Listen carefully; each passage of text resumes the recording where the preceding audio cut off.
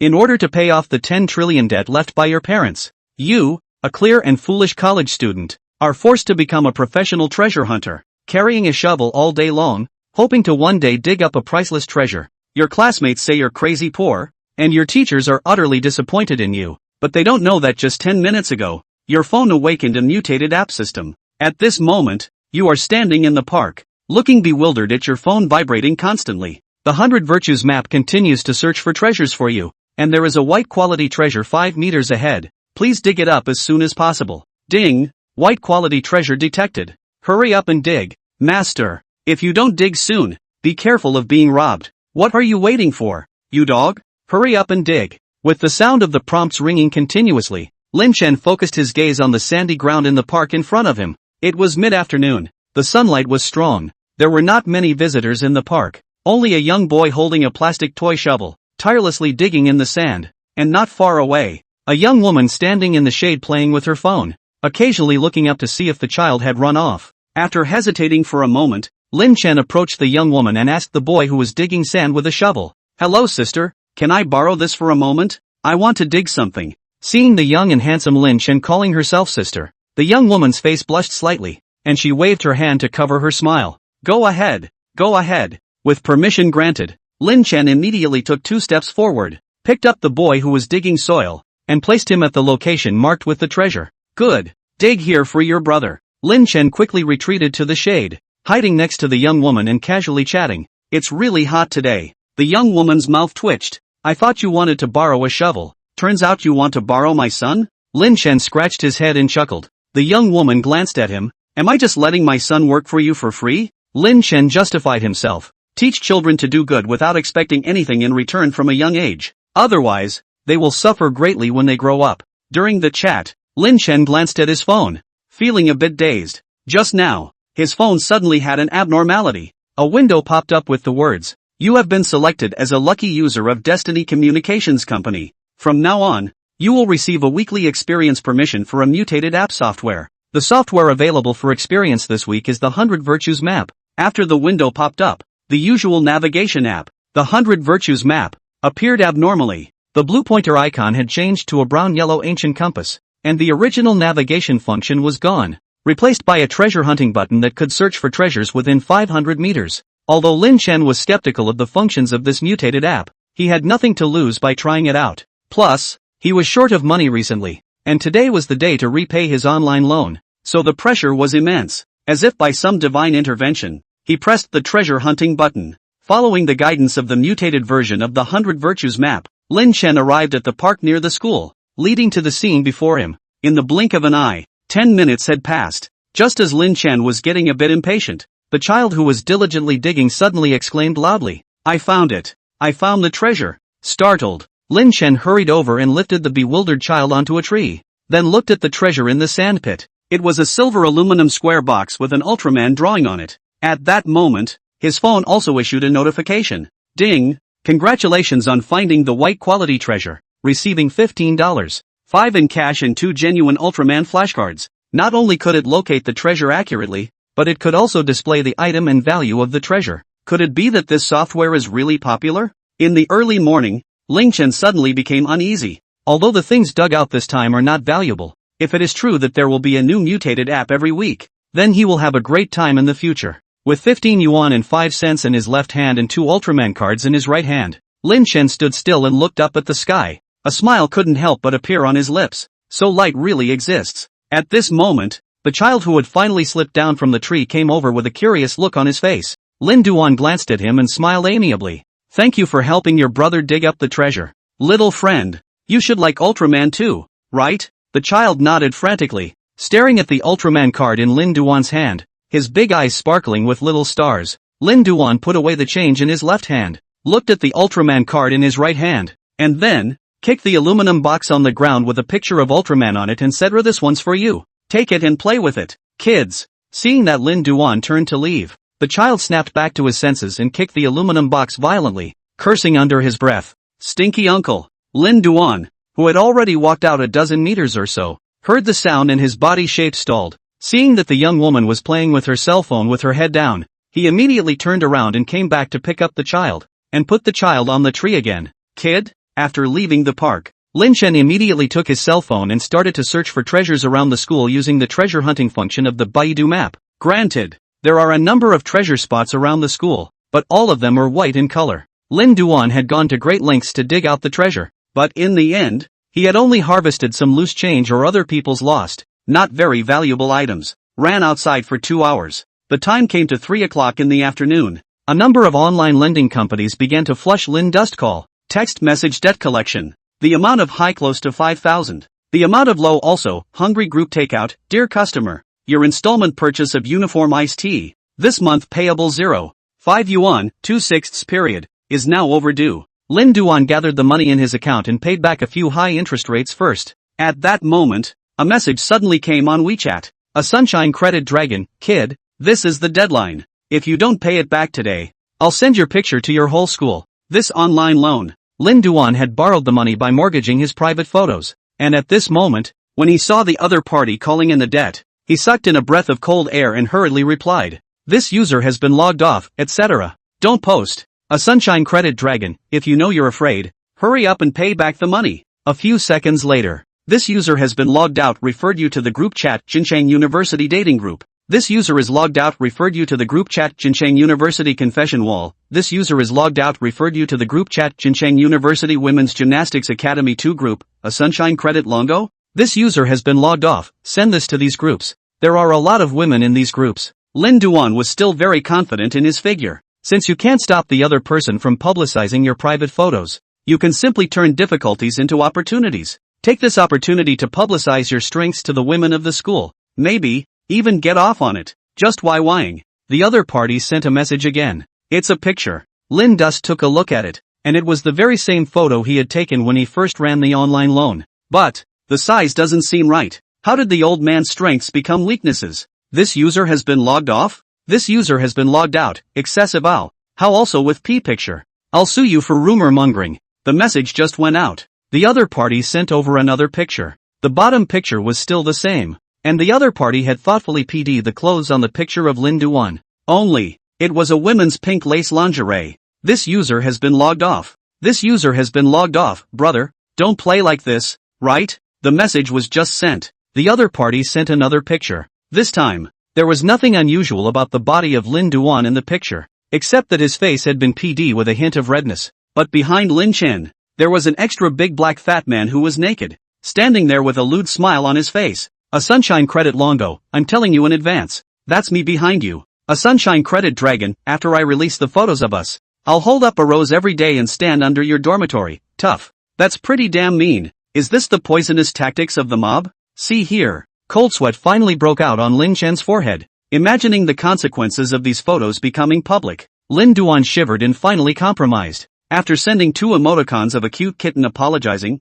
Lin Duan gave his word that he would pay back the principal with interest of $2.285 by tonight. Put the phone down. He began to use the Baidu map app more vigorously, searching for treasures around the school. However, 2 hours passed and the harvest remained meager. The change in items I dug up were probably worth about $80 combined, just enough to pay off my online loan. The sweltering heat almost steamed him to heat stroke. Just as he was about to return to his dormitory and rest a little, ding! A green quality treasure has been found. Please dig it up as soon as possible. Go straight ahead for 50 meters and turn right to reach the burial place of the treasure. Warm tips, treasure buried depth of 3 meters underground. Please prepare a professional digging tools in advance. After pressing the treasure hunt button, the beep suddenly popped up. Lin Chan's eyes immediately lit up. Green quality? All the treasures searched for before were of white quality. It was the first time a green quality treasure had appeared. Is this the rhythm of a big shipment? After searching for half a day in the Great Voyage, I didn't realize that Playfart Death was hiding in my own house.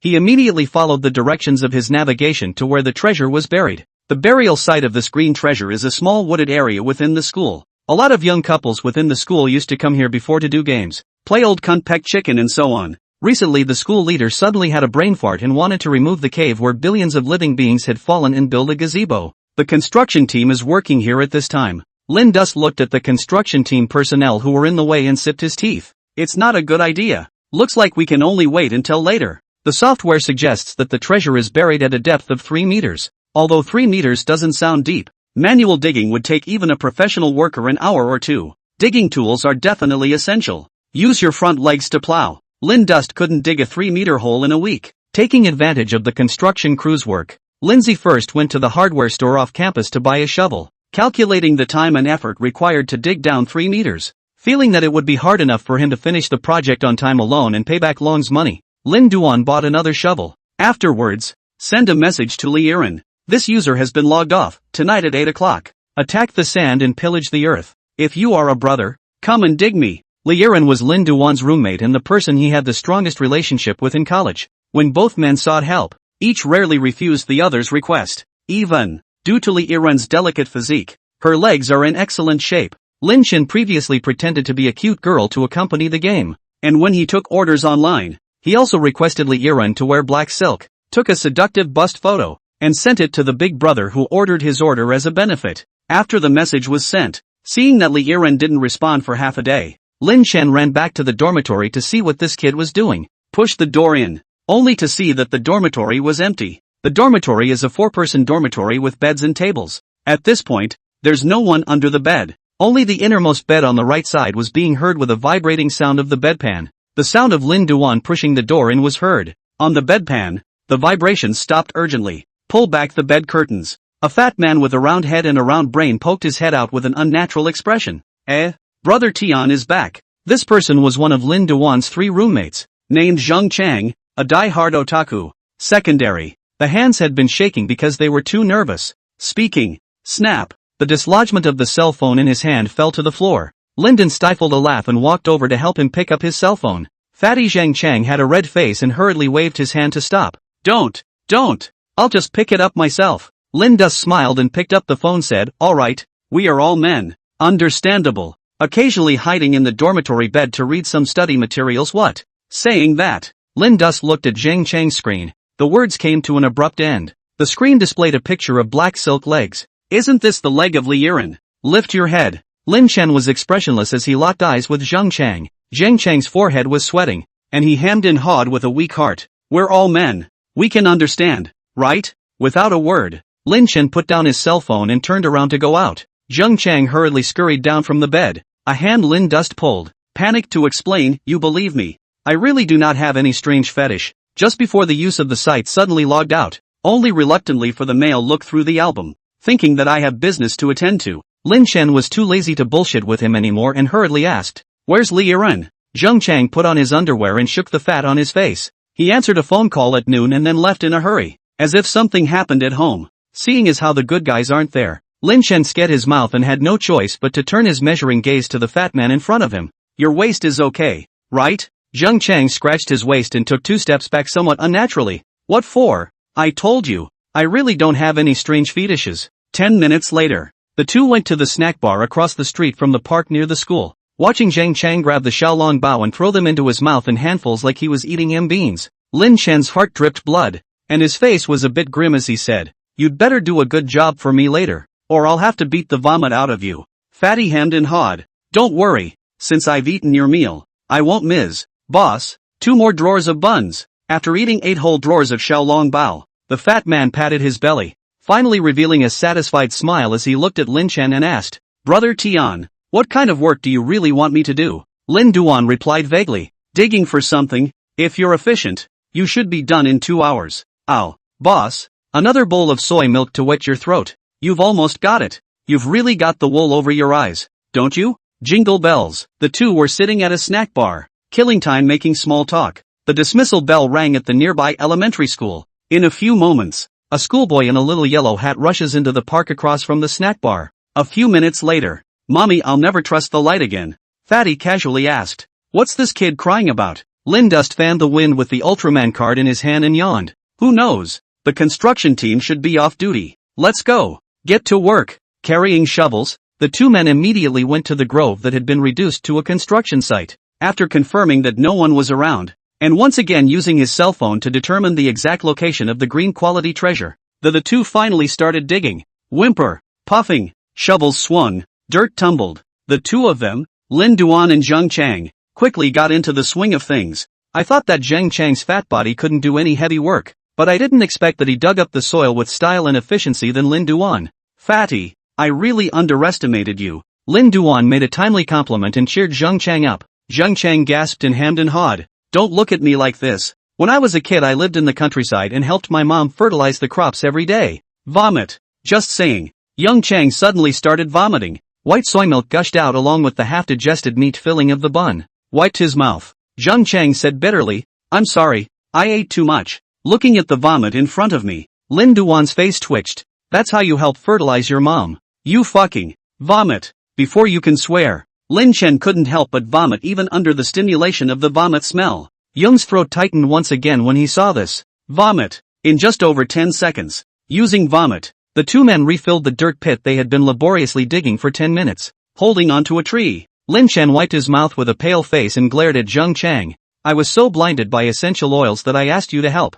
Zheng Chang also looked embarrassed and hurriedly shoveled the vomit away. Come on, keep digging. This time I promise there won't be any problems. Lin Chen sighed helplessly and went up to continue digging. While curious, Zheng Chang asked, Brother Tian, what exactly are we digging for? Lin Chen casually replied, it's the treasure I buried here before. Now the situation is urgent. I have to use it tonight. I have to dig it out quickly. As soon as Zheng Chang heard that Lin Chen wanted to use it urgently, he also put in more effort. And the large pit under his feet rapidly became deeper. 3 hours later, it was completely dark. The two men turned their cell phones on their flashlights and set them aside for illumination. Finally, at close to 9 o'clock in the night, an object appeared in a deep pit about 3 meters deep. The object appears to be flesh-colored and presents an elongated shape. Dig in. Finally, exhausted half-dead Zheng Common situation, raised the shovel leaping and cheering. Lin Chen hurriedly made a silencing gesture to him. Keep your voice down. Don't invite the school security.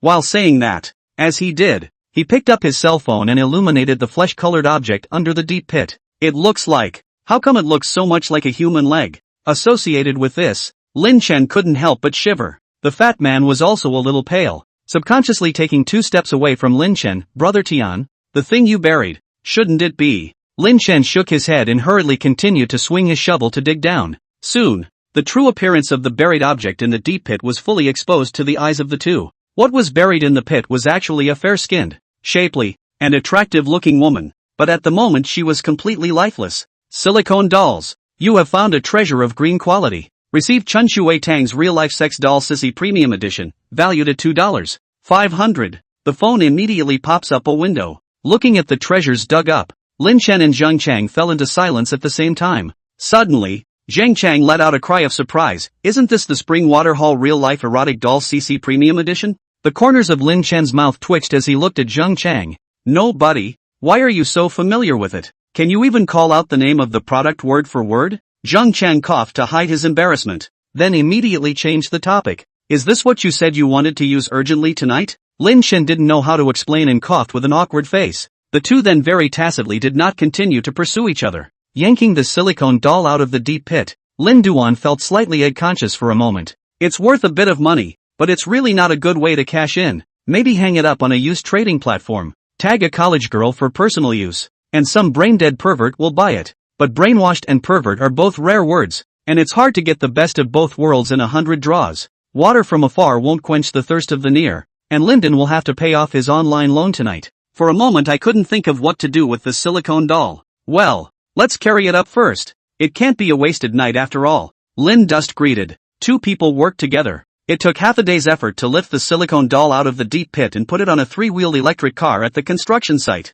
Zheng Chang wiped his sweat and asked, "This thing, where are you going to hide it when you're done with it?" Lindsay thought about it and asked, "Have you put anything on your bed lately?" Zheng Chang, put 210 pounds of meat. Lin Dust sipped his teeth at the words and continued to think about where to hide this thing. After a few moments of silence, Zheng Chang suddenly shouted, "Crap!" Stunned, Lin Chen hurriedly asked, "What's wrong?" Zheng Chang's face was horrified and serious. "I seem to have dreamed of this scene. The scene in the dream is exactly the same as now." Lin Chen sighed helplessly and patted him to comfort him. "Don't worry, didn't I tell you? This phenomenon only means that you have an ordinary malignant brain tumor." As he spoke, footsteps sounded. Startled, the two hurriedly hid in a bush. In a few moments, two workers walking crookedly and looking a little drunk arrived, talking as they walked. "Hurry up! Today's work must be done today, or the foreman should dock your wages again. Don't be in a hurry. It's not like you don't know that I have night blindness." Saying that, one of the workers, sitting directly in the driver's seat of the 3-wheeled electric vehicle, inserted the key to start the electric vehicle. Another worker with night blindness held 2 saplings and threw them into the bucket at the back of the 3-wheeled motorized vehicle. The sapling naturally lolled over next to the silicone doll in the bucket, driving an electric tricycle. The 2 drove quickly away from the site. Only then did Lin Chen and Zhang Chang feel their way out of the bushes. Zhang Chang's mouth was open with a dumbfounded expression. What now? Chase after them? Lin Duan kicked the shovel in a bad mood. Chase a chicken. Just when I was worried about not having a place to dispose of this thing. Bury the pit and leave. The 2 men filled the pit with fire and fled in a panic. Back at the dorm, Lin Dust looked at the microblogging. A Sunshine Credit Dragon debt collection information has sent more than 30. It looks like there are less than 2 hours left before the final repayment time. Lin Chen was completely at his wit's end. Just then, a tall and well-proportioned yellow hair wearing earrings pushed the door in and looked at Lin Chen and asked with a smile. Yo, Lindsay, why the sad face? This is the last member of the 606 dormitory. Zhou Huijin is a rich second generation. All day either bubble bar, or in the school to hook up with elementary school girls, although he plays more flowers, but the person is still very righteous. College dormitory these 3 years since. He did not less to help Lin Dust. Seeing Zhou Huijin ask out, Lin Chen had no choice but to tell the story of how he owed an online loan and was about to have his private photos published. Oh ah ha ha ha ha ha ha ha. Looked at the 3 pictures the other guy had PD. Zhang Chang and Zhou Huijin couldn't help but let out a pig-killing maniacal laugh. Don't fucking laugh. I'm having a hard time. Lin Dust furiously rebuked angrily. About half a minute passed. It took 2 people to finally stop laughing. Zhou Huijin patted Lin Chen on the shoulder and said, Isn't it just $2,000? I'll lend it to you. You pay it back first. Lin Chen's eyes instantly lit up, and his eyes became soft and loving as he looked at Zhou Huijin. But a few moments later, he still shook his head. No way, buddy. I still haven't paid back the $3,000 I borrowed from you last time. I really can't use your money. Zhang Chang saw the situation and persuaded, if these 3 pictures of him are really sent out, you'll lose your right to choose a spouse in college. Lin Duan sighed. I didn't use this when I didn't lose it in the first 3 years. Zhou Huijin, who had been bowing his head in contemplation, suddenly had a bright idea at this time, and hemmed and hawed with a strange smile others away. Since you're not worried about private photos being blown up, only about being mistaken for a male copper, all you have to do is make it obvious to everyone that the picture he posted was PD, right? 12 o'clock in the middle of the night, inside the office of an online lending company, when the big black fat man, Brother Long, saw that Lin Duan had not yet repaid the loan, the corner of his mouth hooked up into a cold smile. Kid, since you're giving your face away, don't blame me for playing hard to get. Open an exchange group for the Linden School. He directly sent the pea-sized private photos of Lin Duan to the group. However, the shocking scene he had expected did not occur. Everyone in the group just ignored his picture, and instead chatted about exterminators in an unusually heated manner. How long ago was reunion for? And why are these turds still talking about exterminators? Froze for a moment. Lung posted the other 2 photos of Linden wearing lace underwear and Linden taking a photo with himself as well. This time, finally someone responded. Zhao Tao, professor of physics department, Jindu University. Man, the ones you pee are too ordinary. Go and see the works upstairs and learn from them. Lung was stunned and hurriedly flipped through his phone to browse the group's chats. Just see, upstairs is full of P pictures of Linden. Even more, all P pictures are accurately and clearly divided into 3 categories. The categories are primitive, costume, and companion. In the primitive category, little Linden Dust turns into all sorts of weird and wacky items, like roasted corn, cacti, the Paris Tower, aircraft carriers. In the clothing category, Lin Chen's body, on the other hand, was dressed in a variety of clothing accessories. For example, a belt with no other clothes on underneath. Another example is an Ultraman energy lamp set in the navel. Also, for example, wearing a white t-shirt, but the t-shirt is printed with a picture of Lin Dust without clothes. In short, it was hard to judge whether the Lin Chen in this picture was considered to be wearing clothes or not. The partner category is even more hilarious in the pictures. Linden is not the only one in the photo. Some of them had a Pikachu in several outfits standing on Lindu's shoulder. Some of them had a similarly shirtless Trump standing next to Lindsay. One of the most fucked up pictures shows the exterminator standing behind Lindum. He stuck his giant hand filled with 5 infinity gems through Lin Chen's buttocks and made a motion and grimace like he was going to snap his fingers. After looking at these pictures, Lung sat paralyzed in his office chair, completely dumbfounded. Early the next morning, Lin Chen opened his eyes and was dumbfounded when he saw several large group chats at school with spoof photos of himself floating all over the place. Although, those pictures that Zhou Huijin P will be deleted by the administrator and the system at the first time after uploading them to the group chat. but the guys are still having fun sharing the joy with each other. And a number of them have even started to get second-handed, getting their hands dirty and coming up with new pictures. Zhou Huijin, who was lying across from Lin Duan, was also swiping his cell phone, and when he saw Lin Duan waking up, he sat up with a proud look on his face. How's that? That photo uploaded by that moneylender dragon really didn't cause any waves, did it? Lin Duan looked at the constantly refreshing pictures in the group chat, his face expressionless. He didn't cause any waves, but you caused a tsunami. Fatty Zhang Chang poked his head out of the bed on the right side at this time and said, "Don't worry, I've already declared with that account that sent the photos. This is all a social experiment, and soon the wind will pass. Besides, didn't you have fun last night during the pee picture? And you didn't come up with the idea of the exterminator snapped his fingers and wiped out half the E. coli in his intestines all by yourself?" Lin Dust sighed helplessly. He couldn't help but scratch his head in ham and haw even as he thought back to the making of these photos, marveling at his own talent. Was laughing. Zhou Huijin suddenly exclaimed, "Crap, brothers, look at the official group." Lin Chen and Zhang Chang sniffed and immediately opened the official school group. Just two very harshly worded paragraphs from a school leader at all. On the meeting site where city leaders were invited to our school today, one of the two sapling potted plants originally used to decorate the site was maliciously replaced with a silicone doll, resulting in serious damage to our school's reputation. The school will seriously pursue this matter, find the originator, and resolve it through legal channels. If this incident was done by a student of this school, I still hope that you can take the initiative to admit your fault and actively communicate with the school authorities frankly, and the school authorities will deal with it in a lenient manner. Below the text, there is a picture of a silicone doll standing in a flower pot, mosaicked. Of course, the face wasn't coated, though. Lin Duan and Zhang Chang instantly recognized that this silicone doll was the shishi that the two of them had dug out of the earth pit yesterday. Both of them fell silent at the same time, their faces becoming ugly. Zhou Huijin, who was on the side, laughed heartily without knowing anything about it. Lindsay, this is being discussed in various groups now. Just hope for the best. If the school administration does catch the guy who did this, his heat will surely overshadow yours. Lin Duan said with a weak heart, it's best if you don't catch it. Get up. Zhou Huijin immediately went to eat breakfast with his girlfriend.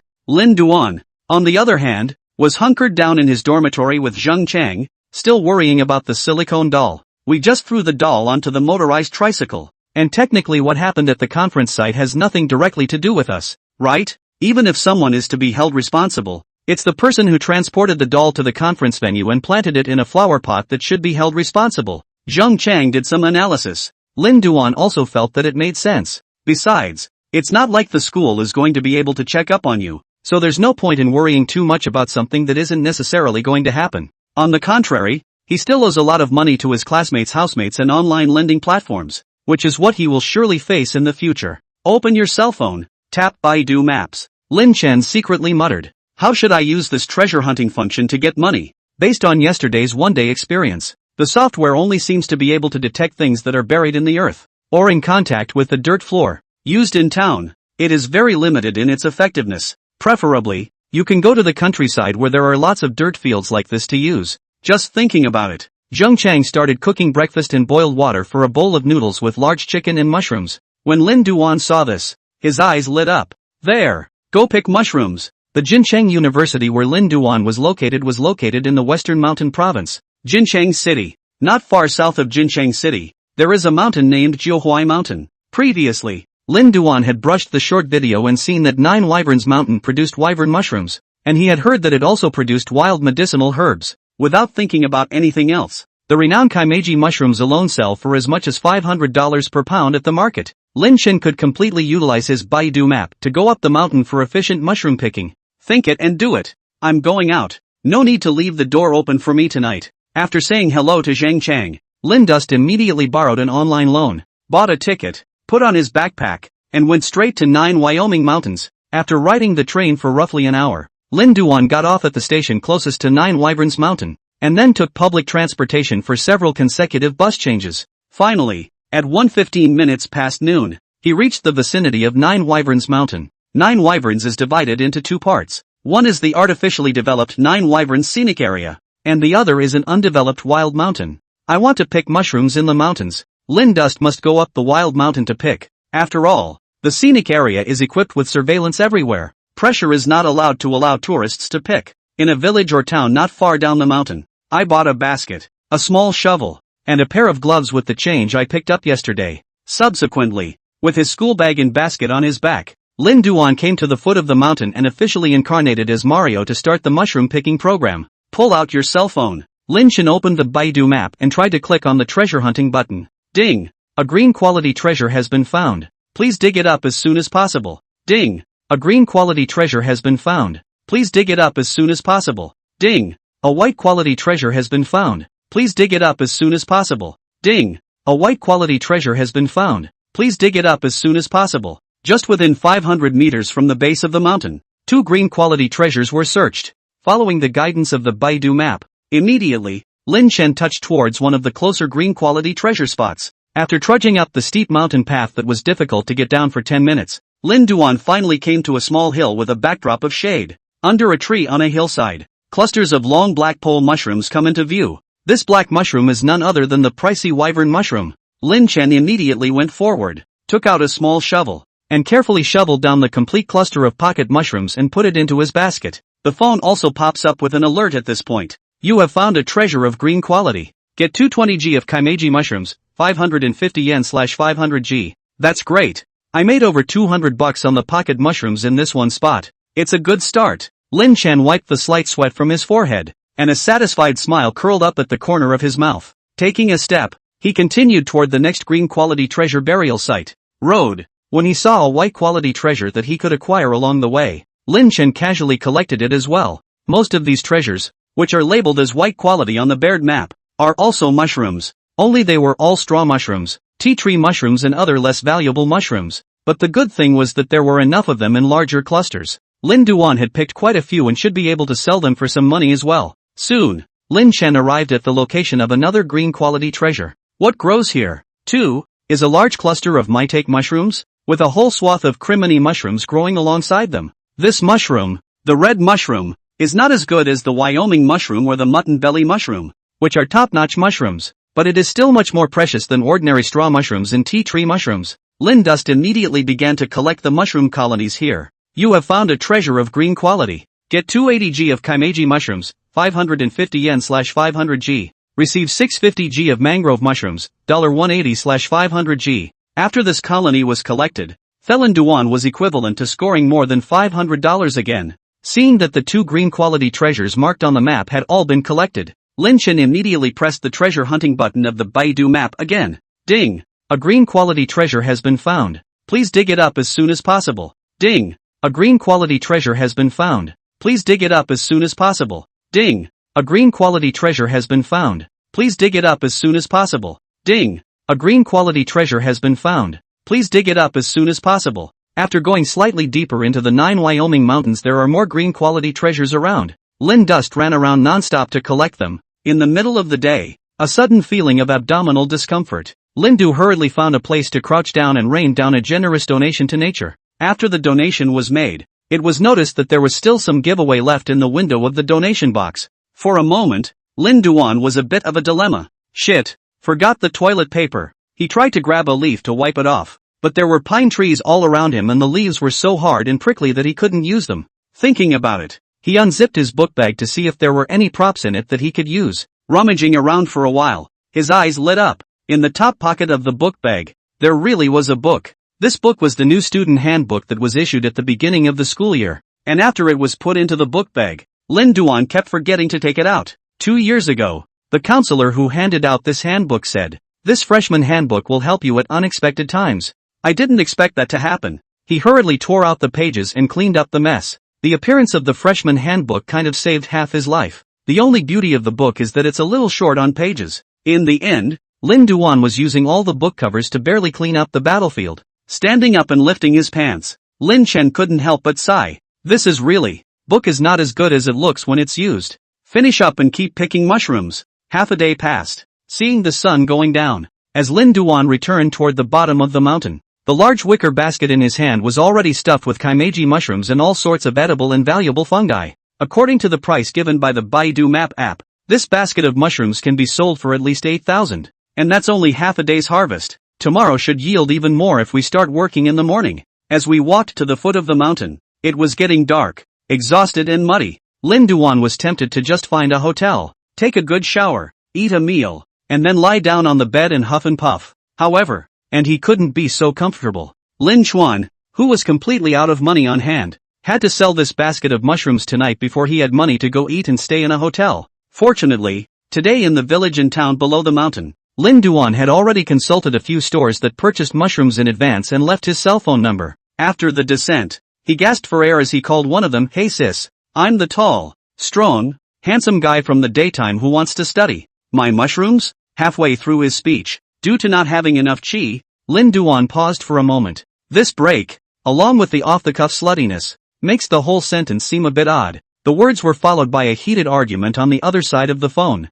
"Bitch, which of your concubines did you set the code word with again? What the fuck are you babbling about? Tall, strong, handsome guy wants you to study his mushrooms now. What do you have to say in your defense? You asshole, I'll fight you today." It felt like there was a flurry of confusion across the street, as if they had already begun to plow through. Lin Chen shivered and hurriedly hung up the phone. Hang up and dial another number. This time, Lin Dust grew a long memory. "No nonsense," directly said. "Hello, I want to sell mushrooms. Is it convenient for you now?" A lazy voice came from the other end of the phone. "Okay, convenient, but the store is closed. You have to send it to my house." "No problem. Where is your home?" "Come to the 14th house on West Street in 9 Wyoming. "Okay, I'll be right there." When Lin Chen heard this, he immediately hung up the phone and began to rush towards the village and town at the bottom of the mountain. After walking for 20 minutes or so, we entered the town of 9 Wyoming. Lindsay asked passers-by and found West Street, but the 14th house was impossible to find.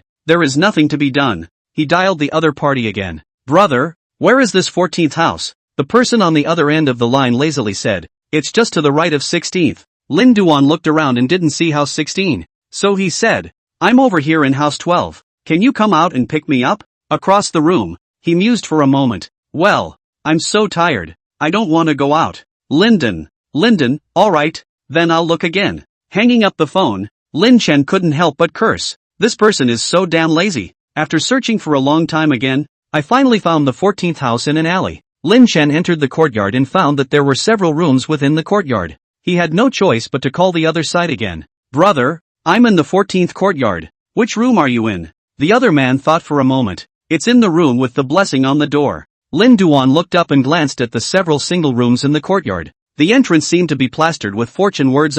Lin Chen was helpless. "Brother, it's not very distinguishable. Why don't you come out and welcome me?" The other person pondered again for a moment. "Well, or how about you knock on each door and ask?" Lyndon, forcing myself to hang up the phone. Lin Chen gritted his teeth and cursed. This lazy bee belongs to the Nema sloth, right? He had no choice but to start knocking on doors one by one. Bang bang. After the first door knock, no one answered. Seeing as how it's dark inside, there should be no one there. Lin Duan came to the second door and continued to knock. Bang bang. Not long after, an old lady in a super thin dress opened the door. She was sucking in oxygen while reaching out to caress Lin Duan's chest, and manipulating her hoarse voice to issue an invitation to sparring. "Come in for a bit of fun, little handsome?" Lin Duan's scalp went numb and hurriedly helped her into the house. "No more games, Grandma, go back and rest. Be careful of catching a cold." Came to the third door and hadn't knocked. Boom! The door to the room was then violently kicked in from the inside. A dry, thin man stepped out of it with an angry grunt and turned around to scold angrily. "You go over there with your tall, strong, handsome boy." Instead, a woman's growl came from the room. "Better to live with a dog than with you." Lin Chen's forehead was sweating slightly as he hurriedly made way for the dry and thin man. "Come to the fourth door." Lyndon knocked on the door again. In a few moments, a voice came from inside the door. "This is the room. The window is open. So stick your hand through the window, unlock it, and you can get in." Lin Chen was completely speechless. "No legs. Right. You're too lazy to open a door. Unlock the door. Twist the doorknob." Lin Duan pushed his way in carrying a basket of mushrooms. 2 steps down the hallway. Soon, a young man of slight build, sitting in a wheelchair, came into view. Lin Chen couldn't help but be dumbfounded at the sight. Hara. It turns out that there really is a problem with the legs, not laziness. Thinking about how he had just denigrated him, a wave of guilt rose in Lin Chen's heart. The young man in the wheelchair was the first to greet him with a smile. "Trouble you, traveling so far to bring the mushrooms here?" Lin Chen hurriedly waved his hand. "It's fine. It should be. Why are you in a wheelchair at this young age? Was there an accident?" The young man shook his head and stood up performing a high leg lift saying, "Not really, I'm just too lazy to stand." Lyndon, Lindsay, I fucking wish you a speedy amputation, brother. The wheelchair guy is a lazy bee, but a fair businessman. After looking at all the mushrooms that Lin Duan had picked, he gave an offer of $9,000. Seeing that the price given by the other party was similar to the price given by Baidu Map, Lin Chen didn't bother to bargain anymore. It's been a long day. He was just too tired. After you get the money. Immediately, Lin Duan opened a room at the town's inn. After the shower, without even bothering to eat, he then huffed and puffed in his bed. Early the next morning, when he woke up, Lin Duan's hungry stomach rumbled. Out the door. Just wanted to get breakfast at the snack bar in town. In the hallway of the inn, Lin Chen then met a few young women who looked to be in their 20s. Hope, did you get the bug repellent? Take it up. Check again to see if there's anything we haven't brought. And after breakfast we'll head up the mountain on the way. To pick mushrooms. Okay, I'm going back in to check. Listening to the conversation of several young women, Lin Chen's expression immediately tightened. The mushroom robbers are here? By the way, it's Saturday. There will likely be more people coming to the mountains to pick mushrooms, so we'll have to get up there before it's too late in order to ensure a profit. Keeping his head down, he walked quickly past them and Lin Duan came to the snack bar in town and ate 2 drawers of buns and drank a bowl of wontons. To further increase his efficiency, he also went to the supermarket and bought some bread, custard pie, and ham sausage, intending to settle for lunch on the mountain. Seeing that there were a lot of children's toys at the entrance of the supermarket, Lin Duan suddenly had a bright idea and bought many more plastic toy snakes for trickery. On the way up, he casually threw these toy snakes in the haystack, intending to use these props to scare other mushroom pickers and reduce the picking efficiency of his opponents. Early in the morning on 9 Wyoming Mountain, the air is fresh, just a slightly colder temperature. Lin Chen skipped the area that he had already explored yesterday and felt the wind constantly rising from his armpits as he arrived halfway up the mountain. Holding back the chill, he opened his cell phone and pressed the treasure hunt button on the Baidu map. Ding! A green quality treasure has been found. Please dig it up as soon as possible. Ding! A green quality treasure has been found. Please dig it up as soon as possible. A large number of treasure spots appeared at once. The higher you go in the 9 Wyoming mountains, the more points of growth of the Kaimeiji mushroom seem to increase. Just this treasure hunting alone had brought up a full 7 or 8 green quality treasure spots. Immediately, Lin Chen began to walk towards the nearest green quality treasure spot. Halfway up the mountain, not only are there more Kaiwan mushrooms growing, but the total number of Kaiwan mushrooms per growing site is also more lush. It took well over an hour. It was only then that Lin Chen picked all the mushrooms from these 7 green quality treasure hiding spots, just as he sat with his basket and tried to continue to climb higher. Ah! Snakes! There's a snake! Not far down the mountain, there was a sudden scream from a woman. The corner of Lin Dust's mouth hooked up. It seemed that it was the props he had set up that were starting to work. In an effort to further deter opponents from coming up the mountain, with a twinkle in his eye, Lin Duan put his hands to his mouth and suddenly let out a shriek. Ow! Immediately, not far down the mountain, a voice came again. Listen, there are wolves howling? Crap, is this 9 Wyverns mountain so dangerous? It was quite peaceful last time I was here. Slipping away. It's not worth losing another life just to pick a mushroom. Hiss, let's withdraw as well. With the leopard print pants I'm wearing today, there's no alignment advantage for a leopardess to beat a werewolf. An extremely realistic wolf howl resounded through the mountains, once again causing a group of mushroom pickers to retreat. With a smug smile, Lin Chen turned around to head higher. However, just 2 steps, his figure suddenly froze in place. Right now, not far away, a gray beast with fierce eyes appeared at an unknown time and had blocked his way.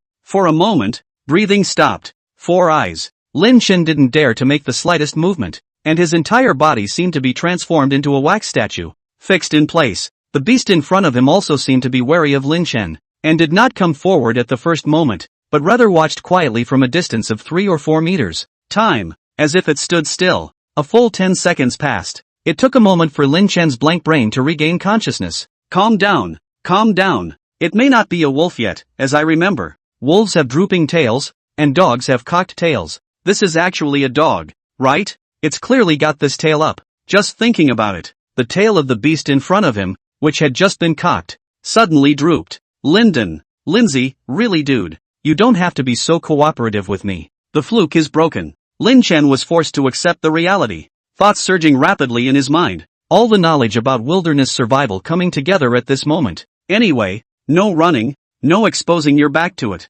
and then, got to keep an eye on it. By the way, I remember that when you encounter a wolf, making a shooting motion seems to scare it away, and I don't know if that's true. It's not a good idea to stay here all the time. After Lin Chen thought of this move, He immediately raised one of his hands and made a pistol gesture, while a sound came out of his mouth. Bang bang bang! The gray wolf cocked his head at the sight, and instead of being scared off, he pawed forward 2 steps. Damn! Can't you scare it off? It's not afraid of a pistol? Seeing the gray wolf approaching, Lin Chen's face turned white and he hurriedly put his hands down on his waist, replacing his movements and changing his voice under his breath. Da-day-day-day-day-day-day. See the situation. The gray wolf's advance stopped. Cold sweat broke out on Lin Duan's forehead as he let out a slight sigh of relief. It seems that it's still the Gatling that's more of a deterrent. Although the trick of pretending to shoot temporarily stopped the gray wolf's advance, the situation at hand was still very urgent. Lin Chen turned his head slightly and scanned his surroundings with his afterimage. The closest tree to himself was about 2 meters away.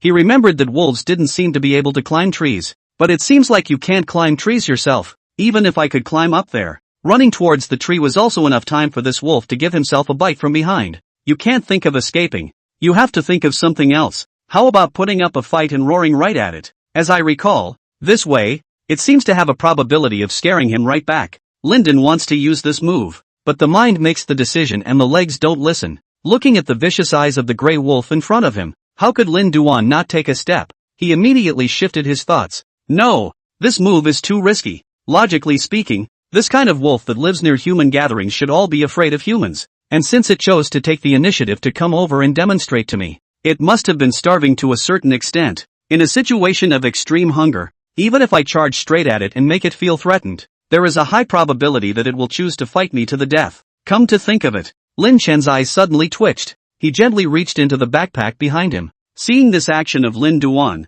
the gray wolf subconsciously shrank back a step. A few moments later, instead, Lin Chen took out a ham sausage from his backpack. Since it's hungry, I'll stabilize it with food first. With a very careful movement, Lin Chen began to peel off the ham and sausage package. The gray wolf's eyes stared tightly at the red strip in Lin Chen's hand, and it seemed to have realized what was going on as well, silently stopping in place without any movement. Soon, the ham hocks were debagged. Lindu gently threw the ham sausage at the gray wolf. The gray wolf acted wary at first, just glancing in the direction of the ham hock and sniffing the smell, not bothering to eat it, until Lin Duan slightly backed away. It was only then that the gray wolf eased up to the ham hock and stuck out his tongue to lick it. Maybe it's just that I'm so hungry. After a couple of licks, the gray wolf didn't hold back and rolled the ham hock right into his mouth with his tongue. Seeing that gray wolf started chewing on a ham hock, immediately, Lin Chen continued to retreat, wanting to use this to pull away. However, the gray wolf was dripping saliva from the side of his mouth while catching up with Lin Duan's pace.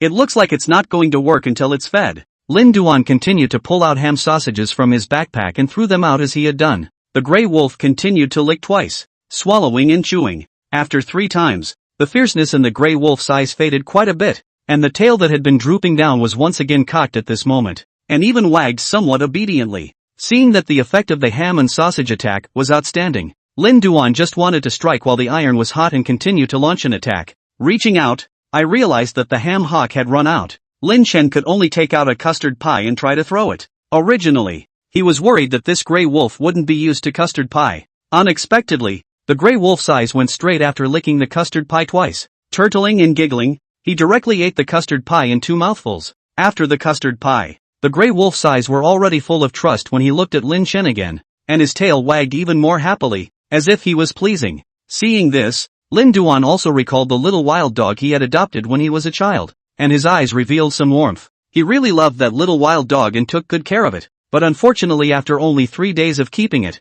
the neighbor across the street came to the door with a police officer and forcibly claimed the puppy away, and also claimed that Lin Duan had drilled into the bedroom of their house to steal the dog. Heaven and earth are good. When Lin Dust adopted this little wild dog, the little wild dog was clearly in the living room of his house. Remembering this sad past, he immediately opened another package of custard pie and threw it at the gray wolf's mouth. The gray wolf sniffed and then proceeded to eat. One man and one wolf looked at each other, and it seemed that the initial bond had already been established in this one feeding. I'll call you Ash from now on, okay? While Lin Chen was communicating with Little Gray with a kind face, he casually stuffed an egg-sized stone into the custard pie, and then threw the custard pie out. The gray wolf swallowed it in one gulp without hesitation. Ouch! Cough! Cough! With the stone stuck in his throat, the gray wolf couldn't catch his breath and began to writhe in pain. Lin Dust took the opportunity to move away and came under a tree with a low branch position, ready to grab the branch and climb up the tree at any time. While observing the direction of the gray wolf, In the middle of the day, seeing that the gray wolf was unable to get the stone out of his throat, his body lolled to the ground, limbs up, and he began to roll his eyes and convulse. Lin Chen was completely relieved. After another 2 minutes of waiting, seeing that the gray wolf was completely silent, only then did Lin Chen pick up a large stone and carefully move it over. Come to the gray wolf. Bang, bang, bang. He ruthlessly slammed the large rock in his hand down, lifted it up, and slammed it down again. While smashing, he cursed, robbing my lunch, right? Eat my ham sausage? Eat. Stand up and eat. Soon, the stone smashed the gray wolf's head out of shape, until the blood had oozed out in large quantities, ensuring that the gray wolf was dead. Theanly then did Lin Duan stop and sit down to breathe heavily, calm down and look at the gray wolf's body once again. A sense of unreality surged in Lin Chen's heart. Did I really need a wolf in the mountains? And it screwed it up? What next? Anyway, send a friend first. Took a picture of myself with a dead gray wolf. Lin Dust with inspirational text wrote, no matter what difficulties you encounter,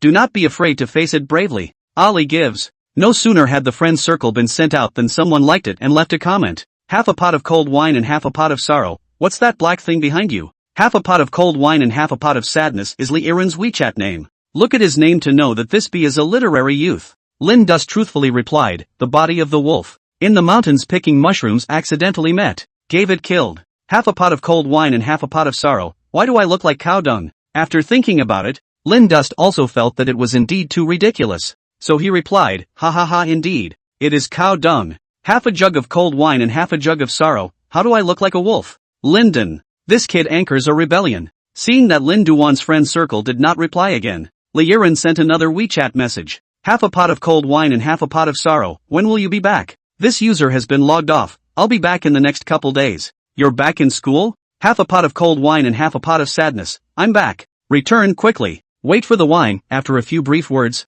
the two ended their chat in silence. After a half a day's rest and 2 more custard pies. Gotta step it up. Lin Chen continued to follow the instructions on the Baidu map and climbed towards the high part of Nine Wyverns Mountain to pick mushrooms. In the blink of an eye, time came to the 4th day of Lin Chen's arrival at Nine Wyverns Mountain. For 4 days, Lin Chen had already searched the Nine Wyverns Mountain from end to end using the treasure hunting function of the Baidu map. The vast majority of the valuable fungus plants on the mountain were all included in the baskets by Lin Duan. By selling these mushrooms, the proceeds have reached close to $40,000 in the first 3 days alone. Lin Chen's entire body, too, had become tan due to prolonged exposure to the sun and exposure to the sun. His already burly frame, which had looked even stronger after those 4 days in Mario, had the flavor of a dark-skinned gym student. Day 4, afternoon, on the summit of Nine Wyverns Mountain, Lin Duan lightly removed the clusters of fat pocket mushrooms with a shovel and put them into the wicker basket. You have found a treasure of green quality. Get 380 G of Kaimeiji mushrooms, 550 yen/500 G.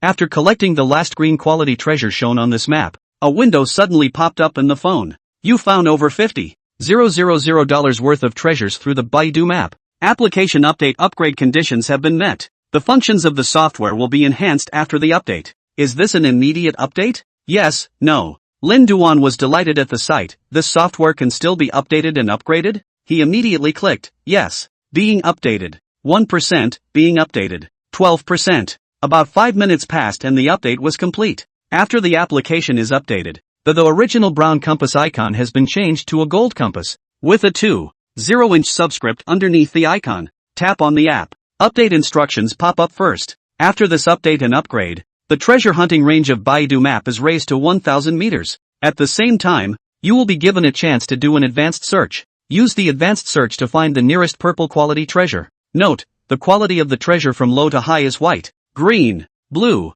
purple, orange, gold, color. Double the scope of the treasure hunt? One more advanced search? Cool. Seeing the many benefits of the app update, Lin Duan couldn't help but see his eyes light up. In order to prevent the location of the purple quality treasure in the query is too far away, I cannot arrive within the remaining experience time of the mutated version of the Baidu map. Thinking about it, he immediately pressed the button to use this advanced search opportunity. The moment his finger touched the screen, an ancient compass pattern appeared on the phone. Subsequently, the needle on the compass began to turn.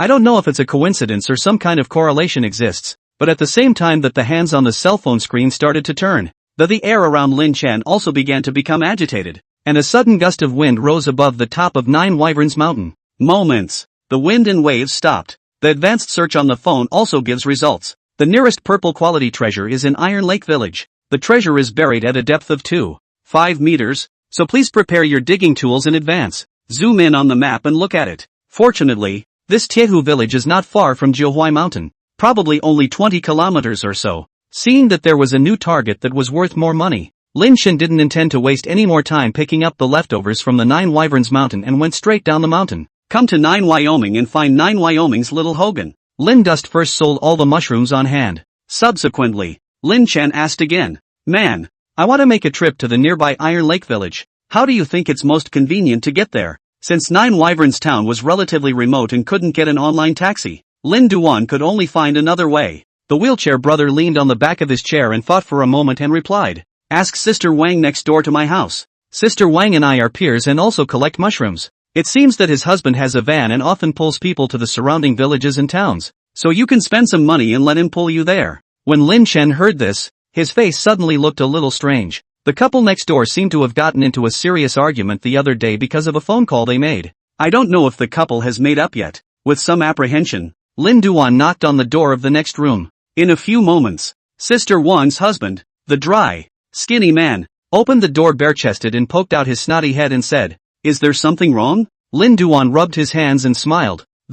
I heard that you can drive and pull me to the surrounding villages and towns." The dry and thin man glanced at him and directly interrupted Lin Chen to ask, "Where to?" "Iron Lake Village. $100. No haggling." Lin Chen hurriedly nodded. "Okay, deal. 20 plus miles for $100. A little pricey but acceptable. If you take an online car, it'll cost you 70 or 80 to run this far." The key was that he had earned a lot from picking mushrooms in the past few days, and Lin Chen now had close to $50,000 in his account. It's definitely worth spending a $100 cab ride to get to the purple treasure location as quickly as possible. Seeing that Lin Chen accepted the offer painfully, the dry and thin man's face looked a little better. "Leaving now?" Linden nodded his head, casually pulling a shirt from the clothesline by the door. The dry, thin man shouted into the room, "Bitch, I'm going to run the car and you stay home." Having heard this, the dry and thin man's daughter-in-law, Sister Wang, immediately came out in a rage. "What do you mean? I can't go out anymore?"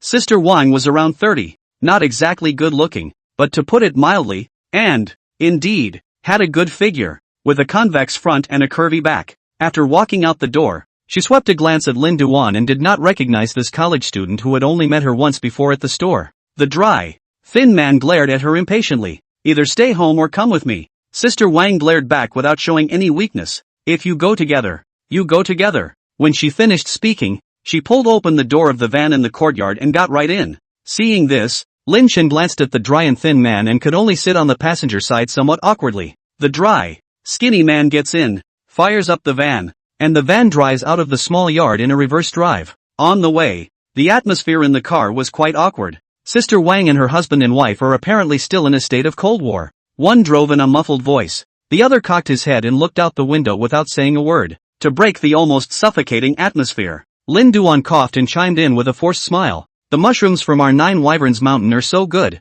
so popular in the market." Hearing these words from Lin Chen, the dry and skinny man grunted in a conspiratorial manner. "It's good that the locals don't know how to cherish it. They always want to eat rotten mushrooms from other places. As soon as I heard that it was directed at me." Sister Wang also grunted in a conspiratorial manner. "No matter how delicious the golden needle mushrooms are, you can't eat them every day. The lack of nutrients is a small matter. The key is stuffed teeth." The dry and skinny man was instantly anxious at the words and turned back to look angrily at Sister Wang. "You're admitting that you've stolen food?" Sister Wang put on a blank face. "Ha? Aren't we talking about mushrooms? Are you admitting that you're a golden needle mushroom?" Seeing that the two men were getting more and more heated, the van began to sway from side to side on the road. Lin Chen was frightened and hurriedly spoke out. "Big brother, in front, first look at the front and drive properly. What's going on? Let's talk after we stop the car." The dry and skinny man forced his anger to look ahead, but he couldn't stop cursing on his mouth. Sister Wang was also not at all spoiled, and retaliated back sentence by sentence.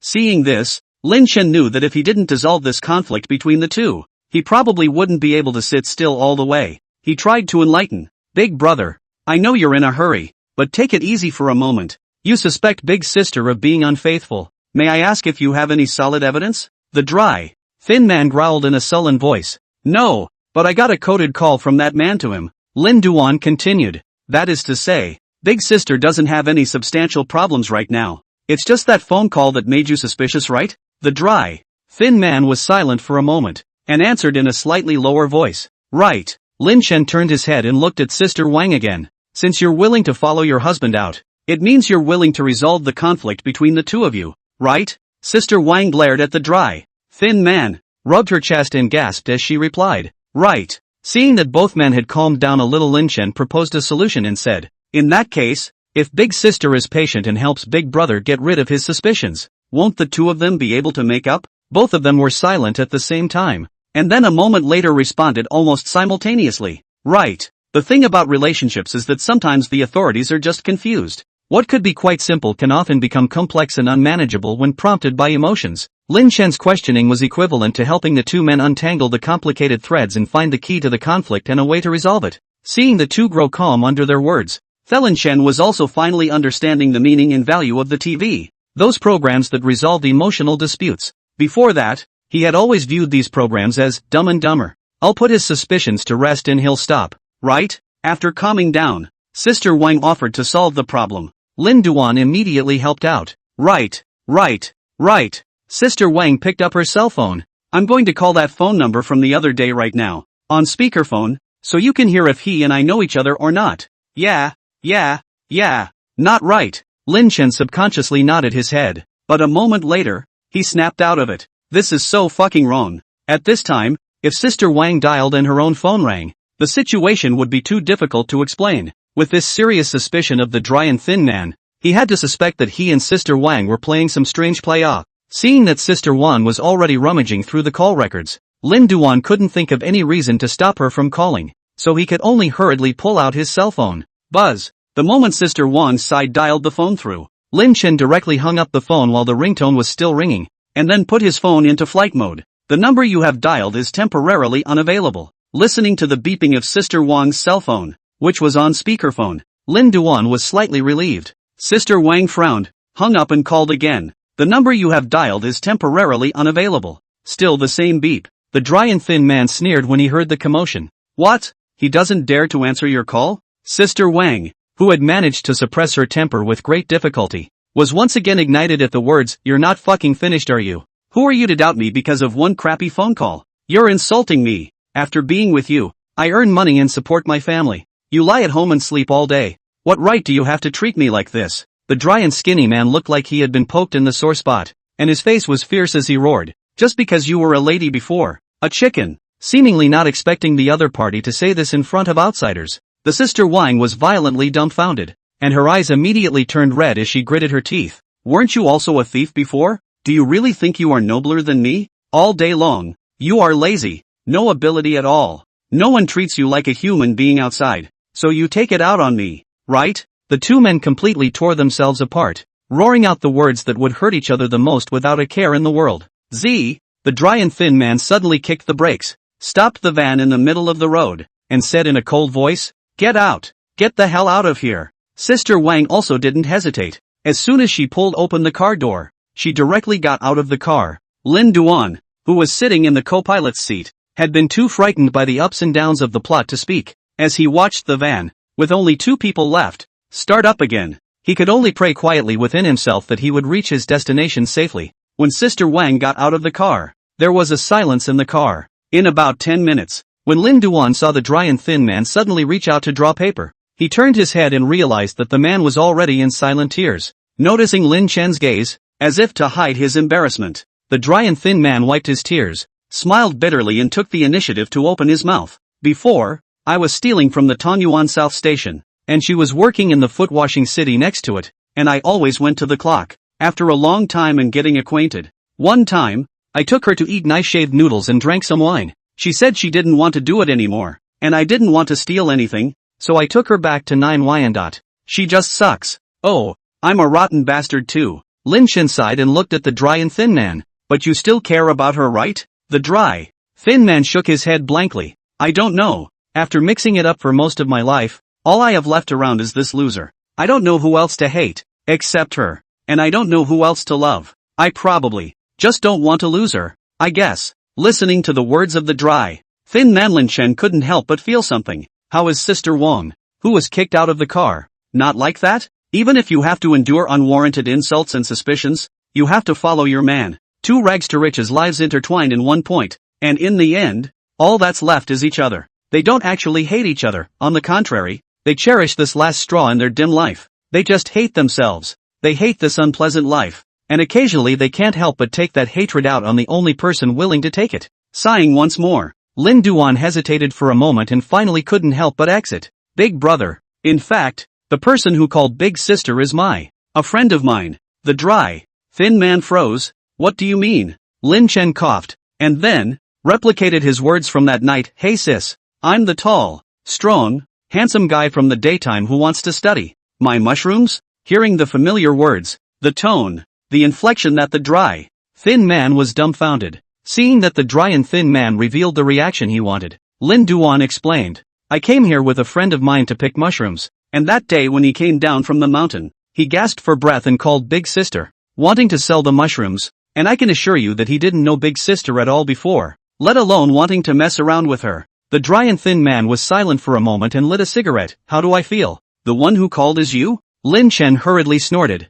I'm not trying my best to imitate my friend. The dry, thin man slammed on the brakes with red eyes. So, I really wronged her? Why didn't you say so earlier? Lin Duan spread his hands. I didn't know before. The phone call my friend made was from big sister Ah. I just remembered this after listening to the conversation between the two of you. The dry and thin man sighed long and hard and looked at Lin Chuan and said, Brother, can I delay you a little bit? I'll return the car money to you later. Lin Chen smiled. It's fine. The dry, thin man turned around and immediately drove back. In about 10 minutes, in the line of sight, Sister Wang appeared. She wept with a numb expression while limping in the direction of Nine Wyverns Town. I don't know where she planted herself, but she was all bruised up. The two pink slippers that had been on her feet were in a state of disarray, and she had lost one of them at this point. Parking the car on the side of Sister Wang, the dry, thin man said flatly, Get in the car. Sister Wang froze, twisted her head to look, and after a moment's hesitation, pulled open the car door. Getting back in the car, Sister Wang didn't say a word. The dry, thin man didn't say a word either. The car drove quietly like this, but Lin Chen could no longer feel the coldness that he felt when the two of them were in a cold war before. Until we reached the village of Iron Lake, Lin Duan got out of the car and waved his hand to bid farewell to the two. It was only then that the dry, skinny man finally spoke, and without turning his head, said, Hungry for a bowl of nice shaved noodles? Sister Wang froze for a moment and nodded with red eyes. Okay. Watching the two drive away, the corners of Lin Duan's mouth inexplicably hooked up in a good mood. Upon arriving at the village of Iron Lake, immediately, Lin Chen followed the instructions on the Baidu map and rushed to the treasure spot of the purple quality treasure. The treasure spot is located on a piece of wasteland at the east end of the village. There is a dead tree at the wasteland, and the purple treasure is buried in the ground not far from the dead tree. With the location found, the next thing to do is to find a way to get the digging tools, Lin Duan thought as he walked towards the Iron Lake village. Soon, he came to a private house at the east entrance of the village. Nine Wyoming Town is already considered remote and backward, but this Tiehu village is even more remote than Nine Wyoming Town. The private houses here are all of the very old red brick variety. Opposite this red brick house at the entrance to the village, a simple pigsty is fixed with stones and wooden fences. Inside the hog pen, about 3 or 4 young Changs were grunting and eating cornflour. Seeing that there were shovels in the yard of the private house, Lyndon shouted twice at the top of his voice, Hello, is anyone there? Hearing the voice, a short, thin, middle-aged woman with dark skin walked out of the house and surveyed Lin Duan with a puzzled face. And you are? Lin Chen smiled and said, It's me. Have you forgotten about me? I even hugged you when you were little. The middle-aged woman was stunned. Realizing that he had said it wrong, Lin Chen hurriedly corrected himself. You even hugged me when I was a child. The middle-aged woman froze, then realized, Oh, second sister's family Xiao Zhang. Right, come in and sit down. Rural Moncler jackets for women have always been so warm and simple, kind and naive, and love to recognize relatives indiscriminately. Lin Duan just wanted to bring up the matter of borrowing a shovel. The middle-aged woman, however, had already come forward and pulled his hand, enthusiastically tugging Lin Duan toward the house. Just in time. I've just made a good mid-morning meal. Come in and eat. When I heard that I could rub it in, Lin Chuan, who hadn't eaten his noon meal and was starving at the moment, immediately brightened his eyes and rubbed his hands together. Then Xiao Zhang is not polite. Into the back room. The simple living room was furnished with a worn couch, TV, and dining table. The table was set with 2 courses of one pot was pork stew with vermicelli. The other was also pork stew with vermicelli. And the chair next to the pork stew was set up with a red-faced boss. This is your 4th uncle. He had a cerebral thrombosis 2 years ago. His legs and head aren't working well. Don't worry about it. The middle-aged woman smiled at the introduction. Lin Chen nodded his head in greeting. 4th uncle. The red-faced boss huffed twice in response. Settled down at the table. The middle-aged woman gave Lin Chen a bowl of rice. The hungry Lin Duan didn't care to think about why the same pork stew with vermicelli was in 2 different pots and immediately took a big bite. After you've filled your stomach. He also went straight to the point and said, 4th aunt, can I borrow the shovel in the yard? The middle-aged woman smiled and waved her hand. Use it. Give it to whatever you want. After getting the key shovel, Lin Chen didn't waste any time and immediately went to the treasure spot in the wasteland at the east end of the village and started the excavation work. The depth of this purple treasure is a bit shallower than that of the previous silicone doll sissy, but with no help, it was still quite a struggle for Lin Duan to dig alone. During this time, some passing villagers were curious enough to come over and ask questions. Lyndon replied uniformly, I'm going to dig an underground tunnel to Australia. The villagers all treated Lin Chen like a psychopath and quickly moved away. A full 4 hours passed. Until, late at night, at 10 o'clock, Lin Chen finally found an exquisite brocade box in the deep pit below. Opened the box. An oval-shaped gemstone that shimmered brilliantly turquoise in the light of a cell phone gleamed. You have found a purple quality treasure. Acquired a precious item. Emerald Eye, estimated price, 1.5 to 1. $8 million.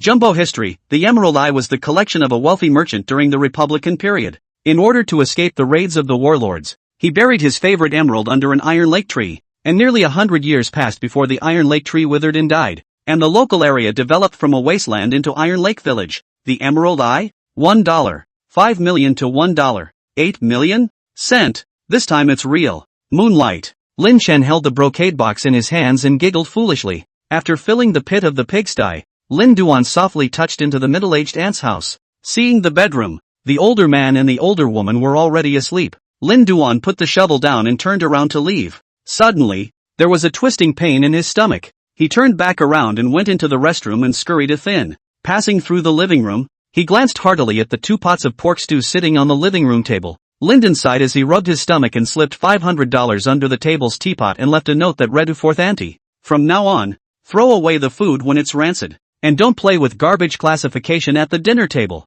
The following day at noon, Lyndon returned to school. When I came to the door of the 606 dormitory room, a big smell of slutty smell came to me. Fatty knocked over the urinal again? Lin Chen pinched his nose and pushed the door open. As soon as he entered the door, he saw Zhou Huijin wearing a black tuxedo and was spraying perfume in front of the dormitory mirror while taking a look. The tawdry odor just now turned out to be sprayed out by Zhou Huijin. Li Yiren was also in his seat straightening his collar for the front camera of his cell phone, and from time to time, he also dabbed some delicate makeup on his face. Even Zhang Chang, who had always been unkempt, wore one of his treasured fake name tags and was now meticulously polishing his Putian sneakers. Yo, Lindsay's back. Welcome back, Captain Timo. Brother Sky, how's the mushroom picking going? Noticing that Lin Duan had entered, the 3 of them greeted each other. Seeing that all 3 were carefully organizing the appearance of Lin Chen instantly sank his face and asked, the squad leader is dead? Today is the funeral? Zhou Huijin cocked his head and glanced at Lin Duan.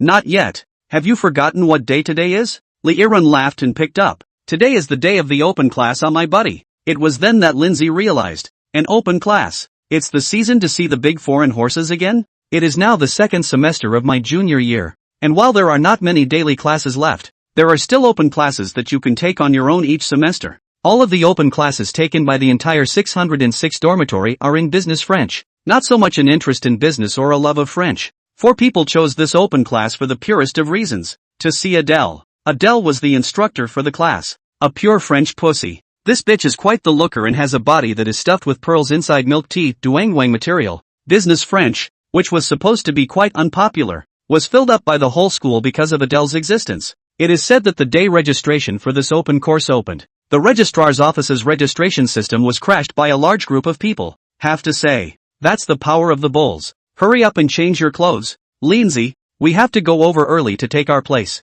While chatting, Li Yiren also squeezes into the long frame of the dormitory and strikes various sultry poses in the mirror. On looks alone, Li Yiren definitely has the highest face value in the dormitory. He was one of those typical Korean Oompa Loompa type of handsome men, with a slender, slim figure paired with a clean, white face that was lethal to young women. Aside from a slightly effeminate demeanor and the occasional pretentiousness of a literary youth, he has few flaws when it comes to combat against women. After being in the same frame as Lee Il, Zhou Huijin, who was also a little handsome, was immediately compared to him and appeared to be mediocre. In fact, Zhou Huijin's face value wasn't too high in the first place, basically equal to Lin Duan, only that he was more proportionate, had better skin, and could match his outfits, and his hair was cut by a foreign hairdresser at great expense. After all, he's a rich kid. Money is something that still feeds. Compared to the Korean Oompa Loompa and the multicolored young master, Lin Duan was the boxer type of man, with slightly rough skin but a strong body. He wasn't exactly a standout-looking guy and didn't have much of an aesthetic, wouldn't dress up, but his eyes were gleaming. In the past 3 years of college, there were also 2 girls who chased after Linden. It's just a shame that Linden really doesn't like pressing F to enter the tank. As for Zheng Chang's looks, slightly changing their clothes, the 4 of them slipped away and headed for the school building. Road. Lin Chen touched the emerald in his pocket, looked at Zhou Huijin and asked, "Jinzi, do you have a familiar jewelry store?" Zhou Huijin froze and replied, "There is a jewelry house in my house." Liren sniffed and couldn't help but interject a question. "Isn't your company engaged in technology products? Why are you still in the jewelry business?" Zhou Huijin scratched his head. "My family's company seems to be a large conglomerate that is involved in quite a wide range of areas." Zheng Chang poked his head over and inquired, "How wide is it?" Zhou Huijin thought for a moment. "Scientific research, food, investment, resource recycling. Anyway, there are quite a lot of projects on hand." Zheng Chang asked curiously, "Like what? Is there any specific program content that you can reveal to us?" Zhou Huijin stroked his chin and said, "I remember when I was a child. Once I went to play with my father, and in the morning he was still discussing the acquisition of hydrogen car patents with foreign guests, and in the morning he went to the entrance of the neighborhood to sell stalls of pancakes, waiting for noon to go back to the office for another board meeting to discuss which stocks to purchase, and then in the evening, on my tricycle, taking me to collect scrap." The 3 men sniffed in silence. Liren pondered for a moment. As an outsider, I'll make a not-so-professional suggestion.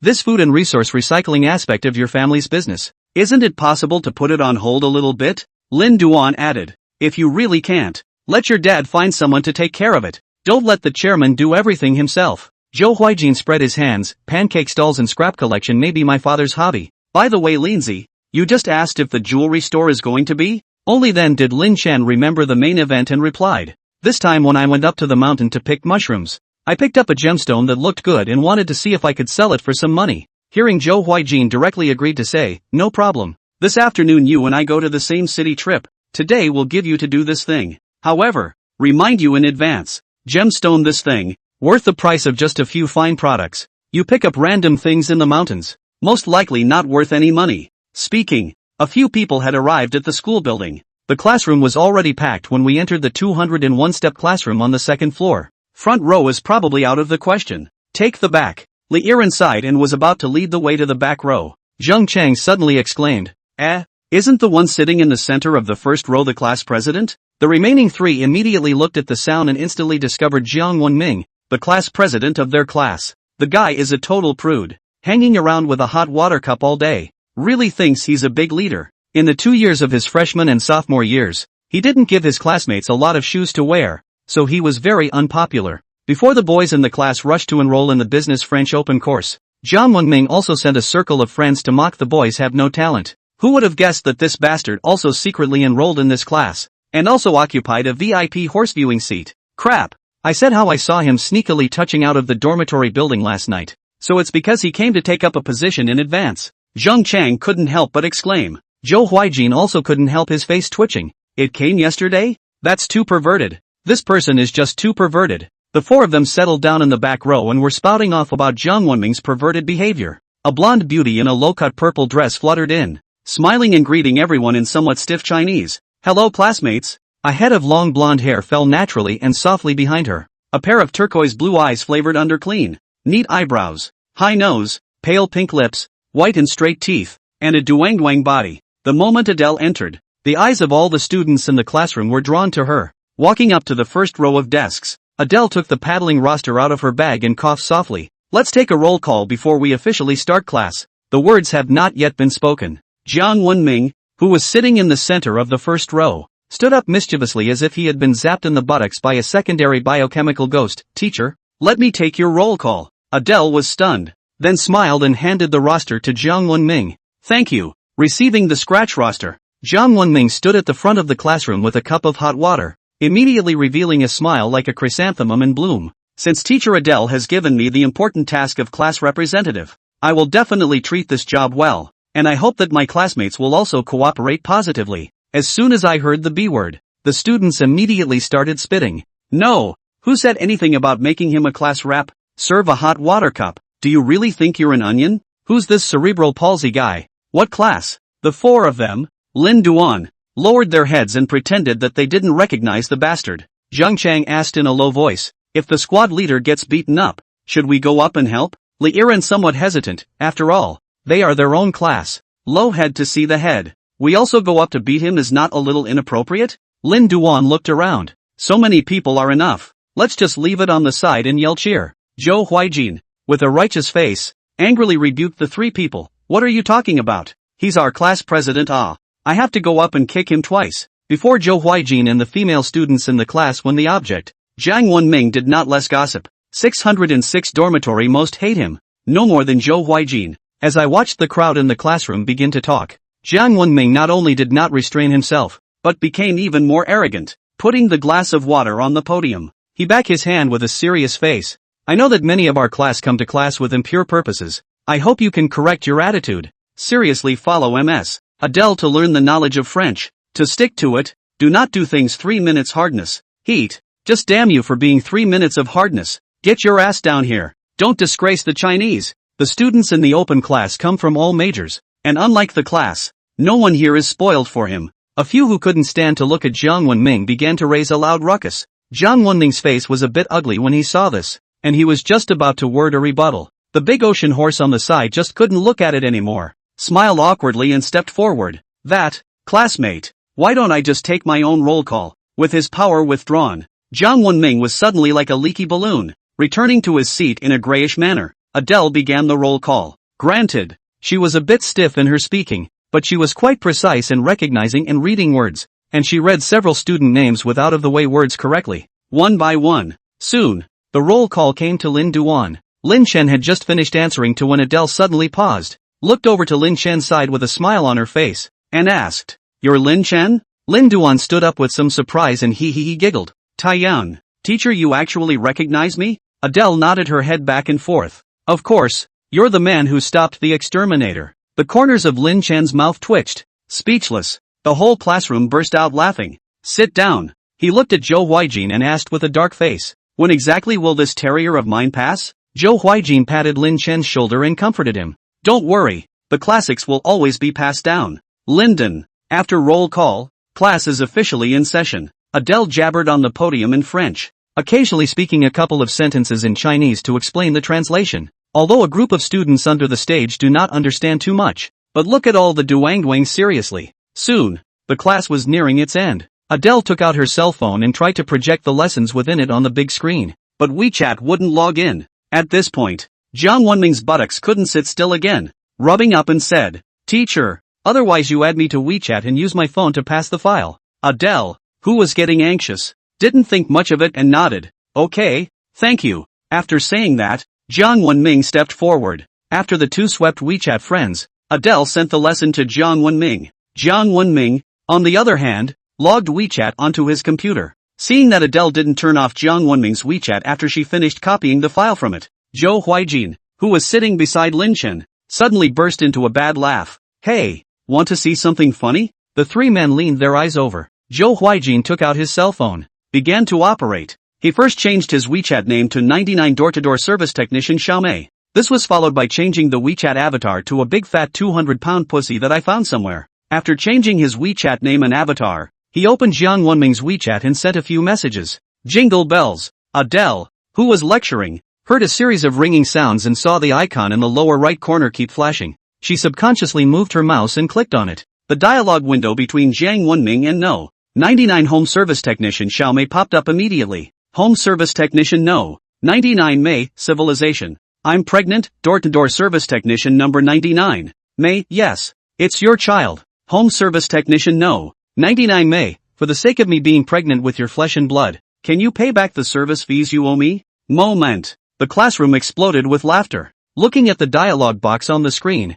Adele couldn't stand it anymore and hurriedly turned off Jiang Wonming's WeChat, turned her back and squatted on the ground. Jiang Wonming stayed in his seat, his face pale. After class, Lin Duan rode in Shan Huijin's Lamborghini supercar and headed straight to the nearby city of Datong. Jincheng University was not far from Datong City, and after an hour and a half had passed, the two of them entered the downtown area of Datong City. When he arrived at a jewelry house in the city center, the staff of the jewelry house who had been informed in advance had already been waiting at the door for a long time, leaving an employee to help Zhou Huijin park the car. The remaining manager-like person politely guided the two into the interior of the jewelry house. Coming into a room filled with all kinds of jewelry, the manager introduced the two to a treasure hunter. After Lin Chen pulled out his emerald eye, the treasure hunter's eyes immediately lit up, and he took the gem for a while to check it out. Half a day. He gave his appraisal result with some excitement. Natural gemstone. Perfect quality. Very few impurities. Top quality material. Zhou Huijin was shocked at his words and looked at Lin Chen.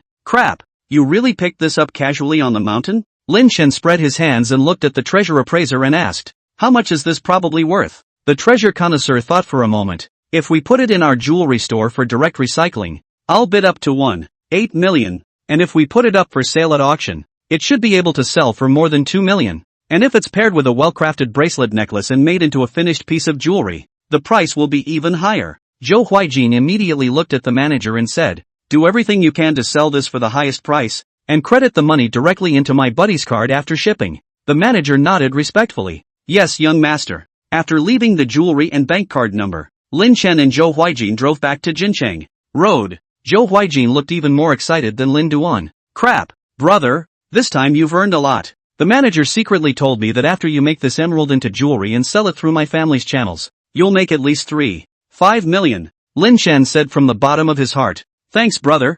I haven't bothered you much in these 3 years. When the money from selling the gems arrives, I'll split $1 million with you.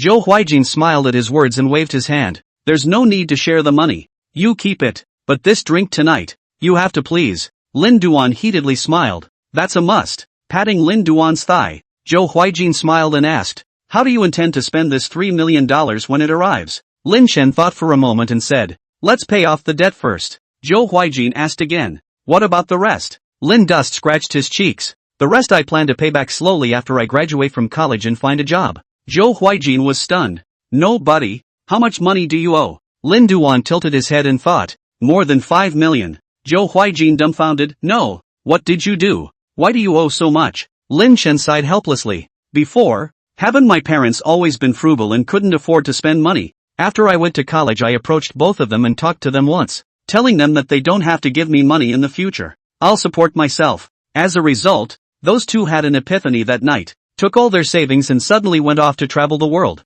And not only did they not leave me a penny of the family's money, but they both mortgaged their house and took out a bunch of loans. Now, the bank can't find the two of them and they're after me every day for the debt. After listening to Lin Chen's family story, Zhou Huijin was half in shock. A long time. Only then did he look at Lin Chen with a sympathetic face. No wonder you've been taking out online loans when you're usually in school and clearly haven't seen you have any expenses. Lin Chen stretched his arms and took a long breath and laughed. Fortunately, the most miserable days have passed. In the future, I can lie down comfortably. The bottom line of his statement was not the $3 million or so that was about to arrive. Instead, it's a weekly variant of the mobile app going forward. A mutated version of the Baidu map alone had brought him over $3 million in just 5 days. What if this comes with a mutated version of payment software or money management software? There was a little traffic on the way back. By the time the two arrived at the school, the time was 6 o'clock in the evening, just in time for dinner. When they heard that Lin Duan's gems had sold for big money and that they were going to buy drinks tonight, Li Yiren and Zhang Chang immediately changed their clothes and went downstairs. The four of them went to a big fat barbecue in the downtown area of Jincheng City and ordered a bunch of kebabs and 5 pounds of crayfish. See that the gazpacho is served first. The four of them poured a full glass of white and raised their glasses together. Li Yiren laughed first. Congratulations to my brother for making it through the economic crisis. Zhang Chang added with a hefty grin. And congratulations to Jean on his upcoming wedding. Hearing this, Lin Chen froze and looked at Zhou Huijin and asked, you're getting married? Zhou Huijin waved his hand. Don't mention it. The family arranged it. It's a tigress. She always bullied me when I was a child. Lin Chen nodded indistinctly, and after a pause, continued. Congratulations to Jiang Wenming on his happy son as well. The three men laughed a wild laugh at that. In the midst of laughter, ding! Wineglasses collide. The sound of the waves and the wind kept pouring into the ears, mixed with bird calls from high above. When he opened his eyes again, the turquoise blue sea and golden sandy beaches come into view. Here is. Lin Dust sat up and looked around, noticing a damaged speedboat on the shore. Behind them, there was a pristine forest that reeked of wildness. It looks like a wild island. Rubbing his temples, he wrinkled his brow as he began to remember last night. Initially, the four of them drinking and eating at the big fat barbecue. Lin Duan still remembered it very clearly. After the big fat grill has finished eating and drinking, the crowd sang again at a nearby karaoke and drank some more while singing. Coming out of the KTV, Lin Dust became somewhat unconscious. Vaguely, he remembered that Li Yiren and Zhou Huijin had called a car and carried himself and Zhang Chang back to the dormitory. Back at the dormitory, Fatty then ran to the bathroom and threw up. For himself, he lay on the bed and closed his eyes in a daze. Li Yiren and Zhou Huijin didn't seem to have had enough to drink, and went downstairs to buy quite a few more wines, and the two of them continued to drink. Lin Chen slept for a while, and when he woke up again, the time had already come to 11 o'clock late at night. Glancing under the bed, Li Yiren and Zhou Huijin were still drinking. Lin Duan sobered up a bit and staggered out of bed wanting to go to the toilet to pee. With his pants down, he looks down only to find that Young Chang is still vomiting at the commode. As he helped Zhang Chang walk out of the restroom, Zhang Chang suddenly said, "I'm hungry," and I don't know who said it again. "Go down to the dock and fix some fries for dinner." Lin Duan returned in a daze. "Where in Jinchang is there a pier? Just eat some chili fries." Then, the four of them gather around a small dormitory table for chili fries and a second round of drinks. Soon, Lin Chen once again drank himself unconscious. After waking up a little, he suddenly realized that he was sitting on the high-speed train to Green Island. After coming to Green Island, Zhou Huijin called a car to pull the three to the pier of Green Island. Changing into swim trunks, the four of them began to soak in the sea water bath in the bathing area. Halfway through the bubble, Zhou Huijin suddenly wanted to show off his speedboat driving skills. After making a phone call, someone took the speedboat to the shore of the marina. Li Yiren was also drunk and confused at this time, and without much thought, he assisted the confused Lin Chen and Zhang Chang to sit on the speedboat. Then later, the crowd encountered a huge wave, and then, it fell on this island? Lin Chen shook his raw, aching head, and for a moment, he felt his body go cold. Looking down, he realized he was naked. The swim trunks that I was wearing last night are nowhere to be found in the sea at this point. Hanging around his neck, the waterproof plastic pouch that held his cell phone disappeared. Lin Chen's heart tightened and he was about to look for his cell phone. Suddenly, there was a flash of white light in the palm of his hand. Looking down, the lost cell phone had appeared in his hand. It seemed that after the cell phone mutated, it had formed some kind of close connection with Lin Chen and would not be easily lost or damaged. This relieved him slightly. Opening the lock screen and looking at it, the phone didn't have a single signal. This is to be expected. Anyway, gotta find the three of them first. Since the speedboat washed up here, the three of them should be around here too, if they're still alive. Lin Dust stood up and began to walk along the shore. In a few moments, a figure lying flat on the beach came into view. Lin Chen's eyes lit up when he saw this, and he hurriedly ran over to check it out, realizing that the one lying there was none other than Li Yiren, who was not moving at the moment. Hurriedly reaching out to probe his nostrils, seeing that he was merely asleep, Felon Dust breathed a sigh of relief. However, looking down his body, Felon Chen was instantly unbalanced in his heart. Shit, why does he still have his swim trunks? Thinking about it, Lin Chen suddenly stopped his movement to go wake him up and instead gently put his hand towards Li Yiren's waist. Dozens of seconds pass. Lin Chen smoothly took off Li Yiren's swimming trunks and put them on himself. Feeling the dual warmth of his body and mind, Lin Chen nodded in satisfaction before he patted Li Yiren's cheek. Hey, buddy, it's time to get up. Li Yiren frowned tightly and rolled over, closing his eyes tightly. Father, let me sleep for a while. I really don't want to practice martial arts. Lin Duan slapped his ass again. Get up and practice rap if you don't practice dance. Practice basketball, ah bastard. Ha! Li Yiren then reacted and slowly opened his eyes, glancing at Lin Chen and sitting up again to survey his surroundings. His expression dazed. Where is this? Lin Chen shook his head to help him wake up and said, have you forgotten? Yesterday we set off from Green Island on a speedboat, and halfway there we hit a wave and the boat capsized. Li Yiren suddenly realized. In that case, we are shipwrecked? Lin Duan nodded. Mostly. Li Yiren asked again. What about the two of them? Lin Duan shook his head. We haven't found it yet. Get up and go look for it with me. Li Yiren nodded his head, and just as he stood up, he felt a coolness and looked down, realizing that he was naked. He was instantly shocked. Crap, where are my swim trunks? Lin Chen sighed with a sympathetic expression. I think it was swept away by the waves. Alas. You're unlucky. Li Yiren looked at the lower half of Lin Duan's body. Why do I feel that you're wearing what looks like my swim trunks? Lin Duan waved his hand and said. You forgot. Our dormitory bought swim trunks together before. Ah, the style is the same. It was only then that Li Yiren, with a skeptical face, accepted the reality that he had become a naked man. The two continued along the beach. In a few moments, Zhou Huijin's figure appeared in the sight of the two. He was lying half on the beach, half soaked in seawater, and still hadn't awakened at this point either. When Lin Chen and Li Yiren arrived, he was still talking in his sleep. To be exact, was singing a dream song. Love me and stay with me. Love me and kiss me. Love me and hug me. While singing, Zhou Huijin also shed small pearls from the corners of his eyes. Li Yiren glanced at Lin Chen. This kid must have grown up lacking love. Lin Duan spread his hands. After all, both of his parents are entrepreneurs, so there was no one to accompany him when he was a child. Saying that, Lin Duan leaned over to go wake up Zhou Huijin. Li Yiren, however, pulled him back. Wait a minute. After pulling on Linden, Li Yiren put his hand towards Zhou Huijin's pants waist. 10 seconds later, Li Yiren put on Zhou Huijin's swim trunks with a warm and happy smile on his face. Lin Chen gave a thumbs up, which woke up Zhou Huijin. When Zhou Huijin woke up, he was also confused after seeing the surrounding scene. After being reminded by two, it took him a moment to recall last night. Standing up, he also felt a coolness underneath him, and looked down and exclaimed, Crap, where are my swim trunks? Li Yiren sighed with a sympathetic face. I think it was swept away by the waves. Alas, you're so pathetic. Zhou Huijin was stunned and looked skeptically at Li Yiren and Lin Chen's swim trunks. Without waiting for the other guy to ask, Li Yiren directly snatched the answer. Did you forget? Our dormitory bought swim trunks together before. The style is the same. Zhou Huijin scratched his head and became the new naked man in the team. The three of them continued to walk forward, and it wasn't long before they saw fatty Zhang Chang, who was lying on the beach like a sea turtle, huffing and puffing. Zhou Huijin hadn't said anything yet.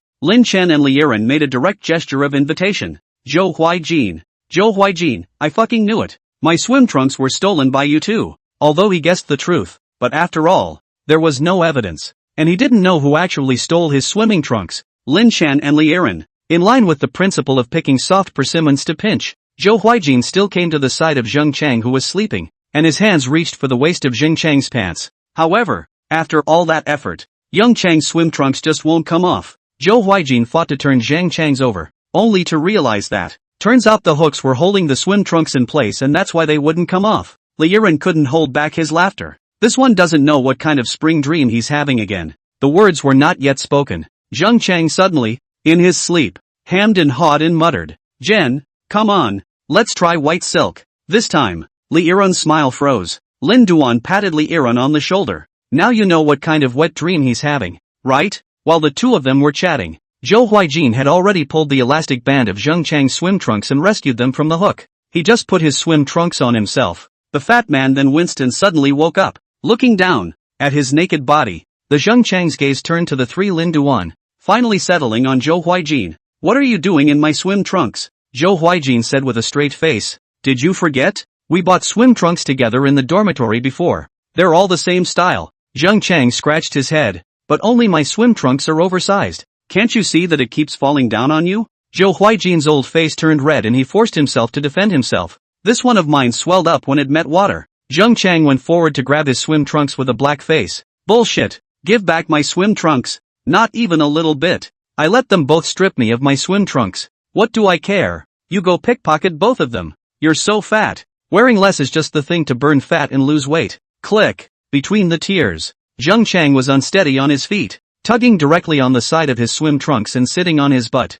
The swim trunks shredded right down the middle. The team, originally configured with one naked man, instantly came back together to form a double naked man detention. After a few moments of silence together, Zhou Huijin threw away the fabric in his hands and sighed. Anyway, let's do this first. There's no one else on the island anyway. Zheng Chang blackened his face and hung the fabric in his hand on the hook. What do we do next? Lin Chen opened his mouth and asked while turning his gaze towards Li Yiren. Zheng Chang and Zhou Huijin also threw inquiring glances at him. In the 606 dormitory, Li Yiren is undoubtedly a think tank. Every time the dormitory encounters a problem, almost always rely on Li Yiren to come up with ideas to solve it. The four of them had done an online IQ test before. Being able to get into Jincheng University, a double first-class institution, None of their IQs must be too low. In a test with an average score of 90, Zhou Huijin scored 102, Zheng Cheng scored 105, and Lin Duan scored 111. All three have above-average IQs.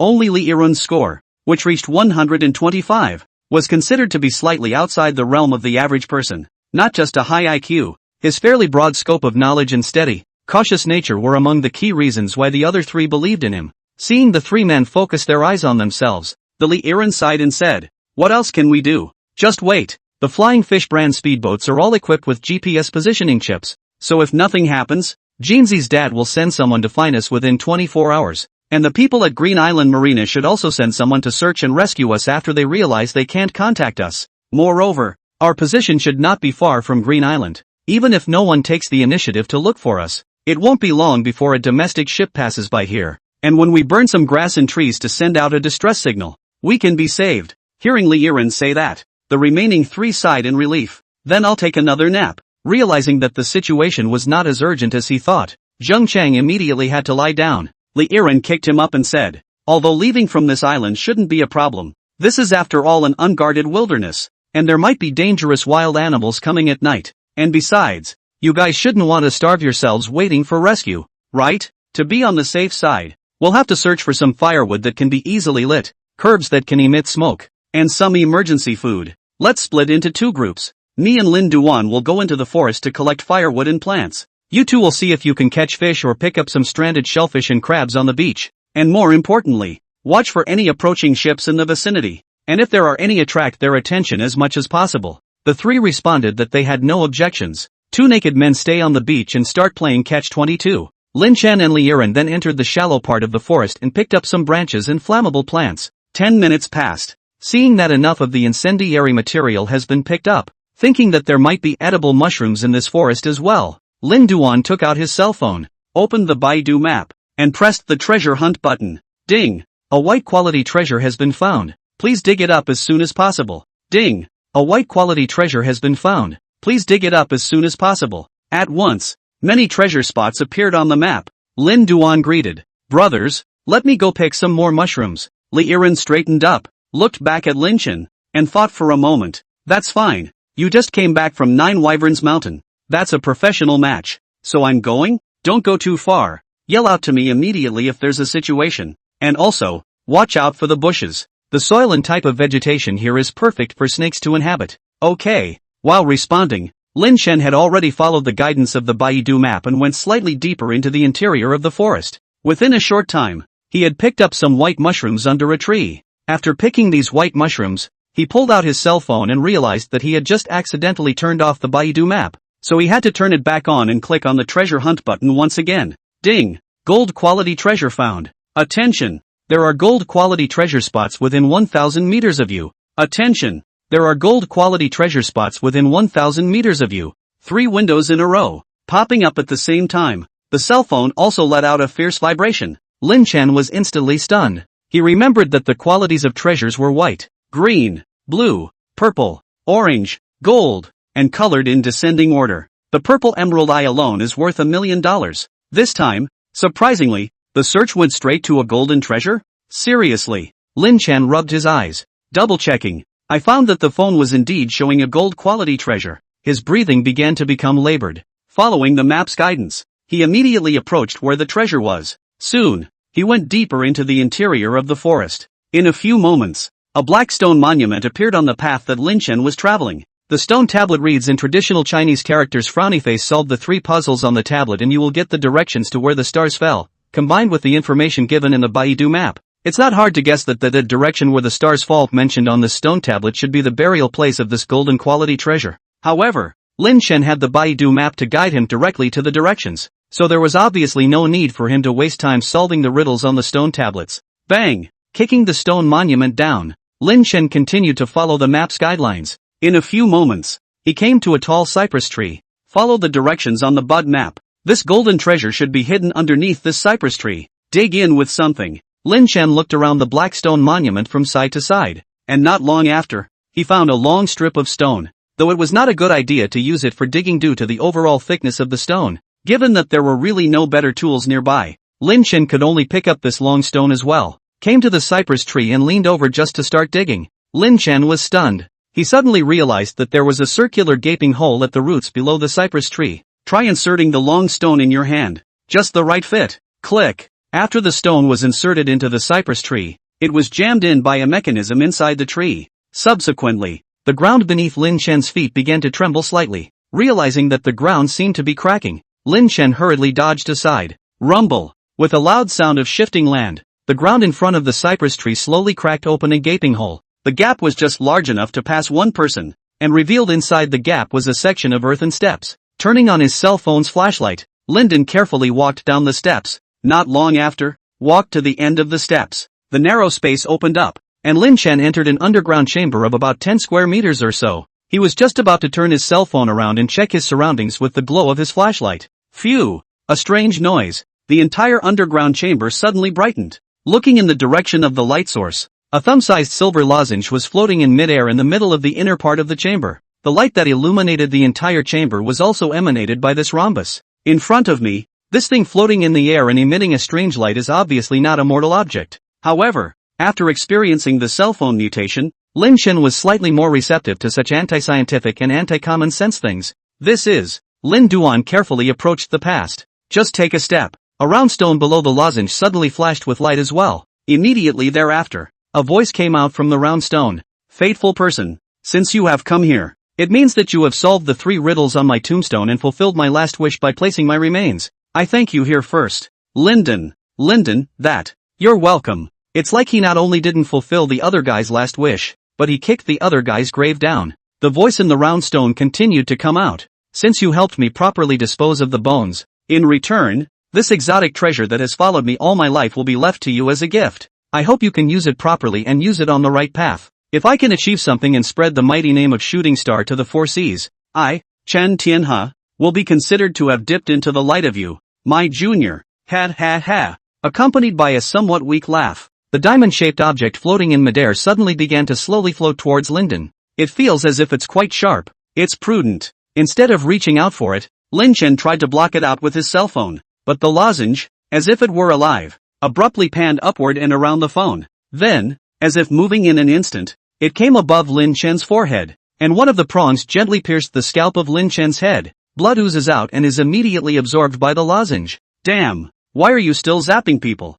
That's how you treat a benefactor who helped you fulfill your dying wish, isn't it? Lin Chen was stung and cursed as he subconsciously backed away. He waved his hand to try to keep the lozenge away from him. Next, he froze. Because, the diamond shape actually did follow his intention and quickly backed up 2 meters. Seeing this, Lin Chen was stunned and slightly raised his hand. And with a thought, he tried to elevate the diamond shape again. The lozenge really did rise a little faster as he had hoped. He continued to try, moving the lozenge left and right, forward and backward. It was as if the lozenge had become a part of his body and began to obey his consciousness, swaying flexibly in the underground chamber. Buzz! The cell phone rang at that moment. Lindus looked down as a new prompt popped up. Congratulations! You've acquired a gold-colored treasure. Obtained the extraordinary treasure meteor. Price, unknown. Exotic treasure ability, 1. Meteor control. After recognizing the owner, the treasure can follow your will and move quickly. 2. Meteor twinkle. With training, you can split a meteor into multiple copies.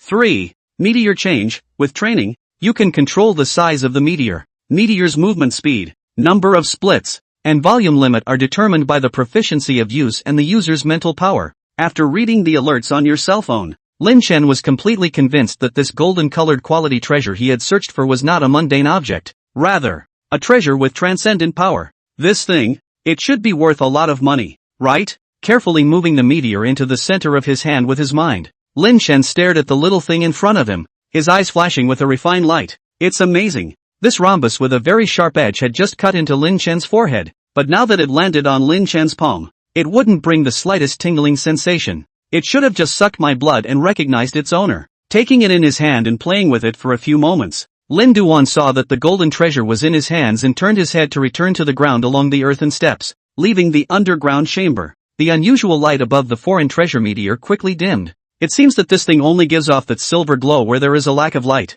After coming to the ground, with a wave of his finger, Lin Chen tried to maneuver the meteor to attack a tree nearby. Whoosh! Pust! The not-so-fast shooting star easily penetrated the trunk of the tree by virtue of its high sharpness and special material. Fingers swung again, and the shooting star ran through a cross-section of the trunk one after another. Boom! A large tree, half a meter thick, collapsed. Not bad. It's strong for use as a weapon, and if it could be faster, it could basically be used as a gun. Lin Dust nodded his head in evaluation. I looked at the window of the introduction of the ability of exotic treasure on my cell phone, which had not yet closed. Lin Chen stroked his chin. This thing, it can still split and get bigger, right? He held the meteor in his hand, held his breath, and tried to push his mind to split it. The silver-colored meteor twitched and seemed to expand outward on both sides, but until Lin Chen was sweating profusely, tired and relieved, gasping for breath, the shooting star also failed to split into two. It seems that using the meteor twinkle ability to split a meteor into multiple ones is still quite difficult and requires more practice.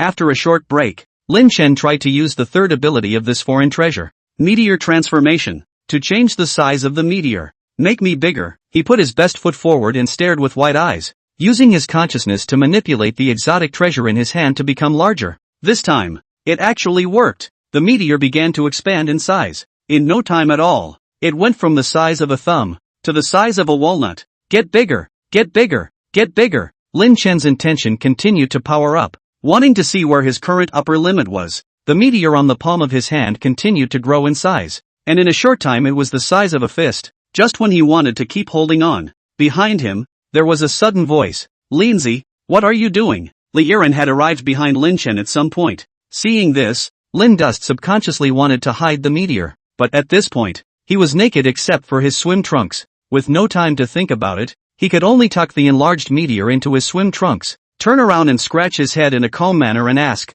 what are you doing here? Li Yiren looked at Lin Chen's somewhat tense expression and said with slight misgivings, I saw that you hadn't come back for half a day and there wasn't any movement, so I came to take a look. What were you doing just now? Why do I keep hearing you yelling something about getting bigger? Lin Chen smiled and casually babbled. A meteor flew through the sky just now. I was making a wish. Li Yiren froze at his words, looked at the sky, and then looked down at a large bag that was bulging in the center of Lin Duan's swimming trunks. Is it really that spiritual? Linden. Li Yiren hurriedly clasped his hands together to the sky and worshipped, following the example of Lin Duan, and said loudly, long hair, long hair, long hair. The fact that the places on his body that should be hairy don't grow hair has always been an obsession for Li Yiren as a man. Like leg hair, like the beard. I will not give too many examples here. After the wish, Li Yiren immediately looked down to check, and then lifted his swim trunks to look at them again with a disappointed look on his face. Lin Duan spread his hands. It's probably because the meteor has passed.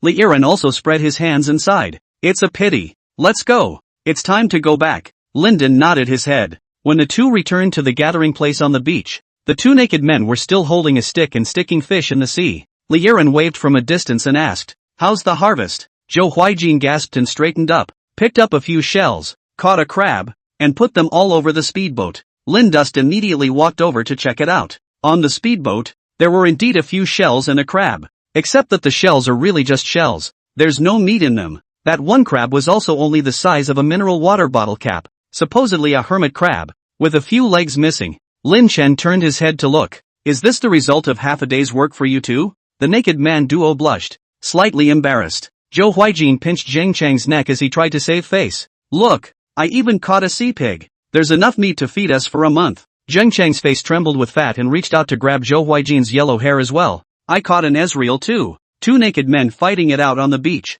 Li Yiren, on the other hand, began to set up the collected branches and grasses beside the speedboat, and took out some gasoline from the speedboat and poured it on it, and then began to drill wood for fire. He had obviously learned this knowledge, and after just less than a minute of tinkering, the most crucial step of making a fire for wilderness survival was successfully completed. Lindsay took advantage of this moment to quietly reduce the size of the shooting star in his swim trunks and tucked it into the waist of his pants. Seeing the fire rise, Zheng Chang and Zhou Huijin immediately gathered around. After watching the tossing and turning, the sky began to darken. Zheng Chang stayed stationed by the fire. The remaining three went back into the forest as one, gathering enough branches to ensure that the fire would burn overnight. Soon, it was completely dark. Lin Duan looked at his cell phone. It was already 7:30 p.m. The four sat around the fire, sticks in hand, roasting mushrooms, close to the warmth of the flames. Seems tired. No one spoke for a while, and the only sounds left in his ears were the crackling explosions of sparks and the crashing waves behind him,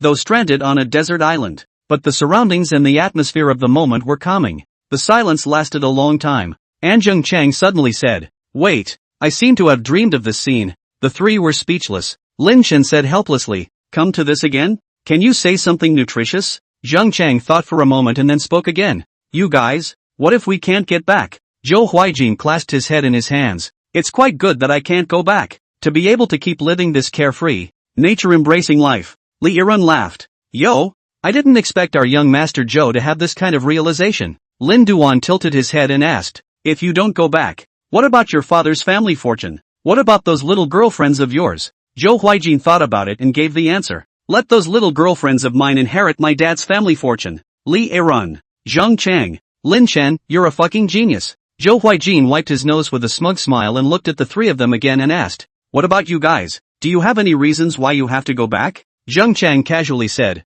of course I do. I haven't finished livering my proto-gods and nymphs yet, and I still have inflatable mom and dad waiting for me. Realizing that the second half of his sentence had slipped out, Zheng Chang hurriedly changed his words. Zhou Huijin kindly patted Zheng Chang's shoulder and said, there is me here dad. Need to say a word later on. Don't buy inflatable. Zheng Chang, in order to hide his embarrassment, Zheng Chang hurriedly steered the topic to Li Yiren. What about you Run? Do you have any reason why you have to go back? Li Yiren laughed. Of course I have. It's so hard to sign my work. I still have to go back to serialize it. Li Yiren has been contributing to newspapers and magazines since he went to college, writing some prose and poetry, and it was only last year that he managed to sign a contract with Jincheng Youth Literature. Granted, not many people read Yiren Li's work, and the income he could earn through this magazine was meager, but Li Yiren couldn't help but genuinely enjoy writing, and since last year, he has officially taken writing as a real profession and taken it very seriously. In terms of Lin Duan's own aesthetics, what Li Yiren wrote was really good, very much flavored by his unique style, only that the market for prose and poetry is in the doldrums today, and it makes sense that Li Yiren would not get the attention or the revenue. Hearing Li Yiren say he's going back to serializing his work, Zheng Chang sighed. Sigh, I really envy you, knowing what you want to do and still sticking to it. In comparison, I've really accomplished nothing in these 3 years. Lin Chen patted Zheng Chang's back and comforted him, thinking about it from another angle. Didn't you also persist in failing for 3 years in the matter of quitting guiding for a day? Zheng Chang, Zhou Huijin burst into a maniacal laugh, and afterward, he turned his head to look at Lin Chen and asked, Lindsay, what about you? What reasons do you have for having to go back? It's your turn to answer that question. For a moment, Lin Chen was a bit stunned. When you think about it, there doesn't really seem to be a decent reason, but he did want to go back. I want to go back to lying on my bed in my dorm room and swiping my phone. I want to go back to eating a bowl of stinky spuds across the street from the school cafeteria toilets.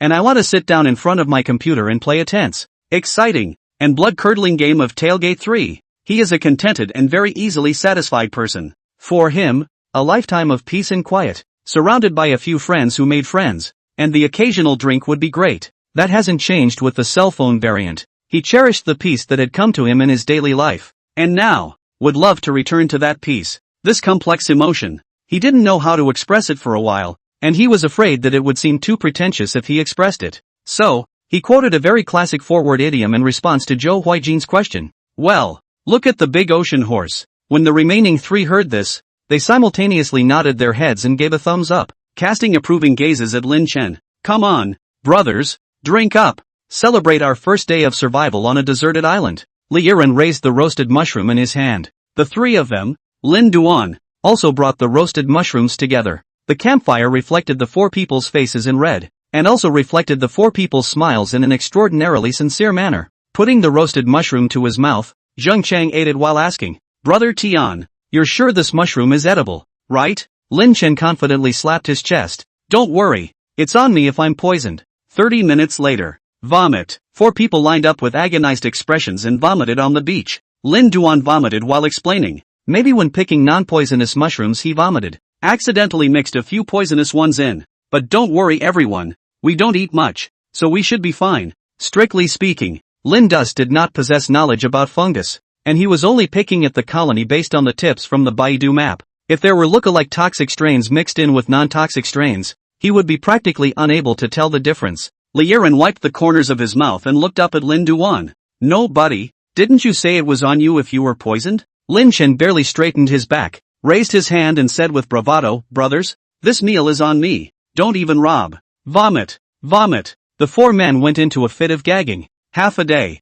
It wasn't until the contents of their stomachs were almost vomited up that the four felt better and lay crooked on the ground. Seeing that the remaining three had closed their eyes in a daze, Liren stood up with a strong and pale face. We have to leave a sober one to stand guard in turn. Guard the surrounding and pay attention to the passing ships. The first post I will stand first. After 1.5 hours change the gold. After the gold is the fat man. Lindsay stand the last post. Good. The three responded breathlessly. In the meantime, a small ship also set sail from the Green Island dock. On deck, two young girls stood and sat. The girl with the slightly taller figure was handsome and heroic with her sword brows and starry eyes. A high ponytail was clean and neat, and a black coat was tightly stretched and sharp. She stood on the deck without the slightest excess movement, exuding a stern military aura. The slightly petite teenager had cute short pothead hair and a black vest over a red striped long-sleeved jacket. There was also a small star drawn on his cheek with watercolor pencils, which looked a little off the wall. Judging from her doll-like delicate Western-style features and pure black hair and brown pupils, it's not hard to guess that this is a Sino-foreign joint venture. The mixed-race girl was sitting next to the tall teenager, wiggling her legs in white stockings and asking with a smile, Sister Hong-ing, are you nervous about meeting your fiancé soon? The high ponytailed young girl Su Hongyao rarely blushed, forcing herself to act serious and said, stop it Kagome, our main mission this time is to rescue people. How can we think of anything else? Chu Kor smiled cheekily. If you only want to go and save someone, Uncle Su sent someone a few hours ago, and purposely waited for you to come back to send you, not because he wanted to take this opportunity to let you and your future fiancé meet. Hearing Chu Kor say that, Su Hongyang turned her head and pretended not to care. Is that so? It's just a marriage. Why make it so complicated? Chu Kor got up and stood behind Su Hongyang, hugging her slender waist and said, see what you mean. You don't seem to reject Uncle Su's marriage this time. Quickly tell me, what kind of person is this Zhou Huijin? Su Hongyang thought for a moment and said, he and I haven't seen each other for a long time either, but when we were kids,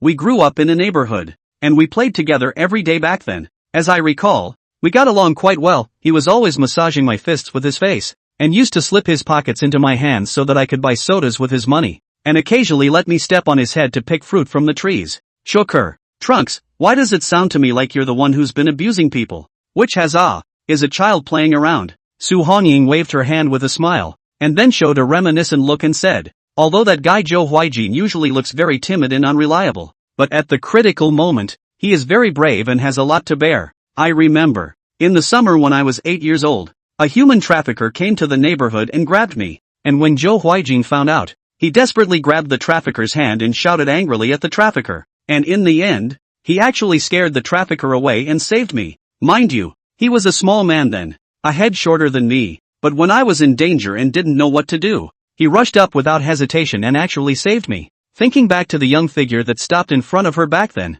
Su Hongyang couldn't help but smile heartily. Chu Kor's eyes lit up when she heard this. There's also this hero saving a beauty thing that happened.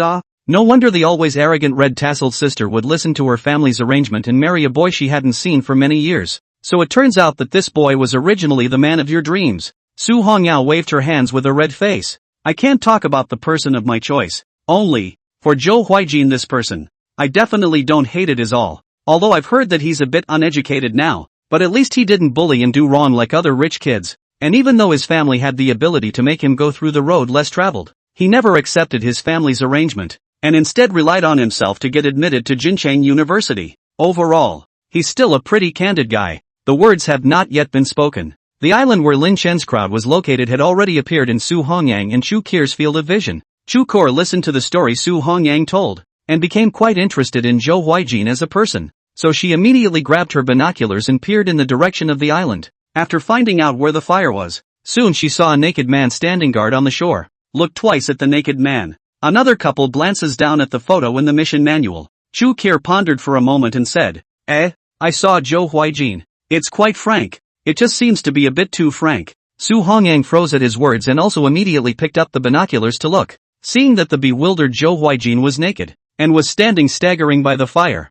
the Su Hongyang couldn't help but twitch the corners of her mouth. This guy is still so out of tune. Sister Reddish. This. Seeing Chu Kor turn her puzzled gaze to herself, Su Hongyang hurriedly looked for a replacement for her fiancé. It should be that the clothes were lost and torn in the course of the shipwreck. Said ship approached the island. Seeing this, Zhou Huijin, who was standing guard, also immediately called out to the three who were sleeping by the fire. Get up, brothers. Retreat. The three of them hurriedly got up at the words and looked excitedly in the direction of the ship. It wasn't long before the ship docked. Su Hongyang gently leaped. Her slender figure suddenly landed on the shore lightly and valiantly. She looked over at Zhou Huijin and smiled with a crooked snicker. Young Master Zhou, it's time to go home. Zhou Huijin froze and looked at Su Hongyang and asked, are you? Seeing that Zhou Huijin couldn't recognize his own looks, Su Hongyao was a little lost in her heart. But on the surface, she still wore a flirtatious smile and pointed at herself. Don't remember me? Take a good look at this face. Zhou Huijin moved slightly closer,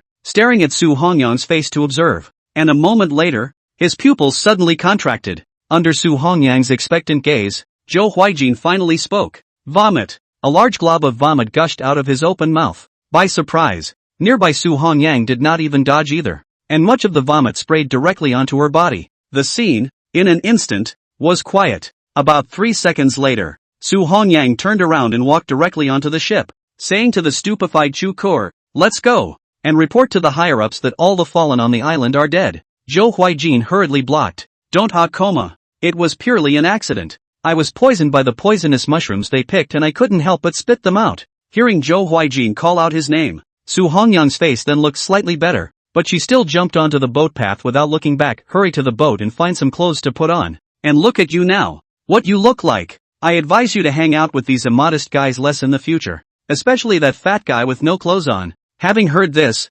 Felin Chen and Li Yiren looked at each other and simultaneously spread their hands helplessly. Zhang Chang, on the other hand, was not happy. What do you mean especially that fat guy with no clothes on? The one who stripped his pants was Li Yiren, and the one who gave him poisonous mushrooms was Lin Chen. Why should I be especially here? The four of them followed Su Hong Luo and wobbled onto the ship. Trunks stood on the deck, clutching her breasts as she sized up the four men one by one. When his eyes fell on Lin Duan, she frowned slightly. Noticing Chu Kur's expression was different, Su Hongyang asked, what's wrong? Chu Kur shook her head. There seems to be a special aura in the crotch of the one called Lin Chen. It should be an illusion. Into the cabin. The four of them, Lin Chen, immediately picked up the clothes in the cabin and covered their naked bodies. While getting dressed, Li Yiren laughed while asking, is that long-legged one your fiancé? Zhou Huijin nodded his head with a helpless sigh. Yes, her name is Su Hongyao, and she seems to be working in the military department now. Lin Duan curiously asked, you called her coma.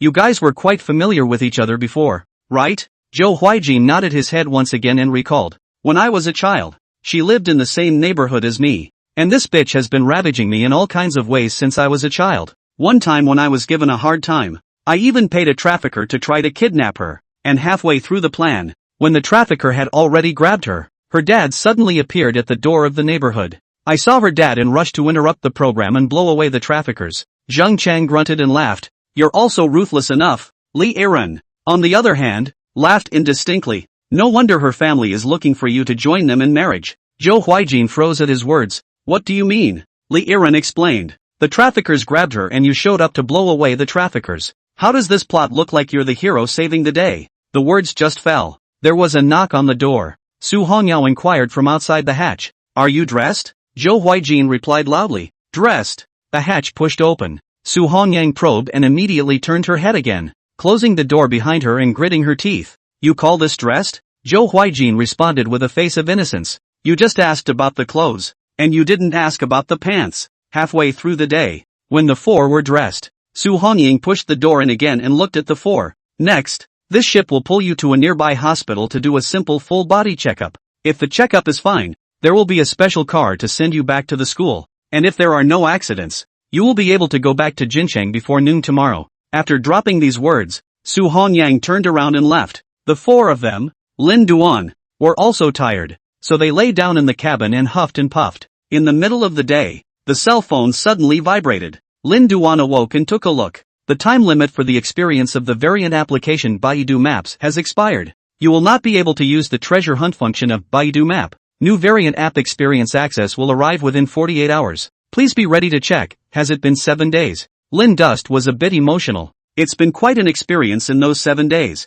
The Baidu Map not only brought him millions of dollars, but also helped him find an exotic treasure called Meteor. As for what to do with this exotic treasure, Lin Shen didn't have a concrete idea right now. He was going to see how it went. After all, he wasn't so short of money now, and if leaving this exotic treasure on his body wouldn't cause trouble, he wasn't going to take it out for a while either. After about another hour or so, the crew woke up the four men. When they stepped out of the cabin once more, Chu Kor and Su Hongyan's figures had already disappeared from the deck, and the ship was docked at the pier. The four of them stretched out, looking at the skyscrapers and the traffic in front of them, and had the feeling that they were in a different world. Finally got the signal back. Lin Duan's cell phone vibrated continuously, receiving a large number of spam advertisements and debt collection text messages all at once. Among these text messages, one message about a change in a bank card balance stood out. Your Manhwa bank account with tail number 0518 earns 3 renminbi, 200,000, and has a current balance of 3 renminbi, 200,000, 15. It seems that the Emerald Eyes consigned to the Zhou Huijin family auction house has been sold successfully. The funds for the sale of the Emerald Eye arrived, and Lin Chen immediately spoke to Zhou Huijin to express his gratitude once again. Zhou Huijin waved his hand, telling him not to take this matter to heart. Immediately after the four slipped out of the harbor, a black sedan came to meet them, pulling the four to a nearby hospital. After a detailed examination, the four of them walked out of the hospital door with their respective test results. The results of the tests were fine, and except for Fatty, who was found to have a mild fatty liver, the other three were in good health. The toxins ingested by eating poisonous mushrooms before were basically metabolized at this time after vomiting and resting, and did not cause any damage to the body. However, Lin Duan looked at the word overweight on his medical checklist and was slightly dissatisfied. Come to think of it, it seems like it's been a long time since I've worked out, so let's go back and pick up the fitness habit again. He kept up his fitness routine until college, when the pressures of survival suddenly intensified as mom and dad ran away. It was only then that Lyndon ran out of energy and heart for working out. Now that $3.2 million is in the bank and his pockets are full, he can finally do something he loves again. Upon completion of the medical examination, the four of them took a car and returned to Jinchang. On the way, another sound sleep. It was just about 11 o'clock noon sharp when they arrived at the school gates. After the four of them got off the bus, they simply ate a casual meal at the Old Pig Stir-Fry restaurant in front of the school. Halfway through the meal, Zhou Huijin suddenly reached out and poked Li Yiren, whispering, "Look, your ex-girlfriend." At the sound of the voice, the three of them immediately followed the direction of Zhou Huijin's line of sight and looked toward the entrance of the small restaurant. I saw a pretty girl with long hair and a slim figure walk into the restaurant with another female friend. Li Yiren and the long-haired pretty girl met each other's eyes, and both of them averted their eyes somewhat awkwardly, seeing the girls and their companions go to a table in the inner part of the restaurant and take their seats. It was only then that Lin Chen asked in a low voice, "She is called Li Rue, right? Why did you break up with her?" Li Yiren thought about it and replied, "Well, literary ideas don't fit." Zhang Chang couldn't help but say, "I remember that Li Rue is a great talent in the College of Literature, right? Moreover, it's still the flower of their department." Zhou Huijin also said with a puzzled face, "Right, I think Li Rue is already quite a match for you, and you don't want this kind of SSR level? What kind do you really want to get?" Li Yiren stroked his chin and answered after a moment of silence, "Do you guys know about Jiang Suorui?" Zhou Huijin frowned and asked back, "That female singer?" Li Yiren nodded. "She not only writes songs and sings, she has also serialized light novels on the internet, and published ancient poems in the capital city's literary magazine. Her writing, it's marvelous. It's the most talented girl I've ever seen." Zhang Chang was immediately energized by his words and smiled cheekily. "Brother Run, I didn't expect you to be a star chaser. Stargazers and our secondary Yuan are one family. In the future we have to be closer and more intimate. In cahoots."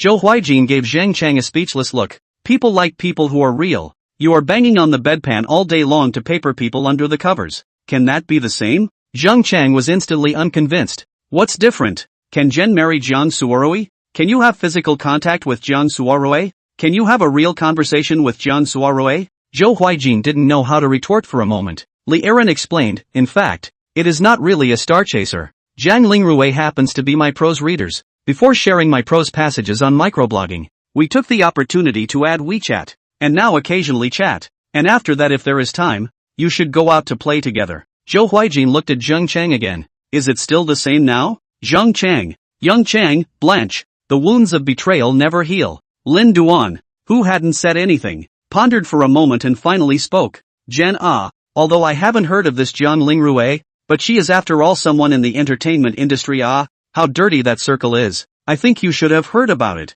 right?" Li Yiren sniffed with some rare urgency. "She's not like those people. Come on, I'll play you a song she wrote for you to listen to." Saying that, he took out his cell phone and started playing a song. After listening, Lin Duan nodded slightly. "Not bad, it does sound good. But, what if this song was written while she was taking a shower at her fat boss's house? Li Yiren's face expression stiffened and he hurriedly added, "Look at the poetry she wrote again. How refreshing and unassuming." Lin Duan looked down and finished reading, nodding his head once again. It's indeed quite well written, but it was most likely written while lying naked on the producer's bed. Li Yiren's face became even more embarrassed, and he flipped through the light novels that Zhang Suorui had serialized. Lindsay continued, "This look was inspired by having a silver party with a bunch of male celebrities." Li Yiren, put away your cell phone. Li Yiren shrank in his seat like a wilted eggplant and didn't speak. Seeing this, Lin Duan hurriedly consoled, "I'm just saying that there's this possibility. And since the other party is someone from the entertainment industry,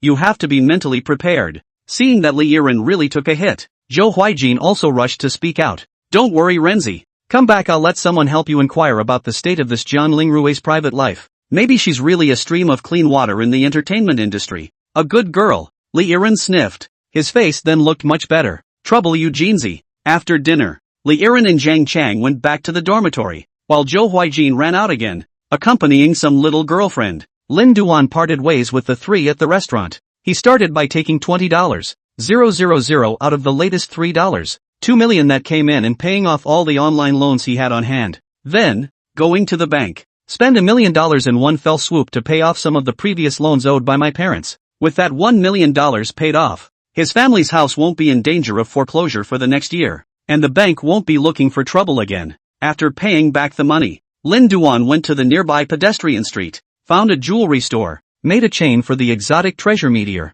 Due to the special material of meteor, which is extremely hard, it is impossible to punch holes. So, the chain used is clip-on. Two silver-colored curved clips, like crescent moons, securely fastened the shooting star to the necklace. The chain of the necklace is also sterling silver, combined with the silver-white, oddly shaped shooting star. The necklace looks very cool and handsome. Wearing the necklace around his neck, Lin Chen looked in the mirror and nodded in satisfaction. After this series of events, Lin Duan slipped back to the dormitory, and when he returned to the dormitory, the time was already 4 o'clock in the afternoon. He arrived at the door of the dormitory just as Zhou Huijin also returned to the dormitory. The two pushed the door into the room together, and Zhang Chang was the only one in the dormitory who was playing LOL. Lin Duan took off his coat and asked, "Where's Li Yiren?" Zhang Chang stared intently at the screen and went to the library to write. Turning his head, Lin Chen looked at Zhou Huijin again and asked, "Jinzi, is the gym where you work out near the school?" Zhou Huijin shook his head and said,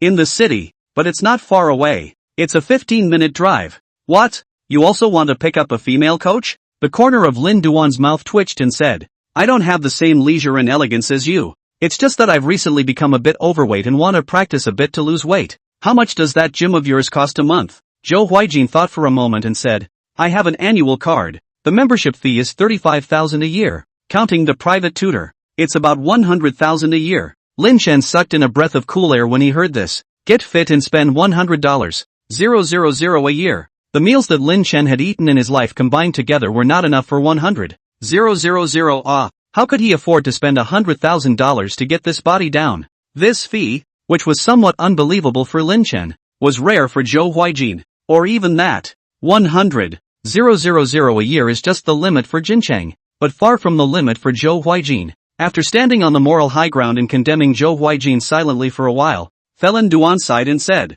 "I'd rather just find a random gym near the school to practice." Seeing that it was hard to get a fitness hitch, Zhou Huijin hurriedly persuaded, "If you don't hire a personal trainer and only pay 35,000 dues, this gym is actually quite cost-effective. Every day at noon and in the evening you can eat a nutritious meal in the gym, and in the afternoon you can also enjoy a free spa massage and bath and sweat." Once Lin Duan heard that he could eat and massage for free, he was really a bit moved. He immediately did a careful calculation. If, for example, a meal is counted at $20, 2 meals a day is 40, and 360 days a year is 400. The market price of a massage in Jincheng is about 70 a time. If he presses it once a day, he will get back at least 200 a year. In addition to these, and then counting the money for water for bathing, and occasionally stealing some toilet paper, toiletries, and then dabbling with Zhou Huijin's female private tutor in his spare time, $35,000 a year in dues isn't that expensive. You could even say it's quite conscientious. Don't get me wrong. What he means by rubbing up against a female personal trainer is not letting a female personal trainer instruct him on fitness for free. He can't do such a shameless thing. He just want to rub it in on a physical level. Seeing that Lin Chen revealed a hesitant expression, Zhou Huijin patted his shoulder and added, I remember I still have a few more times on my card to qualify for the friends and family experience. Or else you and I will go there first tonight? Lin Chen's eyes lit up and he immediately nodded. That's best. I'll go and try to rub it in first. Zhou Huijin froze. Rubbing what in? Lin Chen hurriedly coughed and explained. Doesn't the gym have a machine area? Isn't there a barbell in the equipment area? Don't you need to rub the non-slip powder before lifting the barbell? What I mean is to first try if this gym's anti-slip powder is good or not. Zhou Huijin nodded indistinctly. After resting for an hour in the dormitory, Zhou Huijin drove Lin Duan to a gym within the city. Upon arriving at the entrance of the super gym as Lin Chen looked at the luxury and grandeur of the entire building, he felt that using the word gym to describe this place was already a bit inappropriate. The architecture of the place is more like a high-end five-star hotel. Walking through the circular fountain steps, the two entered the main entrance of the super gym and made their way to the front desk. Behind the slightly sci-fi-esque black and white counter, the two receptionists are also young beauties, dressed in professional attire. With a warm and genial smile on her face, the front desk beauty greeted Lin Chen and Zhou Huijin and asked if there was anything she could help with. Zhou Huijin pulled out his golden membership card and smiled. My friend wants to get a card. I'll take him in first. Yes, I'll make a temporary card for you. Please sit and wait a little while. We have prepared snacks and coffee and tea. One of the front desk beauties immediately began to operate on the computer after she finished speaking. The other front desk beauty held up a tablet computer and came to Lin Duan, and began to introduce the various facilities as well as services within the gym to Lin Duan. A few minutes later, the temporary card was created. Lin Chen took the card and followed Zhou Huijin into the interior of the gym. Zhou Huijin glanced at Lin Chen and asked, what should we practice first? Lin Duan thought for a moment. Let's practice nutritious meals first. Zhou Huijin, do you want to lose weight or not? Lin Duan justified. 35,000 a year to lose a chicken's fat. If I really do the card, I must eat up to 200 pounds this year. Under Zhou Huijin's leadership, Lin Duan quickly arrived at the super gym's cafeteria. The cafeteria is spacious, clean and tidy, no less than some high-end restaurants. The dining area is flanked by large floor-to-ceiling windows with great views. In the innermost part of the cafeteria, various kinds of food and fruits are arranged, and the way to get food is in the form of buffet. Behind the pickup area is the chef's workroom, where a number of white-hatted cooks are cooking and chopping, so it's clear that the food here is fresh enough. After 2 full plates of nutritious food and 3 more fruit platters, Chen finally stood up with a bulging stomach and looked at Zhou Huijin. Go! It's time to start! Zhou Huijin spread his hands. How can you practice when you eat like this? Lin Duan shook his head and said, I didn't say I wanted to start exercising either. I'm saying that it's time to start massaging. Zhou Huijin. The two went to the massage area and after another hour of full body massage, the food in Lin Chen's stomach was almost digested before he followed Zhou Huijin to the fitness equipment area. Zhou Huijin's female personal trainer had obviously been waiting for a long time when the two entered the equipment area. See Zhou Huijin. A sexy woman with a body so jiggly that it could crush a Newton coffin slab came writhing by, wearing very little fabric. Lin Duan's eyes stared straight up, bouncing up and down with the target. It wasn't until the female walked in front of the two of them that he turned back to Zhou Huijin and asked, Is this your female personal trainer? Zhou Huijin smiled smugly and nodded. The sexy girl also smiled slightly and extended her hand. You are Mr. Zhou's friend, aren't you? How are you? I'm Celia. Lin Duan's eyes glazed over as he shook her hand and said, Hello, I'm Goblin. Celia, the private tutor, was amused by the words. You're so funny. Lin Duan politely returned. You're also very interesting. Celia glanced at Lin Duan's meteor pendant and added, That's a beautiful necklace on your chest. Lin Duan once again returned. Your chest is also beautiful. Celia. Seeing that the more Lin Chen talked, the more he got sidetracked, Zhou Huijin hurriedly inserted himself between the two and separated the hands that the two were holding together, pulling Linden aside. Zhou Huijin chided. What are you doing? I've been chatting about this private tutor for a long time, and it's not easy to make progress, so you're going to scare her off on your first day here? Lin Chen coughed to hide his embarrassment, then in turn blamed Zhou Huijin. Can't you see this? Didn't I intentionally play the role of a perverted pervert so that you could take the opportunity to protect her and raise your favorability? We've been brothers for so many years, and we don't even have this tacit understanding? Zhou Huijin was stunned at his words. Ha, so that's how it is. Sorry brother, it's me who misunderstood you. Lin Chen patted Zhou Huijin on the shoulder and said, In short, during our next practice together, you'll play the role of an escort, and with the name of protecting her, you'll be able to take the opportunity to make physical contact with her. Zhou Huijin's eyes lit up and he nodded repeatedly. Okay, brothers in arms. Lin Duan answered. Chi force breaks the gold. The two finished their whispers and returned to Celia once more. Zhou Huijin laughed. Celia, I'll trouble you to take the two of us to practice together today. Celia nodded and immediately led the two to the dumbbell section. Grab two 15 kilograms dumbbells. Celia explained. Since Mr. Lin is rehabbing for the first time today, let's start with small weights and do a few simple moves. Saying that, her words suddenly lurched and she turned back to Zhou Huijin, who was close behind her, and asked suspiciously, Mr. Zhou, why are you leaning so close? Zhou Huijin leaned into Celia's ear with a serious face and whispered, this friend of mine is a pervert. I have to keep you close. The corners of Celia's mouth twitched, but there was no point in saying anything, except to dodge as much as possible and continue to make motions as she narrated. After practicing one-handed dumbbells, the trio moved on to the two-handed barbell area. Standing in front of a deep squat barbell machine, Celia again began to demonstrate how to properly use this barbell machine. Zhou Huijin took the opportunity to come behind her,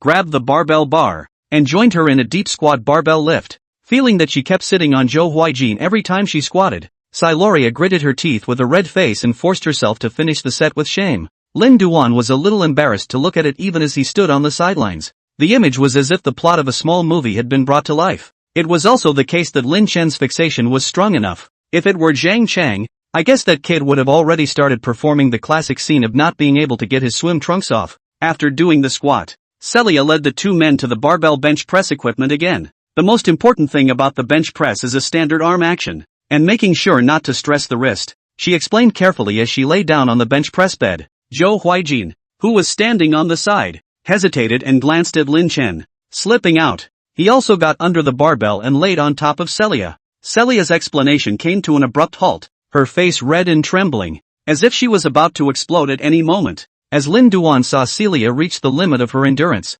the other guests around him were casting strange gazes, and a few security-looking people were approaching this way. He was afraid that something would happen, and hurriedly yanked up Zhou Huijin. Alright buddy, almost got it. Zhou Huijin squeezed his eyebrows and said, what are you doing? I'm protecting someone else. Why are you pulling me? Just saying. Celia stood up from the recumbent bed with red eyes and came in front of the two men to give Zhou Huijin a vicious glare and said, Mr. Zhou, it's better to cancel our personal trainer contract. The gym will arrange a new personal trainer for you. Also, Mr. Lin, thank you for helping me out. This is my business card. If you need a private tutor, you can contact me and I'll give you a discount. After saying that, he handed his business card to Lin Chen. Celia turned and fled as if to leave. The two men left behind looked at each other in all directions. Zhou Huijin's face twitched. No buddy, how come I've become a pervert and you've become a flower protector? Our plan is not like this. Lin Chen was speechless. You damn well waited for me to go up and harass her before you went to post up to protect her. I haven't even harassed her yet, and you're sticking up. Can she not think you're a pervert? You're a big head being dominated by a small head, aren't you? Zhou Huijin, Blanche. You said so earlier. With the loss of Celia, the two were left to wander around the gym on their own, which was a lot less fun. After casually practicing for another half hour, just as the two of them were planning to leave, a familiar figure suddenly came into view. Eye-catching long blonde hair, deep turquoise blue eyes, dangduang body. The foreign beauty who appeared in the gym turned out to be Adele, a French teacher at Jinchang University. Adele, at this point, was wearing a workout outfit that was just as bold as Celia's, with very little fabric. The degree of body firmness she displayed was no less than that of Celia, who was a professional female personal trainer. Lin Duan looked at Zhou Huijin, whose eyes were glazed over, and asked, the big ocean horse works out here too? Zhou Huijin licked his lips. I don't know. I also saw her here for the first time. Cut the crap and hurry over to strike up a conversation. Saying that, the two immediately came to Adele's side and greeted her together. Hello teacher. Adele froze slightly and looked at the two men, quickly locking her gaze on Lin Chen. You're Lin Chen, the student in my business French class? Lin dust hemmed and hawed and giggled, pretending to be an honest man. Zhou Huijin also took the opportunity to interject. I'm also a student in your business French class. You work out here too? Adele smiled and nodded. I never had time to come in before I got my card, so I just didn't have class today, so I came in to work out. Zhou Huijin hurriedly answered. That's really a coincidence. As it happens, I'm familiar with this place. Why don't I take you for a practice? Adele sniffed a little hesitantly. She was just about to speak. Not far away, three tall and strong foreign men walked over head-on, gabbing a foreign language and interrupting the conversation between Adele and Zhou Huijin. Adele responded to the trio with a few words before smiling and looking at Zhou Huijin and Lin Chen and explaining, they are also foreign teachers from our school. I made an appointment with them before I came here, so it's better to practice with them this time. And if there's a chance, we'll practice together again in the future. So thank you for your kind words. Lin Chen and Zhou Huijin sighed in disappointment when they heard this. Just as the two were about to turn around and leave, one of the blonde expatriate teachers suddenly pinched Zhou Huijin's arm and grinned in somewhat broken Chinese. Students, why don't you do push-ups in your dormitory? It's such a waste to come here. The other two also pointed at Lin Chen and Zhou Huijin, laughing and conversing in a foreign language that looked like they were making fun of their size. Indeed, compared to the exaggerated muscles of these foreign teachers, the figures of Lin Chen and Zhou Huijin did seem a bit thin. However, how could Duke Zhou take this kind of anger? Seeing himself and his brother ridiculed, he immediately stepped forward and asked with a smile, "You guys think you're strong? Then how about we have a match?" As soon as Lin Duan heard that Zhou Huijin wanted the small head to dominate the big head again, he hurriedly pulled his clothes from behind. Zhou Huijin, however, turned around and gave Lin Chen a reassuring look as he continued, "How about we have a weightlifting contest? And if we win, how about we take Adele here to work out?" The blonde expatriate teacher grunted disdainfully and was about to agree instantly. But another brown-haired foreign teacher stepped forward, took him by the arm, and said something in a foreign language with a smile. The blonde foreign teacher also grinned at his words and turned his head to look at Zhou Huijin. "You can race, but if you lose, how about you frog hop your way around the gym?" After all, they were teachers and students of a school,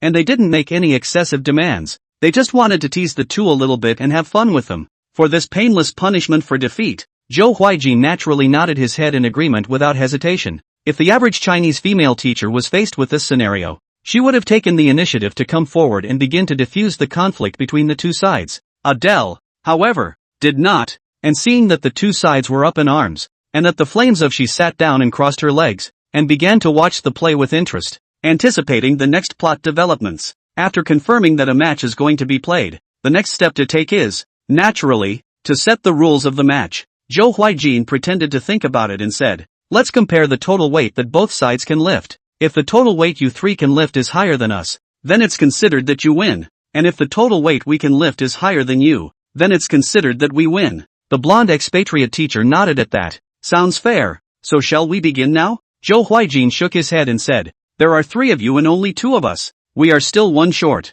Wait for me to call 1 to go." Saying that, Zhou Huijin turned his head in the direction of the gym's front desk. Seeing this, Lin Duan hurriedly followed up and said, "How can we win? Those 3 foreigners look like they have been practicing a lot. We definitely can't beat them. Unless you find a weightlifting champion who can make up for the gap between us and the other side, you definitely won't be able to win." Zhou Huijin turned around and gave Lin Chen a surprised look. "How did you know about my plan?" "Ha?" Lin Duan was dumbfounded. Coming to the counter, Zhou Huijin called out to a front desk beauty and said directly, "Help me find Zhao Zhong.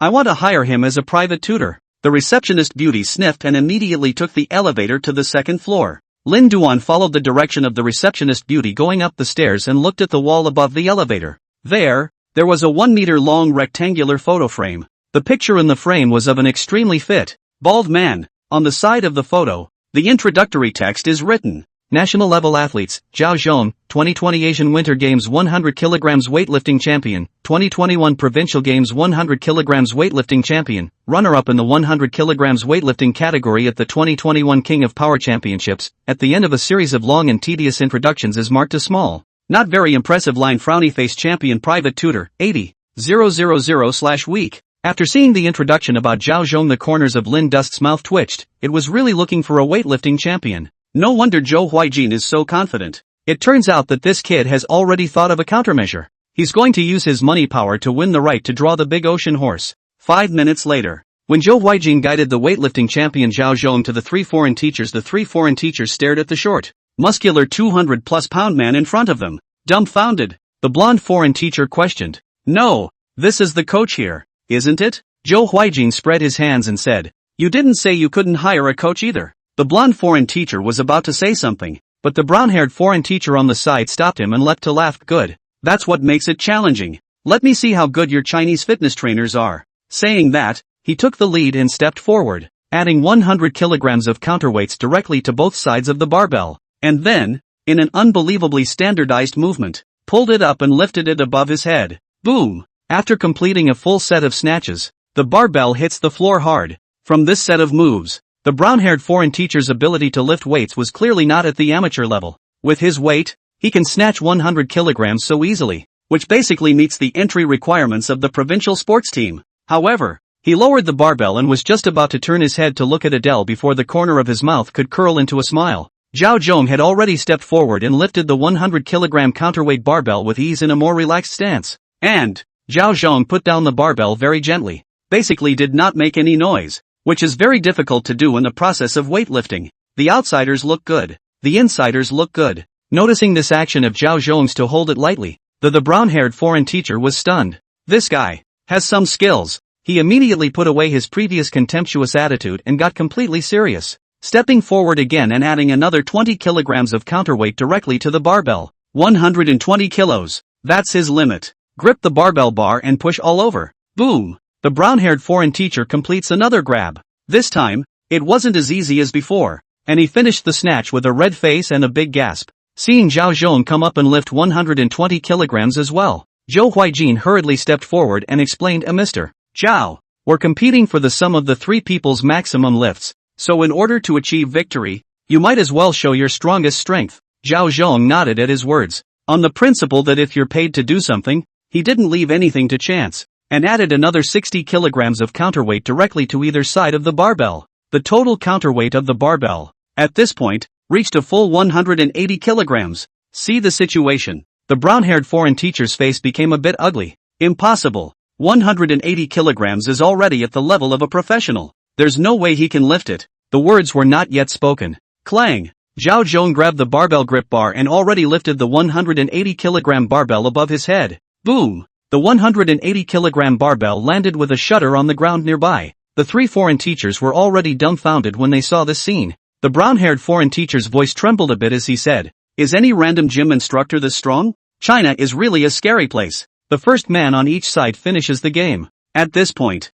Zhou Huijin's side is already 60 kilograms ahead. Next, it was the second person's turn on the foreign teacher's side. The blonde teacher stepped forward and struggled to lift the 90-kilogram barbell. At the amateur level, at his weight class, lifting 90 kilograms is pretty good. It's Zhou Huijin's turn. Lin Chen pinched his shoulder and gave him a boost. The last one opposite doesn't seem to have much strength. He should only be able to lift 60 or 70 kilograms. We now have a 60-kilogram advantage. You only need to lift more than 50 kilograms, and we will basically be able to secure a win. Isn't this a breeze? Zhou Huijin gave an okay gesture and stepped forward to unload the barbell load, adjusting the weight to 55 kilograms. Subsequently, drop your hands and sink your chi into the dantian. Drink! Zhou Huijin bellowed, and suddenly launched himself into the air. The next instant, ouch crikey, cramp, cramp, Chao Wyatt King drops the barbell, falls to the ground aside, and begins to roll. Lin Duan, you're so damn good at picking key moments to drop the chain. The blonde expatriate teacher's eyes lit up at the sight and she smiled as she stepped forward. He didn't even complete the basic weightlifting movements, so he can only be counted as 0 kilograms. Well, it's time for our last man. Having said that, the last foreign teacher came on and lifted 70 kilograms. On the foreign teacher's side, the weightlifting scores were 120 kilograms, 90 kilograms, and 70 kilograms, totaling 280 kilograms. On Zhou Huijin's side, the weightlifting score is currently 180 kilograms and 0 kilograms, for a total of 180 kilograms. Linden had to lift at least 100 kilograms to achieve victory. A limping Zhou Huijin walked over to Lin Chen and patted his shoulder, revealing an expression of expectation. Brother, I'll leave it to you. Lin Duan, where the hell are you going to lift 20 kilograms? Granted, Lindsay had practiced weightlifting, but even at his peak, he could lift about 65 kilograms at best. 100 kilograms? No way in hell. Defeat is assured. Just as he let out a long sigh, he was planning to just admit defeat. The cell phone suddenly vibrated. Lin Dust picked up his cell phone and looked at it. This week's Mutant app software available for experience is HEAP. Application function, to assist users in refining their bodies and practicing martial arts. The new mutation app arrived? When Lin Chen saw this, his eyes lit up. Close the window. He looked to the desktop of his cell phone. The fitness software HEAP, originally a simple icon of the letter H, has changed into a small black man who is meditating. Tap on the app. The familiar and slightly off-putting title phrase appears. Self-green gives me freedom. Entering the software. The interface looks largely the same as before. Fianli, the optional workout sessions change. Wing Chun Basic Course for Beginners, Course Fei Yen Light Skills, Advanced Course, 13 Fists of the Shaking Dragon, Advanced Course, Zhou Ying Jing. A variety of martial arts that originally only appeared in martial arts novels and movies have taken over the place of previous fat loss and muscle building courses. Only, these courses are basically gray. When you click on it,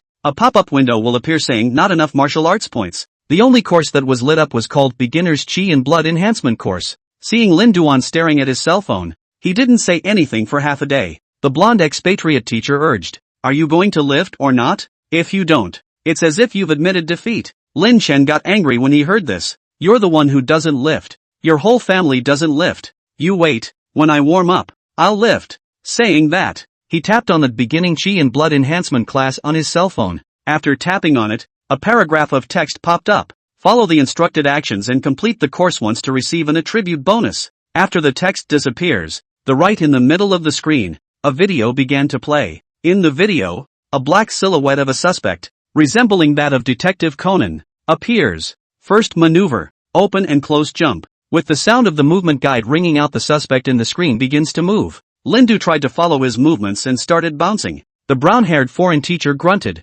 "Layman, you're only going to run out of stamina early if you do cardio like that." As if he hadn't heard anything, Lin Duan continued to follow the suspect's movements in the cell phone screen. Second movement, flat squat. The third move, imitating an ape dance. Fourth maneuver, pelvic floor muscle contraction. Training is over. Take a break. After 6 moves in a row, close to 10 minutes passed as well. These weird and wacky moves, will they work? Lin Chen gasped, and was somewhat questioning the efficacy of this mutant fitness software heap when the window suddenly popped up above his cell phone screen. Congratulations on completing the beginner's blood enhancement lesson and receiving a reward of +2 blood. Additional bonus for completing the course for the first time, +10 Chi and blood. Current blood value, 23, average for adult men is 10. The window pops up at the same time. Lin Chen only felt a sudden surge of heat into his body. This flow of heat ran from the top of the head to the soles of the feet and finally converged on the heart. Wherever the heat flowed through, there was a rush of heat. For a few moments,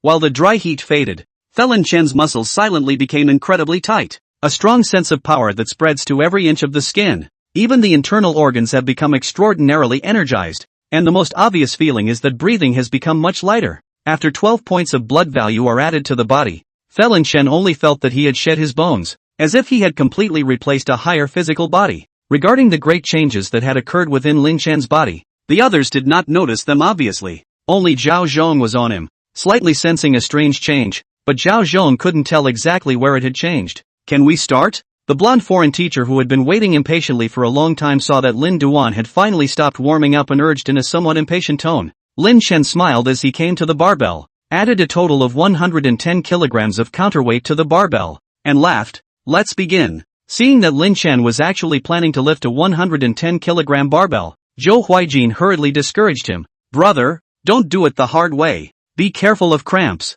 Lin Chen gave Zhou Huijin a crooked look. "You think they're all like you?" While saying that, he reached forward as he tried to grab the barbell's grip. Since his head was tilted in Zhou Huijin's direction, he didn't notice that Zhao Zhong was holding the ends of the barbell at that moment, trying to secure the barbell's counterweight with clamps. Over here, Zhao Zhong finished fixing the counterweights and hadn't had time to let go. On the other side, Lin Chen had already grabbed the grip of the barbell and lifted it up with one hand. Weightlifters are basically shorter because the shorter they are, the smaller their arms are and the easier it is for them to perform the lifting movements. Also, the sport of weightlifting inherently inhibits height growth. Although Zhao Zhong was very strong, he was only a little over 6 meters tall. At that moment, the barbell was lifted, and Zhao Zhong, who was grasping the ends of the barbell, was also lifted along with it. His feet left the ground and his entire body hung directly from the barbell. Lin Chen was equivalent to lifting a 110 kilogram barbell and Zhao Zhong, who was close to 100 kilograms, at the same time.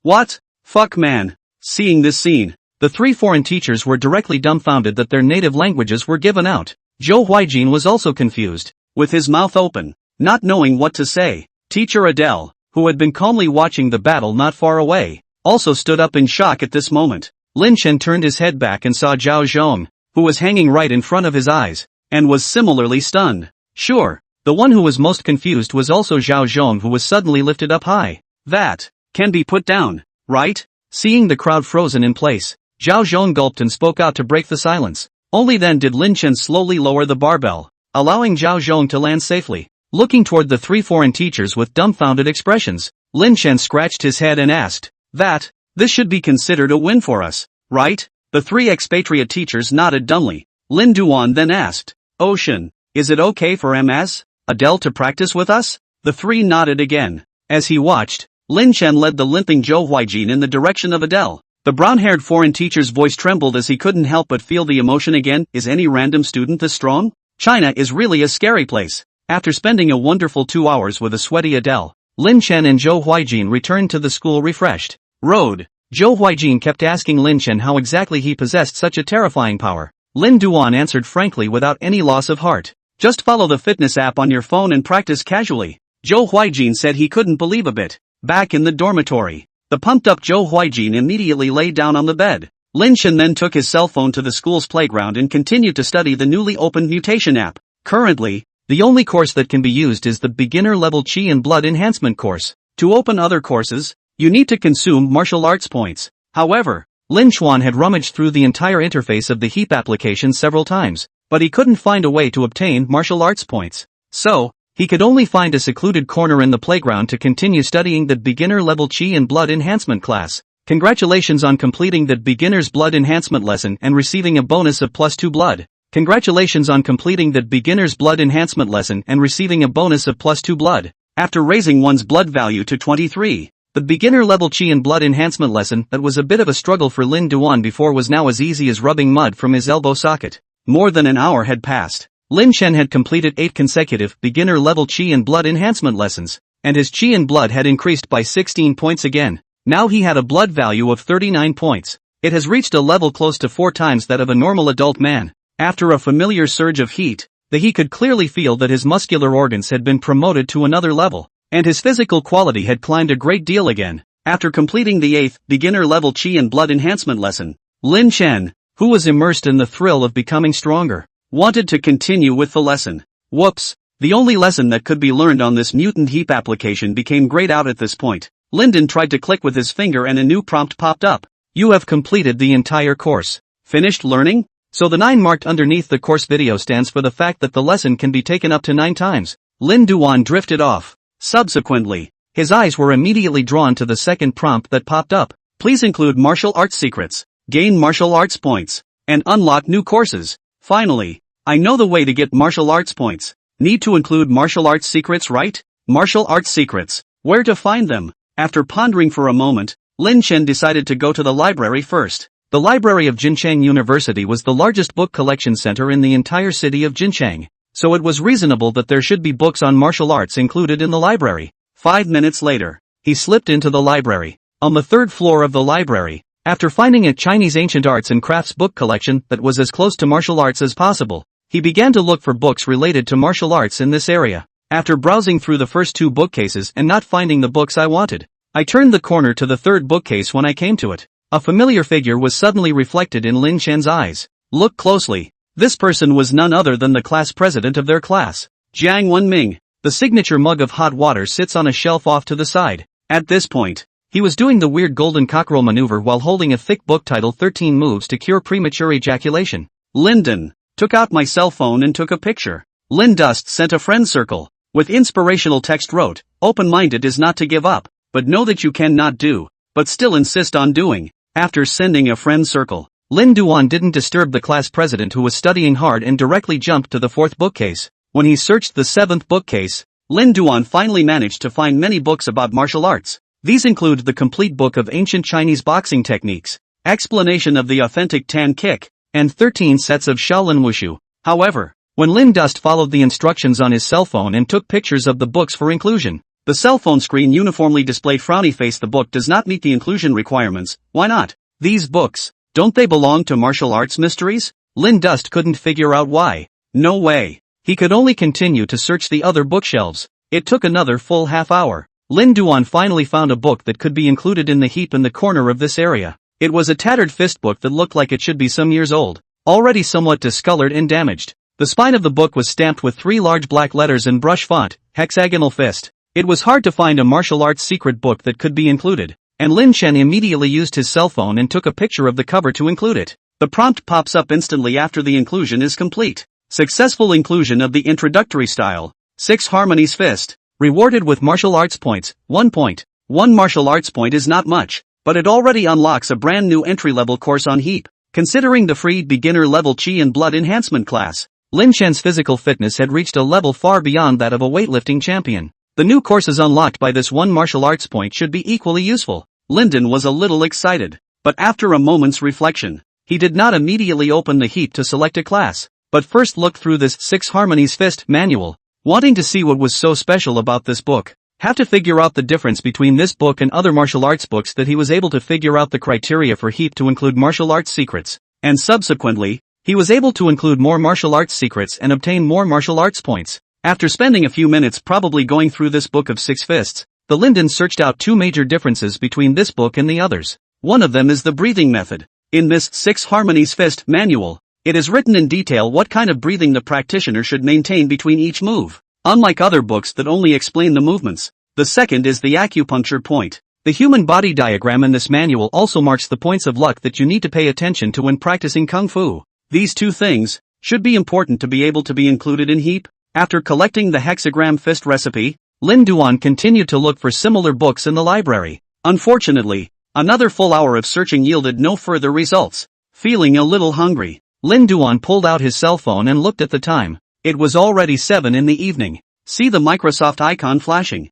He tapped on Twitter again to read the message. Half a pot of cold wine and half a pot of sadness. Are you shelving libraries too? The one who sent the message was Li Yiren. He should have read the friend circle that Lin Duan posted. Lin Duan immediately replied. This user has been logged off. Square root, this user has been logged off. Eat without it? Did you eat? Half a pot of cold wine and half a pot of sadness, okay? I'm in the study room on the 2nd floor. I'll be done soon. This user has been logged off, okay? I'll go find you first. Lin Chen went downstairs to the study room on the 2nd floor. The study rooms were filled with students who were studying hard and preparing for their exams. In a few moments, Lin Duan then spotted Li Yiren in the last row, who was tapping on the keyboard. Seeing Li Yiren's expression of concentration, his fingers moved quickly. Lin Duan was afraid of affecting his writing thoughts, so he didn't greet him in the first place, but quietly came behind him, wanting to take a look at what he had written. Just see. The gray LOL interface showed the resurrection countdown, and Li Yiren was in the chat box,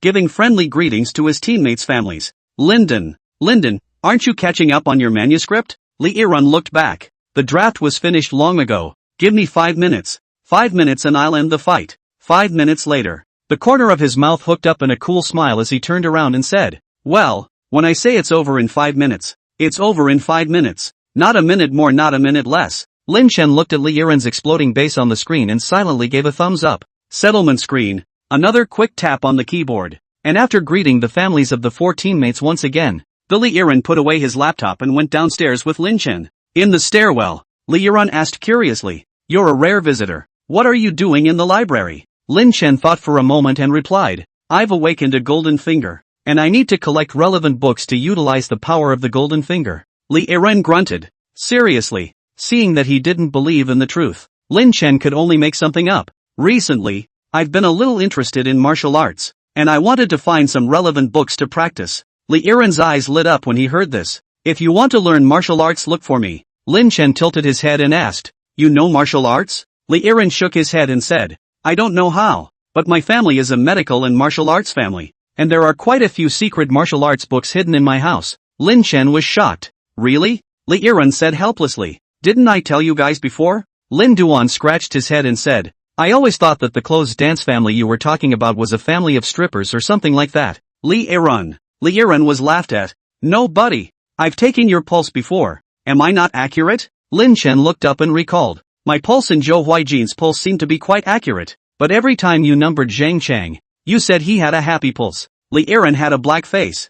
I'm not fucking kidding. Seeing Li Yiren's serious expression, it was only then that Lin Chen realized that a good helper who could provide him with martial arts secrets might exist right beside him. He hurriedly took out the 6 Harmonies fist from his own backpack and handed it to Li Yiren. See if you have this kind of book at home? Li Yiren took over the reading while saying, the martial arts books in such libraries are usually castrated versions without the mnemonics, breathing methods and acupuncture point ideograms, making it difficult to cultivate real kung fu. Ha! Saying that, he said with a beat of his words, a little surprised. This boxing manual seems to be the real thing. How did you find it? Seeing that the other party didn't believe it even if he told the truth, Lin Duan could only answer casually. I see that this fist book is a little old, a little bit like those secret books in martial arts novels. so I took it out by hand. Do you have such secret books at home? Li'irun nodded and said, there is. Traditional martial arts teaching books are actually like this. It's just that due to the high difficulty of learning, without a teacher to point out the breathing and acupoints,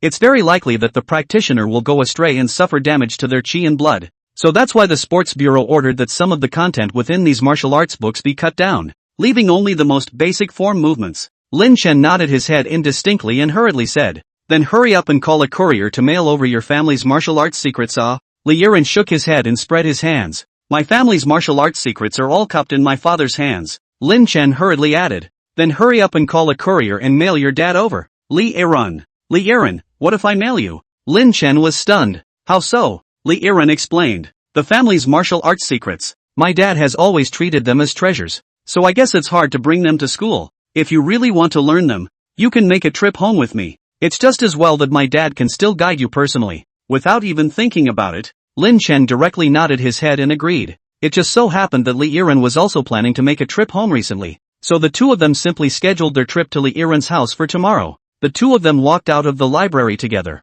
and until they arrived at the school cafeteria on the way, Lin Duan didn't say anything. Seeing this, Li'irun asked suspiciously, what's wrong? Why is it suddenly so quiet? Lin Duan looked up at him, nervous, kind of like getting ready to go see your old man. Li'irun, don't you fucking disgust me. The two of them were together on the second floor of the cafeteria by the toilets. After eating 2 bowls of spuds with added odor, the time had come to 8 o'clock in the evening, and it was all dark. Li'irun took the lead and went back to the dormitory to rest. For his part, Lin Duan came to the playground alone, found a corner where no one was, and opened the Heap app once again. While there's still time tonight, he planned to use up the one martial arts point he had on hand before taking a full introductory level course. There aren't really many courses that can be unlocked with one martial arts point, just 5 in total. Basic Kung Fu for Beginners, Introduction to Basic Weapons, Introduction to Basic Concealed Weapons, Beginner's Lightness Training Course, Beginner's Concentration Cultivation Class. Lin Chen hesitated for a long time and finally chose the Beginner's Concentration Cultivation Class.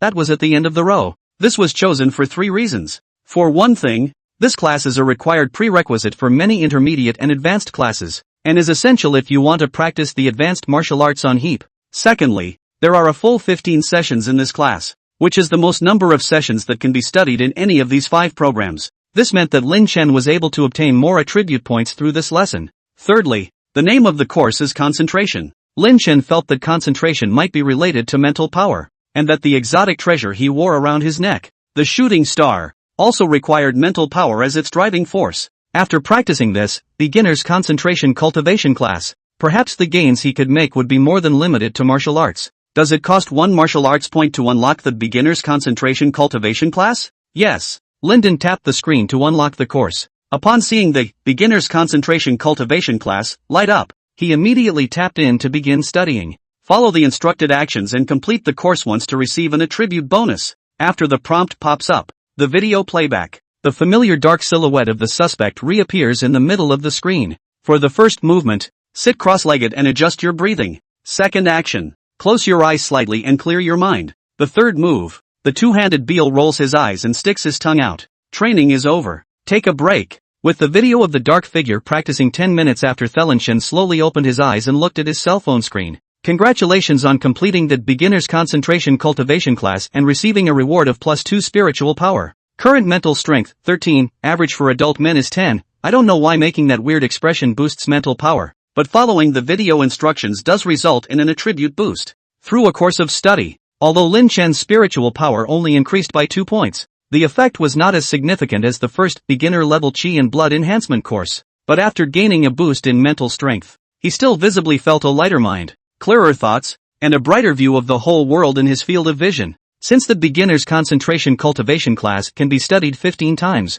Lin Chen didn't stop either, immediately grasping the time for a second study session. Congratulations on completing the Beginner's Concentration Cultivation class and receiving a reward of +2 spiritual power. Current mental strength, 41, average for adult men is 10. More than 2 hours passed. Lin Chen had finally completed all 15 lessons of the Beginner's Concentration Cultivation class. At this point, his mental power attribute also skyrocketed from an initial value of 11 points to 41 points, again reaching a level 4 times that of an ordinary adult. Upon completion of the 15 sessions, the world in his eyes had become completely different from before. As far as the eye can see, All visual information is received by the brain in a clear and organized manner. Even though it was already 10 o'clock late at night and the sky was all dark, he could still make out an ant that was crawling slowly on the surface 10 meters away, and could even predict the ant's next move. The feeling is like a computer replacing a CPU that is several notches higher. Even if you don't open your eyes, even with his eyes closed, Lin Chen was able to feel his surroundings,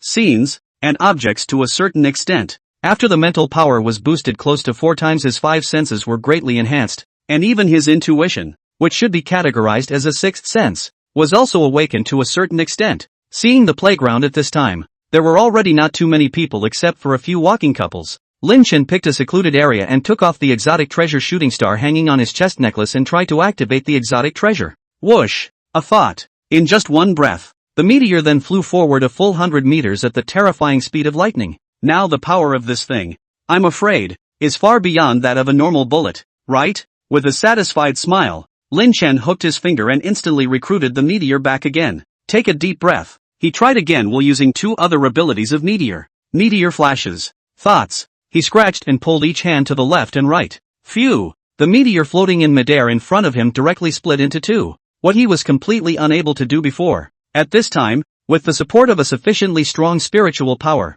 he could already easily accomplish it. With a thought, the hands split again. Shoo shoo! 2 meteors split directly into 4. Linden tries to subdivide again. This time, it was a bit of a struggle. However, the 4 meteors still split smoothly into 8. Trying to maneuver 8 meteors to fly at the same time, Lin Duan felt slightly heavy, and his speed dropped a lot more than when he was controlling a single one. So far, it seems smoother to maneuver all 4 at the same time. Manipulating 4 feels essentially the same as manipulating 1, and the single power doesn't suffer as the number gets larger. After combining the 8 meteors into 1, Lin Chen tried to use the meteor transformation to make the meteor larger. Previously, the meteor that could at most only be enlarged to the size of an apple could be enlarged to the size of a refrigerator. This ability should also come in handy in certain special situations. Lin Chen tried it out, and he was even able to sit on it, controlling the meteor that had grown in size to carry him in flight. This could be considered to fulfill a wave of Lin Dust's childhood dreams. As a child,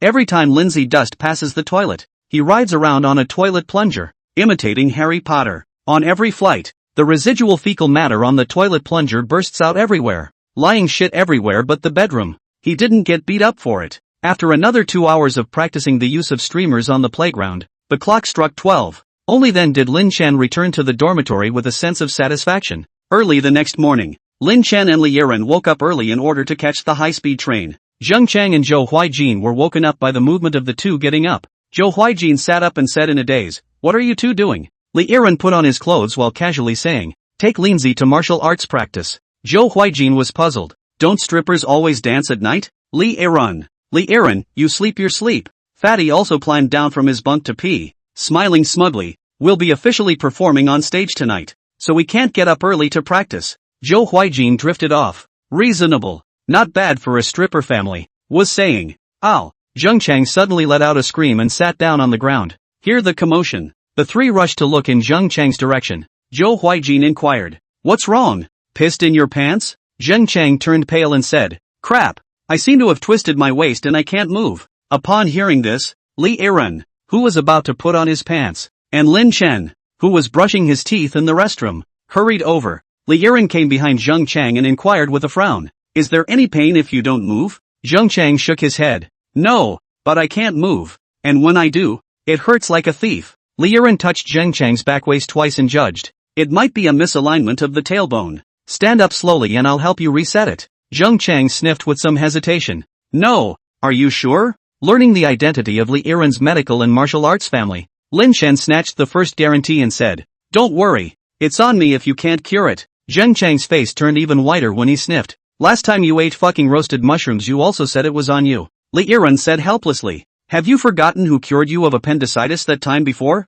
Zheng Chang thought for a moment and replied, "Master Zhao, who sells roasted sweet potatoes in front of the school, said that eating roasted sweet potatoes can cure appendicitis, and I ate 4 in one sitting." The corner of Li Yiren's mouth twitched. "I fucking massaged your acupoints for a week, and you're damn well giving credit to Master Zhao, aren't you?" Zheng Chang hesitated for a long time again, but finally, he decided to trust Li Yiren and followed his instructions to stand up slowly. However, because he could not move his back, He could not straighten up and had to bow and stand in the center of the dormitory. What next? Jung Chang's forehead was sweating as he anxiously inquired. Lee Irun commanded. Lindsay, you grab his head in the front, I'll hold his waist in the back, and in a moment you'll twist hard on my command. Lin Dust nodded and immediately took his place. Lee Irun also came behind Fatty and adjusted his position, just about to give orders. Bang! The door suddenly opened. A heroic, high ponytailed girl dressed in black appeared outside the door, and the visitor was none other than Su Hongyao.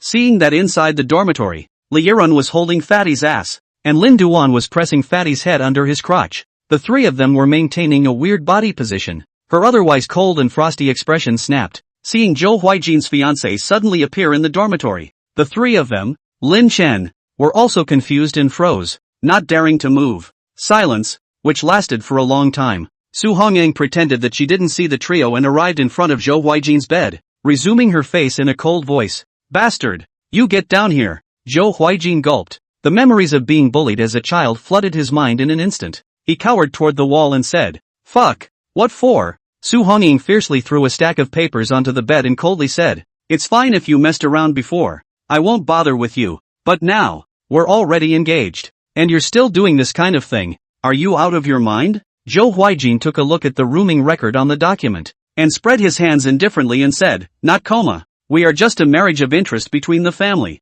Is there a need to be so serious? Isn't it good for you to play with yourself and me to play with myself? There should be quite a few handsome men in the military department, right?" Su Hongyang froze when she heard this, and then, her eyes reddened a bit as she gritted her teeth. "You asshole. How dare you insult me like that? Believe it or not, I'll chop you up." Seeing that Su Hongying was really anxious and was about to climb down the ladder to her bed, Zhou Huijin hurriedly conceded. Wrong. I'm wrong. I won't mess around in the future. Okay." Hearing this, Su Hongyang only slightly dampened her anger and coldly climbed down from the ladder. Walking to the door of the dormitory, she stared expressionlessly at Zhou Huijin and said in an indifferent tone, "Remember what you said yourself." And, saying that, she then looked at the three Lin Duan who were still maintaining their strange postures. "In the future, have less contact with these immodest people, especially that fatty." Bang! Having said that, she slammed the door and left. Zheng Chang was in tears. "What the hell did I do wrong?" The words were not yet spoken. Li Iren shouted,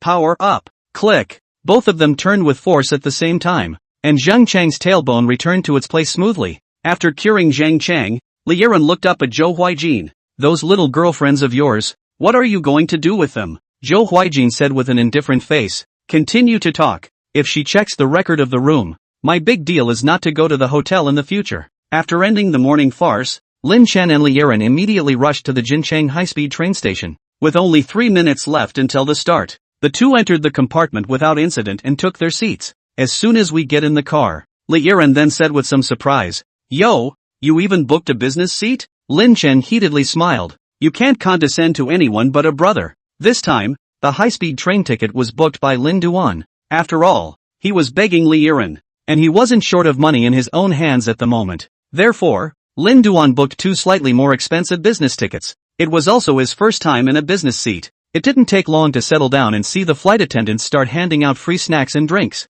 Lin Dus took it as a buffet that came with the purchase of a business ticket and fucked it for a while, until the stewardess told him, with a bitter smile on her face, that if he ate any more, the passengers getting on the bus behind him wouldn't have anything to eat. Only then did Lin Duan stop. Li Iren gave him a sideways glance and said, "How did you suddenly become so edible?" Lin Chen shook his head to indicate that he didn't know, thinking that it should have something to do with the increase in his blood value. After more than 4 hours of driving, the two arrived in the northern river province, Dichang City. After another half-hour of taxiing down the highway, the two came to a small town nestled in the mountains. Li Iren pointed in the direction of the west side of the town and laughed. "No, this is my home." Following the direction of his finger, surrounded by emerald green mountains lies a spacious, quaint Chinese manor, green bricks and gray tiles, flying eaves and horns, showing the classical beauty. Around the manor, bamboo forests sway and streams gurgle, a tranquil and peaceful scene. Push open the door. Inside the courtyard, the winding paths are secluded, the rockery is flowing, and the pavilions are strewn with pavilions, each of which reveals the owner's taste and elegance. In the garden, exotic flowers and grasses compete for color, ancient trees, birds and flowers, so that people seem to be in a flowing landscape painting. As Lin Chen looked at the scene in front of him, he couldn't help but be stunned. Crap, I thought just Zhou Huijin was a rich second generation. I didn't realize that your family was also so wide. Li Yiren smiled and explained. It's all some ancestral property. My grandfather's generation saved up some money because of treating the sick and saving people. It's definitely not comparable to Zhou Huijin's family. Just saying. In the room within the courtyard, a tall, naive and strong man close to 2 meters stepped out and waved to the two of them with a smile. Ren is back. Seeing the burly man, Li Yiren also smiled and waved his hand in response. Brother Changqian. The parties approached. Li Yiren smiled and introduced Lin Chen. This is Li Changqian, my father's personal disciple. He grew up with me since he was little, just like my own brother. Lin Duan reached out to greet him. Hello, kissing brother. Li Changqian shook hands with Lin Chen and smiled. Hello, you're Ren's roommate. Lin Chen. I've often heard Ren mention you before. After saying hello, while leading the two deeper into the courtyard, Li Changqian asked, Master is practicing boxing in the back of the mountain. Should we go see him now? Li Yiren glanced at Lin Chen and nodded. Now go. It's just the right time to bring him to see our Li family fist. Saying that, the three of them traveled directly towards the back of the mountain, through a two-entry courtyard. It was only then that the three of them passed through the small bridge at the back of the manor and arrived in the middle of a high mountain. After a few more minutes of climbing up the steps, a figure dressed in white finally appeared above a mountain platform. The man in white was naturally Li Yiren's dad. He looked to be around 40 or 50 years old, with a beard, and his appearance was 7 times similar to that of Li Yiren, and he was very handsome even in his old age. Only, compared to Li Yiren, his dad, on the other hand, had a much bigger physique. At this point, he was traveling through the clouds playing a set of strong and swift punches. Wherever the shadow of the fist went, the wind of the fist whistled continuously, with excellent speed and power. The average person can't basically see his movements. However, Lin Chen had conducted the primordial concentration cultivation class last night, and his 5 senses had been drastically enhanced. He was able to clearly see the moves of Li Yiren's dad, and with a little bit of mindfulness, he even quickly memorized this one move. About 3 minutes passed. Li Yiren's dad closed his stance and adjusted his breathing. Only then did Li Yiren walk up with Lin Duan and introduced himself. Dad, this is my classmate Lin Duan, and this is my dad, Li Navy. Lin Chen bowed slightly in a regular manner and said, Good day, uncle. Li Navy pulled out a towel and wiped his sweat, smiling bashfully. Hello Shaolin. This is the first time Yiren has brought a friend home. How rare. The words were not yet spoken. Brother. Behind him, there was a sudden, brittle cry. Accompanying this cry, a clatter of footsteps appeared. Turn your head and look, only to see a slender young girl wearing a hanbok, with short hair, looking only 17 or 18 years old, with a delicate and moving appearance, running towards this side, perhaps running too fast. The young girl's feet suddenly slipped, and her figure flung itself straight to the ground, eyes on a hard fall on the steps. The young girl, however, was not the least bit flustered, and with one hand propped up on the steps, she very lightly turned a heel and landed directly in front of the crowd. This sensitive stance made Lin Duan look a little dazed. A doting smile appeared on Li Yiren's face as he looked at the young girl and introduced. This is my cousin, Li Mayun, who has been living in my house since her parents went abroad for development. She's a senior this year. I inherited my family's medical skills. She inherited her family's martial arts. Don't look at her as a girl. If you talk about martial arts attainments alone, she's very powerful. Li Yiren is talking. Li Wuyun had already jumped headfirst into his arms, smiling cheekily. Brother, you've come back to see me again? What for? You're all sweaty. Don't rub yourself on me. Li Yiren disgustedly pushed Li Wuyun away, then asked, Are you sick yet? Li Wuyun obediently nodded. After taking the medicine brother dispensed, I'll be fine soon. The Li Navy on the side couldn't help but wonder. Your brother and I dispensed exactly the same medicine. How come the one I dispensed doesn't work? Li Wuyun spat out her pink tongue at her dad. My brother's medical skills are better than yours, Chant. As Lin Chen listened to the conversation between the two, he looked at Li Yiren and said indistinctly, So you went home last week to cure your sister? Li Yiren nodded his head and laughed. This girl has a special physique and has loved to get some strange and weird diseases since she was a child. Speaking, Li Yiren grabbed Li Wuyun's wrist and wanted to take her pulse. Li Mayun suddenly had her brother grab her hand and lowered her head with a slight blush. A few moments later, Li Yiren said reassuringly, The pulse has stabilized. It should be fine. Li Wuyun raised her eyes at Li Yiren and said tentatively, Should I listen to my chest with the stethoscope again? Li Yiren nodded his head and said while giving Lin Duan a wink, Don't you have something you want to ask my father? You two talk. I'll go check Mayun's health first. Saying that, he pulled on Li Maoyun and left. Although Li Changqian looked naive, he was also a person with a delicate mind, and after hearing Li Yiren's words, he also followed and left immediately. On top of the platform, The two of them, Lin Chen and Li Navy, were left. Li Navy surveyed Lin Duan, laughed, and took the lead. The fact that Aaron can bring you to the house means that he doesn't treat you as an outsider. If there's anything you need, you can just say it, and I'll provide you with as much help as I can. Lin Dust was still a little embarrassed at his words and said with a red face, then I thank you first. That is, those ancient books of yours that you can't take outwardly, can you lend me to read them? I'll just use them for one night. I'll just read them secretly in the manor. I'll never take them outwardly, and I'll return them to you in the morning. After all, we're all men. We've been that way since we were kids, and I had to beg to you because of a sudden need. I hope you can help me. Li Navy's face became a bit strange when he heard this, but after hesitating for a long time, he nodded, okay, you can read it if you want to. In a while you'll go with me to fetch it. By the way, was it Aaron who told you about me having these books? Lyndon nodded his head. Li Navy muttered to himself with a displeased face. This brat, he's really getting more and more out of line, saying everything out loud. Half an hour later, holding a heavy suitcase, Lin Duan ran back to the bedroom that Li Aaron had arranged for him with great gusto. How many martial arts points can be exchanged for this entire box of martial arts secrets? Put the case on the table. Lin Duan opened it with anticipation. Next moment, a pile of ancient books was suddenly displayed in front of him. The love affair in the harem, the prison sisters, the illustrated golden vase, the escape from the green mansion, the harem soul. Looking at this chest full of classical little yellow books, Lin Duan's expression was dumbfounded. Take out your cell phone, point the camera at the illustrated golden lotus and press the include button. The book is not eligible for inclusion. Lin Duan, surely it doesn't work? It seems that the old man really misunderstood me. 10 minutes later, Lin Dust from the bedroom from out, washed the hand, holding the box once again looking up Li Navy. I don't know where Navy Li is. Lin Chen could only look for Li Aaron first, pushing open the door of Li Aaron's bedroom room, only to see a silhouette was lying on the side of the bed, her head stuck in Li Aaron's clothes. Ha ha, he giggling. Lin Duan tried to call out, brother? Li Woyun sniffed and winced, hastily turning her head to explain, I came to see if my brother's clothes are dirty. I'll wash them for him if they are dirty. Lin Chen didn't care and nodded before asking, where's your brother? With her hands behind her back, Li Woyun replied somewhat nervously, he went to the pharmacy to help me grab medicine. The pharmacy is in that attic on the east side. Lin Duan immediately went out upon hearing this and headed to the east side attic. Just 2 steps, he then bumped into Li Aaron who was walking back with the medicine. Li Aaron was the first to ask, how was the conversation with the old man about you wanting to learn martial arts? Lin Duan patted the box in his hands and said helplessly, don't mention it.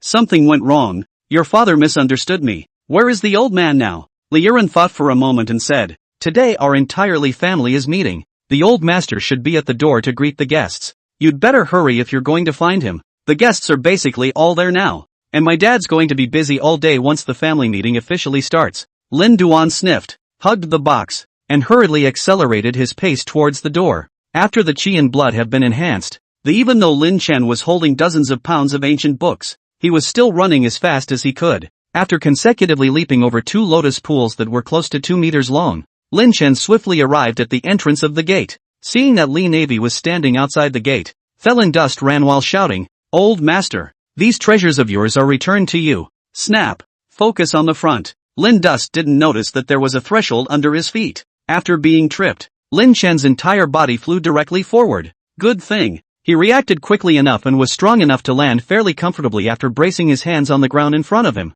But, the case filled with classic little yellow books has, however, gone off the hook. At the same time that Lin Duan landed smoothly, a box of small yellow books also came out of the box, roaming the sky, and in a few moments piled up directly on the path to the door. This instant, Lin Chen's face turned white and his forehead sweated. Li Navy's eyes were wide and his forehead was sweating. Dozens of relatives of the Li family standing at the door looked at the small yellow books all over the floor, their expressions dumbfounded and their foreheads sweating. Silence. It's tonight's Cambridge, and it's this afternoon at 3:30 at the gates of Li House. After close to a minute of silence, Lin Chen didn't move and picked up all the ancient books and continued to walk towards the door, shouting, Elder Zhao, where have you run off to? Half a day. Seeing Lin Duan walk away, a young man standing beside Li Navy before he opened his mouth and snorted, scared me. Master, I thought he was calling for you. Li Navy hurriedly picked up the conversation and explained, he's old Zhao's nephew. Old Zhao is a florist in my yard. This old Zhao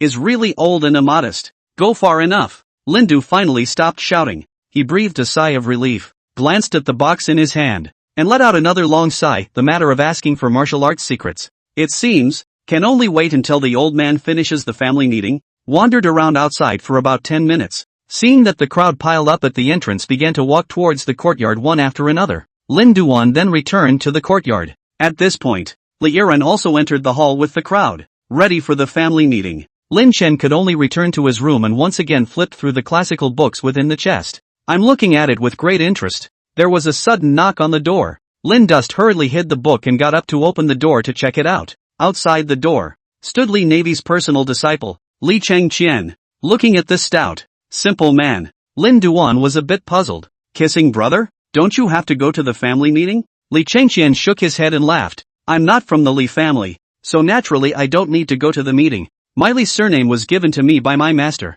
Lin Chen suddenly realized and casually asked, then what was your original surname? Speaking of this topic, Li Chengqian's face smile somewhat unnatural said, as for the original surname, I also don't know. I only know that my real father abandoned me and my mother, causing my mother to fall ill and die. To be honest, I also don't want to know what that man's last name is. Seeing that he accidentally mentioned Li Chengqian as sadness, Lin Chen hurriedly changed the topic and asked, you came to find me too? Li Chengqian sat down at the round table in the room and said, Arang told me that you want to learn martial arts. I've been practicing for more than 20 years now, and I'm somewhat knowledgeable about martial arts, and it just so happens that I have some time at this moment, so I was thinking of it, so I'll see if I can do you any favors, so that you can understand more about some things about martial arts. Anything you want to know, you can just ask me now and I'll answer you as best I can. Thanks for the kind words, dear brother. Lin Chen sniffed and thanked him in a hurry. However, he was nominally here to learn martial arts, but in actuality, he just wanted to steal Master Li's martial arts secrets.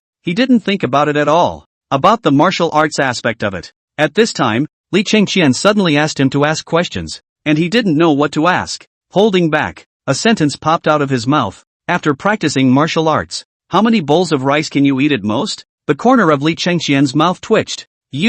Are you learning martial arts just to eat more rice? After thinking about it, Lin Duan added, noise noodles are fine. Li Chengqian. Seeing that Lin Chen couldn't ask any decent questions, Li Chengqian stood up, simply intending to speak with practical results. He hooked his hand toward Lin Duan and said, come, throw a punch at me and I'll show you the wonders of martial arts. Lin Chen sniffed with some hesitation. Is this appropriate? I'm afraid I didn't strike lightly. Li Chengqian laughed and said, if you're worried, try using 7 points of force first. After the chi and blood had been boosted, Lin Chen's strength had reached a level far beyond that of a weightlifting champion, and he didn't dare to hit him at random. But Li Chengqian strongly requested that he could not resist the invitation, and after a moment's hesitation, he still tried to use 7 points of force to punch Li Chengqian in the abdomen. Drops. Lin Chen slowly moved his fist and gently rubbed it against Li Chengqian. Li Chengqian froze. What does this mean? With a serious face, Lin Chen replied, that's 7 points of my strength. Li Chengqian sniffed and looked Lin Chen up and down.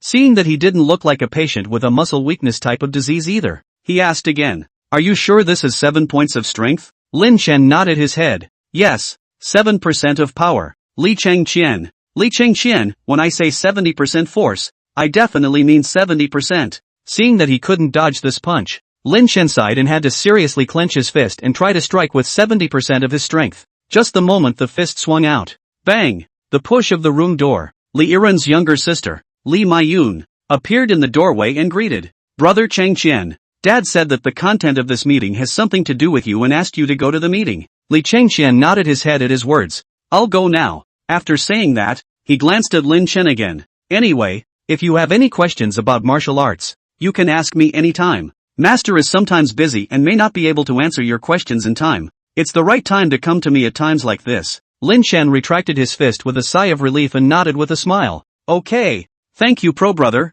For several hours afterward, no one bothered Lin Chen again. Until 7 o'clock in the evening. The Li family meeting is over. It was only then that Li Yiren knocked on the door of Lin Duan's room once again and greeted him. Go, Linzi. Let's eat. Lin Dust rubbed up from the bed and jumped up, followed Li Yiren outside while asking, what are you guys talking about in the meeting? Open for so long? Li Yiren sighed and replied, discussing who should be sent to Tian Hezhuang this year. Lin Chen revealed a puzzled look on his face. Tianhe Village? Li Yiren explained. Tian Hezhuang is the location of the annual gathering of the martial arts world, and the prestigious martial arts families or organizations will send people to Tian Hezhuang to attend the gathering in late October every year. And all parties will also take this opportunity to meet friends with martial arts and hold martial arts competitions to determine the 8 great sects for the year. At the same time, Tianhezuang is currently the largest collection of martial arts secrets in China. According to the order, it's my turn to lead the team to the Tianhezuang rally this year. But don't worry, I've already excused myself.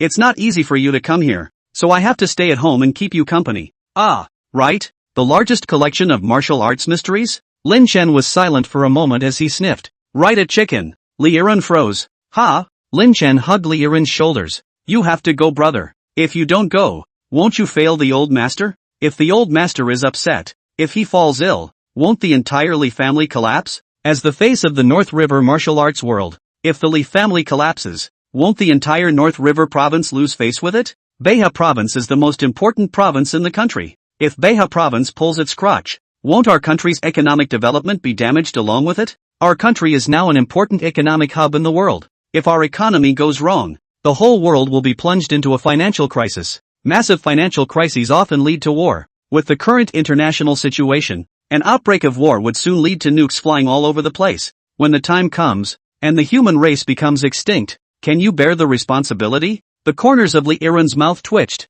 No, how can it be such a great sin if I don't go to Tianhezuang? Lin Chen pinched Li Yiren's shoulder hard and summarized himself. In short, you have to go, and you have to bring me along. Li Yiren wondered, didn't you want to stay here and learn martial arts from my father? Lin Chen retorted, you can learn martial arts anytime, but this annual martial arts event is only available for these few days. It's not too late to come back and learn again. Li Yiren sighed helplessly at his words. Alright, since you want to go, let's sneak around together, and I'll go talk to my dad after dinner. Seeing Li Yiren's promise, Lin Chen was ecstatic in his heart. On this trip, I thought that if I could include the Li family's martial arts secrets, it would be a huge harvest. I didn't expect that I would be able to go to the Heavenly Harmony Villa next and poke at the lair of martial arts secrets, China's largest collection of martial arts secrets. How many martial arts points can this be exchanged for? Was fantasizing that the two of them had already arrived at the restaurant of the Li family manor. At this point, most of the Li family relatives had already taken their seats. Li Yiren followed the rules and sat at the main table,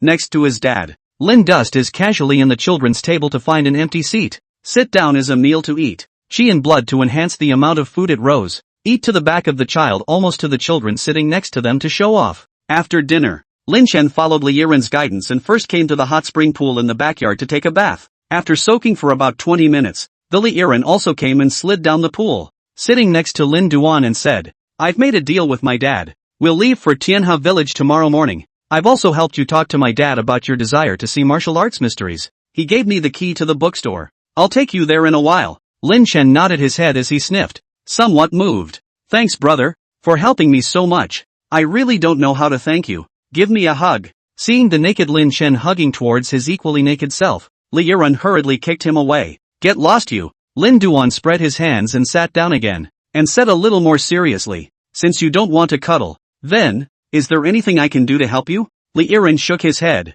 just about to say no, but on second thought he seemed to think of something else and looked at Lin Chen with a meaningful smile. What do you think of my sister? Lin Chen froze. How about what? Li Yiren stroked his chin and said, it's just looks, personality, that kind of thing. Lin Duan scratched his head and said, it's quite good looking and quite lively. Why are you asking? Li Yiren sighed and said, my Yun is good at everything, but she's just too clingy to me and is resistant to males other than her family. I'm afraid that if this goes on, it won't be good for her. So why don't you two try it out together after she goes to college? Lin Chen froze. Let me screw your sister? Li Yiren frowned and waved his hand. Don't say that, hard to hear. I just want the two of you to get close. Perhaps you can guide her, pull her into the right track. In fact, if you two can really be together, it's also quite good. I'm still relatively assured of you. You may seem a bit unreliable and brainwashed on a regular basis, but you're dependable in a pinch and quite responsible. If you can really get my sister, you'll be my brother-in-law,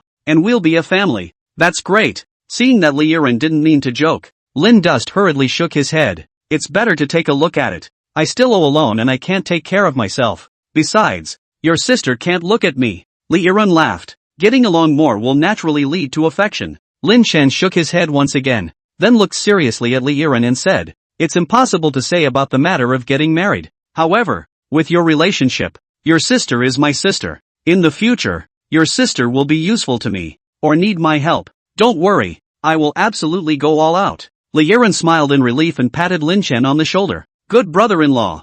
Just saying. Lin Chen's ears twitched, and he suddenly heard a slight ringing outside the screen that covered the hot spring pool. It seemed that someone was sneaking around doing something. He immediately gestured to Li Yiren to silence him. Then, gently stepped out of the hot spring pool and quietly poked his head out of the screen. Only, beyond the screen, a silhouette was pulling a pair of shorts over her head, and a demented laugh escaped her. Seeing that this person's figure was familiar, Lin Chen tentatively shouted, "Dancing Cloud?" Li Wuyun instantly stiffened, hurriedly pulling her shorts off her head and looking to Lin Chen to explain in a panic. "I came to ask you guys if the water temperature is appropriate?" Lin Duan scratched his head in confusion. "Asking about the temperature of the water? Then why did you put my pants over your head?" Li Wuyun instantly blanched at the words and hurriedly threw the shorts in her hand to the side in disgust, dry heaving and fleeing as if she had left. Seeing this, Linda picked up his shorts, vaguely aware of something. After grunting, he returned to the hot tub behind the screen. When Li Yiren saw that Lin Chen had returned, he asked curiously, "What's wrong?" Lin Chen smiled to himself and sighed leisurely. "Your sister, she might really fall in love with me." After the bath, Li Yiren brought Lin Chen to the Li family book pavilion, walked to the innermost part of the cache and push open the secret door. Click! One side of the bookcase turns. Next moment, an entire wall of ancient martial arts books was then exposed to Lin Chen's eyes. The Great Vedic Mortar and Pestle, Huashan Mixed Poem, Nanshan Blade, and Locking Throat Tackle. All the secret martial arts books together amounted to nearly 200 books. Seeing this book of martial arts secrets, Lin Chen's eyes lit up and he immediately went up to flip through it. Li Yiren patted Lin Chen's shoulder and said, "I'm not interested in martial arts. You can watch it here by yourself. Remember to lock the door when you come out." Having said that, Li Yiren then withdrew first. When Lin Chen saw these secret martial arts books, they were all really the same as the previous hexagonal fist, which came with breathing methods and acupuncture point diagrams as well as a mnemonic. He immediately pulled out his cell phone,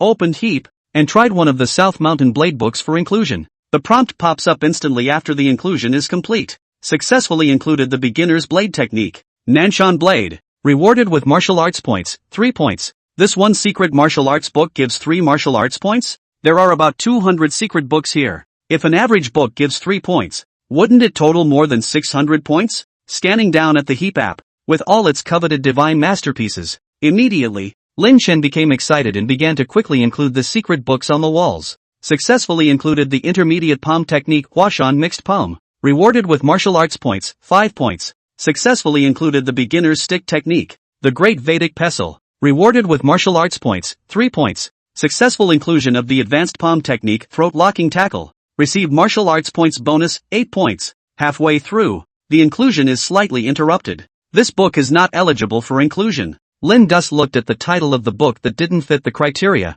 The Erotic History of Capital Prostitutes. Lin Duan, the old master is really busy. You don't forget to study history even when you're practicing martial arts. Tucking this unincludable ancient tome into his belt, the Linden went on to include. A whole hour or so passed. Lin Chen had finally completed the inclusion of all the martial arts mysteries in the book depository. Turned the Heap page. Lin Dus took a look. At this point, his total number of martial arts points had reached 720. Leave the cache and unlock the door. After returning to his room, Lin Chen immediately climbed onto his bed, opened Heap, and began to pick the next course to unlock. The many martial arts programs within the Heap app are divided into 8 levels. From low to high, they are entry level, beginner level, intermediate level, advanced level, top level, mastery level, divine skill level, and ancient divine skill level. Lin Chen's current 720 martial arts points were just enough to unlock a divine skill level course, or 2 Jedi level courses. He could unlock more if he wanted to unlock the top martial arts courses or advanced martial arts courses.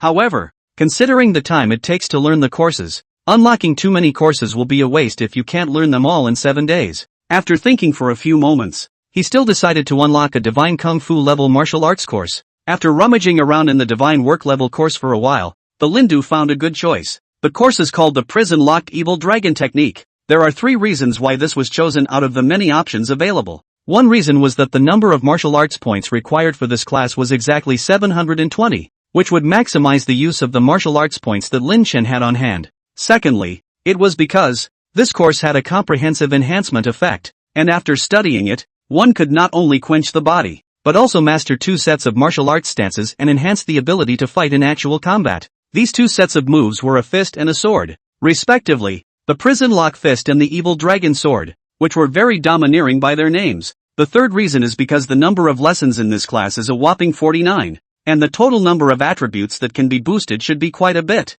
After looking for a few more divine skill level courses to compare horizontally, Lin Chen ended up choosing the prison locked evil dragon technique, which had advantages in all aspects. After unlocking, Lin Duan didn't waste any time, immediately opened the video and started practicing along with the suspect. First move, one-handed push-ups. For the second movement, chest out and head up. Sing the dragon's passage. For the third maneuver, fling your arms around and yell farewell to the cage forever. The fourth move, a crooked smile. Training is over. Take a break. More than 10 minutes passed. After similarly completing a series of puzzling movements, Lin Chen completed his first follow-through of the prison-locked evil dragon technique course. Turning his head, he looked at his cell phone screen. Congratulations on completing the course, The Evil Dragon's Secret. Rewarded, blood plus 10. Spirit plus 5. Prison lock fist proficiency plus 50. Evil dragon sword proficiency plus 50. Current blood value, 49, average for adult men is 10, current mental strength, 46, average for adult men is 10, prison lock fist proficiency, 50, beginner, evil dragon sword proficiency, 50, beginner.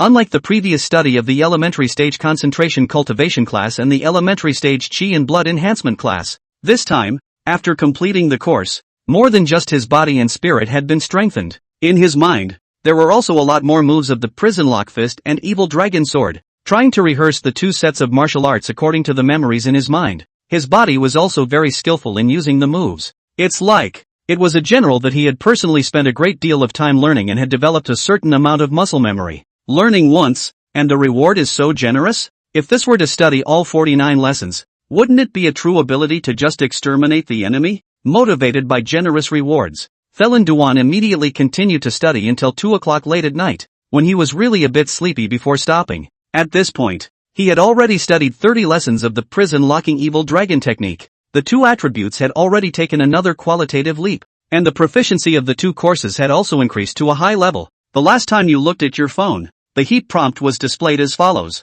Congratulations on completing the course The Evil Dragon. Rewarded, blood plus 10. Spirit plus 5. Prison lock fist proficiency plus 50. Evil dragon sword proficiency plus 50. Current blood value, 339, average for adult men is 10, current mental strength, 186, average for adult men is 10, prison lock fist proficiency, 1500, hearth and flame, evil dragon sword proficiency, 1500, hearth and flame. Upon completion of the 30 lessons, Felin Chen's chi blood had soared from 39 points to 339 points, and his mental strength had risen wildly from 41 points to 186 points. Not only had his chi and blood and spiritual power reached dozens of times that of a normal person, his proficiency in the two martial arts battle techniques had also reached an extremely high level. Can't do it. Can't carry on. Sleep, sleep, sleep. The moves in the course video are simple but inexplicably draining.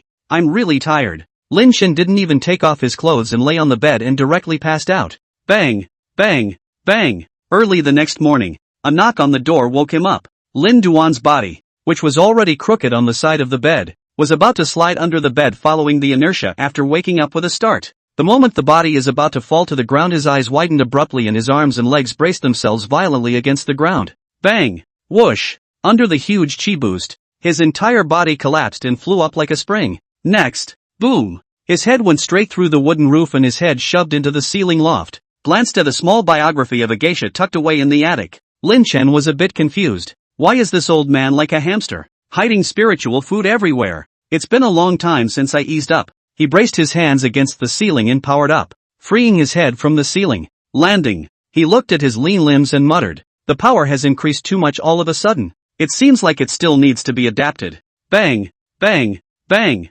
That's when the knock came again. Li Yiren's somewhat urgent voice came out from outside the door. Lindsay? What's the commotion? Are you alright? Lin Duan hurriedly walked over and opened the door. It's fine. Time to go? Li Yiren nodded and went in to take a look. After noticing an extra head-sized opening in the ceiling, he asked in confusion, what's this? Lindsay thought for a moment and replied, well, morning erections. Li Yiren, hurry up and wash your face and brush your teeth. Just waiting for you. Although he didn't believe in Linden's bullshit, given the time constraints, Li Yiren didn't ask too many questions. After greeting Lin Chen, he immediately busied himself with other preparations. 10 minutes later, Lin Chen, Li Yiren, Li Changqian, and one of Li Yiren's cousins, The four of them boarded a commercial automobile and started their journey to Tianhe village. On this trip, Li Yiren was considered to be the representative person of the Li family, and Lin Chen was considered to be accompanying him. His own brother, Li Changqian, and Li Yiren's cousin, Li Tanqi,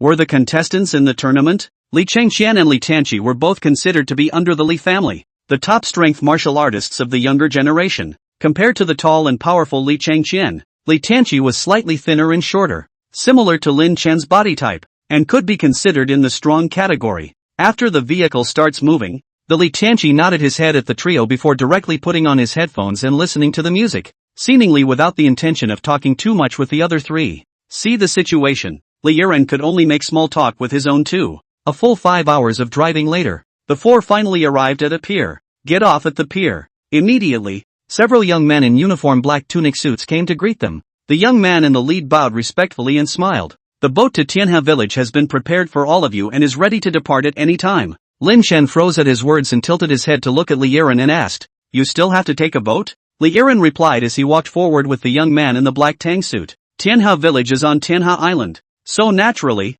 he has to take a boat. A few minutes later, the four of them, Lin Chen, boarded a small cruise ship. Above the cruise ship, in addition to the four men, there sat a well-built young fellow. The guy looked just 27 or 18 years old, with a white face and dyed red hair, looking quite fashionable. On the other hand, he was wearing a classic white shirt, a curry vest, and a camera hanging from his chest, which he was currently eating by throwing jelly beans into his mouth. Seeing several of Lin Duan's people boarding the ship, he took the initiative to get up and put away the sugar beans. His eyes narrowed into slits as he greeted them with a smile. "You all should be the Li clan's high-ranking people. Sit down quickly." Seeing that the other person has taken the initiative to say hello, Li Yiren, as the representative of the Li family on this trip, naturally could not lose his manners and immediately arched his hand and said, "You also sit. Dare I ask if you are?" The red-haired guy narrowed his eyes and smiled. "My name is Qiu Shaoran, a reporter from the Chinese martial arts newspaper. I was invited here this time to record the reality of the gathering at the Heavenly Harmony Villa."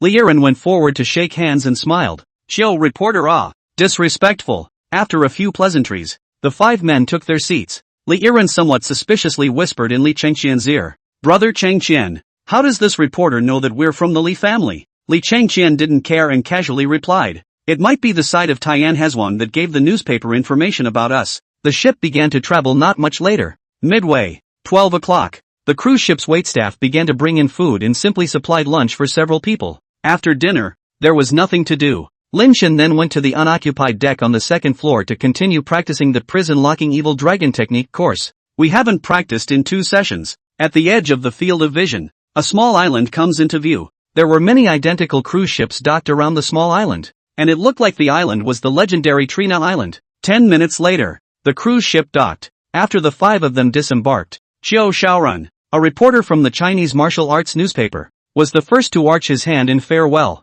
Upon seeing Li Yiren's arrival with his team, many of the family representatives who had friendships with the Beihao Li family immediately came forward and arched their hands in greeting. After another bout of tedious politeness, the crowd was finally led by the Tianhe Island's welcoming staff to go deeper into the island and enter the Tianhe Villa. The so-called Tian Hezwang is not a Chinese-style idyllic complex like the Li family manor, but instead is more like a modern hotel resort. Entrance. A boulder close to 20 meters high was placed against the gate. In the center of the boulder, a verse was carved. "The wind is clear for all time, and the signs are as high as the stars." These 2 lines are derived from Li Bai's narrative of old times to Jiang Yang Zai Lu Tiao. Seeing this, Lin Chen asked curiously, "What's with this stone?" Li Yiren smiled and answered, "It is said that this stone was here when Tian Hezwang was founded, and as for the poem on the stone, it was left by Bai Qingfeng, the most awesome legendary figure in the Chinese martial arts world. In recent times, it is said that this Bai Qingfeng is still alive now over 140 years old, and is hiding in some hidden place to cultivate." Lin Chen sighed at his words. There are still such tall people in the world. Walking through the gates of the Trina Chuang. Inside, several luxury buildings stand. A medium-sized stadium was also constructed in the center surrounded by a single building. In addition to the regular plastic running track, the stadium is also built with a cluster of wooden stakes with weapon racks. On the east side of the stadium was a wide expanse of sand, with a large number of fighting rings lining the sand. Li Yiren pointed to the ring and said, "Every year, the martial arts competition takes place in that ring, and all the participants will face off 2 by 2 in an elimination duel until the final winner is determined to receive the generous prizes prepared by the organizers of the Heavenly Harmony Villa. In addition to the contestants who finally take the laurels, the other contestants who rank in the top 8 will also be rewarded, and the family forces of the 8 contestants will also be titled the 8 Sects of the Year, gaining great fame in the martial arts world. Lin Chen slowly nodded his head as he absorbed the information, then glanced at Li Yiren and asked, "About how many family forces participate every year?" Li Yiren thought for a moment and shook his head. "It depends on the measurements of the invitations issued by Tianhe Village every year." Lin Chen asked again, "Then how many places did the Li family rank before?" Li Yiren mused, "It depends on how many family forces participate each year." Lin Chen tilted his head in thought, hoping that the Li family is just always at the bottom. Li Yiren helplessly spread his hands and said, "Although our Li family is a medical and martial arts family, it has always been based on medical skills. More than 10 years ago, my family did produce a genius who practiced martial arts, but this genius met with a sudden accident and unfortunately died. Speaking of which," Li Yiren lowered his voice and secretly pointed at his cousin Li Tianqi who was walking behind him. "That martial arts genius is my fourth uncle, Li Tianqi's father. Perhaps it was his father's untimely death that caused him to be quiet and not very sociable these days." Lin Duan nodded his head and asked again, "How many rankings can a pro brother probably be ranked?" Li Yiren shook his head and said, "It's hard to say, due to the change in entry requirements. This session of the martial arts competition is a stage for the younger generation, and this is the first time that Brother Chengxian has had the opportunity to participate in the competition this year. He is the one who has received the Li family's true tradition, plus he is young and strong, and now that his actual combat ability is not below my father's, he should have a chance to get a good ranking." Speaking, the crowd was already following the guidance of the staff of the Trina Tower and quickly surging into the large auditorium on the first floor of the east side of the building. After taking a seat in the right place, a slightly rustic welcome began. On the high platform, 9 middle-aged and elderly people took turns to speak. Off stage, the stage erupted in applause. Lin Dust yawned in his seat as he listened and complained, "What do all these old pussies den do? How can they be so blah blah blah?" Li Yiren smiled and introduced, "These are all titans of the martial arts world. Today's top martial arts experts. The one in the middle, Zhao Tianhe, is none other than the head of Tianhe Villa, once recognized as the #1 martial arts practitioner, the second legendary figure in the modern martial arts world after Bai Qingfeng. It is said that when he was young,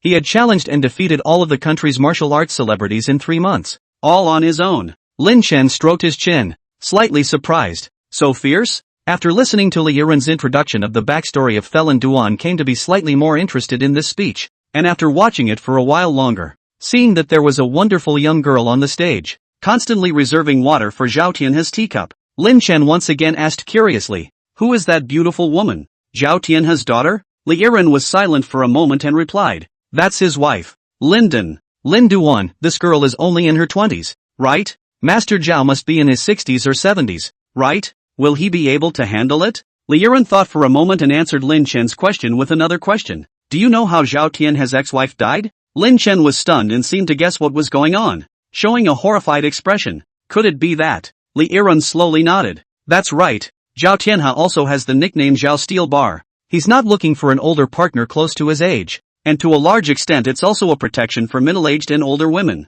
Lin Chen nodded dumbfoundedly, and when he once again looked at Zhao Tianhe in the center of the high platform, his eyes were already stuffed with reverence. It doesn't matter about the rebar or anything. What he, Lin Duan, admired most in his life was this kind of man who honored the old and loved the young. After a full hour and a half of meeting, the crowd was finally guided by the staff of Trina Island to start checking into the hotel. After taking the room card and entering the hotel room, Lin Chen and Li Yiren fell onto the hotel's large bed with very uniform movements. After staring at the pink light on the ceiling for a long time, the Linduum slowly sat up and looked again at the heart-shaped waterbed underneath him, the wooden horse beside the bed, and the rope hanging from the ceiling by the window. He patted Li Yiren and said, "Not buddy. This room isn't quite right, ah?" Li Yiren also sat up and helplessly said, "Originally, the Li family had only made an appointment for 3 places on the island, probably because it was temporarily added to 4. That's why one of the single rooms was replaced with the current one. Forget it, make do. It's only for 3 nights anyway."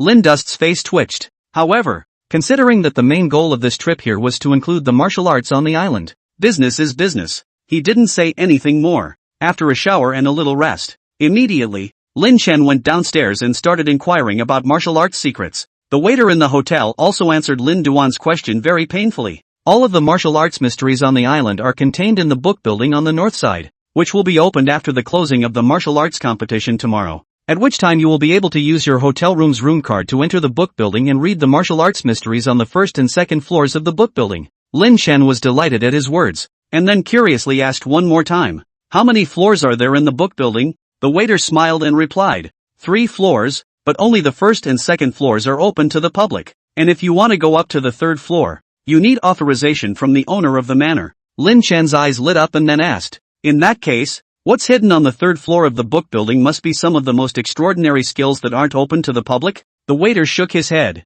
"No, the third floor of the book building is the place where the banker uses to dry the bacon." Lin Duan, alright, the banker really knows how to pick a place, huh? After nodding his thanks, Linden left satisfied. With the size of this book building within the Tianhunzhuang, the number of martial arts points that Lin Chen could earn would be a huge sum. Since the bookstore won't open until after the closing of the Budo competition tomorrow, and won't get any new martial arts points until then, Lin Chen simply went directly to the rooftop of the hotel's top floor and grabbed the time to complete the remaining lessons of the prison-locked evil dragon technique. At 9 o'clock that night, Lin Duan then completed all 49 lessons. The moment the last lesson was completed, he only felt an extremely violent heat flow run through his entire body, and his chi and blood and spirit increased dramatically. In his mind, the understanding about the prison lock fist and the evil dragon sword also broke through some sort of boundary at this instant, reaching an extremely subtle level. Looking down, he looked at the screen of his cell phone. "You have completed all elements of this course. Receive additional rewards, blood plus 200, spirit plus 100. Prison Lock Fist Proficiency plus 2,550. Evil Dragon Sword Proficiency plus 2,550. Current Blood Value, 729, average for adult men is 10, current Mental Strength, 381, average for adult men is 10, Prison Lock Fist Proficiency, 5,000, return to the basics, Evil Dragon Sword Proficiency, 5,000, back to basics. Lin Chen stood on the rooftop and stretched. It feels like it's gotten a little stronger again. The following morning, the annual Tianhezhuang martial arts competition was officially opened. After the drums, gongs and firecrackers boomed, each contestant began to mount the ring on the east side of the stadium to compete with their first opponent. Lin Chen and Li Yiren, on the other hand, sat on the spectator seats outside the arena, their eyes fixed on the 2 contestants sent by the Li family. Scene 1. The opponent of his own brother, Li Changqian, was a tall, thin man. Cousin Li Tianqi's opponent, on the other hand,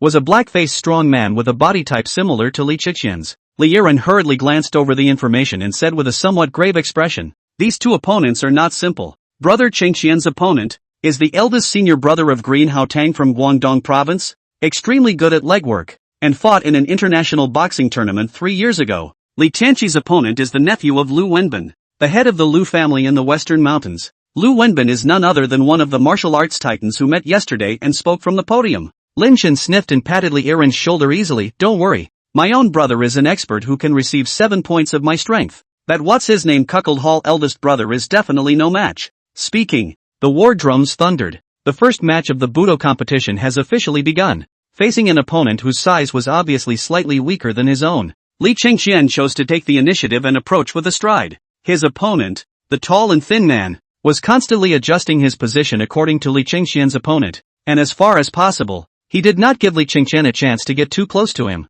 After both sides tentatively circled around the ring, Li Changqian's eyes widened and he took the lead, stepping up to tighten his shoulders and attacking his opponent straight down the middle. The other side, however, had been alerted. Seeing the moment Li Changqian suddenly moved forward, the tall and thin man kicked his leg straight to Li Changqian's face. Bang! Li Changqian uses both fists to block his opponent's leg. After blocking the blow, he lowered both fists and just regained his vision. The opponent's second leg, however, had already come face to face at that moment. Li Changqian had no choice but to set up his fists again to resist. Seeing that Li Changqian's offense was exhausted, the tall, thin man was unforgiving, and his continuous kicks snapped out like machine guns. In the face of this ferocious attack, Li Changqian can only retreat in his defense. Soon, he then retreated to the edge of the ring. Seeing no way out behind us, Li Changqian gritted his teeth and could only lower his body and roll over, avoiding the tall and thin man's kick while adjusting his position. However, before he could stand up, instead, the tall, thin man's kicks once again slashed head-on. This time, Li Changqian's situation is even worse, and he can only crouch on the ground to fight. Seeing that Li Changqian was being pressed straight, Li Yiren was a bit anxious. "It's over. We're going to lose at this rate." Lin Duan, however, smiled noncommittally. Not necessarily. The other party's continuous kicks are very exhausting. His breathing is already very rapid, but pro's breathing is still very smooth. If this drags on, it's still pro's chance of winning that much more. Li Yiren looked at Lin Chen with some skepticism, then looked at the ring in the distance and frowned. You can hear him breathing from this far away? Seriously? Lin Dust raised his eyebrows, not admitting or denying it. Today, his spiritual power was already as high as 381 points, almost 40 times that of a normal person. The mental enhancement gave his five senses an extremely broad field of vision, as well as an incomparably subtle ability to perceive, not to mention the 70 or 80 outer meters of breathing. If Lin Chen concentrated and listened attentively,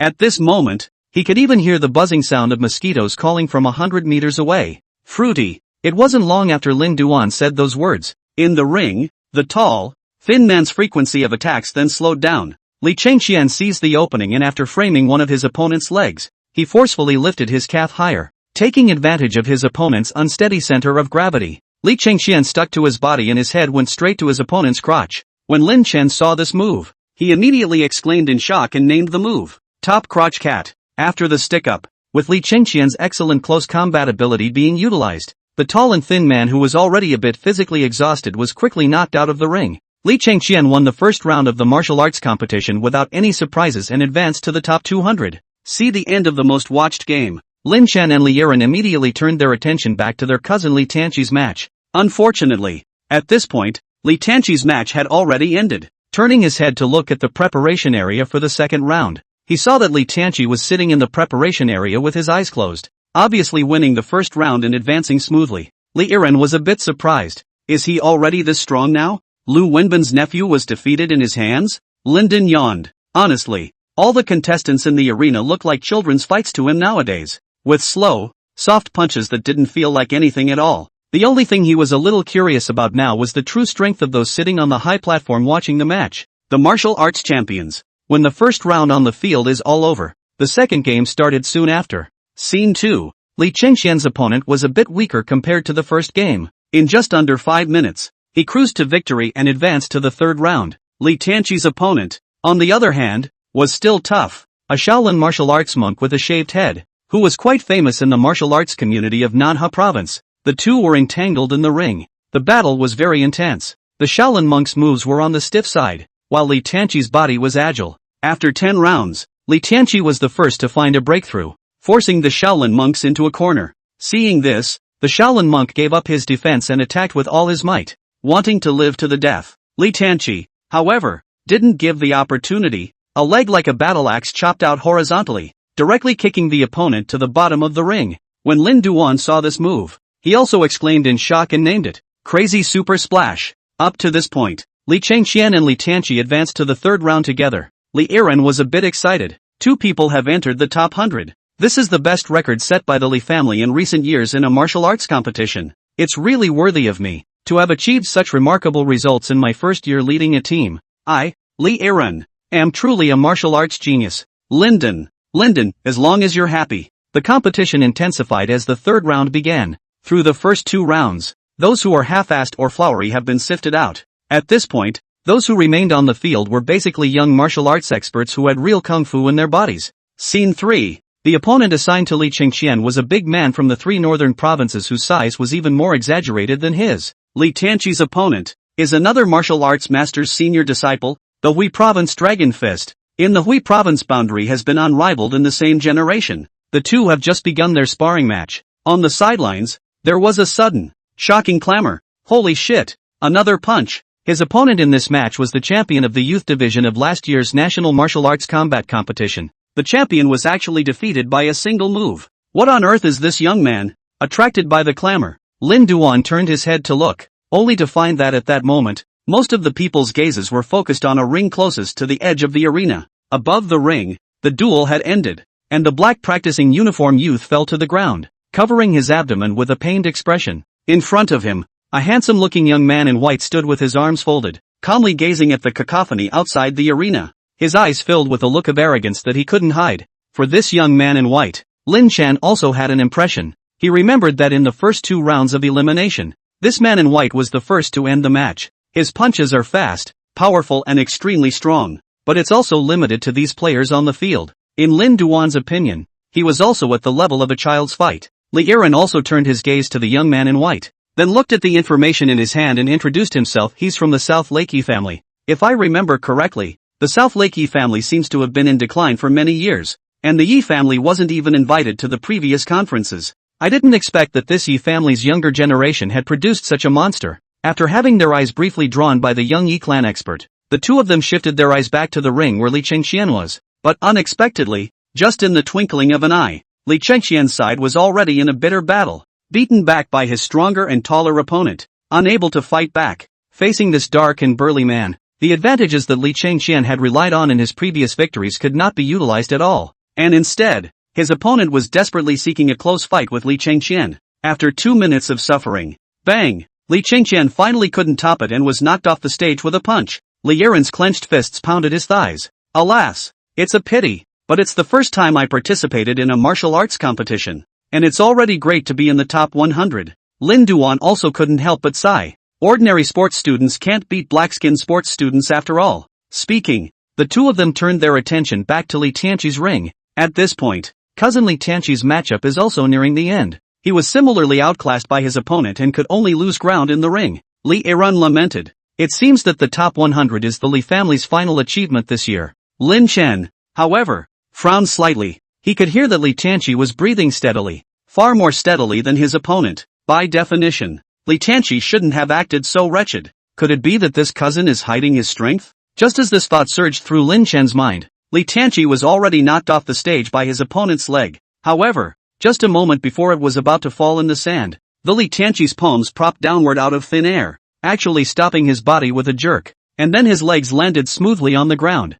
Lin Chen stared wide-eyed. Crap, what is this? Li Yiren froze and asked suspiciously. What happened? Isn't it just that your hand propped up the ground and you didn't fall on the ground? Lin Chen shook his head. No, his hand just now didn't touch the ground at all. There's at least another 7 or 8 centimeters from the ground. Li Yiren suspiciously looked in the direction of the ring and said, Is that so? Being so far away, it should be a mistake for you to see it, right? Lin Dust didn't speak again, but he could be sure that he was not mistaken. Li Tianqi did press out of thin air and then stood firmly. It's like palms touching the ground through the air. It's not just him. Meanwhile, Zhao Tianhe, the owner of Tianhe Villa at the highest part of the viewing gallery, also sensed something strange. He slightly lowered his eyes, as if he had inadvertently swept in the direction of Li Tianqi's location, and marveled in a low voice, internal force externalization? There's someone in the younger generation who has actually cultivated internal energy to this level? After Li Chengxian was eliminated, he quickly came to the viewing gallery and found Lin Chen and Li Yiren.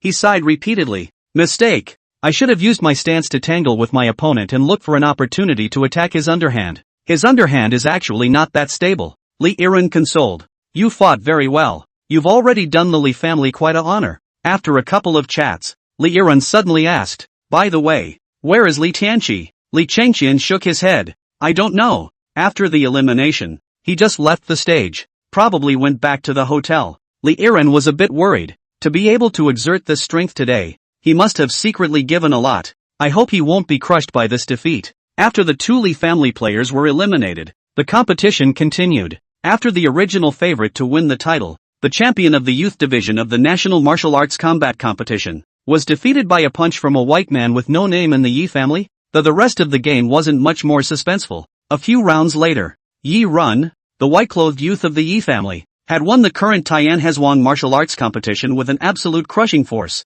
Zhao Tianhe, the owner of Tianhe Villa, personally went up to the stage to present the award to Yi Run. There was thunderous applause and cheering from the stage. Yi Run seemed to have become the center of the entire island in this instant. However, his expression remained calm, his eyes remained arrogant, and only when he took the microphone to deliver his speech did he lose control of his emotions a little. He raised his head to look up at the dark cloudy sky and roared, Yi family ancestors, see them all. I did what I promised you guys. Click. It seemed to be in response to him. At the instant Yi Run roared out, a thunderbolt flashed across the sky. Li Yiren looked at the darkening sky and chanted, It's about to change. After the successful conclusion of this year's martial arts competition, many areas within the Tianhe Manor opened one after another. The Book Tower, which is the largest collection of martial arts secrets in the whole of China, is one of these areas. When the bookstore opens, Lin Chen immediately rushed over with his rune card. However, before entering the book building, Instead, the janitor at the entrance to the book building demanded that all who entered pass through a security machine.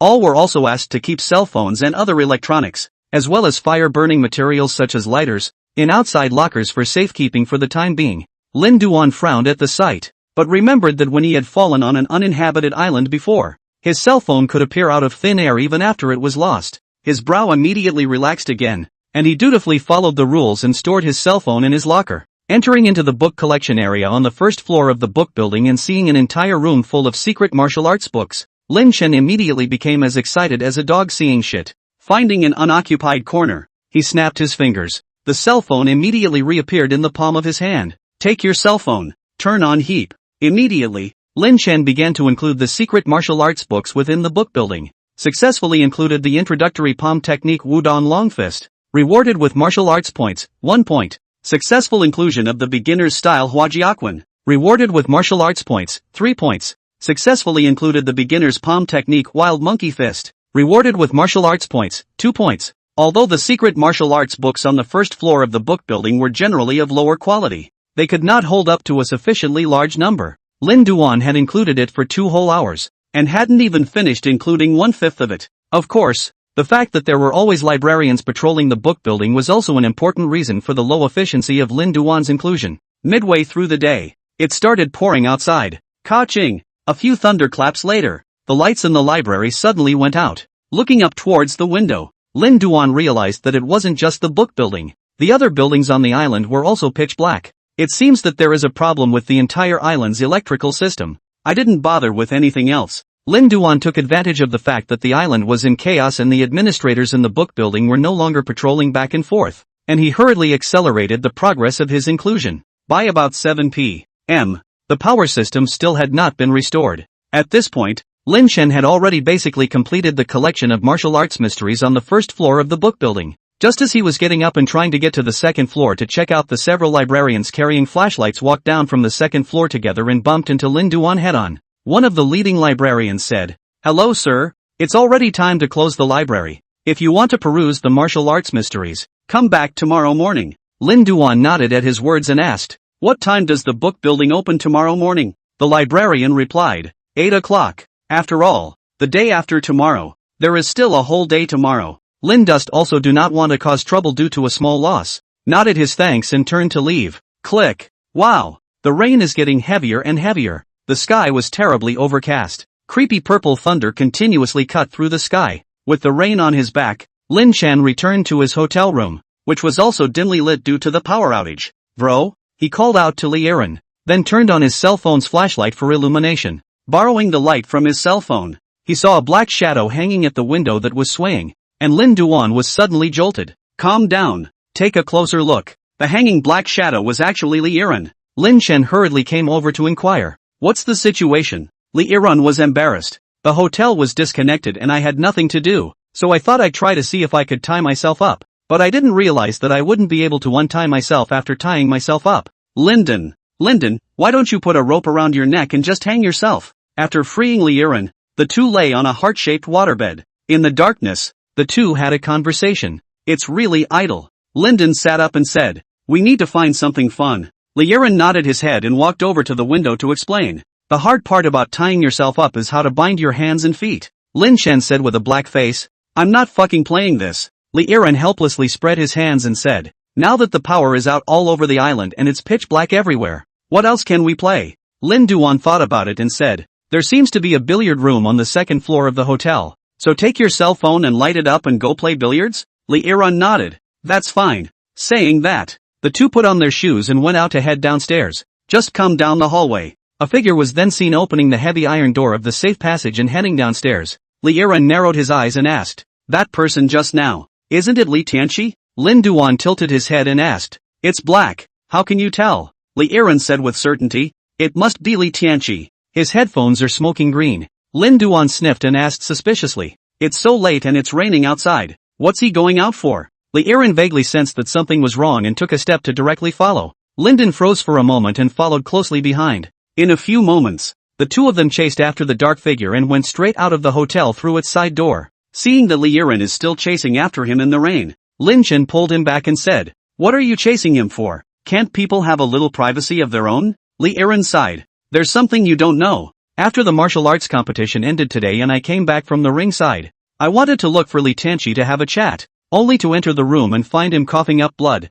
Lin Chen frowned at his words. Coughing up blood? He was injured during the match? Li Yiren said with a gloomy face. Unlike. I see that he still has some kind of medicinal powder on his desk, although I don't know what exactly this medicinal powder is, but the odor emitted by the medicinal powder is very strong. It doesn't seem to be something good, and I always feel he seems to be hiding something. Hear this. Lin Chen also recalled the strange behavior that Li Tianqi had shown during the daytime match. In the last game, it's like he's saving his strength and losing the battle on purpose. And when he finally fell from the ring, Lin Chen also saw it clearly, and with a press out of thin air, he stabilized himself as if he had touched the ground. Thinking about it this way, there was indeed something wrong with Li Tianqi. After exchanging a glance with Lin Chen, Li Yiren sighed and said, after all, I'm the leader of the Li family's participation in the rally this time, so I have the responsibility to bring him back in one piece. Why don't you go back first, and I'll follow and take a look? Lin Chen waved his hand and said, bullshit, go together. Having said that, the two then chased after each other together in the rain. After chasing it for a while, the figure soon disappeared completely in the rain. Lin Chen and Li Yiren could only wander around the Tianhe manor for a while. After searching for close to 20 minutes, seeing Li Yiren's face pale and shivering from the rain, Lin Chen forcefully pulled him and said, go back first. It's not likely that Li Tianqi has already returned to the hotel. Li Yiren also knew that it wasn't a solution to continue searching so aimlessly, so he could only accept Lin Chen's suggestion. Against the torrential rain, the two took a step toward the hotel. Just as he was walking through the stadium in the center of Trina's house, he passed by the ring where the daytime matches were being held. A red figure suddenly appeared in the rain. Come closer. It took a moment to realize that the red figure was a man in a red raincoat, who was currently holding a camera and snapping away at the ring at some point. A few steps closer, Lin Chen abruptly realized that the raincoat man was none other than Xiao Shaoran, the reporter that several people had encountered on the boat on their way here. Li Yiren also recognized the reporter and approached, beckoning and shouting, Reporter Qiu, what are you filming? Only then did Xiao Shaoran realize the approaching two. His face blanched, but his eyes were filled with excitement as he pointed at the ring. Follow the direction of his finger and see. Above the ring, a figure in white was being soaked in blood and rain. Turn on your cell phone light and shine it. A ghastly white face with bulging eyes and a face full of horror appeared in shock. This white-robed man lying in the ring with a huge bloody hole cut into his chest was none other than Yi Run, who had just won this session's martial arts competition during the day. Li Yiren is shocked when he sees the situation and immediately climbs into the ring to confirm Yi Run's injuries. After realizing that his pupils were dilated and he wasn't breathing in front of his nose, Li Yiren gulped, narrowed his eyes and said, he's dead. Lin Chen was also shocked at his words. Xiao Shaoran, however, was full of concern and said, injured like this, even if he's not dead now, he definitely won't survive. Li Yiren turned back and glanced suspiciously at Xiao Shaoran. When you encountered this situation, your first reaction was actually to take pictures?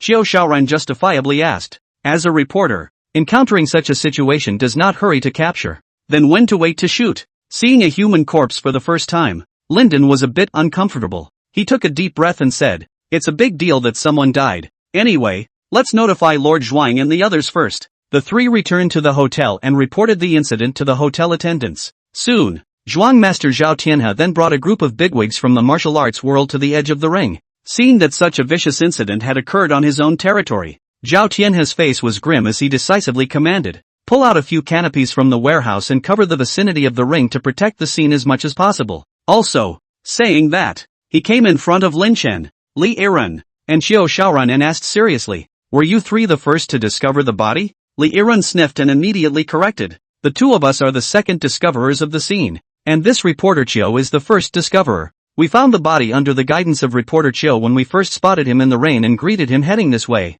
Zhao Tianhe slowly nodded his head and swept his eyes over the three of them and asked, it's raining so heavily, what are the three of you doing outside? Xiao Shaoran touched the camera, pulled out 2 red candy beans and put them in his palm, and said somewhat sheepishly, that, can I not say? Zhao Tianhe shook her head with her eyes downcast. I'm afraid I can't. Yi Run was apparently murdered, which means that there is now a very dangerous murderer on the island. And if you can't explain the reasonableness of your suspicious behavior, then I may have to restrict your personal freedom in order to ensure everyone's safety. Xiao Shaoran sighed helplessly and replied as he stuffed sugar beans into his mouth. Well, I braved the rain to come out from the hotel. But I actually wanted to go to the VIP building where you martial arts champions are staying and take advantage of the chaos to take some pictures of you in private. Turns out I was just halfway there when I realized someone had collapsed in the ring. Zhao Tianhe raised his eyes to measure Qiu Xiaoren's complexion when he heard this, and then thought about the route from the hotel to the VIP building before turning his gaze to Lin Chen and Li Yiren and asking, "What about you guys?" Lin Duan opened his mouth and just wanted to reply. Li Yiren, however, jumped the gun and said, "When I was watching the martial arts competition during the day, I lost a ring in the viewing gallery and wanted to come over here to look for it." Zhao Tianhe sniffed and asked again tentatively, "Did you find it?" Li Yiren shrugged. "I haven't had a chance to look for it yet. I just walked to the ring and ran into reporter hatred before I even got to the viewing gallery." The location of the ring was closer to the hotel than the viewing gallery, and at this point, whether Li Yiren answered that he had found it or not, it would raise some suspicion. Seeing that Li Yiren didn't take the bait and didn't show any cracks in his speech and demeanor, Zhao Tianhe didn't continue to ask more questions. As soon as the questioning on his side ended, in the direction of the hotel, a staff member came over in a panic. After the staff whispered a few words in Zhao Tianhe's ear, Zhao Tianhe's face became even more ugly. Seeing that everyone present had their eyes on him, he didn't intend to hide the bad news, and said in a deep voice, "The boats on the island had their anchors pulled out, and at this point they're all drifting away with the winds and waves, and there's no way to contact the outside world due to the damaged power systems and signal stations. We may be stuck on this island for the time being." This statement caused the crowd to erupt in an uproar. Qiu Xiaoren sniffed but his eyes lit up. "I know." Li Yiren froze. "Know what?" Qiu Xiaoren rested the non-existent glasses on his face, and the corner of his mouth hooked up. The new machine Wowie touched himself with a knife. "This is the Snowy Mountain Lodge murder incident. The murderer is using the plot in Detective Conan as inspiration to set up the murder plan in advance." Lin Chen sniffed and immediately retorted, "That's not true." Qiu Xiaoren twisted his head with an irritated face. "What's wrong?" Lin Dust also rested the non-existent glasses on his face and said, "It should be a new machine. Wow, keep touching your stomach. And here is an island, not snowy mountains. The type of environment are different. With the Snowy Mountain Lodge murder to correspond obviously not appropriate." Qiu Xiaoren argued, "I said Snow Mountain Villa refers to a kind of exclusion of the outside world, additional factors interfering with the mode of operation, as long as the culprits make trouble, making the crime scene and the outside world completely isolated, are considered Snow Mountain Villa mode.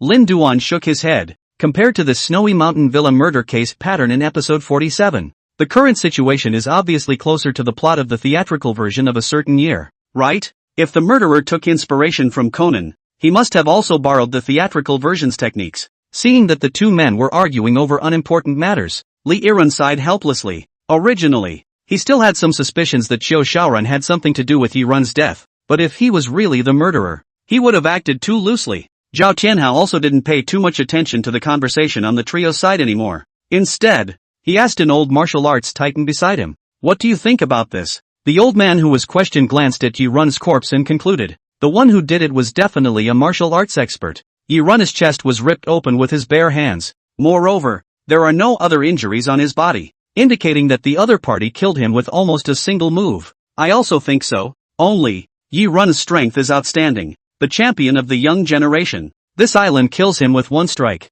I am afraid that only." Zhao Tianhe's eyes darkened as he spoke, and his eyes inadvertently swept over several martial arts titans. As we were talking, another hotel staff member arrived with an umbrella. Zhao Tianhe asked, "Did you find any key clues in Yiren's room?" The staff member immediately said, "There is a letter that states that he wants to fight Yiren to determine the true number one of the younger generation in the Chinese martial arts world. The address of the appointment on the letter is exactly here." Zhao Tianhe's face changed at the words and he put on his gloves to receive the letter to read it. The old martial arts titan on the side asked, "Well, is there anything broken in the letter?" Zhao Tianhe shook his head. The text on the letter was written with a 5-finger grip. It's hard to judge the sender through the handwriting, and those who can do this to such an extent probably wouldn't have left fingerprints on the envelope. And, just 25 minutes ago there was a knock on my room door and a similar letter was received when I opened it. That said, later on, Zhao Tianhe lowered his voice. Li Yiren, who was leaning close, barely heard the words, and a look of astonishment flashed in his eyes.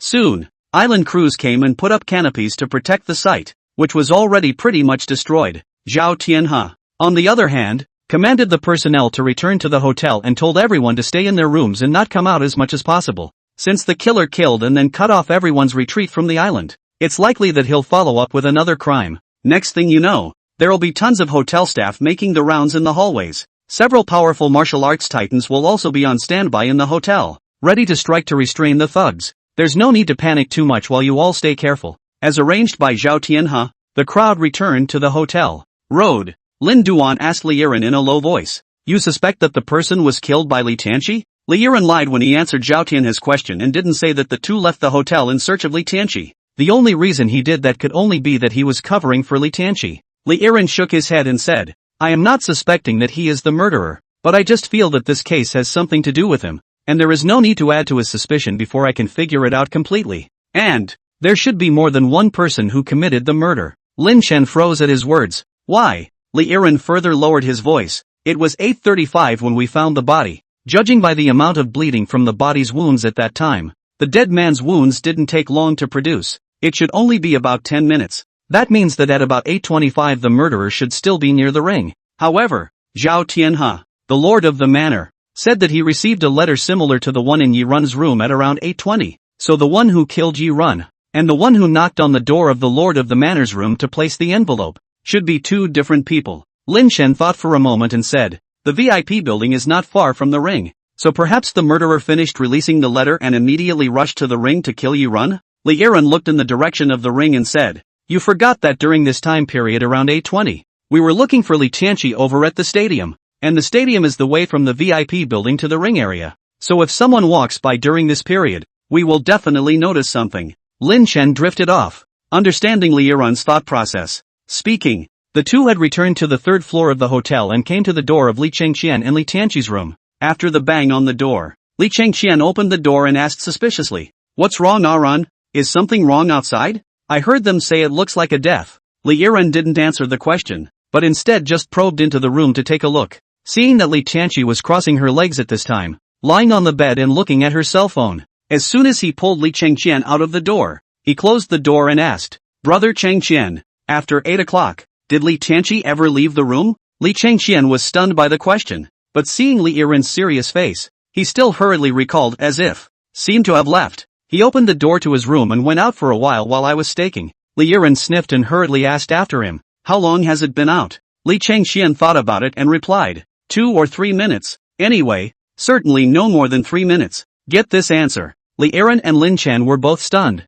If Li Tianqi had only left the room for no more than 3 minutes, then who was that silhouette they had been chasing for half a day before? Just saying. The door to the room suddenly opened. Li Tianqi had headphones around his neck and poked his head out to take a look and said, what's wrong? Is there anything I can't listen to? Li Yiren and Li Tianqi glanced at each other and casually said, Yi Run is dead, and the murderer is still on the island, so I'm just here to remind you to be careful. Having said that, he pulled Lin Chen directly back to their room. Upon entering the room, Lin Duan sat on the wooden horse by the window and shook it while saying, since Li Tianqi never left the room for more than 3 minutes, that means the person we chased down the stairs at that time wasn't Li Tianqi. Li Tianqi did not go downstairs. Then whether it is to kill Yi Run, or to send a letter to Zhao Tianhe, he did not have the time to commit the crime, from which we can basically infer that Li Tianqi in this case has nothing to do with it. Now you can rest assured, right? Li Yiren looked at Lin Chen and after a moment of silence suddenly said, the color is not right. Lin Chen froze. What? Li Yiren narrowed his eyes and continued, the headphones are the wrong color. The headphones Li Tianqi just carried around her neck were purple, and they were clearly green before. The reason why I misjudged that silhouette as Li Tianqi before was also because that silhouette was wearing headphones that were emitting green light. Lin Chen furrowed his brows. So, what you're saying is, that silhouette took Li Tianqi's green headphones? Li Yiren nodded his head and rubbed his temples. If he left the room for those 2 to 3 minutes to meet up with someone and gave this person his headset, then who exactly could this person be? And what was the purpose of their passing the headset? Seeing that Li Yiren's speculations were becoming more and more bizarre, Lin Chen couldn't help but advise. Could it be that you're thinking too much? Maybe the green light on the silhouette isn't Li Tianqi's headphones at all, and Sky Li just happens to have 2 headphones, one for daytime and one for nighttime. Li Yiren shook his head to deny Lin Chen's idea, who would have nothing to do but prepare 2 headphones and use them at different times. Lin Duan immediately cited an example. Isn't Zhou Huijin the same way? Wearing cloth underpants in the morning and silk ones in the afternoon. You can't just judge based on that and say that Zhou Huijin took off his cloth underpants at noon and secretly gave them to someone else to wear, right? Li Yiren, can this fucking be the same thing? Can't figure it out. Li Yiren leaned against the wall with a headache. Anyway, there's still a bit of listening to the movements next door. If he really is related to Yi Run's murderer, I have to find a way to stop him from getting deeper and deeper into it. While saying that, his mind went dizzy and his form shook, eyes on him to fall. Lin Chen hurriedly walked over and hugged him, putting him on the bed and said, "Take a nap first. I'll keep an eye on you. I'll wake you up if there's a situation." "Thanks, brother." Li Yiren sank down and closed his eyes. He hadn't slept a wink since last night, preparing the itinerary and information for the trip. It's been another busy day today, and after running outside in the rain for a while just now, it's really a bit much to carry at this point. Seeing that Li Yiren fell into a coma as soon as he laid down on the bed, Lin Duan also took advantage of this to take out his cell phone and open Heap. The situation on this island is getting more and more complicated. Next, we might encounter danger as well. We have to continue to improve our strength as much as possible. Although Lin Chen knew that he currently had a bit of strength already, still, he raised 120% of his guard in the face of a completely unknown danger. Go to the Heap course selection screen. After collecting all the titles on the first floor of the Tianhe Village book building, Lin Chen's martial arts points at this point were already as high as 100 points. Such a huge amount of martial arts points could already unlock the highest level ancient divine kung fu level martial arts courses on the Heap app. Martial arts course levels: Introductory, Beginner, Intermediate, Advanced, Top, Mastery, Divine, Ancient Divine. Considering that his current chi and blood strength was already high enough, and his moves were supported by 2 martial arts, the Prison Lock Fist and the Evil Dragon Sword. As Lin Chen browsed for new courses, he intended to unlock either a light skill course or an internal skill course, seeing that there was basically nothing in the ancient divine skill level courses. Instead, the internal skill courses took up more than half of them. Lin Chen then began to sift through these internal martial arts courses. About 10 minutes passed. He finally found an internal course that looked good. The 9000 Xiankuan Secrets. This internal art. It was the internal skill he could unlock at the moment that required the highest consumption of martial arts points. The most expensive isn't necessarily the best, but it's certainly not bad. Without too much hesitation, Lin Dust immediately unlocked the course and studied after selecting it. The suspect black shadow reappeared in the screen and began to lead Lin Duan to cultivate this internal art. First movement, Tan on palette. Qi sinks into Dantian. For the second action, press and rub the temples to scrape the upper eye sockets. For the third action, silently recite the multiplication mnemonic. For the fourth maneuver, cross your arms with your belly and thrust your shoulders out in front of you to the right. Training is over. Take a break. More than 10 minutes passed. Lin Chen successfully completed the first follow-up of the 9000 Xiankuan Techniques course. A very strange stream of cool air suddenly surged into his body from his fingertips in this instant, and finally converged in his dantian. After the air currents appeared, when Lin Chen raised his hand, with a single movement of his mind, he could catalyze this airflow to be added to the part where he was exerting force, enhancing the force of the force. Is this the inner workings? Feeling the effects of the cultivation, Lin Chen felt slightly magical. Looking down, he looked at the screen of his cell phone. Congratulations on completing the 9000 Xiankuan Techniques course. Receive a reward, Inner Strength plus 100. Current internal strength value, 100. The average internal strength value of a normal internal strength practitioner growing in a year is 10 points. Lin Duan roughly did some math. The increase in internal force value he gained from studying the 9000 Xiankuan Technique course once was equivalent to 10 years of a normal internal force practitioner's strength. And this 9000 Xiankuan Techniques course has a full 99 lessons. After learning all of them, his internal power value could be raised to at least 900 points, equivalent to the power of a normal internal power practitioner for nearly 1,000 years. Crisis is the best motivator. In order to ensure his and Li Yiren's personal safety, Lin Chen began to take uninterrupted courses. Even though it was late at night and he was very sleepy, he did not slacken off in his actions, doing eye exercises and memorizing multiplication facts, until 4 in the morning. He completed the 30th session of the course. Congratulations on completing the 9000 Techniques of Xiankuan course. Receive a reward, Inner Strength plus 100. Your 9000 Xiankuan Technique has been raised to the 3rd level. Extra bonus, 3000 internal strength value. Current internal strength value, 6,000.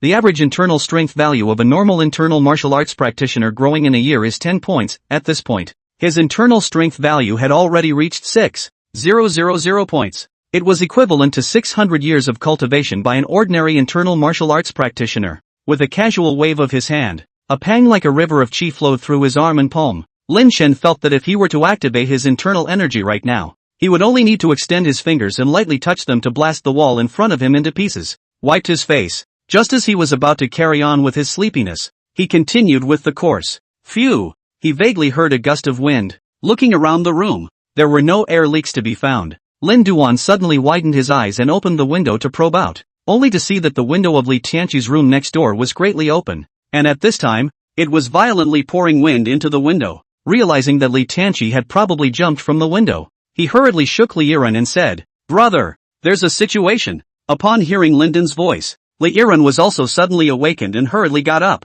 "What's wrong?" Lin Chen hurriedly pointed out the window. Li Tianqi might have jumped out of the window. Li Yiren rushed to the window and saw that the outside was full of thick rain and fog, and he could not see Li Tianqi at all. He said with some misgivings, "This is the third floor. It's at least a dozen meters from the ground. He can jump straight down?" Lin Duan affirmed. There should be no mistake. During the daytime ring match, I felt that Li Tianqi was hiding his strength. Anyway, just go to the next room and see for yourself. Li Yiren nodded his head and hurriedly turned around and left the room, knocking on the door of the next room. A full 2 or 3 minutes later, it was only then that Li Qingqian sleepily opened the door and asked with some confusion, "What's wrong, Aran?" Li Yiren hurriedly asked, "Where is Li Tianqi?" Li Qingqian looked back, only to realize that Li Tianqi was not in the room. Rushing into the room, seeing the open window of the room, there are obvious shoe prints. Li Yiren is also immediately determined that Li Tianqi has indeed jumped out of the window. He looked helplessly at Li Qingqian. "Didn't I send a message saying to keep an eye on him?"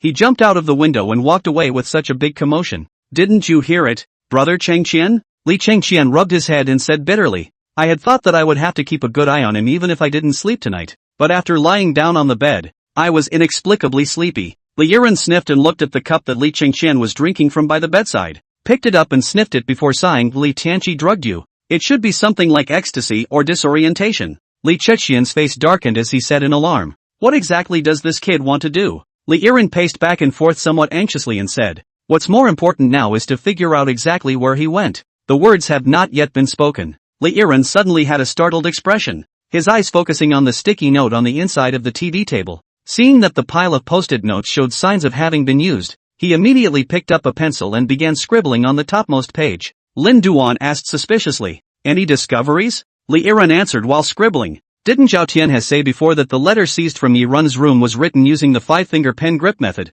The 5-finger pen grip method refers to the fact that the pen is held in the palm of the entire hand to write on the paper, and that this method can conceal the handwriting very well. At the same time, yet it also requires a greater amount of power when writing. If the letter that Zhao Tianha received was written by Li Tianqi with this notepad, then he would most likely leave a mark on the following piece of paper." Saying that, the pencil-scrawled areas of the notepad had begun to reveal words if anything. After smearing the entire notepad with lead powder, Li Yiren read out word by word what came through the paper. "I've come to avenge my father's death, and I'll see you at 4 a.m. At the Cliffs of Repentance." Lin Chen frowned. Family father's revenge? Didn't Li Tianqi's father die of an illness? Li Yiren read the words, but he revealed an expression that it was true and licked his lips. "I knew that Li Tianqi was being used by people with ulterior motives." With that, he turned and ran for the door. Lin Duan followed closely behind. Li Qingqian took a step to catch up as well, but just after taking 2 steps, he braced himself against the wall with some wobbly feet. Lin Chen glanced back and said, "It should be that the effects of the medicine haven't passed yet. Kissing brother, you can rest in your room first." Li Qingqian's forehead was sweating as he took a deep breath and nodded. Just as Lin Chen and Li Yiren arrived on the first floor of the hotel and were about to exit the back door of the hotel, a familiar figure almost brushed past the two in the dark hallway. The man whistled, his figure swaying, his state incomparably leisurely and cozy. Coming to the door of the conference room where a group of martial arts masters were on standby, he knocked lightly on the door of the conference room and greeted loudly, "Oh hello, I'm Qiu Shaoran, a reporter from the Chinese martial arts newspaper, and I'd like to take a few pictures of all the martial arts masters." A chorus of questions came from the conference room. What pictures are being taken? In this situation, how can we have the leisure to take pictures? Outside the door, Qiu Xiaoran's eyes narrowed into a thin line and smiled cheekily. "What I'm going to take is your posthumous photos, yo." In the meantime, the highest point on Trina Island, the Cliff of Repentance, Zhao Tianha calmly lowered his head and looked down at the bottomless cliff below him, gloomy thoughts flashing through his gray eyes from time to time. All the way to the top of the martial arts world, there was simply too much that he had experienced. The way of martial arts is the way of the great struggle. Inevitably, the journey upwards will involve hurting and harming people or even kill people. The human lives in Zhao Tianha's hands were not a few. Only, he considered himself fairly decent, and the people he killed were basically the ones who deserved to die. The remaining light swept to the envelope in his hand, and he really couldn't think of which descendant of the wrong soul had taken the trouble to come here to seek revenge on himself. More than that, I can't figure it out.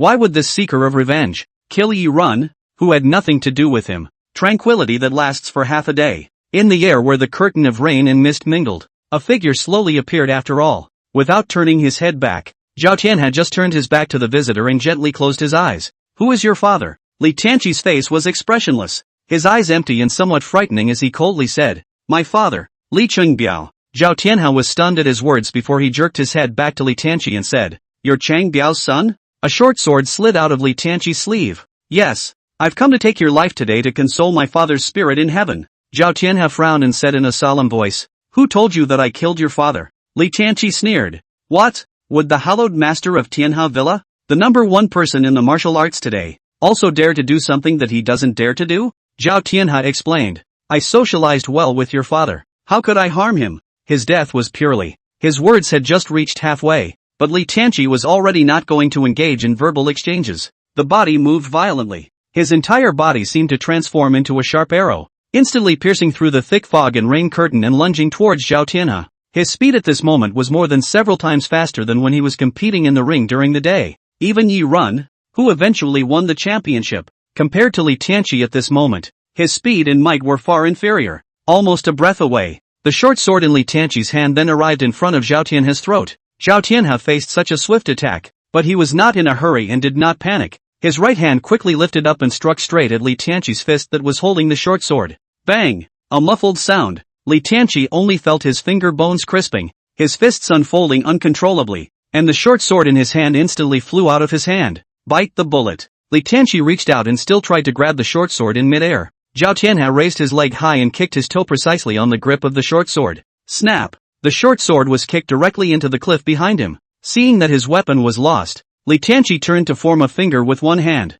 aiming straight for Zhao Tianhao's eyes. Zhao Tianhao casually raised his hand and directly blocked Li Tianqi's attack away. However, the move had just been blocked. Li Tianqi's next move arrived as well. A palm full of internal energy slammed straight into Zhao Tianhao's chest. Zhao Tianhao once again casually raised his hand to parry. Bang! This blow. Zhao Tianhao didn't fully catch it because he was careless and didn't utilize his inner strength. After the back of his resisting hand touched the attacking hand, Zhao Tianhao was shaken back 2 steps by Li Tianqi's internal force. Zhao Tianhao, who was hit, was not angry, but instead, his eyes lit up and said, what a thick internal power. I remembered. You are the kid who used the internal force externalization in the ring during the daytime. I didn't expect that you are even more talented than Chang Biao, and you have cultivated your internal force to this extent at this age. Seeing that even if his moves hit, they simply couldn't inflict injuries on Zhao Tianhao, Li Tianqi was a bit anxious, his eyes reddening as he said, don't call out my father's name in front of me. Saying that, he suddenly shoved his hand into his pocket and removed a small paper bag.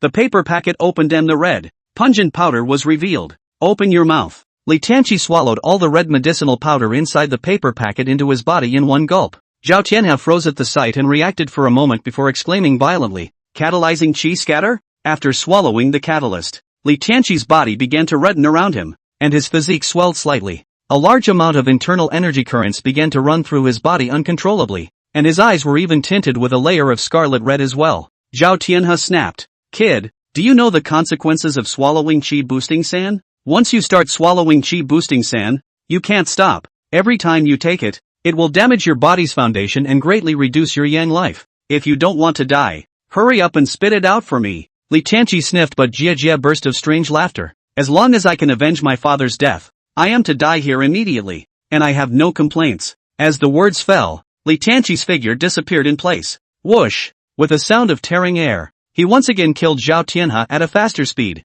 Seeing this, Zhao Tianhao also knew that no matter what he said at this point, Li Tianqi wouldn't be able to listen. Thus, he did not say any more, and his internal energy was running, completely serious. Facing the oncoming Li Tianqi, Zhao Tianhao withdrew his right leg by a small half-step, and his left hand violently pressed downward. Bang! Boom! In just one move, Li Tianqi, who was as fast as the wind and as fierce as a ferocious tiger, was pressed to the ground with a palm. Even though Li Tianqi's strength was already not to be underestimated, even though he had swallowed the chi catalyzing scatter and his strength had temporarily skyrocketed again. However, he was still defenseless against the true martial arts legend Zhao Tianhao. Deadlocked Li Tianqi on the ground, controlling his movements. It was only then that Zhao Tianhao slowly spoke out. I swear in the name of Tianhao Manor Master that your father's death was not caused by me. Li Tianqi desperately struggled and roared at the top of his voice. Then why did he get seriously ill after he came back from Tianha Island? Why didn't he say, even after he died, what the reason for his serious illness was? All the witnesses and material evidence I've collected over the years point to you. It was you. You were the one who was jealous of my father's martial arts talent, afraid that my father would surpass you in the future. So you poisoned my father. Zhao Tian has sniffed and just wanted to continue explaining. At this point, Li Yiren and Lin Duan arrived. Hearing Li Tianqi's hissing chorus of questions, Li Yiren hurriedly stepped forward and spoke out. Cousin, fourth uncle's death was indeed not the work of Lord Zhao Zhuang. Hearing Li Yiren's voice, Li Tianqi's figure stiffened and squinted his eyes in the direction where the two were. What are you guys doing here? Li Yiren let out a deep breath and said, I'm here to prevent you from making a big mistake. The reason why I didn't tell you the cause of fourth uncle's illness was not because I was worried that you would seek revenge on Zhao Zhuangzhu, but because, speaking of which, Zhao Tianhe let out a long sigh and spoke out to cut Li Yiren off. Since things have come to this, let me personally tell you what happened back then. The reason why your father became seriously ill when he went back from me, to a large extent, it actually has something to do with my ex-wife who has passed away.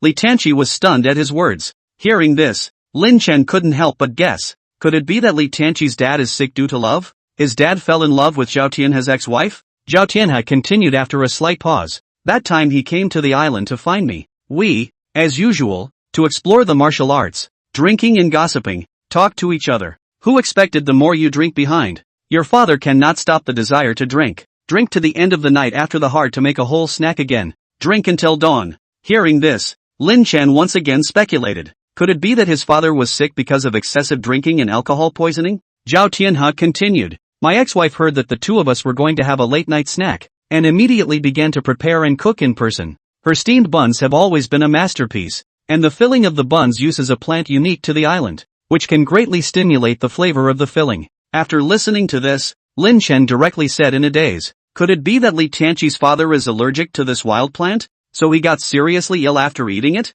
Zhao Tianhe glanced at Lin Duan and paused for half a day before revealing the real reason for Li Tianqi's father's serious illness. Due to the fact that the buns were so delicious, coupled with the fact that your father had drunk too much wine and was a bit out of sorts. During this meal, he ate 38 of them straight away, and after eating them, he severely damaged his intestinal and stomach functions. Then they went to the hospital and said it was a severe gastric perforation and intestinal damage that modern medicine couldn't cure. That's why your father. Hear this. Li Tianqi's expression was dumbfounded and he was paralyzed on the ground. Lin Duan was also dumbfounded. He didn't fucking expect that. Li Tianqi's father, Li Qingbiao, surprisingly died from eating buns. Seemingly somewhat unable to accept this absurd explanation, Li Tianqi fought to raise her head and looked at Li Yiren wanting to seek verification. Li Yiren let out a long sigh and helplessly nodded his head.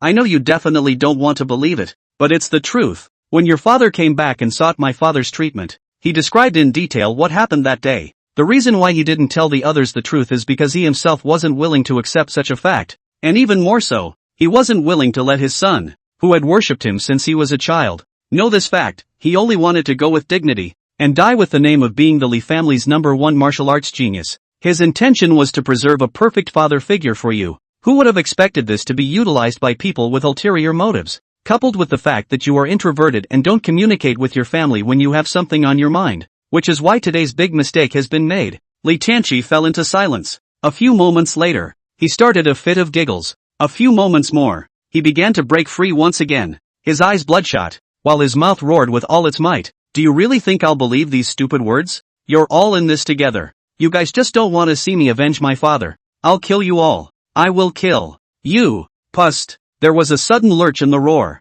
In Li Tianqi's mouth, a mouthful of thick black blood spurted out. Li Yiren was shocked at the sight and hurriedly had to go forward to check. Zhao Tianhe, however, reached out and stopped him, shaking his head with a compassionate face. This is a side effect of the qi catalyzing scatter. It seems that he has been taking the qi catalyzing scatter for a very long time, coughing up blood so badly to this extent that it is basically hopeless. In case he gets delirious and injures you in a fight to the death, you'd better not lean over. Upon hearing this, Li Yiren immediately recalled the scene where he found the red powder in the room earlier, and his face grimaced. Is there no cure? Zhao Tianhe silently shook his head. Just as the three of them were watching the blood continue to pour out of Li Tianqi's mouth and his eyes rolled white. In the rain, another light footstep sounded. All three moved their eyes at the same time. Just see, draped in a bright red raincoat, Qiu Shaorun carried a large bloodstain, carrying a large string of something in one hand and throwing red candy beans high up in the air with the other. He tilted his head to catch the sugar snap peas as he loped along.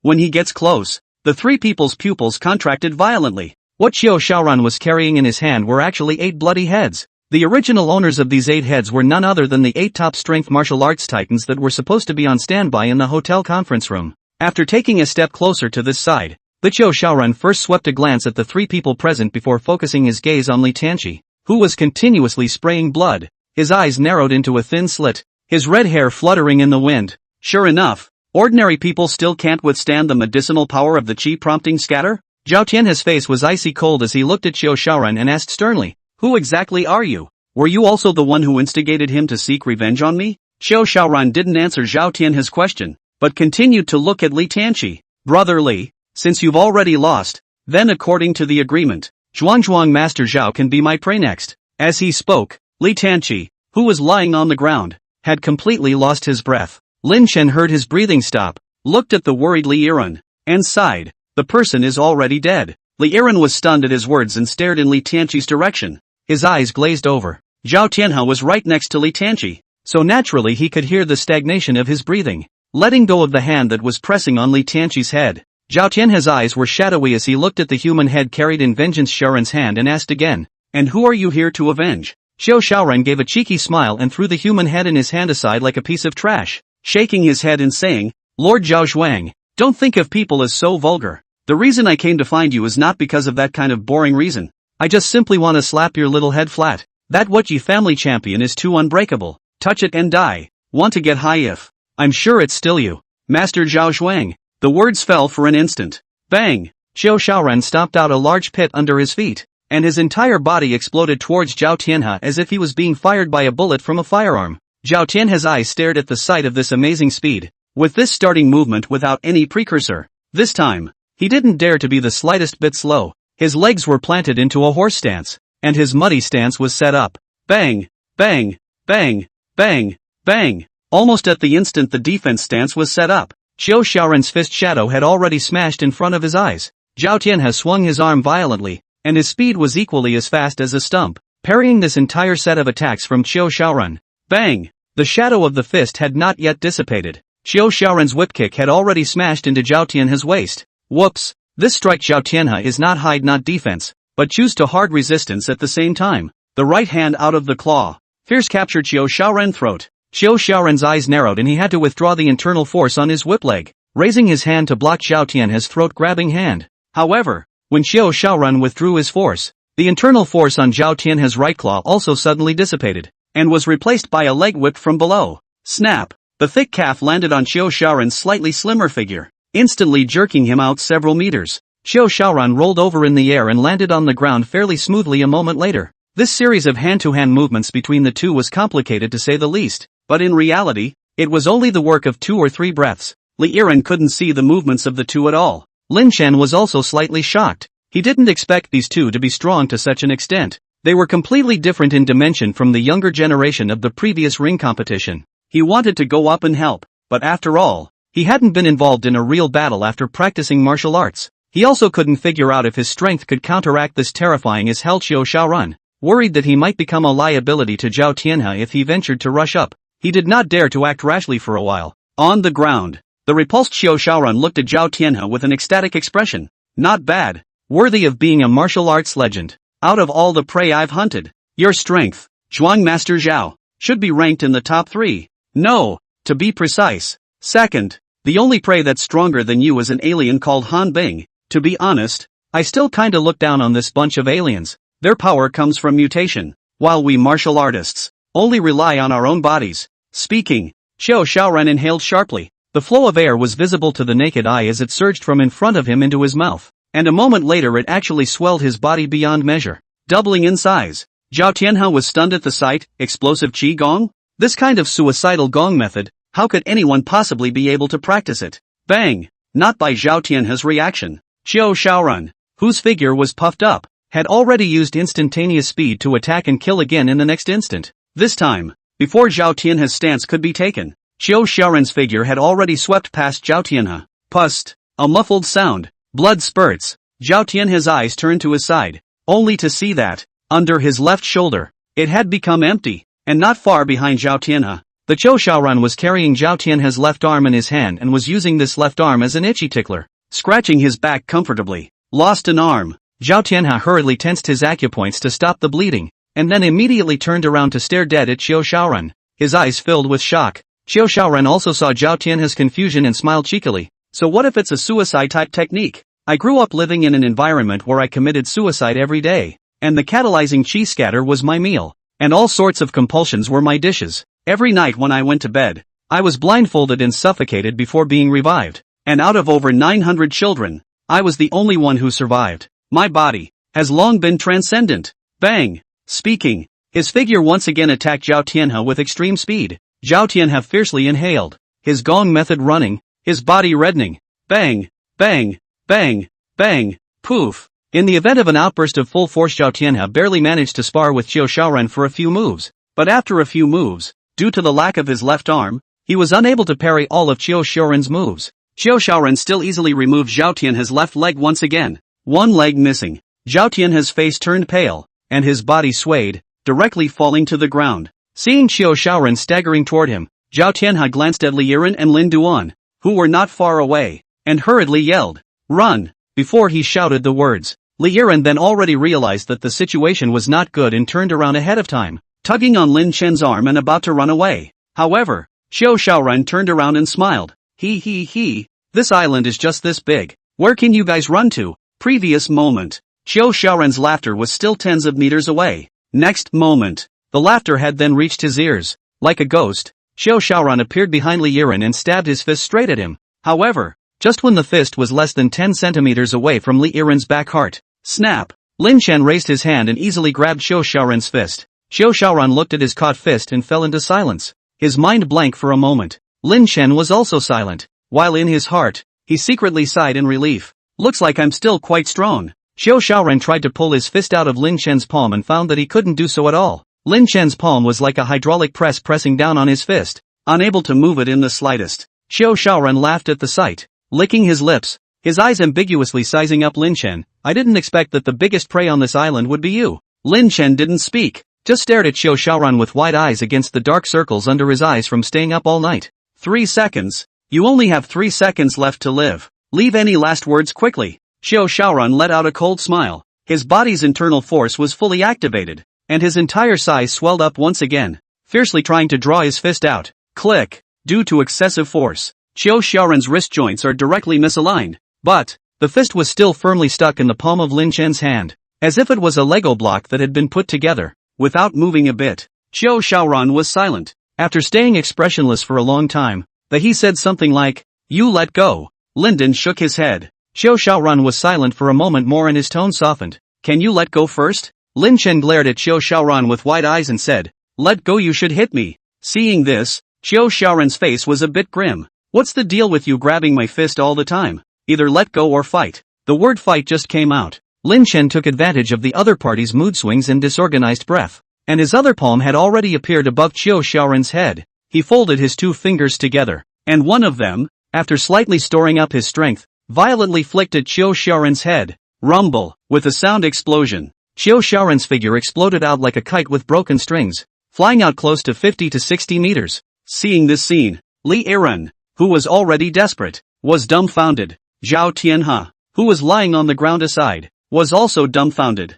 Lin Chen himself was a bit dumbfounded. He knew that he was already strong today, but I didn't expect it to be as strong as this. With a random brain bash, he actually directly bounced Chou Shaoran like a cannonball. The flight lasted nearly 10 seconds before Chou Shaoran fell heavily to the ground. It took him a long while to ease up before he stood up with his head spinning. "Feel the blood gushing from your forehead." Chou Shaoran reached out and touched the gaping hole that had broken open on his head. The smile on his face was evil to the extreme at this instant. Too good. Finally, I've come across a creature on my level. He. After tilting his head back in a fit of mad laughter, he casually jointed the misplaced hand bones. Afterward, he suddenly took out a large gourd from his bosom, then violently dumped the red medicinal powder in the gourd into his mouth. Seeing this scene, Zhao Tianhe, who had collapsed on the ground, realized that it was bad and hurriedly roared, "He's taking the chi boosting powder. Quickly stop him." Lin Chen sniffed and winced, immediately wanting to step forward and knock over the gourd in his hand.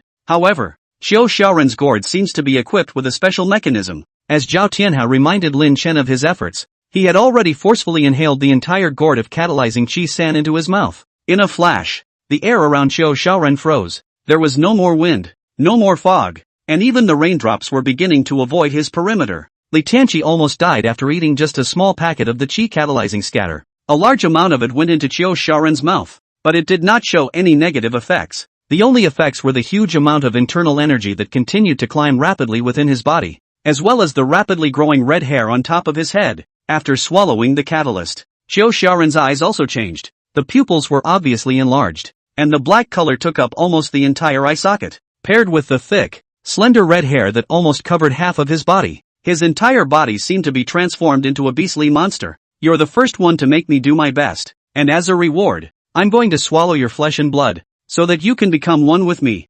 He. Enhanced by the ponderous internal power, his words and laughter became incomparably booming and ethereal as they encircled mid-air. The moment the laughter fell, buzz, the air bursts. Qiu Shaoran appeared in the air in front of Lin Chen and slammed down with one hand forming a claw. At the same time he made his move, a huge claw-shaped shadow constructed entirely from internal energy suddenly appeared in the sky above, crashing downwards with astonishing might. Under the pressure of this giant claw shadow, it was as if the air on the ground was compressed, making people gasp for air. The power displayed by Qiu Shaoran had already exceeded Li Yiren's knowledge of martial arts, and he was dumbfounded as he tilted his head back to look at the falling giant claw silhouette. Somewhat lost in thought, Zhao Tianhe, who was lying on the side, also had a shocked to the core look piled up on his face, and muttered in a half-hearted manner, "Internal power is transformed. Internal force transforming into form is the highest level of internal force externalization, and is also a symbol of internal force cultivation to the apex level."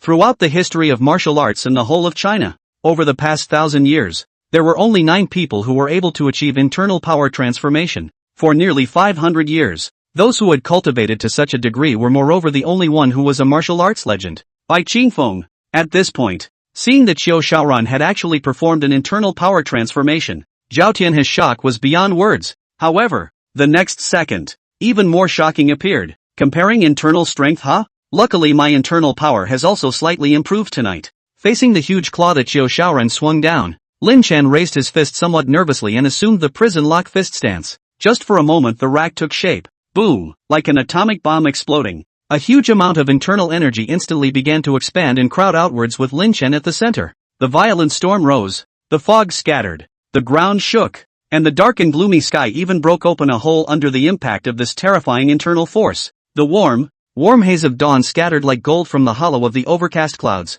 illuminating the entire sea repentance cliff. In the golden glow of Lin Chen's breathing calmed down and he slowly threw a punch. Roar! The dragon's roar resounded through heaven and earth. Majestic river-like internal energy surged out. A few moments later, it even coalesced in midair into an evil dragon silhouette with chains hanging all over its body, meeting Qiu Shaoran's giant claw silhouette surging up in the air. Rumble! The moment the evil dragon shadow collided with the giant claw shadow, the giant claw shadow collapsed. The momentum of the evil dragon shadow that was not affected in the slightest continued to soar into the air, crashing straight into the twisted face of Qiu Shaoran in midair. Bang! Under the charge of this evil dragon shadow, which was condensed into a huge amount of internal energy, a huge bloody hole was instantly opened up in his abdomen. The remaining impact carried his body straight up into the sky, and moments later it landed violently on the sea outside the island. When Lin Chen saw this, his tense nerves finally relaxed slightly. However, just relax for half a second. Rumble, click. Suffering from the impact of Lin Chen's leaked internal force,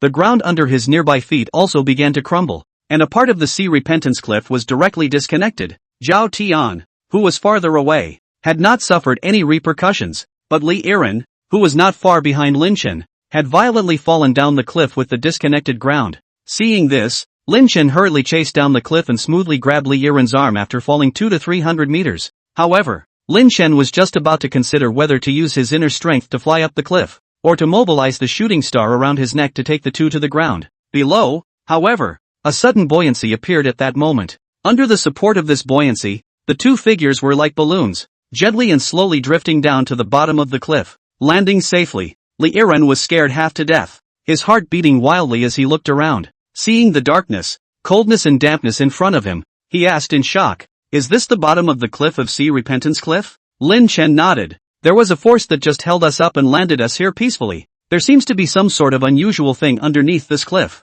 Just saying. A light source suddenly appeared not far away. It's like light is coming through a doorway. Along with the appearance of the light source, a somewhat aged voice came out. Finally, a guest has paid a visit. Come, quickly come in. Lin Chan and Li Yiren glanced at each other when they heard this. Li Yiren asked with some hesitation. Someone lives under this cliff? Should we go over there? Lin Chan shrugged and said, go over and take a look. People have invited us? It's not appropriate not to say hello, right? Gently holding the exotic treasure meteor in his hand, Lin Chan urged his internal force to spread all over his body and then carefully leaned over. Li Yiren, on the other hand, slowly followed behind Lin Chan at a distance. Soon, come to the light source. Lin Chan realized that the light source was indeed drilling through the crack of a door, only that it was a stone door with no doorknob. A gentle nudge to the left is. The pale voice inside the door was just about to instruct Lin Duan on the method of opening the door. Click. With a slight force, Lin Chen was able to directly remove the entire stone door from the stone wall. The light within the stone door then appeared in full before Lin Chan and Li Yiren. Set into the stone wall is actually a cozy, modern cabin. Inside the cottage, a red woolen carpet covered with an array of modern furniture such as beds, sofas, TV tables, washing machines and more. Sitting in front of the LCD TV screen was an old white-haired man with his back exposed. The old man was holding the handle at the moment, and upon closer inspection, he was actually playing Wasteland Whoremaster with a TV connected to a PS5. Hearing the commotion of Lin Chen destroying the stone door, without looking back, the old man cursed. Holy shit, what's up? I told you to push to the left. Lin Duan scratched his head. Sorry, ow. I'll move another rock to block it for you when we leave. The old man let out a sigh without any good reason. You guys sit down first, wait for me to finish this quest. Lin Chen and Li Yiren looked at each other once more, then lightly walked into the room and sat down on the sofa. Staring at the white-haired old man's back for a while, the Li Yiren seemed to have suddenly thought of something, and said with some excitement, Old senior, could it be that you are the legendary Bai? The old man had just finished his in-game quest, which turned back to him, revealing a blue-eyed, deep European face as he answered, that's right, I'm the legendary wizard. Bill Watts Gandalf. Ha? What the hell? Upon seeing the face of the old man both Lin Chen and Li Yiren were dumbfounded. It was reasonable to say that as the plot had developed to this point, the one who appeared here should be the legendary martial arts expert Bai Qingfeng anyways. But, unexpectedly, the high-ranking person who resided under the cliffs of the Sea Repentance Cliff on this Heavenly Harmony Island was actually a European, or a European who was not half related to martial arts. After easing up for a while, Lin Dust questioned a bit. You said you're a magician, so do you know how to do magic tricks? The kind that turns the 2 of hearts into the 5 of spades. Gandalf. Gandalf, no it won't. Lin Duan asked again. So, do you do acrobatics? Gandalf's face twitched. Told you damn well I'm a wizard. Seeing that the more Lin Chen talked, the more he got sidetracked, Li Yiren hurriedly took over the conversation to get it back on track.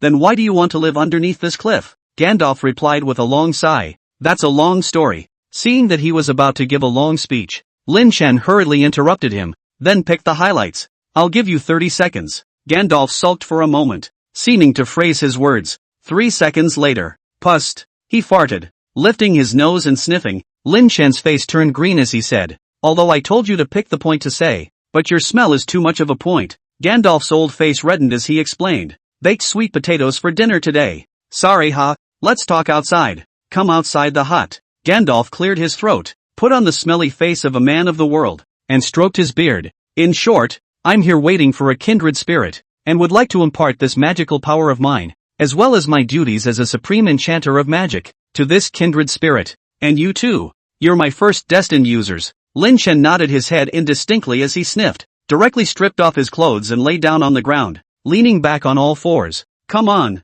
pass it on. I'm ready. Gandalf. Gandalf, naturally, I can't just pass on this magic. If you want to obtain my power, you must first pass my test. Besides, your body is already stuffed with another kind of energy. Magic can't coexist with that kind of energy, and if I were to pass it on it would only be to this little brother. Saying that, Gandalf looked at Li Yiren and asked with a smile, this little brother, do you want to try to take the test? Li Yiren thought with some hesitation. Can I ask first, what is the use of magic power? Gandalf raised his hand casually, the skin of his mouth moving slightly, and in an instant, a ball of fire coalesced in his raised hand, transmitting heat and light. Li Yiren and Lin Chen were both shocked at the sight. Although through the strange wind that caught the 2 of them as they descended, the 2 of them also vaguely guessed that this white-haired old man was not an unusual character, but to actually see him do his magic, both men were still a little stunned for a moment. After seeing the reaction of the two, Gandalf smiled with satisfaction and said, "This fireball spell is just the simplest first-rank magic.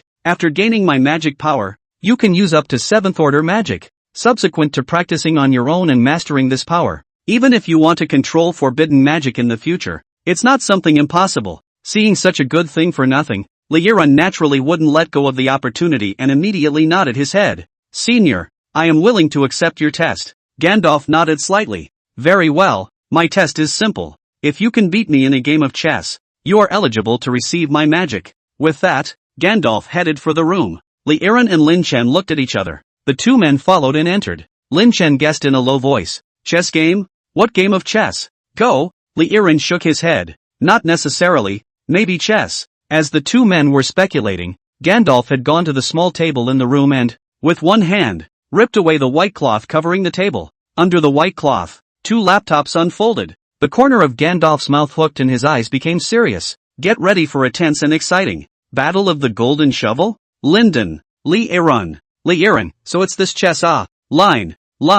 You say play what you want to play. Gandalf smiled proudly while booting up the two computers. "I'll tell you in advance, I'm a diamond-segmented gamer, and lately, I've been even more hot-handed, and I've achieved first place in 3 consecutive games in the qualifying matches. If you don't want to lose too badly, just play with 120 points of spirit." 15 minutes later, Gandalf looked at his fallen little penguin, and the gray screen, and froze in his chair with an ugly face. On the other hand, Liran's side's little prancer was still full-blooded, and from start to finish, he defeated Gandalf without losing a single round. There was a long silence. Gandalf asked, "What is your segment of the Battle of the Golden Shovel?" Liran replied, "I don't play Golden Shovel. I play hentai game, and I've been a top 100 king in Zone 1 since S1. Lin Dust added from the side, "Grandpa, with this strength, you won't even make it to gold in the hentai game." Gandalf was silent again. Seeing this, Lindu urged, "Isn't it time for you to pass your magic to my brother?"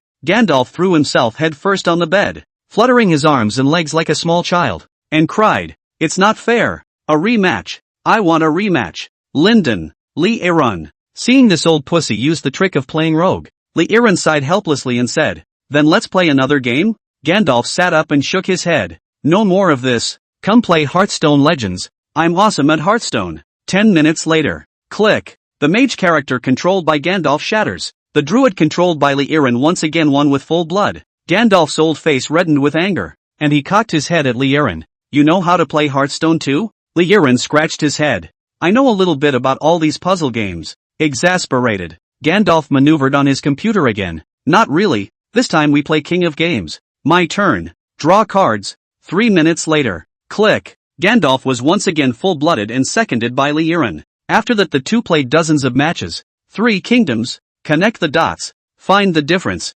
Spider Solitaire. Uninstall 360. Magnetic chain search. Each time, Liran defeated Gandalf with a crushing advantage, especially in the magnetic chain search link. Liran has fully demonstrated his strong memory and huge resources savings. Gandalf looked dazzled. Play to the end. Gandalf was completely impatient. He simply took out a dice from a drawer and threw it high up. Odd counts as your win. Even counts as mine. As the dice flipped in the air, Lin Chen keenly noticed that the trajectory of the flip was somewhat abnormal. It seemed that an invisible energy was interfering with the rotation of the dice. It's obviously Gandalf. The old pussy den. Cheating. How could Lin Chen spoil him when he saw this? The internal force is catalytic. Immediately, Lin Chen began to control the dice to rotate in the odd-numbered direction. The internal force and magic power of the two men acted on the dice at the same time, and at once the clamped dice were strangely frozen in mid-air. This Gandalf was indeed extraordinary. By virtue of his own magic power, he was actually in a stalemate with Lin Chen, who possessed 600 years of internal strength cultivation. A few moments later, click, the dice shattered into 2 pieces and fell to the ground. Lin Duan hurriedly got down on the ground and counted the number of points towards the top, and laughed with great joy. 3 points. My brother has won. You hurry up and pass it. Gandalf grimaced, glanced at the two, coughed a few times and said, "That, although you passed the test, our destiny has not yet arrived." Bang! The words were not yet spoken. With a gloomy face, Lin Chen directly pressed Gandalf to the wall with one hand. "Cut the damn crap and hurry up with the power transmission." Gandalf's magic power was activated and he wanted to fight back, but when he thought that he was indeed a bit unreasonable, he still reddened his face and forced himself to hold back. Seeing the sudden tension in the situation, Li Yiren hurriedly stepped forward to round up the situation. Lindsay, let go. Since the magic power is Master Gandalf's, he can naturally pass it on to whomever he wants, and there's no harm in not passing it on to me. So I'll just keep you company and amuse you. When Lin Chen heard this, he helplessly let go of Gandalf and turned his head. Let's go then. Li Yiren nodded his head and walked outside with Lin Chen. Gandalf looked at the backs of the two men, his face changing color, and just as the two men walked to the door, he finally sighed, well, you guys come back. Since you passed the test, it's only right that I pass the magic on to you as promised. The corners of Li Yiren's mouth hooked up as he sniffed, giving Lin Chen a look that everything was under control. Only then did Lin Duan realize that this kid Li Yiren was trying to escape and secretly gave him a thumbs up. The two returned to their room, and Gandalf motioned for Li Yiren to sit on the couch in a meditative position. Then, reaching out, he gently tapped his finger on his brow and said, after my magic power enters your body, it will temporarily solidify in your body. After that it will slowly melt and unseal over time. All you need to do during this process is to keep meditating for 2 hours a day to boost your mental strength and make sure you can control the magic that comes out of the daily unsealing. Li Yiren slightly closed his eyes and gently nodded his head. Phew! With a minuscule sound of chi flow scurrying, a light blue star-like energy surged through Gandalf's fingers and into Li Yiren's head. The whole thing was short, maybe 2 or 3 seconds. When Gandalf removed his finger from Li Yiren's forehead, his entire body seemed to have aged instantly, and his eyes were slightly dimmed. On the contrary, when Li Yiren opened his eyes again, his eyes flickered with a layer of turquoise blue shimmering light, adding a bit of mystery to his already handsome cheeks. After completing the transfer of magic, Gandalf laughed and took out another purple gem from his bosom, handing it to Li Yiren. All the magic I have mastered is all recorded in this memory crystal, so if you probe into it with your magic, you will be able to access the information inside. Li Yiren nodded his head and bowed deeply. It is a great honor for my juniors to receive the inheritance from my seniors. Gandalf waved his hand to signal him to get up and said, this is not only a power, but also a responsibility. I hope that you will practice seriously and live up to my choice. Well, it's time for me to go home. My journey as the Supreme Enchanter is over, and I can finally return to my hometown and live out my old age in peace as well. Having said that, Gandalf pulled out a rune stone from his pocket, placed it in his palm and crushed it, and mouthed the words. Immediately, a circle of magical formations rose up and enveloped Gandalf. Farewell, worthy one. Gandalf grinned and waved his hand. Li Yiren hurriedly asked, where should I look for you in the future? Gandalf shook his head and said, there is a fate that we don't need to look for, and we will see each other again. Or, come to the Battle of the Golden Shovel Microsoft 27 area to add my friend. The moment the words fell, whoosh, Gandalf disappeared. Lin Chen and Li Yiren glanced at each other, and the two of them looked at the hut in front of them again, still feeling that everything that had just happened was like a dream. Putting the purple gem in his pocket, Li Yiren took a deep breath. Anyway, let's find a way to get up there first. The two came to the place where they had crashed not long ago. Lin Chen was just about to catalyze the meteor and fly up the cliff with Li Yiren. Beneath his feet, another magical light formation flashed at this moment. Phew! With the light array activated, a hurricane rose beneath the two men, holding them up in the air. In a few moments, the two of them then flew down the dark cliff and onto the cliff bank. By this time, the sky was already bright. The Sea Repentance Cliff, which had been damaged by Lin Chen's internal force, was still a mess. Only, on the edge of the cliff, Zhao Tianhe, who had lost an arm and a leg, and Li Tanqi's corpse were all gone. Lin Chen looked around for a moment and said in confusion, where did Zhuang Master Zhao go? Li Yiren thought for a moment and said, it should have been rescued back by the people on the island, and Brother Chengqian knew that we had come to the Sea Repentance Cliff, so he should have brought people over as well. Lin Chen nodded his head as he sniffed and returned to Tianhe village with Li Yiren. As soon as he entered the Tianhe village, he saw a group of people gathered outside the Tianhe village's conference hall. Inside the conference hall lay two bodies covered in white cloth. Judging from the shoes exposed below, one of them was Yi Run, and the other was Li Tanqi. Li Chengqian was standing at the front of the crowd at this time, his face somber. Seeing Li Yiren and Lin Chen returning, Li Chengqian's face only looked slightly better, and he hurriedly stepped forward to ask, the banker said that the two of you fell to the top of the cliff. What is going on? What exactly happened? How did Li Tanqi die? Li Yiren smiled bitterly and returned. It's a long story. How's the situation with Lord Zhao Zhuang? Li Chengqian sighed and said, Lord Zhuang's power is profound. He used his internal power to seal the bleeding wound. Currently the island's medical personnel are dealing with his injuries. There should be no fear for his life. Only, his broken arm and leg should not be able to be connected. Li Yiren nodded at his words and asked again, where is the banker now? Li Chengqian replied, resting in the medical room of the VIP building. A couple more conversations. Li Yiren immediately rushed Lin Chen to the medical care room in the VIP building. Come to the door of the infirmary. Several island staff members immediately stopped the two men. Li Yiren hadn't had time to explain the reason for his visit. The door to the medical room then suddenly opened, and Zhao Tianhe's young, beautiful wife poked her head out and said in a slightly sobbing voice. The banker said to let them in. The staff then got out of the way. Lin Chen and Li Yiren walked into the medical room and immediately saw Zhao Tianhe, who was lying on the bed, his broken arm and leg wrapped in gauze. The two hadn't spoken. Zhao Tianhe first breathed a sigh of relief and smiled brightly. Luckily you two are fine. Li Yiren lowered his head with a bitter face and said guiltily, I'm sorry, Master Zhao Zhuang, because of our Li family's negligence, we have caused you so much harm. Zhao Tianhe shook his head and said, the fault doesn't lie with you guys. That Xiao Shaoran is targeting me. Even if he doesn't utilize Li Tianqi, he will still find a way to kill me. Speaking of which, Zhao Tianhe paused, his eyes looking somewhat strangely at Lin Chen. On the contrary, because of the presence of this friend of yours, I barely managed to save this life. Forgive me for not being able to salute due to my limited mobility. This little brother Lin Chen, I, Zhao Tianhe, would like to thank you for saving my life. When Lin Chen saw Zhao Tianhe forcefully sitting up and wanting to bow to himself, he hurriedly stepped forward to stop him. It's proper. It's proper.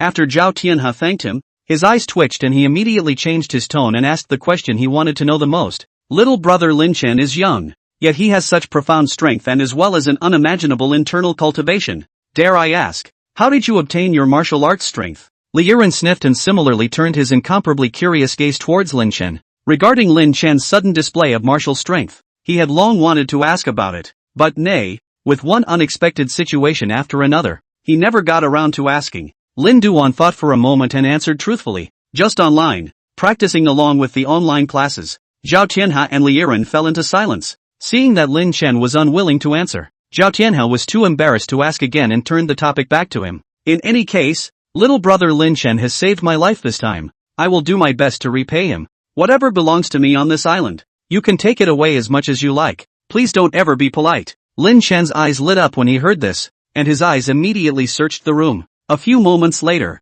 seeing that Lin Chen's gaze was violently fixed, the Zhao Tianhe added with a dark face, my daughter-in-law can't. Only then did Lin Chen take his gaze away from Zhao Tianhe's young and beautifully beautiful wife. After thinking for a few moments, he tried, Lord Zhao Zhuang, besides the secret martial arts books in the bookstore, you must also have a collection of texts on advanced martial arts, right? Zhao Tianhe sniffed with some hesitation. Do you want them all? Lin Duan hurriedly added. Don't worry, I won't take it away, just touch it and take a picture. After pondering for a moment, Zhao Tianhe asked, let me reconfirm. What you said you wanted to touch and look at and take a picture of is a martial arts secret, not my daughter-in-law, right? Linden, no. Zhao Tianhe sniffed in relief and nodded his head painfully. Okay, anytime you need it, I'll have someone take you to see it at any time. After finding and defeating the island's murderer, the whole thing comes to a temporary end. Of course, with so many people dead, and with 8 of them being titans of the martial arts world, there would definitely be an official investigation to be conducted after the subsequent restoration of contact with the outside world.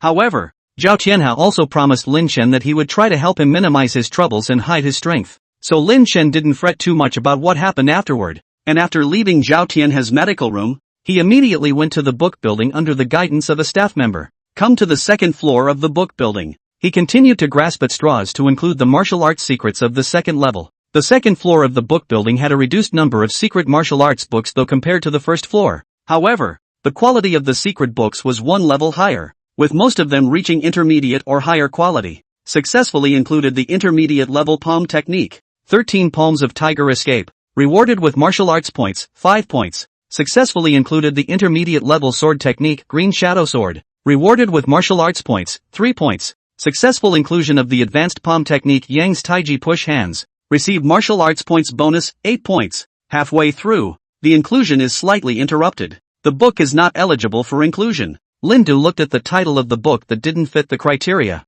The Red Apron. Flipping through the book, I found a business card used as a bookmark tucked inside. Turning to look at the front of the business card, the name written on the front is North River Lee Navy, or Li Yiren's father, Linden. Lin Duan, no. Why the hell is it here too? Master Li is imitating the canines, hiding yellow books around to swear sovereignty, right? This book should have been left behind when Elder Li came to the island for a meeting earlier. As usual, Lin Chen stuffed it into the waist of his pants and then continued to include the secret martial arts books on the second floor of the book building. It took half a day, and after it was all included, he was again guided by the staff to a hidden compartment on the top floor of the VIP building, where he began to include a series of Zhao Tianhe's collection, successfully included the advanced palm technique Vajra Fist of Wrath, rewarded with martial arts points, 10 points, successfully included the top sword technique, the 6 swords of Plum Blossom, received martial arts points bonus, 30 points, successfully included the Jedi level internal martial art Wuji Qi refining technique,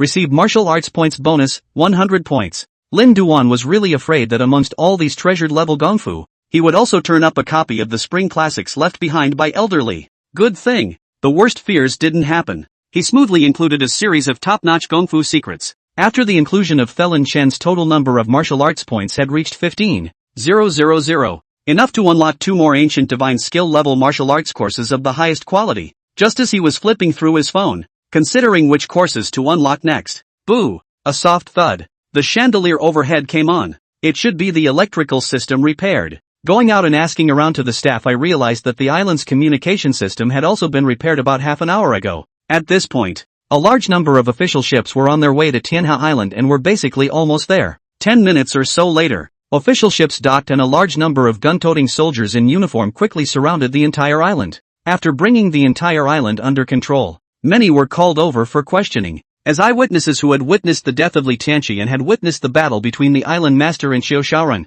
Lin Chen and Li Yiren naturally could not escape some questioning. However, given that Zhao Tianhe had omitted the part where Lin Chen had fought Xiao Shaoran in a fierce battle and carried the main responsibility for the entire incident himself, Lin Chen's questioning did not take long. Instead, Li Yiren was left alone in a room for a lengthy questioning due to his kinship with the deceased Li Tianqi. After recording the relevant statements, the officials began to collect evidence and look for traces of Xiao Shaoran in the surrounding waters. The group of visitors from Trina Island were then asked to stay in the hotel for the time being to wait for news. Seeing that Li Yiren hadn't been released back for a long time, Lin Chen simply took advantage of this to hunker down in his room by himself and opened heat to continue his study of the 9000 Qian Kuan technique. 6 hours passed. Lin Chen had once again completed 30 lessons of the 9000 Qian Kuan technique. Congratulations on completing the 9000 Qian Kuan techniques course. Receive a reward, inner strength plus 100. Your 9000 Qian Kuan technique has reached the 6th level. Extra bonus, 3000 internal strength value. Current internal strength value, 12,000. The average internal strength value of a normal internal strength practitioner who grows in a year is 10 points. After completing a total of 60 lessons of the 9000 Qian Kuan technique, Lin Chen already possessed a 1200 level internal force cultivation, doubling his total internal force. Almost at the same time that Lin Chen completed the 60th lesson of the 9000 Qian Kuan technique, Li Yiren pushed open the door to his room and greeted him. Linzi, it's time to leave the island. Lin Chen stood up with some surprise. So soon? After such a big event, I thought we'd have to stay locked up on the island for a while. Li Yiren explained. Forensics is quite smooth, and Xiao Shaoran was originally a Class A wanted criminal, and the entire development of the incident is also consistent with the logic of Xiao Shaoran's crime. The key is, Xiao Shaoran's trail has not been found so far, and the officials are afraid that they are also worried that there will be subsequent casualties. Lin Duan nodded indistinctly. The two packed up their things and soon boarded the official ship for the journey home. On board the ship, Lin Chen, Li Yiren, and Li Qingxian sat together. Seeing that Li Yiren still looked worried, Lin Chen pulled him to the deck and spoke out to open up. Li Tianqi's death is not your fault. Li Yiren shook his head. I was thinking of something else. Lin Chen asked suspiciously. What is it? Li Yiren lowered his voice and said, since the one who killed Yi Run was Xiao Shaoran, and Li Tianqi, who was an accomplice, stayed in the room the whole time, then, who exactly was the person who sent the letter to Lord Zhao Zhuang? Xiao Shaoran definitely didn't have the time, and Yi Run's letter might have been delivered by Li Tianqi, but since he never left the room for more than 3 minutes, then Zhao Zhuang's letter must not have been delivered by him. Which means, besides these two, in this case, there is a third accomplice. Lin Chen's brain buzzed as he listened to Li Yiren's analysis. He hadn't tried to smooth it out on his end. Li Yiren continued. Moreover, the logic of Xiao Shaoran's and Li Tianqi's actions in this case is also strange. If it was Xiao Shaoran who utilized Li Tianqi and led Li Tianqi to mistakenly believe that Zhao Tianhe was the father killer who killed his father, then where did Xiao Shaoran get his source of information? He was an outsider. How could he be so clear about the Li family's affairs? And where did he get the time to set up those false clues that misled Li Tianqi? Moreover, what Xiao Shaoran wants is not the result of killing Zhao Tianhe, but the process of defeating Zhao Tianhe with his own hands. If that's the case, why would he go to the trouble of guiding Li Tianqi to come and take revenge? With his strength, mixing on the island to get close to Zhao Tianhe is enough. There's no need to utilize Li Tianqi at all, right? When Lin Chen heard this, he also felt that it made sense. But there were so many suspicions and so few clues that the two men didn't figure out the whole thing until the ship docked in the harbor. Ship arrival. The Li family members who had already gotten the news of Li Tianqi's death had long been waiting at the harbor. Seeing the three men disembark, Li Tianqi's mother couldn't see her son's figure. Her already red and swollen eyes immediately welled up with tears again, and she fell to her knees bawling. Li Yiren stepped forward to help up Li Tianqi's mother, also clenching his teeth in guilt, his eyes brimming with tears. Auntie, it's because I didn't watch over my cousin. Seeing the sorrowful scene of the Li family members hugging and crying, Li Chengqian also lowered his head as if he was stimulated and said,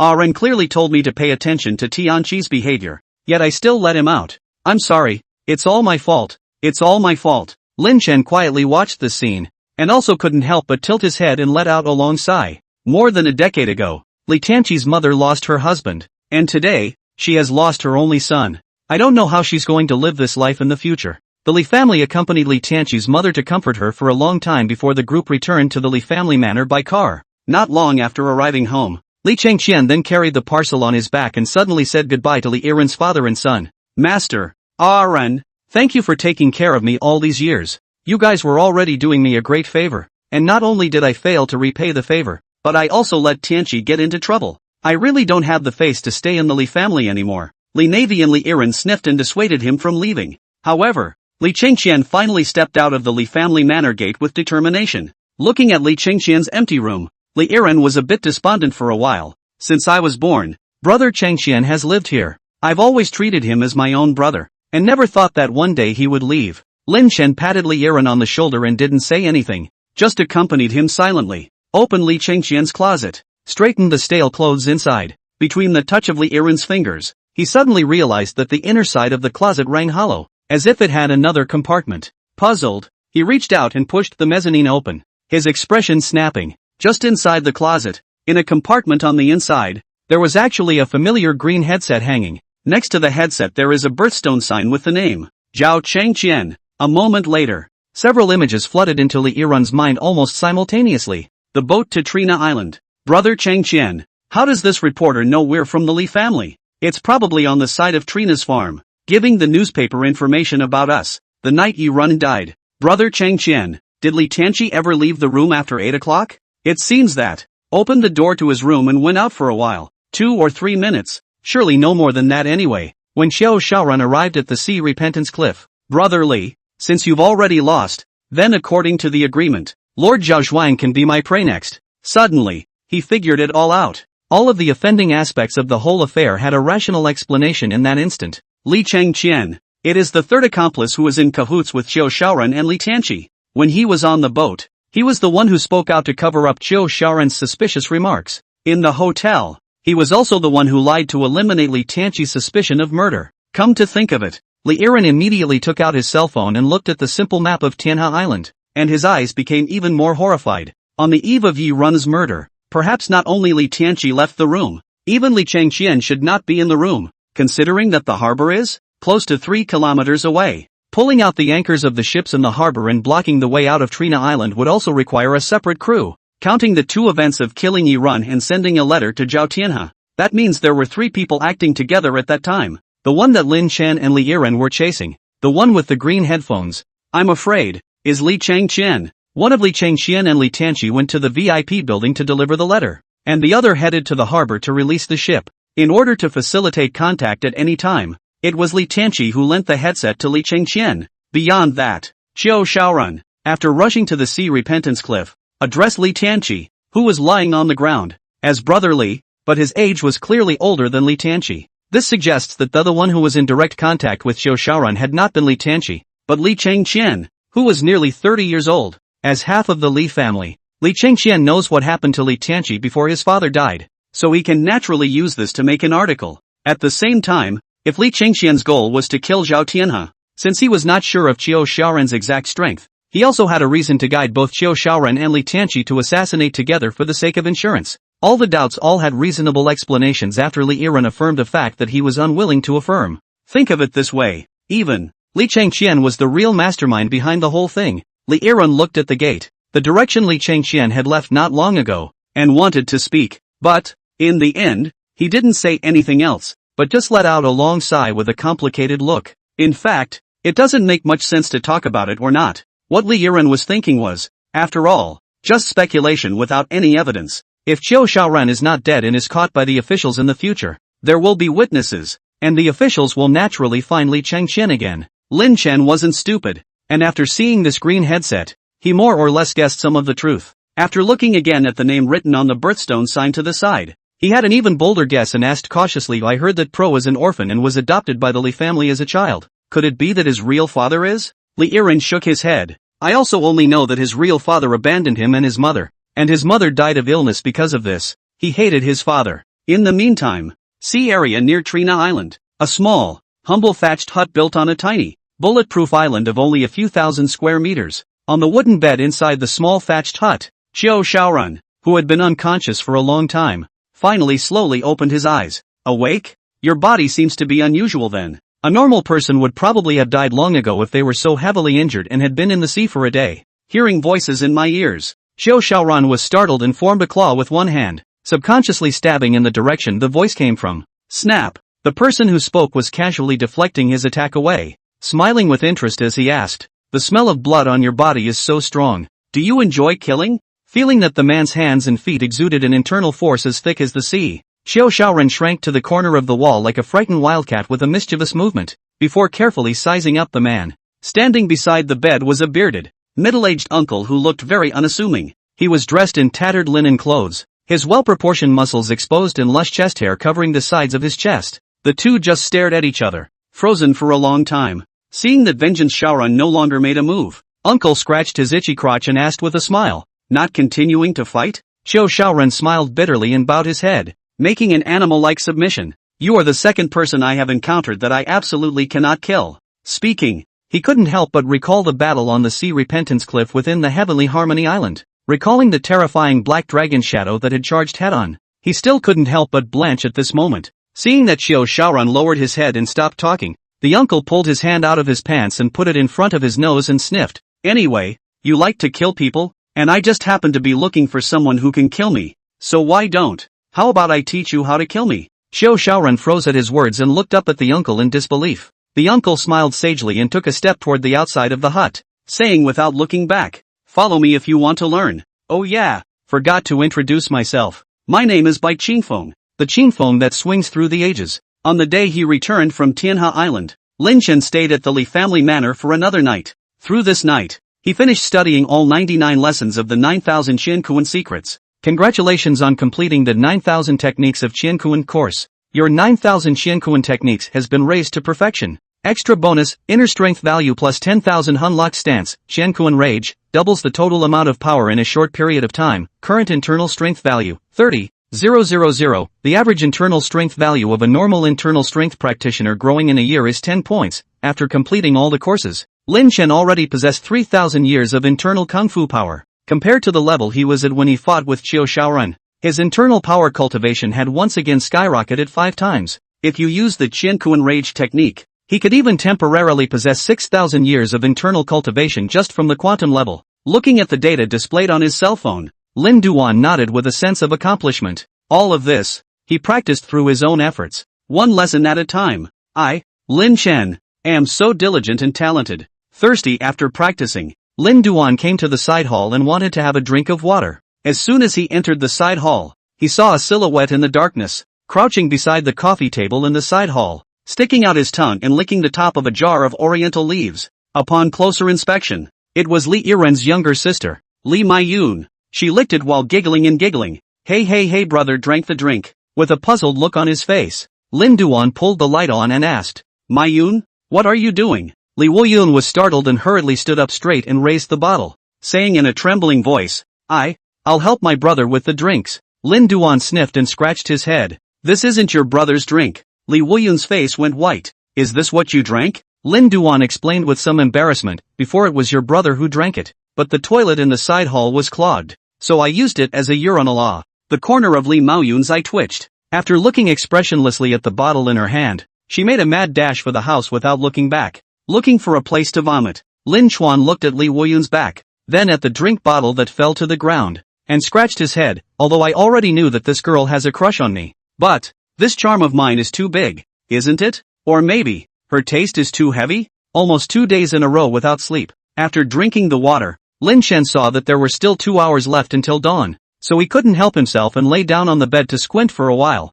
After dawn, Lin Duan and Li Yiren said goodbye to Li Navy early and took the high-speed train back to school. Li Yiren's younger sister, Li Maiyun, skipped class to come to the high-speed rail station to see her off, hugging her brother with tears in her eyes, refusing to let go for a long time. Half a day, Li Yiren finally coaxed Li Wuyun away. Only then did Lin Chen smugly hold the back of his head and laugh. Your sister is so arrogant. Obviously she came to send me off, but she had to point to the east and hug you and cry. Li Yiren smiled indistinctly and took out his drink and took a sip. It's like this. TSK, why is this tea so astringent? Lin Duan hurriedly snatched the drink bottle with one hand and stuffed it into the trash can. It should be fermented because the temperature is too high. Hurry up and throw it away. Speaking, the high-speed train has arrived. The two men got into the car and set off for home. On the way back to school, Lin Chen had been studying what to do with the 15,000 martial arts points remaining in his hand. Considering the time limit left for the heat variant to experience,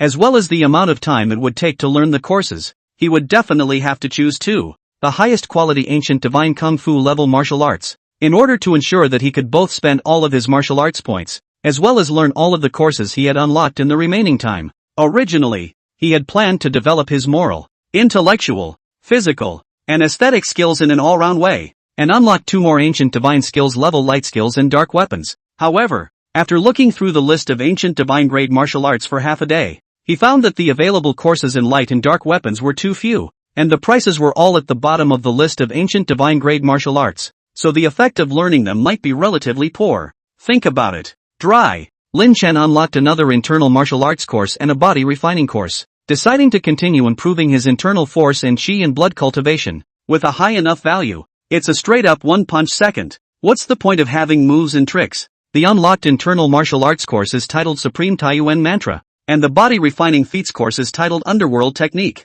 Both courses were more expensive to unlock than the 9,000 Qiankuan secrets, and the courses had more learnable sessions, a full 120 sessions, in order to ensure that the last 2 days remaining to finish both courses. Upon returning to school, Lin Duan immediately opened a room in a small hotel in front of the school, and followed the suspect Black Shadow, and began an uninterrupted course of study. He first learned the underworld skill. First move, legs flat, sit-ups. For the second maneuver, stick out your tongue and take a big breath. For the third maneuver, get on all fours and lift your left hind leg.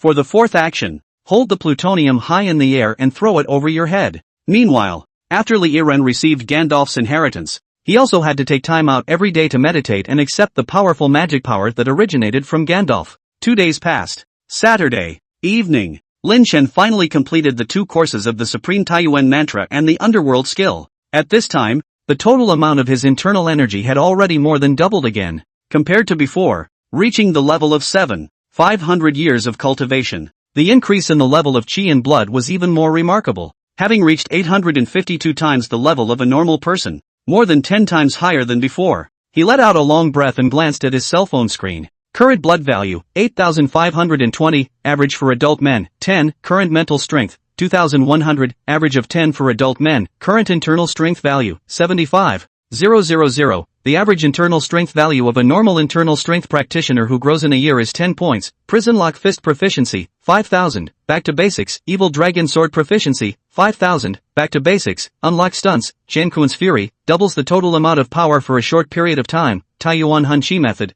filling cells with internal energy for a short period of time, dramatically increasing the strength of the physical body, underworld killing, mixing chi, blood, and internal strength to strike a killing blow outwardly. From top to bottom, he had just finished looking at all of his martial arts attributes. The phone suddenly shook. Heap application force closure. The window then popped up. The time limit for the variant application heap has expired. You will not be able to use the heap martial arts training function. New variant app experience access will arrive within 48 hours. Please be ready to check. Phew. It's finally over. Lindus let out a long breath and lay down on the bed. Granted, the mutated heap had brought him great benefits during those 7 days, but the tiredness is also real. He had hardly been idle, and had not slept much. During that time, He'd been trying to swing for the fences, trying to sleep soundly or go play a couple of games in a sidewalk internet cafe, but it's so hard to unlock a course and feel a bit shortchanged if you don't finish it. He held on strong after all. At this moment, the duration of the mutated heaps experience was just about over,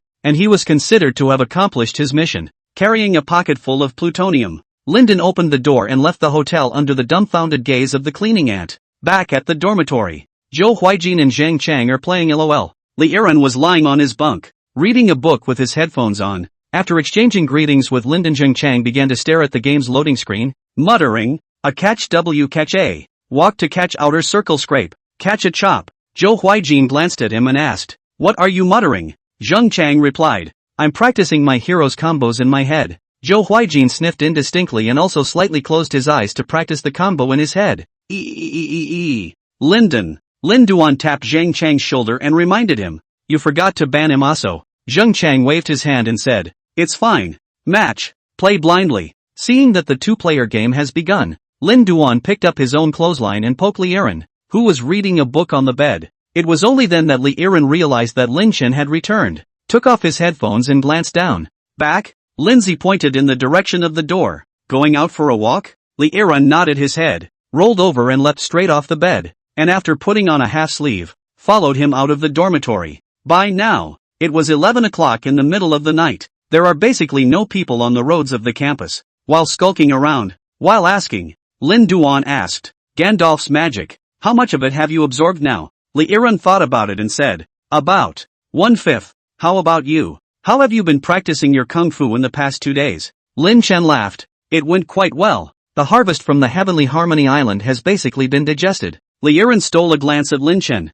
and after a moment of silence, he still couldn't help but open his mouth and ask, "Where exactly did you get this heaven-defying martial arts cultivation from?" Lin Duan sighed and met Li Yiren's 4 eyes and said, "It's really practicing after the fitness online class on your cell phone." Seeing Lin Chen's serious tone and serious eyes, Li Yiren was a little shaken and slightly convinced. He tried to ask, "What course are you practicing that's so cool? Can you show me?" Lin Duan directly took out his cell phone and opened Heap and said, "It's the course on this software." Li Yiren glanced at Heap's course interface from top to bottom. "This? Where is there a martial arts course?" Lin Duan scratched his head and said, "There was more yesterday, but not today." Li Yiren, alright. Seeing that Lin Chen was unwilling to reveal the truth even with himself, Li Yiren also guessed that he had something difficult to say, so he stopped pursuing the question and changed the topic and laughed. "This Gandalf's magic is really fierce. I've only absorbed half of it now, and I'm able to rub a large fireball close to 2 meters long with my bare hands. The amethyst he gave me is filled with some hard stuff too,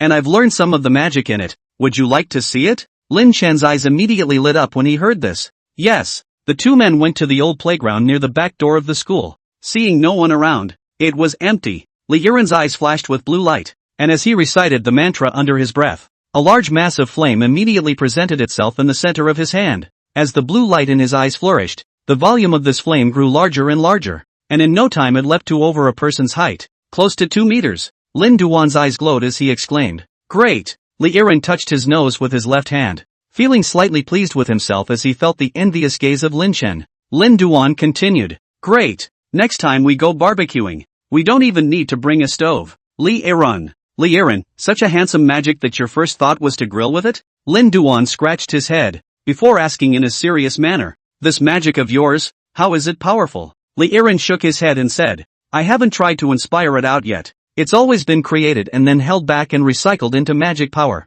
Lin Duan took 2 steps back slightly and leapt forward laughing. "Don't hold back. Shoot me." Li Yiren, can you say something normal for a change? Lin Chen froze and rejoined, "Hit me." Li Yiren was a bit hesitant. "Is it okay? Can you defend it?" Lin Chen patted his chest and said, "Don't worry. My power has grown slightly again in the past 2 days, so I should be able to resist." Seeing that Lin Chen spoke with conviction, Li Yiren took a deep breath before moving his mind. Boom! The fireball shot violently in the direction of Lin Chen. Lin Chen raised his hands, and above the midair, 2 huge palms condensed by internal energy suddenly took shape, stopping directly in front of the flying fireball. Rumble! A muffled sound. The fireball was directly cupped in the palms of 2 huge internal power palms, and it completely dissipated a moment later. Lin Chen controlled the 2 giant palms in midair and spread his hands, laughing. "See, it's not difficult at all." Li Yiren was relieved to see this, but at the same time, he was slightly disappointed. I thought I was already strong, but it turns out to be so trashy. Lin Chen hurriedly consoled. You definitely can't compare yourself to me. I've been practicing martial arts for a full week. You've only been practicing this magic for 2 or 3 days. The power of that move you just made is actually not small anymore. It's basically comparable to that attack after Qiu Shaoran swallowed a bottle of qi boosting dispersal. Li Yiren sniffed, which restored some of his confidence. Lin Chen then asked, do you have any more fierce moves? Use them all to try. Li Yiren nodded his head. His hands formed seals and he recited incantations under his breath. And one by one, powerful magic began to spark. 3rd order magic. Inferno explosion. 4th ranked magic. Giant ice pick. 5th order magic. Thunder lightning. 5th order magic. Magical energy spotlight projectile. As Li Yiren's incantation was recited, a powerful and colorful spell erupted out, smashing straight into Lin Chen's direction. Lin Chen attempted to resist without using his 500-year level of internal energy, but instead fought against it with his physical body alone. Bang! Bang! Bang! He swung his fist out of thin air to meet Li Yiren's spell. With each punch, a ripple was stirred in the air, striking an audible explosion. Li Yiren's spells couldn't even get close to Lin Chen before they were crushed by the aftermath of Lin Chen's punches. Granted, the 5th rank magic released by Li Yiren at this moment had largely exceeded Qiu Shaoran's strongest strike. However, it couldn't be helped that the growth that Lin Chen had gotten in the past 2 days was even more perverse, and Li Yiren's magic still couldn't pose any threat to him at the moment. However, given that Li Yiren had only absorbed half of Gandalf's magic power now, there was still a lot of room for him to grow. After trying to use all the magic he'd learned, Li Yiren's face turned a little white as he ran out of magic power and gasped for air. Seeing this, Lin Duan yawned and got tired of playing, beckoning Li Yiren to go back to the dormitory to sleep. Just as Li Yiren nodded his head towards him, Lin Chen's eyes suddenly widened and he turned his head to look behind him. Just see, not far behind, a silhouette was standing dumbfounded at the edge of the playground, and at that moment, it was pointing in the direction of the 2 men, its mouth wide open, shocked and unable to speak. Lin Chen fixed his eyes on him and violently realized that this person was none other than Jiang Wenming, the class president of their class. Following Linden's gaze, Li Yiren also saw Jiang Wenming. He sipped his teeth and tilted his head to look helplessly at Lin Chen. He seems to have seen it. What should we do? Lin Duan thought for a moment and said, the grove west of the school gate is being remodeled to build a gazebo, and that place is quite suitable for burying people. Li Yiren, that's not so bad. Lin Chen glanced in Jiang Wenming's direction without any good sense of humor. It's the middle of the night. What's he doing over here in the playground? Li Yiren frowned and thought for a moment before suddenly saying, you forgot? It's time for another open class tomorrow. This kid is taking up a spot to go. As the 2 men spoke, Jiang Wenming not only didn't run, but also took the initiative to come over to the 2. After seeing the faces of Lin Chen and Li Yiren clearly, he exclaimed, it's you guys. Lin Chen hurriedly covered his face and said in a tight voice, it's not me. I'm not Lin Chen. Jiang Wenming, but I haven't even said you're Lin Chen yet, and you just admitted it yourself. Li Yiren blankly glanced at Lin Chen helplessly, then asked Jiang Wenming, what did you just see? Jiang Wenming said with a look of astonishment, I saw you launching so many messy things at Lin Chen. What's going on? The words were not yet spoken. Zip! Li Yiren raised his finger and sent out a bolt of electricity, directly electrocuting Jiang Wenming. Seeing this, Lin Dust tilted his head and asked, so, still using the grove plan? Li Yiren shook his head and said, no need to go through that much trouble. The amethyst that Gandalf gave me seems to have magic that modifies memories. Lin Chen's eyes lit up and said, then you didn't say so earlier. Hurry up and change it. Li Yiren pulled out the amethyst from his arms, closed his eyes and immersed his consciousness into it, searching for the magic spell to modify his memory. In a few moments, he opened his eyes and laughed. There! Reciting an incantation under his breath, his finger lightly tapped Jiang Wenming's brow. A blue light quickly spread across Jiang Wenming's brain. After about 10 seconds or so, Jiang Wenming woke up leisurely. Li Yiren immediately pretended to ask, squad leader, why did you faint? What happened? Jiang Wenming's eyes were somewhat dazed, revealing a look of reminiscence, and he froze for a long time before pointing at Lin Chen with a shocked expression. I saw you launch so many messed up things at Li Yiren. Linden, so what's the difference from just now? Li Yiren's fingers flashed with electricity, once again electrocuting Jiang Wenming. I've changed his memories to the fact that it's you who fired the magic and attacking me now. The corner of Lin Chen's mouth twitched as he said, that's of no use. Can't you just delete this memory of his? Li Yiren shook his head helplessly. There is only memory modification magic in the crystal, not memory deletion magic. Lin Duan thought for a moment and said, then you can just change the memory to, the 2 of us counting stars on the playground. Li Yiren sighed. If I could just change it, Didn't I just do it? This memory modification magic can't be freely controlled. The exact change is largely determined by the information active in the recipient's mind. Saying that, he attempted to use memory modification magic on Jiang Wenming again. 10 seconds or so later, Jiang Wenming woke up again. He exclaimed with wide eyes. I saw you two shooting a bunch of mess at each other. Lindsay, why do I feel like it's getting more fucked up the more it's changed? Li Yiren's face twitched as he electrocuted him once again and continued to use memory modification magic. 10 more seconds.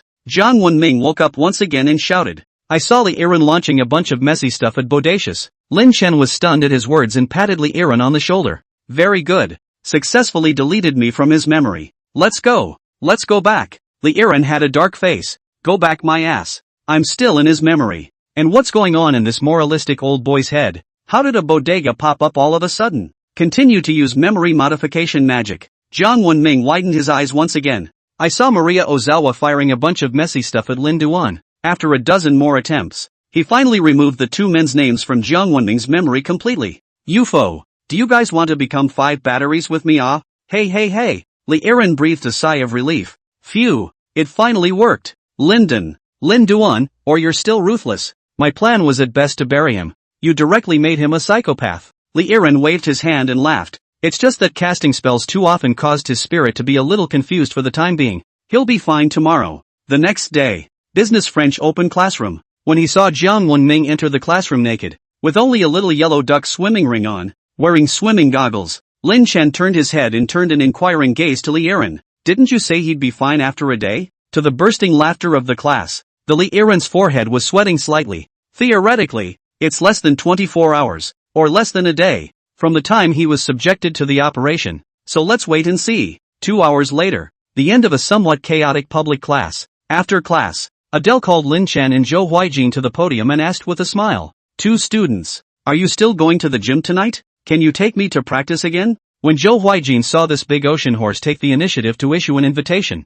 his gun could not be suppressed, and he was immediately about to jump up and agree. Lin Duan hurriedly pulled him to the side and whispered, will you put away this demeanor of yours? Forgetting how we lost Cilia before? Zhou Huijin was stunned at his words and calmed down a little. Then what do you say? People have taken the initiative to invite us. Lin Duan took a deep breath and said calmly, if we want to hold the right to lead the ocean horse for a long time, we have to show enough restraint. We have to conceal our true intentions, so that she feels that we don't covet her beauty at all. Zhou Huijin nodded indistinctly. Got it. Saying that, Zhou Huijin turned his head to Adele and said with a faint smile, Teacher Adele, we have other plans for tonight. If you really want us to accompany you to the gym, please make sure to still wear that halter sweatshirt from last week. Adele, okay.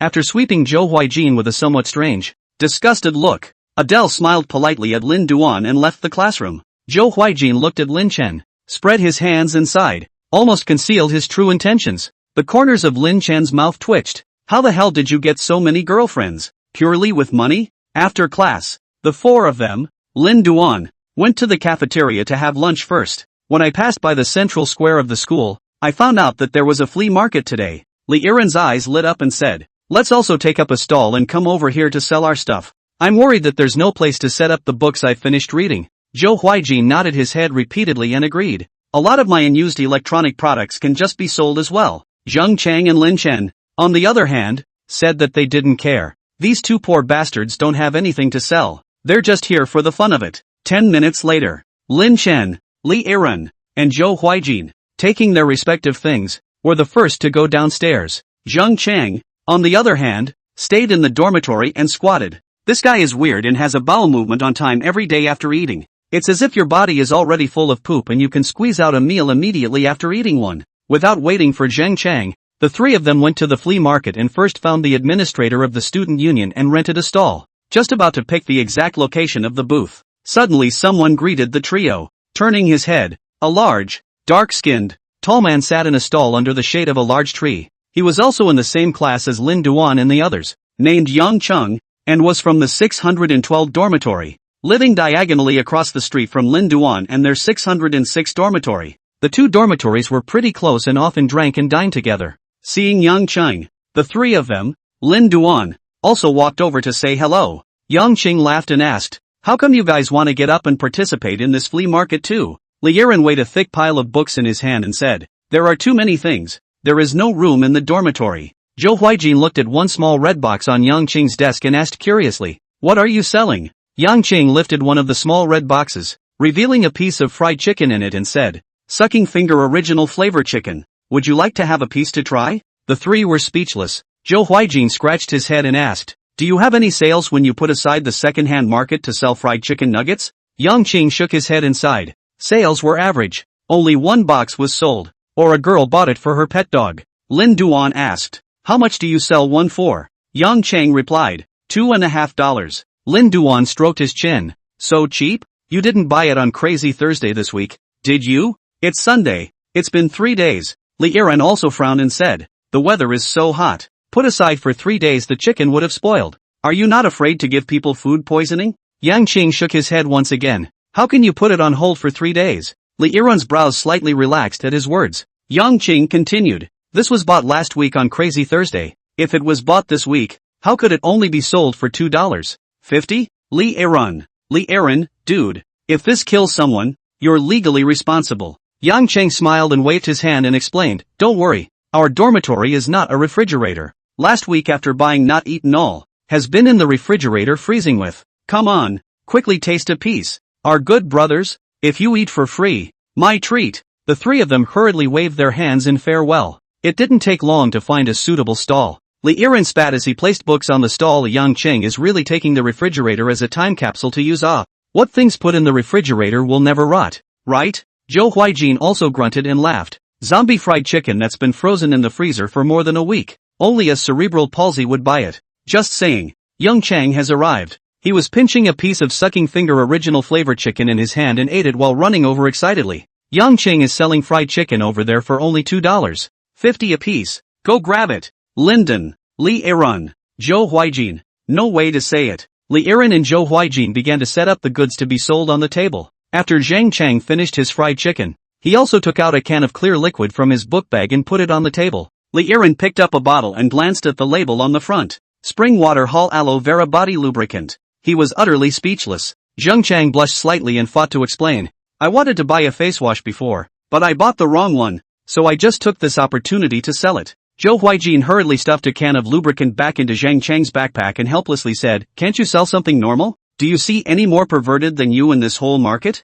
The words have not yet been spoken. Lin Chen pulled out the medieval coins left over from his previous cultivation of the underworld skill from his book bag and laid them on the table. Li Yiran, Zhou Huijin, Zhang Chang, Young Chang, now there is. After forcibly removing Zhang Chang's lubricant and Lin Chen's plutonium from the shelves, the stall in dormitory room 606 officially began business. Zhou Huijin's series of brand-name cell phone computer game machine to support the scene, to the stall patronized by many students. Although the price tag on the weekly Wyoming Gold is already low. However, no one would dare to buy such high-priced electronics at the flea market without a warranty. As a result, the stall had a poor turnover. An hour passed and only 2 books and a headset were sold. But the 4 were in no hurry, cozily leaning back on the lawn under the tree, chatting away. In a few moments, there was a sudden scuffle at the edge of the square. Turn your head and look. It's a girl arguing with a guy. Take a closer look. This girl Lin Dust they also recognize. Also in their class, called Song Yamon, a shorter cute type of girl. As for that boy, he seems to be Song Yuming's boyfriend. The argument went on for more than 10 minutes and finally ended with the boys leaving angrily. Song Yuming squatted on the ground in aggravation, burying her head and crying. Seeing this, Zhou Huijin stretched out his finger and poked Zhang Chang in the back and said, Didn't you like this Song Yuming quite a bit when you were a freshman? Don't you enlighten me? Zhang Chang scanned the surroundings, lifted the waist of his somewhat loose pants, and refused categorically, I'm not a pervert, and with so many people watching, how am I supposed to guide? Zhou Huijin's face twitched. Who the hell asked you to conduit? I asked you to enlighten the little girl. Zhang Chang froze at his words. Li Yiran also coaxed in support. She's sad about falling out of love. So if she casually comforts you, she might fall in love with you. Lin Duan pulled out the crumpled tissue in his pocket, patted Zhang Chang on the shoulder, and straightened up and beckoned. Go wipe her tears. Zhang Chang glanced at the three of them, took a deep breath, and blushed as he stood up. So, then I'll try? Zhou Huijin gave a thumbs up. Go ahead. Don't be afraid. Even if you fail you have nothing to lose, don't you? Zhang Chang nodded deeply and gathered his courage to take a step towards Song Yuming. It was the first time he had hit on a girl in reality since college. Looking at Zhang Chang's back, Lin Duan couldn't help but sigh. Has this child finally taken this step? Zhou Huijin also revealed the loving expression of an old father. If I can see Fatty get off in my lifetime, my life will be considered complete. Li Yiren laughed as he tied up the unsold books with a rope. As long as he dares to try, getting off is just a matter of time. Lin Chen nodded approvingly to Li Yiren, but in the next moment he froze, pointing at the rope Li Yiren had used to bind the book and asked, "Where did this rope come from?" Li Yiren was also stunned and replied, "Fatty's I just saw a rope on his leg, so I yanked it over and used it." Zhou Huijin stared at the rope binding the book for 2 seconds, and his face twitched violently. "This is the elastic band on Zheng Chang's pants." Lin Chen and Li Yiren simultaneously froze again at the words. Next, together, the three of them cast their gazes in Zheng Chang's direction, only to see that Zheng Chang came to Song Yuming's side and was just about to bow down to pat Song Yuming's shoulder. Swish! His size XXXXL fake designer shorts slid right down to the floor without the elastic band. Song Yuming just happened to look up at this time. After a moment of dead silence, Zheng Changxiang smiled and handed out the crumpled tissue in his hand, trying to break the awkwardness by asking, To use? There are perverts. Snap! A scream accompanied by a loud slap resounded through the square. 30 seconds later, Zheng Chang returned to the stall with reddish slap marks on his face and an expressionless face. Damn! I'll never believe your bullshit again. Sweating on his forehead, Li Yiren hid the elastic band behind him. Zhou Huijin, on the other hand, spoke out sympathetically to comfort. Don't get discouraged so easily. Failure is the key to success. Grandma. He didn't dare to say that failure was the mother of success, because Zheng Chang did currently have a lighter blood relationship with success. Lin Chen also hastened to encourage.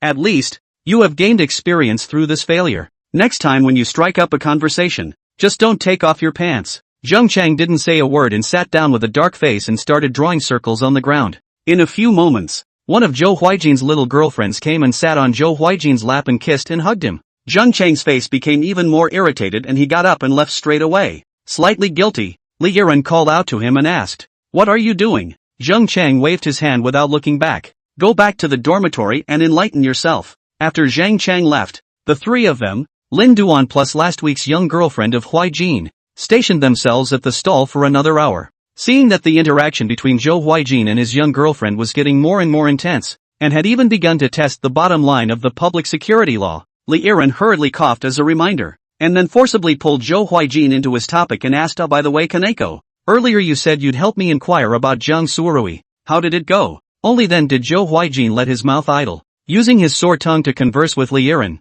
"Well, it's complicated." Li Yiren's eyes twitched as he heard this, a bad premonition rising in the bottom of his heart. But he still forced himself to ask in a calm manner, "Zhang Lingrui, bad reputation?" Zhou Huijin hugged his little girlfriend and said with a rare, very serious expression, "In short, I suggest that you don't associate with her. After I used my family's connections to investigate this person 2 days ago, my father called me on fire and scolded me, telling me to stop inquiring about her and that I would cause trouble for the Zhou family." Li Yiren's pupils shrunk slightly at his words. "Is it that serious?" Zhou Huijin helplessly spread his hands and said, "Let's put it this way. Ever since I was 5 years old and laid a layer of cling film on the toilet in his room, he hasn't reprimanded me as severely as he did 2 days ago." Hearing this, the always quiet Lin Duan couldn't help but tsk his mouth and said, "A character that your family can't even inquire about." "Tsk, can't imagine." Li Yiren sighed long and hard, and after freezing for a long time, he smiled in relief and looked at Zhou Huijin. "Thanks, brother, I've caused you trouble." Zhou Huijin shook his head and said, "You're welcome. The advice I gave you, you'd better listen to it. This world, it's far more complicated than we can imagine." Lin Chen patted his shoulder and comforted him. "At least, it's established that this Zhang Lingrui isn't that kind of entertainment woman in the general sense. Isn't that good?" Li Yiren nodded his head in silence, looking high up in the sky, not knowing what he was thinking. The words on the trio's side just fell. Suddenly, Zhou Huijin felt a coldness in his back. Stiffening, he turned his head to look at Theonly to see, not far behind him, a familiar tall figure appeared at an unknown time and was standing in the distance with an icy face. This figure was none other than Zhou Huijin's fiancée, Su Hongyang. The two made eye contact. Su Hongyang took a step forward. Zhou Huijin, on the other hand, hurriedly pushed away his little girlfriend in his arms, like a mouse seeing a cat, trembling step by step backward. Bang! A walker. Su Hongyang directly chased after Zhou Huijin, grabbed his collar, and asked in a cold voice, "Have you forgotten how you promised me?" Zhou Huijin panicked and waved his hands. "Coma, listen to my explanation." The little girlfriend next to her froze in fear for the first moment. Reacting to this, she pointed at Su Hongyang and said sharply, "You, who are you?" Hurry up and let go of my boyfriend. Your boyfriend? Su Hongyang loosened her grip on Zhou Huijin's hand, her eyes cold as she approached her little girlfriend, reaching out to open her fingers. Snap! Zhou Huijin, however, raised his hand at this time, stopping Su Hongyang, taking a deep breath. Coma. It's none of her business. Don't you touch her. Seeing that her fiancé was actually protecting in front of another woman at this time, Su Hongying suddenly remembered a scene of Zhou Huijin protecting in front of her when she was a child. She couldn't control the redness of her eyes, and her voice was a little hoarse as she said, "What the hell do you mean? Do you hate me that much?" Zhou Huijin looked straight at Su Hongyao and summoned up the courage to say, "I don't hate you. I just hate it when someone controls me. Since I was a child, I've always been told what I should and shouldn't do, and now, I just want to make my own decisions and do what I want to do." Su Hongyang's voice softened slightly and said, "But our two families have already made a marriage contract." Zhou Huijin interrupted him, his eyes firm, his voice calm. "As a Zhou family member, for the sake of the family's interests, I have the responsibility to accept the marriage contract, but as Zhou Huijin, I won't let myself live like a puppet for the sake of this responsibility." After hearing these words from Zhou Huijin's heart, Su Hongying was a bit dumbfounded, and her eyes became a bit confused and at a loss for words as she looked at Zhou Huijin. See Su Hongying this look. Zhou Huijin's heart is not good. After thinking about it again and again, he simply gritted his teeth and said, "I know, you are willing to marry me for no other reason than because when I was a child I saved that you, but the fact is not at all what you see. The traffickers would have been the ones that I paid to hire." After these words were uttered, the Su Hongyang was completely dumbfounded. She was silent for a long time before she looked at Zhou Huijin and said in a weak voice, "You're lying." Zhou Huijin flipped open the cell phone address book said, "Did not lie to you? Do not believe it. I will now the original trafficker to find over to confrontation." Seeing that Zhou Huijin didn't have the slightest intention of lying or joking in his eyes, Su Hongyang's head went blank, completely at a loss as to what to do. Halftime. She turned to leave, leaving a calm, "I'll have my father call off the engagement, and I'm sorry for the interruption." As he watched Su Hongyang slowly leave, Zhou Huijin was also in a bit of a trance. After saying goodbye to his little girlfriend and greeting Lin Chen and Li Yiren, Zhou Huijin also returned to his dormitory somewhat soulfully, just as Lin Chen and Li Yiren were staring wide-eyed, expressing their confusion at the sudden situation. Lin Duan's cell phone rang, picked it up and looked at it. This week's Mutant app software available for experiences, and application function buy everything at a low price. The new Mutant app arrived? Lin Chen's eyes lit up and he immediately went to the site to check it out alone. And Yuki's original red heart icon had turned into a red machete form at this point. Open the app. The first thing that strikes you is the simple white interface, with the red logo of Yuki written at the bottom of the interface, which doesn't seem to be too different from before. After entering the application, the items that appear within the app are a far cry from what they were before. First rank spirit animal, grilled shrimp with glazed glaze, open the bag to eat. Whole case wholesale, enhanced spiritual power. Men's choice, price, 250, the Necronomicon of the Great Witch King. Beautifully styled. Cost effective. 100 times more magical power to help summon bone-crushingly beautiful skeleton soldiers. Collocation price, 5,200, the Heavenly Cauldron large capacity. Sturdy and durable. Temperature up to 9,800 degrees. Can be used for refining medicine, melting and casting, stir-frying, cooking, foot bath and foot soaking. Prices for collocation, 7,200. Various items that should only exist in novels or movies are now appearing in the windows of the merchandise of Namiyuki. Lin Dust was dazzled by what he saw. After rummaging around for a while, Felin Chen's eyes were violently certain. Jean saw a favorite among the many items that he had no reason not to add to his cart. Man Lingfeng Mechanical Sword Servant, Jean Dan Cultivation. Real life texture. Intelligent AI. Customizable appearance and body shape. Comes with channel heating, price per unit, 12,000. Buy. Must buy. Only 12,000 can buy a channel heating. Ahem. To be able to buy a Jean Dan Stage Cultivator as a bodyguard. It's like getting something for nothing. Without hesitation, Lin Duan directly clicked on the spell order. Click through and immediately, the window pops up. Order failure, current account balance is insufficient. Linden froze. He remembered that after selling the Emerald Eye, he should still have more than $2 million in his account. How come you can't even buy a 12,000 mechanical sword servant?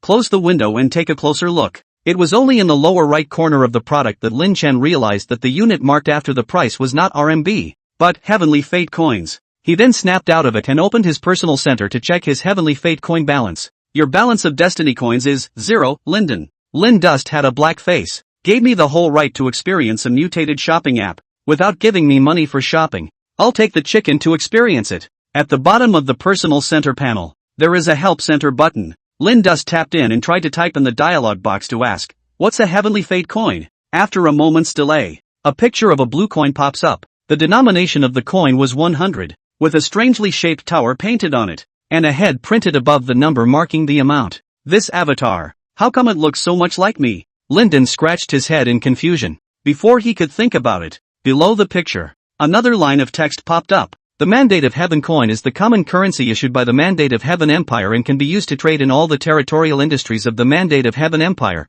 This line of text paired with a picture of a Heavenly Destiny coin above it sort of answered the question posed by Lin Duan. However, this reply didn't solve Lin Chen's dilemma of not having any Heaven's Mandate coins on hand to make purchases using mutations and she. So, he typed in the text again and asked, "How should I get the Heavenly Destiny coins?" After a moment's delay, the dialog box popped up again with a text reply. Loyalty work for the Mandate of Heaven is the main way to earn Mandate coins, as well as conducting business practices to earn Mandate coins. Simply put, it's either a part-time job or a business. The question is, Lin Duan is now on Earth.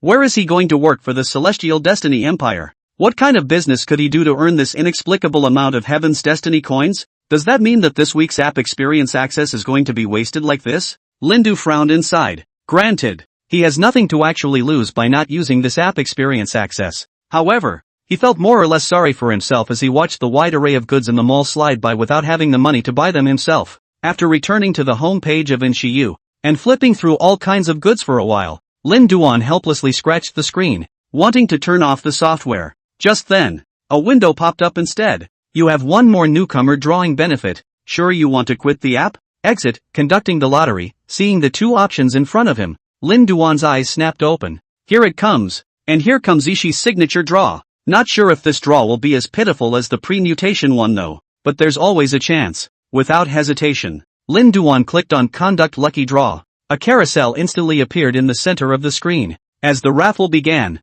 the pointer on the carousel began to turn, continually crossing over one of the prize areas on the carousel. 5,000 Heavenly Destiny coins. 14999 Heavenly Destiny coins. Meteoric Heavenly Divine Amazement. 3-day teleportation ticket to the Flood World. Ageless Longevity Pill X10. Supreme Divine Bone. It spun for about 10 seconds. The wheel stops at the mystery bag area. A new window also pops up at this moment. To open the mystery pack, you only need to accumulate 100 points of energy. Energy can be obtained by opening the energy red packet. You currently have 9 energy bonuses. As the window pops up, the sweepstakes carousel disappeared from the screen, and in its place a page to open a red packet appeared. Tap the screen. He tries to open the first energy bonus. Congratulations, you've gained 90 points of energy. Granted, getting 90 energy points for opening just one red packet should be considered a good thing. However, Lin Chen, who was familiar with Inshii's set, was sweating, and a very ominous premonition arose in his heart.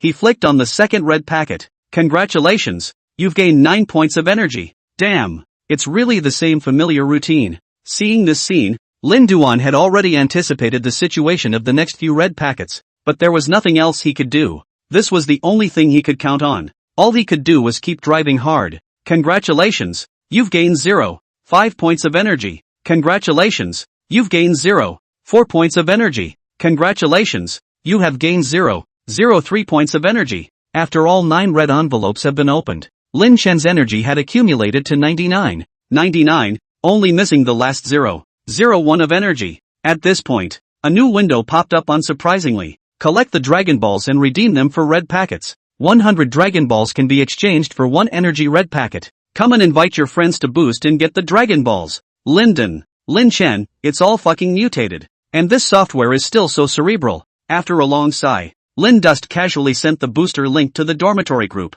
then returned to the stall and patted Li Yiren. Brother, give me a cut. Li Yiren lifted his cell phone. Finished chopping, Lin Chen opened his phone and looked at it. Li Yiren's booster had provided him with 8 dragon pearls, and Zhou Huijin had also ordered it, providing 4 dragon pearls. As for young Chang, he should still be in the process of self-enlightenment. No point for now. I don't know if this mutated version and Yuki will still be a whole lot of trouble after this time to gather enough 100 Dragon Balls. Surveying Lin Chen suspiciously, Li Yiren asked, didn't you make a few $1 million selling gems before? How come you're getting into merging and 1111 pulling people in again? Lin Duan let out a long sigh and replied meaningfully, In this world, there are some things that can't be bought with money. Li Yiren froze, thinking that Lin Chen had suddenly had some kind of life epiphany. He smiled and patted Lin Duan on the shoulder and said, "That's right, no amount of money can buy the quality of a thrifty personality." Linden shook his head. Li Yiren was stunned and patted Lin Duan's shoulder again. "That's friendship then. No amount of money can buy these friends who can help you cut a swath."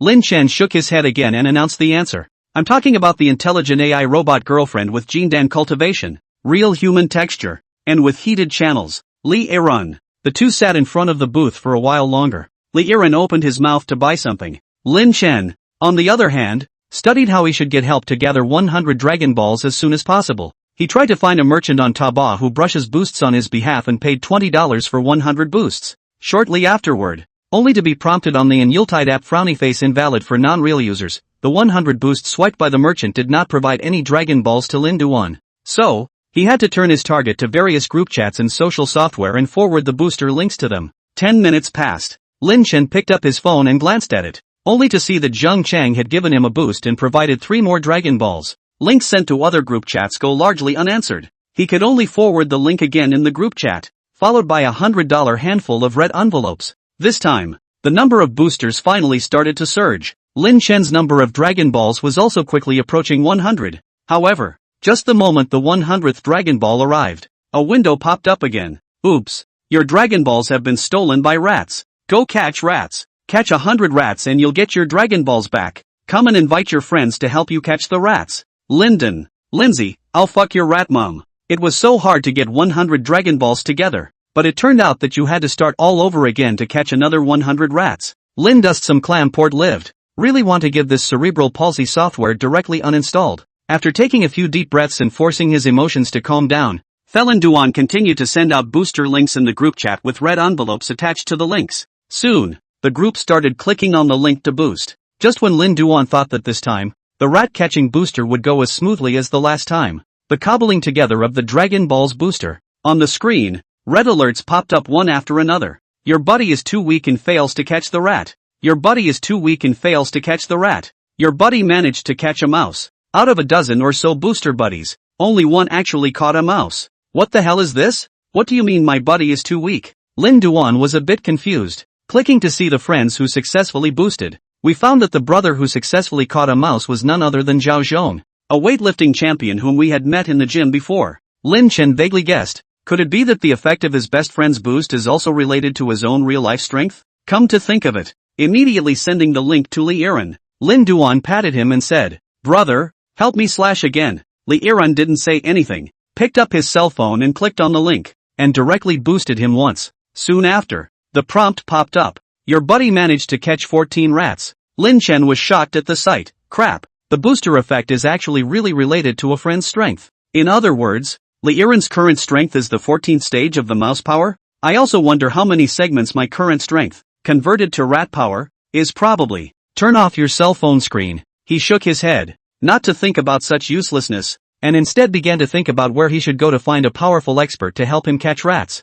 Thinking about it for a while, he immediately recalled the Tianhe Zhuang master, Zhao Tianhe, whom he had met on Tianhe Island. Before leaving the island, the two left each other WeChat messages. Lin Chen also didn't expect that he would use this leading figure of the martial arts world so soon. Open WeChat. He immediately sent a message to Zhao Tianhe. This user has been logged off. Is Master Zhao in? Waited about half a minute. Zhao Tianhe replied. Non-banging booster, yes. Little brother Lin Chuan, what can I do for you? Lin Chen froze for a moment as he looked at Zhao Tianhe's WeChat name. He remembers that when he added Zhao Tianhe's friend a few days ago, Zhao Tianhe's WeChat name was still called Platoon. What's with the sudden change to non-bang in the last couple of days? Oh, so it is. After taking a closer look at Zhao Tianhe's current WeChat name, Lin Chen was dazed. Non and platoon are compared, missing the left-hand side of the tibia, and bang and pawn are compared, missing a bit of the left-hand side. The change in these two words just corresponded to Zhao Tianhe's broken left hand and left leg,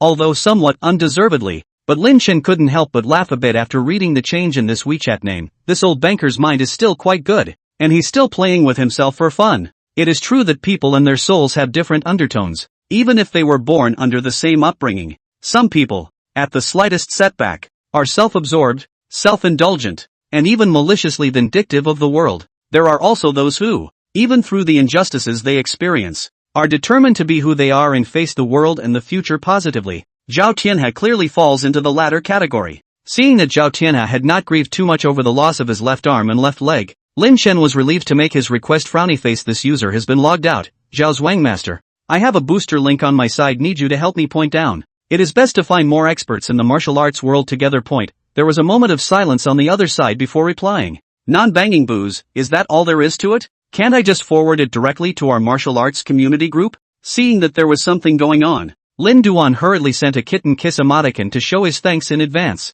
After receiving the link sent over by Linden after Zhao Tianhe ordered the boost, he immediately forwarded it to the WeChat group chat of the martial arts community's experts. When Lin Chen picked up his cell phone again, a prompt sprang up. Your buddy managed to catch 8 rats. Your buddy managed to catch 3 rats. Your buddy managed to catch 2 rats. Your buddy managed to catch 3 rats. The topmost Zhao Zhuangzhuang master ordered it, which means that his strength is about the 8th stage of the power of mouse. If the points next to the lifting hand and in the lower left are still there, he'll probably be able to reach the 10th stage of rat power. Lin Duan was lamenting. 100 rats have all been caught. Just as Lin Duan was in a state of apprehension, thinking that even the rats would be stolen away. Screen. The mystery gift pack flashed suddenly and the window popped up. You have successfully obtained the Ultimate Alien Awakening gift pack. Crap. It actually worked? Seeing the gift pack on the screen flashing with light, Lin Duan hurriedly stretched out his finger and clicked on the gift pack. Click through. The contents of the gift package were immediately presented to Lin Duan's eyes.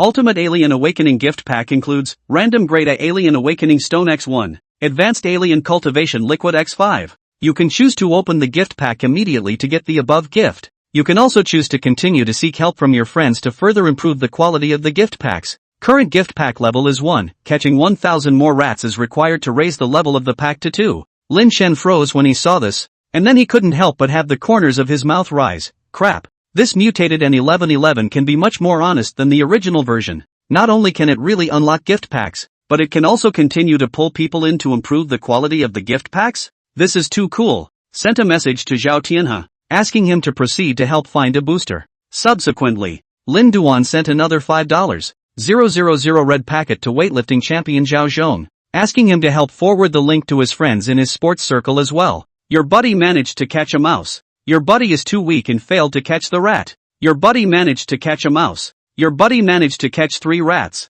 Your buddy is too weak and failed to catch the rat. Watching the screen, the prompt to catch a mouse came on with a hitch. Lin Shen resented this efficiency as being a bit slow, and continued to think about where he should go to find a strong expert to help him point boost and catch rats. After thinking for a while, seeing that Li Yiren was starting to close up his stall, Lin Duan quietly used his magic to gather up the remaining books. His eyes snapped up. There! Get out your phone and download Battle of the Golden Shovels. Lin Dust immediately logged into the WeChat 27 area, registered a role, and added a name white-bearded old man on white crutch stick as a friend. As it happens, Gandalf, the old Biden, was online and quickly passed the friend request. It seems that even when he went back to his hometown, he didn't want to give up the diamond segment that he had struggled so hard to achieve, and is still playing with this national number today. After adding friends, Gandalf initiated the question. White-bearded old man on white crutch stick, who are you? Lin Duan immediately replied. Mousetrap Captain, it's me, Linden, the one who fell off the cliff,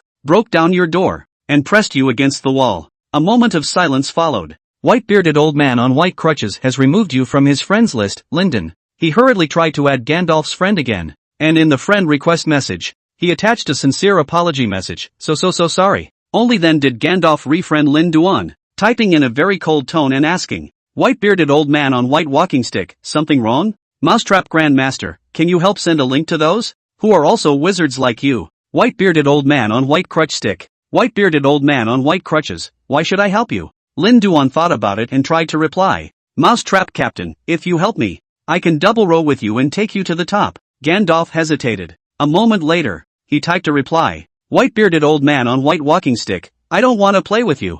I want my disciple to take me to the top. Seeing that this old man was quite good at coaxing, Lin Chen was slightly relieved and immediately typed in his agreement. After dragging a dumbfounded Li Yiren and Gandalf for a couple of minutes to talk to each other, he sent the link to Gandalf. Considering that no one on Gandalf's side of the family should have ever used an Eve, Lin Duan edited another tutorial on how to download the software and perform the booster and sent it over. About 10 minutes after the exchange with Gandalf, frequent prompts once again began to appear on Lin Chen's cell phone screen. Your buddy managed to catch 5 rats. Your buddy managed to catch 6 rats. Your buddy managed to catch 7 rats. Your buddy managed to catch 3 rats. A day passes. With the help of the 3 helpers, Gandalf, Zhao Tianhe, and Zhao Zhong, the number of rats caught by the booster has reached 550. It's been quite a bit, though, but it's still close to halfway to the 1,000 that would make the quality of the packs improve. Eat a popsicle? At noon, Liren returned from the library and brought back a bag of ice cream. Sitting in a dormitory chair, while shivering minion ice cream, Lin Duan pondered the most crucial question of the moment. Where else can we go to find a large number of experts? Heads up. Looking at Zhou Huijin, who was swiping his cell phone on the bed, Lin Duan was again struck by an idea. He immediately came to Zhou Huijin's bedside and asked, Jinzi, since you don't intend to marry Su Hongling anymore, can you push her WeChat to me? Zhou Huijin said with a black face, can you be any more of an animal? The two of us were just about to break off our engagement, and you're asking me for her WeChat? Lin Chen hurriedly waved his hand and explained, no, I simply have something I want to ask her for a favor. Zhou Huijin sighed and shook his head. The two of us had such a bad time, how could she possibly do you a favor? Lin Duan thought about it, and indeed it was, so he added, why don't you go make up with her? Tell her that the human trafficker wasn't paid for by you, and renew the marriage contract first, and then when she's done doing me a favor, you'll take that trafficker and go to her to break off the marriage contract. Zhou Huijin, you could indeed be a bit more animalistic. Seeing that the path of seeking help from the military department through Su Hongyang was not going to work, Lin Chen sighed helplessly with a worried expression. Zhou Huijin climbed down from the bed and patted him on the shoulder. If there's anything, just talk to me directly. I should be able to help if she can. Lin Chen thought for a moment and said, can you find a group of super experts who are strong thieves and give me a cut? Zhou Huijin froze, turned his head to Li Yiren and asked, what's wrong with him again? Why can't I understand what he's saying? Li Yiren spread his hands, helplessly shook his head and picked up his cell phone. I don't understand. Since yesterday he has been looking for someone to give him a little boost. Not to say, I have to go on the number to accompany the old man to play the golden shovel to go. Seeing that it was indeed rather difficult to understand when he was explaining his needs like this, Lin Chen changed his words and said, in short, I need a large number of experts to give me a hand right now. The kind that are thieves in their personal strength and have to be able to fight a good dozen or more of them at least one by one. Zhou Huijin understood this time, and said indistinctly, so you're looking for Su Hongyao's help because you want to contact the experts of the military department through her? Linden nodded his head. Zhou Huijin scared his mouth. Some guilty of it, the military department, and my family's best relationship is Su Hongying her father. If not to find her father to help, it is difficult to talk about. Right. Suddenly something occurred to me. Zhou Huijin gave a staccato cry. Lin Duan was puzzled and asked, what's wrong? Zhou Huijin smiled mysteriously and said, have you heard of the extreme shield? Polar shield? Lin Duan shook his head blankly. Zheng Chang, who was lying on the bed, however, sprang up at this moment. Extreme shield? You're talking about that dangling international bodyguard organization Polar Shield? Zhou Huijin gave Zheng Chang a somewhat surprised look. Where did you hear that? Zheng Chang's words lurched and stuttered a bit. Just saw it on some foreign news sites. Lin Duan immediately translated Zheng Chang's words. He saw it when he went over the wall to the extranet to find a movie to watch. Zheng Chang. Zhou Huijin nodded indistinctly. Reasonable. Anyway, Extreme Shield also has a branch in the country. And when my dad was targeted by some dangerous organizations before, it was Extreme Shield that stepped in and helped my dad out of trouble. The Extreme Shield organization has a lot of experts in it. Although it is not as good as the military department, it is definitely not bad either. If you just want to find an expert to give you some small help, I can take you to the Extreme Shield's domestic branch to skate around for a while. My dad and the Extreme Shield's head in the country has a pretty hard relationship. Hearing these words from Zhou Huijin, Lin Chen's eyes immediately lit up and gave Zhou Huijin a bear hug. Jinzi, you're really my own brother. Zheng Chang also jumped down from the bed at the sound of his voice, staring with wide-eyed anticipation. Really going to the Extreme Shield base? Is it okay to bring me along? Zhou Huijin painfully nodded. You don't shelve the conduit in other people's bases on the line. Lin Chen turned his head to look at Li Yiren. Brother, are you going or not? Li Yiren shook his head while hitting the golden shovel. I'll forget about it. I still have to catch up with the manuscript. You guys go ahead and play. After the three of them decided to go to the branch base of the Polar Shield, Zhou Huijin immediately called to make an appointment, determining that he would be able to enter the interior of the base as early as noon tomorrow. He immediately bought another air ticket for the three of them. The following day at noon, the three of them arrived at the Jincheng airport, boarded a plane, and headed straight to the city of Haizhou in Dongguan province. Zhou Huijin bought a first-class ticket. It was the first time for both Lin Duan and Zhang Chang to sit in first class, and Zhang Chang was even a first-time airplane traveler. Cabin. Feeling the wide comfort of the first-class cabin, Lin Chan was a bit uncomfortable. Zhang Chang even stretched out his fingers and touched everywhere, and from time to time, he also asked Zhou Huijin.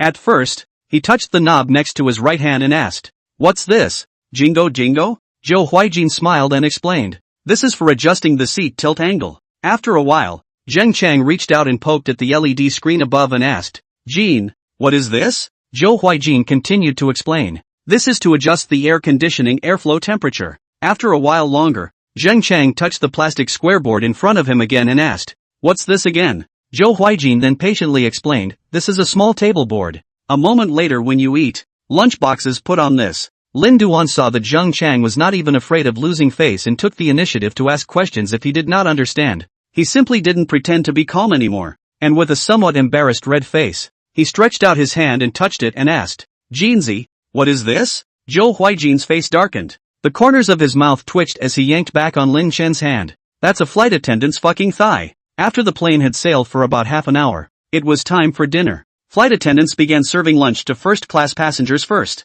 First-class meals are generous, with pasta, baked rice, steak, and you can even ask for Brazilian-style barbecue. Lin Chen and Zhang Chang asked for a large pile and buried their heads in their mouths. Zhou Huijin, on the other hand, just asked for a steak and ordered a glass of red wine. Halfway through the meal, Zhang Chang suddenly looked up and asked curiously, "Brother Jin, do you think there is a more upscale type of cabin than first class in this world?" Zhou Huijin shook his head after thinking about it. "There doesn't seem to be. By the way, there are a couple of flights in Dubai and Europe that offer those single-room first-class cabins that are a little more highly configured." Just saying. A flight attendant with white skin and long legs walked by. Together, the three of them moved their eyes from the dishes on their dinner plates to the more flavorful undercurrents. Seeing the long legs out of sight, Lin Duan sighed. If only there were a higher-class cabin where you could play games with the flight attendant sisters, so the journey wouldn't be boring. Zhang Chang wiped the side of his mouth and said, "A cabin that is higher than first class and can be super. How about calling it super class?"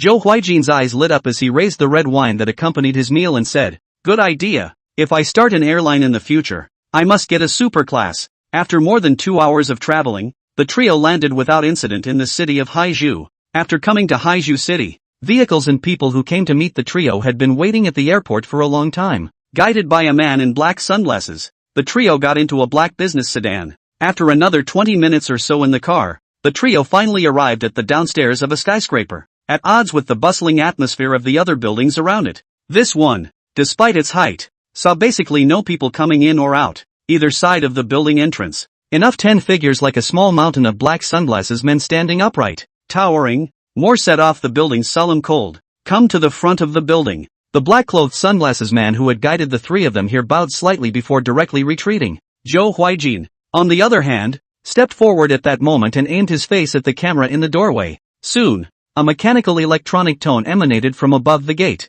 "Face recognition successful. Please perform a fingerprint and pupil test and enter the reservation code." Zhou Huijin immediately acted on the instructions of the electronic voice. After a series of tedious procedures, the thick, translucent doors only slowly opened. Zhou Huijin stepped in. Lin Chen and Zhang Chang followed closely. This sci-fi movie-like way of opening the door at the entrance to verify the door caused the two of them, Lin Chen and Zhang Chang, to be quite amazed. Upon entering the building, the layout of the building was not too different from that of an ordinary company. On the first floor is a wide welcoming lobby, with floor tiles and backdrops in techie and futuristic pulling blues and whites. If you look up to the second floor, you can see many staff members sitting in front of computers and various machines. "You guys wait in the rest area first. I'll go say hi to Uncle Lai." Zhou Huijin spoke to the two men, then once again entered the reservation code, verified his fingerprints, and took the elevator up to the upper floors. Lin Chen and Zhang Chang stayed in the rest area on the first floor to wait. Waited about 10 minutes. Just when the two were bored to the point of being a little sleepy. Boom! A loud bang. The tempered glass door of the Polar Shield building, which was nearly a meter thick, was suddenly blown open by a fist wearing black leather gloves. A handsome white man in brown sunglasses and a curry-colored suit. In his mid-30s, chewed gum and stepped through the broken glass. It was also the moment he entered the building. Overhead, almost all the cameras shifted centrally in his direction. The receptionist was also tense. Immediately picked up the intercom and called in a low voice. Not long after, a few temperamentally cold trenchcoat men stood to the edge of the second floor. Their whole body tensed and stared at him in death. In the face of the entire company gawking at him, the handsome white man, however, walked to the lounge with a big grin, sat down across from Lin Duan, and shouted at the top of his voice, "Lai Kuan Yi, I'll limit you to 30 seconds to get your ass down here." This voice was huge. The entire lounge was even shaken. The sound waves he emitted seemed to be special, extremely penetrating and possessing directionality. The sound penetrating the ceiling of the lounge straight upstairs. Zheng Chang was startled by the sudden appearance of this monster man and subconsciously tried to hide beside Lin Chen. "Turn your head," but found that Lin Dust has come to the white man's side, full of joy, holding up the cell phone, eyes glittering, chatting, "Brother, you are so powerful, help me cut a knife chant?" See the stranger sitting across the room suddenly come up to me with his cell phone, mouthing something about cutting a slice. The white man didn't understand what it meant for the first time, and froze in silence for a moment. 4 eyes with Lin Chen. Feeling the abject sincerity and desire in Lin Chen's eyes, the white man vaguely guessed his intentions and asked with some surprise, "You know me?" Hearing the question, Lin Chen was also stunned, unsure. However, given that he was trying to seek help from the other party, he still pretended to be polite and nodded. "Of course I know you. Who doesn't recognize you?" The white man sniffed the corners of his mouth slightly hooked, took off his brown sunglasses, revealing a pair of eagle-sharp eyes. "I did not think that my prestige has spread to the distant ancient oriental countries. This is very good. The queen needs to be influential in the world." Seeing the white man begin to gabble to himself, Felon Dust hurriedly coughed and raised his cell phone and repeated, "That, can you help me cut?" The white man glanced at the cell phone screen, cocked his head and asked, "You want an autograph, right? Get a piece of paper and I'll sign it for you." Lin Duan shook his head and pointed at the cell phone screen. "You take your phone out first and scan this QR code." "What's this? An electronic autograph book?" The white man was a little puzzled, but he was still in a good mood to meet a foreign fan while on a mission in China, so he painfully took out his cell phone, scanned the QR code to download in CC, and followed Lin Duan's guidance to successfully complete the booster. "Your buddy managed to catch 120 rats. Crap, 120 stages of rat power. This dude has probably already broken through the Ratmaster and reached the Ratmaster realm, right?" Seeing the prompt that popped up on the screen, Lin Chen was overjoyed and fiercely hugged the white man excitedly. "Dude, I thank you so much." The white man was also infected by Linden's enthusiasm and smiled. "Want to take a group photo?" Lin Chen froze, a little puzzled by the white man's request. "What's the point of taking a picture with me? Haven't you seen a Chinese man as handsome as me?" However, considering that the other party had helped him catch a full 120 rats, he was too embarrassed to refuse the other party's wish. So, he also nodded painfully and said, "Let's have one." Then, in the meantime, the building's central elevator, Lai Kuan Yi, the chief leader of China's Extreme Shield Division, was anxiously and continuously pressing the elevator button leading to the first floor. Zhou Huijin, who followed him, carefully asked, "Uncle Lai, what happened?" Lai Kuan Yi's face was grim as he said, "There's a dangerous person here, so to prevent accidents, I'll send you and your friend out as soon as possible." Zhou Huijin's face also changed when he heard such a reply. "You mean that he might strike in Extreme Shield's territory?" Lai Kuan Yi shook his head and said, "Let alone the Extreme Shield branch building, as long as it's for the purpose of carrying out a mission, that guy won't hesitate to go on a killing spree even in a military base in the U.S. He's a killing machine, a madman, a monster. Our level of force isn't on the same level as him at all. Even if those 3 alien powerhouses from the Extreme Shield headquarters came over, they would only be able to obediently bow their heads in the face of him." Zhou Huijin was a bit dumbfounded by what he heard. What exactly is this guy from? Lai Kuan Yi looked at the slowly opening elevator door, took a deep breath and said, "He is Johnny Victoria, the No. 3 agent of the British National Security Intelligence Agency, the strongest official British psychic today, and the top global powerhouse ranked 36th in the world's psychic battle strength, codenamed Dead Voice, Dead Voice." Zhou Huijin sniffed and gulped, hurriedly followed Lai Kuan Yi out of the elevator room, towards the direction of the lounge. "My 2 friends are waiting for me in the lounge. They bumped into this guy, should not be in danger." The moment he came to the door of the lounge, Zhou Huijin's words ended abruptly. Lai Kuan Yi was also slightly stunned. Inside the lounge, only Lindsay Dust and Agent 3, Johnny Victoria, are seen holding their shoulders together for a picture. The 2 on the cell phone screen were fixed by the beauty software with snow-white skin, scarlet cheeks, and cute bunny ears on their heads. Click. After the photo shoot, Johnny patted Lyndon's shoulder and smiled gently. "You're welcome." Lin Chen smiled, and after fulfilling the other party's request for a photo, he also said very politely, "You don't have to thank me either. noticing that Lai Kuan-yi had already arrived behind him. Johnny didn't pay much attention to what Lin Duan had said. The moment he turned his head to look at Lai Kuan-yi, the smile on his face was completely gone. Putting his brown sunglasses back on, Johnny's voice was icy. "Where's the name I want?" It was only then that Lai Kuan-yi came back to his senses from the scene where the two of them had just taken a picture together and forced himself to calm down. "As I said on the phone, I don't have the name you want on hand." Johnny coldly wiped the red stains on his black leather gloves, didn't even look at Lai Kuan-yi, and lowered his head. In Incident 217, it was a mole from the British National Security Intelligence Agency who hired Extreme Shield's manpower to intercept the vehicle escorting the key person at Palm Tree Highway 13. And you, who was in charge of that mission at the time? The people at Extreme Shield HQ have already said that you were in direct contact with the mercenaries, and even ran into each other, so there's no way you don't know who the mole is among us, Lai Kuan-yi explained. "I did meet someone, but he was masked when we met, and his voice used a voice changer when we talked, and since you've been investigating for a while, you should know that what I'm saying is the truth."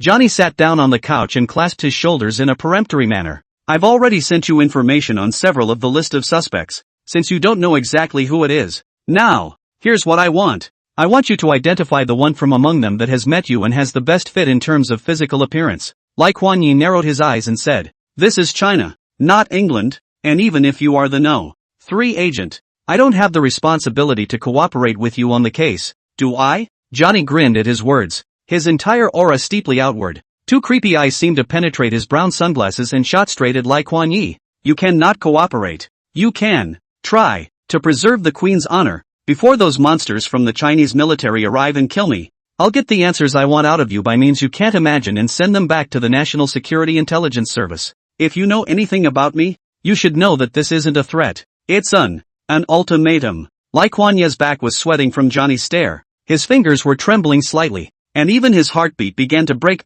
uncontrollably. Under the great oppression of the Lai Kuan-yi finally loosened his grip and spoke a name saying, "William Garr, of the list you gave, he is the most probable." Johnny sniffed, and his figure, which had just been leaning forward, slightly tilted back, instantly retracting that terrifying oppressive force. "Thanks for the cooperation." With a satisfied smile on his face, he stepped forward and patted Lai Kuan-yi's shoulder, and took a step to walk out of the lounge to leave. "Wait." Lin Chen, who had been sitting on the sidelines, but at this moment, suddenly spoke out to call him back. Johnny turned back with a slight lurch in his form. Lin Dust held up his cell phone and scratched his head as he asked, "Dude, how do I send you a picture of you and me together?" Johnny froze at that and tilted his head and thought, "No need to send it to me, keep it for your own treasures." Watching Johnny's back disappear, Lai Kuan-yi then breathed a long sigh of relief. For his part, Lin Duan glanced at the two men hugging together in the cell phone screen, raising an eyebrow and mumbling, "What am I going to treasure this for?" Tap the screen. He casually deleted the photo. After the crisis is over, Lai Kuan-yi invited Zhou Huijin and his party to his office, and it was only then that Zhou Huijin formally introduced both parties and brought up the fact that Lin Duan needed help from Extreme Shield. For Lin Duan, a mysterious figure who could hook up with Johnny Victoria, Lai Kuan-yi didn't dare to be slow and immediately said politely, "I'm an old friend of Huijin's father Zhou Mingyuan. We're all on our own. If there's anything you want to do, just say so, I'll definitely do my best." After phrasing his musings for a moment, Lin Duan attempted to speak out. "Do you know of an Yuki?" Lai Kuan-yi slightly froze, nodded and said, "I know, a domestic e-commerce company. The company's top management encountered personal security problems? Or is it that the company's operation in overseas trade has encountered harassment from illegal organizations?" Linden shook his head. With a puzzled face, Lai Kuan-yi continued to speculate. "Could it be that you provoked the owner of this company and he threatened your personal safety?" Lin Chen shook his head once again. He really didn't know how to express himself in order to make his behavior seem reasonable. He could only swallow and speak bluntly of that. "Can you have your company's security masters help me order an Eve boost?" Lai Kuan-yi froze, even though he was a Chinese and he could understand every word that Lin Chen said. But after these words came together, he, like Johnny, couldn't comprehend Linden's intentions at first. Zhou Huijin sipped his teeth, also felt a burst of head, can only hold on to his face. Out to help explain, "It's to have the masters under your command. Download a piece of software for him, and click on the link he sends you." Lai Kuan-yi heard Zhou Huijin's explanation dawned on him and nodded. "It's the same meaning as that CF's veteran return, inviting friends to help receive guns, right?" This time, it was Lin Chen's turn for the three of them to stare. Zheng Chang froze with his mouth open. "Extreme Shield's Chinese boss play CF too?" Lai Kuan-yi smiled and waved his hand. "Who hasn't been young?" although he was a bit unable to understand this need of Lin Chen's. After all three of them had come all the way here, and there was still the face of the Zhou family. Lai Kuan-yi was also very quick to agree to Lin Chen's request. It's not a big deal to click on a link to a program. It's just a matter of lifting a finger. After agreeing to Lin Duan's request, Lai Kuan-yi immediately ordered down the group of members of the Extreme Shield Security Organization's Chinese branch to start operating. On Lin Chen's cell phone screen, prompts soon began to pop up densely. Your buddy managed to catch 2 rats. Your buddy managed to catch 3 rats. Your buddy managed to catch 2 rats. Your buddy managed to catch 2 rats. Seeing that the strength level of the security personnel in this big-name Extreme Shield company, the vast majority of them were only around the second stage of rat power, Lin Chen became even more curious about the white man who had just possessed a full 120 segments of rat power, then sending out red envelopes in a group to get people to consciously click on boosts. Lai Kuan-ye's direct orders were obviously much more efficient. Just a few minutes have passed. All 200-plus security members of the Polar Shield Division then completed the booster mission. The total number of rats that Lin Dust had caught through the boost had already surpassed 1,000 at this point, coming to 158. Tap the gift bag pattern on the screen. Immediately, a new window pops up. You have successfully captured 1,000 rats, and the level of the gift pack has been raised to LV2. LV2 Ultimate Alien Awakening Gift Pack includes Random S-Class Alien Awakening Stone X1, Top Alien Cultivation Original Liquid X10, Alien Mutation Crystal X3, then the LV1 gift bag. The contents of the level 2 packs have been significantly upgraded in quality and quantity. Not only did the original random A-ranked Alien Energy Awakening Stones become S-ranked, but the Advanced Alien Energy Cultivation Original Liquid also became the top-ranked version, and the quantity was also raised from 5 to 10. Beyond that, there are also 3 extra Alien Mutation Crystals. I don't know what it's for, but just from the name, it should be precious. Lin Duan had just finished reading the contents of the LV2 gift pack, and immediately, new text appeared on the screen. You can choose to open the gift pack immediately to get the above gift. You can also choose to continue to seek help from your friends to further improve the quality of the gift packs. Current gift pack level is 2, catching another 10,000 rats is required to raise the level of the gift pack to 10,000 rats? Lin Dust sipped his teeth and hesitated for a moment. Just getting enough of those 1,000 rats together was enough of a struggle. There are 5 days left until the variant and Yuki's experiential access expires. Can you catch 10,000 rats in those 5 days? Feeling difficult. However, after all, Lin Chen could not refuse the temptation of a higher-level gift pack. Licking his lips, he restrained himself from putting away his cell phone, deciding to hold off on claiming the gift bag and making another push upwards. While Lin Chen was staring at his cell phone to see the progress of the booster, Zheng Chang squatted next to the goldfish pond in Lai Kuan-ye's office and teased the goldfish inside. Zhou Huijin, on the other hand, chatted with Lai Kuan-yi. Soon, the two talked about Zhou Huijin's old man, Zhou Mingyuan. Hearing Zhou Huijin mention his father, Lai Kuan-ye's face was slightly more than bleak, and he sighed and asked, "How is your father's recovery from his injuries?" Zhou Huijin froze at the question and frowned as he asked back, "What injury?" Lai Kuan-yi was stunned. "Didn't he tell you? He's been hospitalized for half a month? I learned that my dad was actually seriously injured and hospitalized for half a month." Zhou Huijin panicked and bought a high-speed train ticket to Factory City, and rushed into the central hospital of Factory City that night. Lin Chen and Zhang Chang hurriedly followed him, arriving at the hospital's admitting office. Pushing aside the 2 black-clad bodyguards who were blocking the way, Zhou Huijin rushed into the ward. Seeing his father Zhou Mingyuan lying on the bed, he was coughing crazily at this time, and his mouth was constantly spewing out black and red liquid. Zhou Huijin couldn't hold back at that time, wailing and crying, "Dad, I'm sorry, my son was late. Why are you coughing up blood?" Zhou Mingyuan weakly smiled kindly at Zhou Huijin and shook his head. "Silly child. It's fine. Dad doesn't matter. Dad is just a couple sips of Honey Snow Ice City's newest product, Mulberry Berry Berry." Zhou Huijin lifted his nose and sniffed, and sure enough, he smelled a sweet odor in the spread of black and red liquid. He then sighed in relief, the corner of his mouth twitching. "At a time like this, can you not drink this kind of misunderstanding-prone stuff?" Zhou Huijin's dad, Zhou Mingyuan,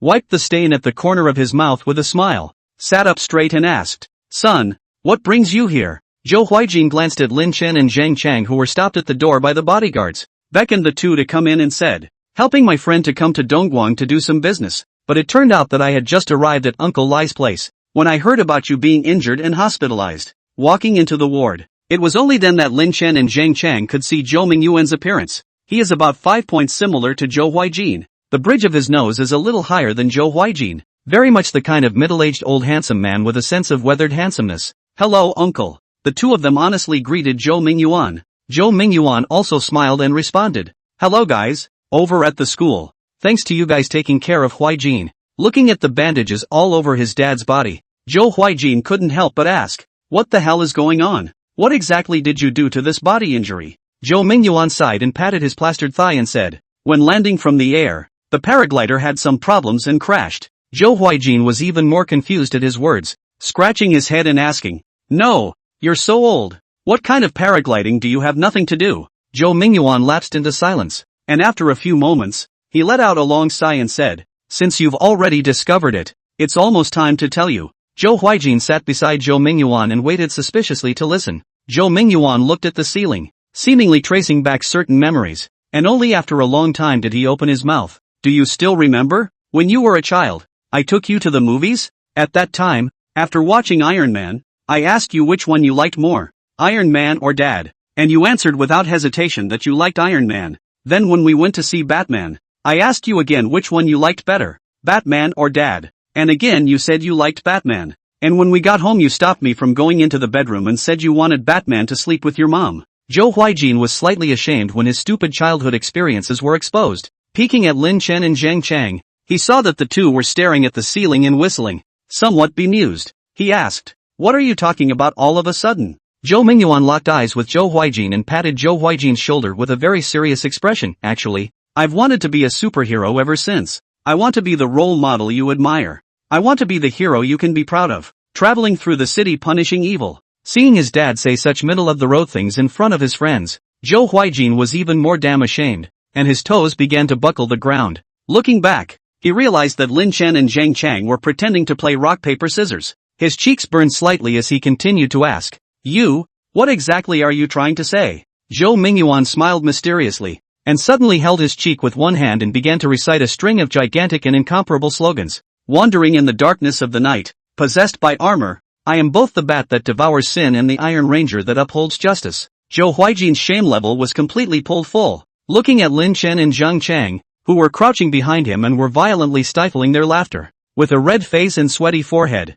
he stuffed the drink into Zhou Mingyuan's mouth and said, "Dad, please, don't say anything. Hurry up and drink more mulberry berries." Zhou Mingyuan spat the straw out of his mouth and asked suspiciously, "Don't you want to know the secret?" Zhou Huijin took a deep breath and calmed down. "You don't need to lay out so much. Just get to the point." Zhou Mingyuan thought for a moment. The corner of his mouth hooked slightly, and his eyes suddenly became stern as he said, "I'm Steel Bat, Whip, Man, Put." This time, Lin Chen was completely unable to tense up. He covered his mouth and forced himself not to laugh out loud, but snot spewed out uncontrollably and sprayed his face. Zhang Chang didn't tense up either, but he covered his mouth and nose, and the emotion, with nowhere to release it, began to swim downward. Pust. After noticing something strange inside his pants, the expression on Zhang Chang's face froze, and his smile suddenly disappeared completely. Pale as a sheet, he rose to his feet and Zhang Chang asked without looking back, "Toilet? Where is the toilet?" Zhou Mingyuan was unsure and replied, "It's on the left-hand side when you go out."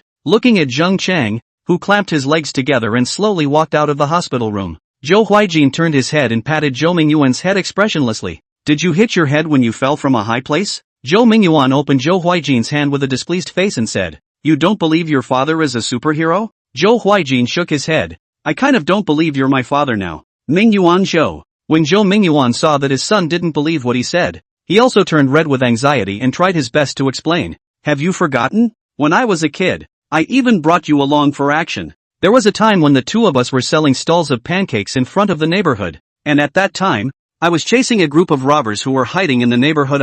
And the time I rode a tricycle, disguised as an old junk collector. That time I was tracking down a gang of fraudulent organizations, too." Zhou Huijin was dumbfounded at his words. After he said that, and upon further reflection, Zhou Huijin did find that much of his dad's previous behavior was very wrong, but the news was still too much of a shock. After all, Zhou Huijin is still a little hesitant. "You said you are what, Steel Batman? Have substantial evidence?" As if he had guessed that Zhou Huijin would ask this, Zhou Mingyuan immediately laughed and stuffed his hands into his pants. When Lin Chen saw that Steel Whip Man was about to identify himself, he also came closer with an expectant look on his face, ready to admire him. Snap! A few moments later, instead, Zhou Mingyuan pulled out a black lightning-shaped key from the pocket of his shorts inside his hospital gown. He handed the key to Zhou Huijin and swore, "Use this key to open the door to our basement and you'll understand everything." Zhou Huijin stared at the key and froze. Basement. Wait. I remember getting up in the middle of the night to pee when I was a kid.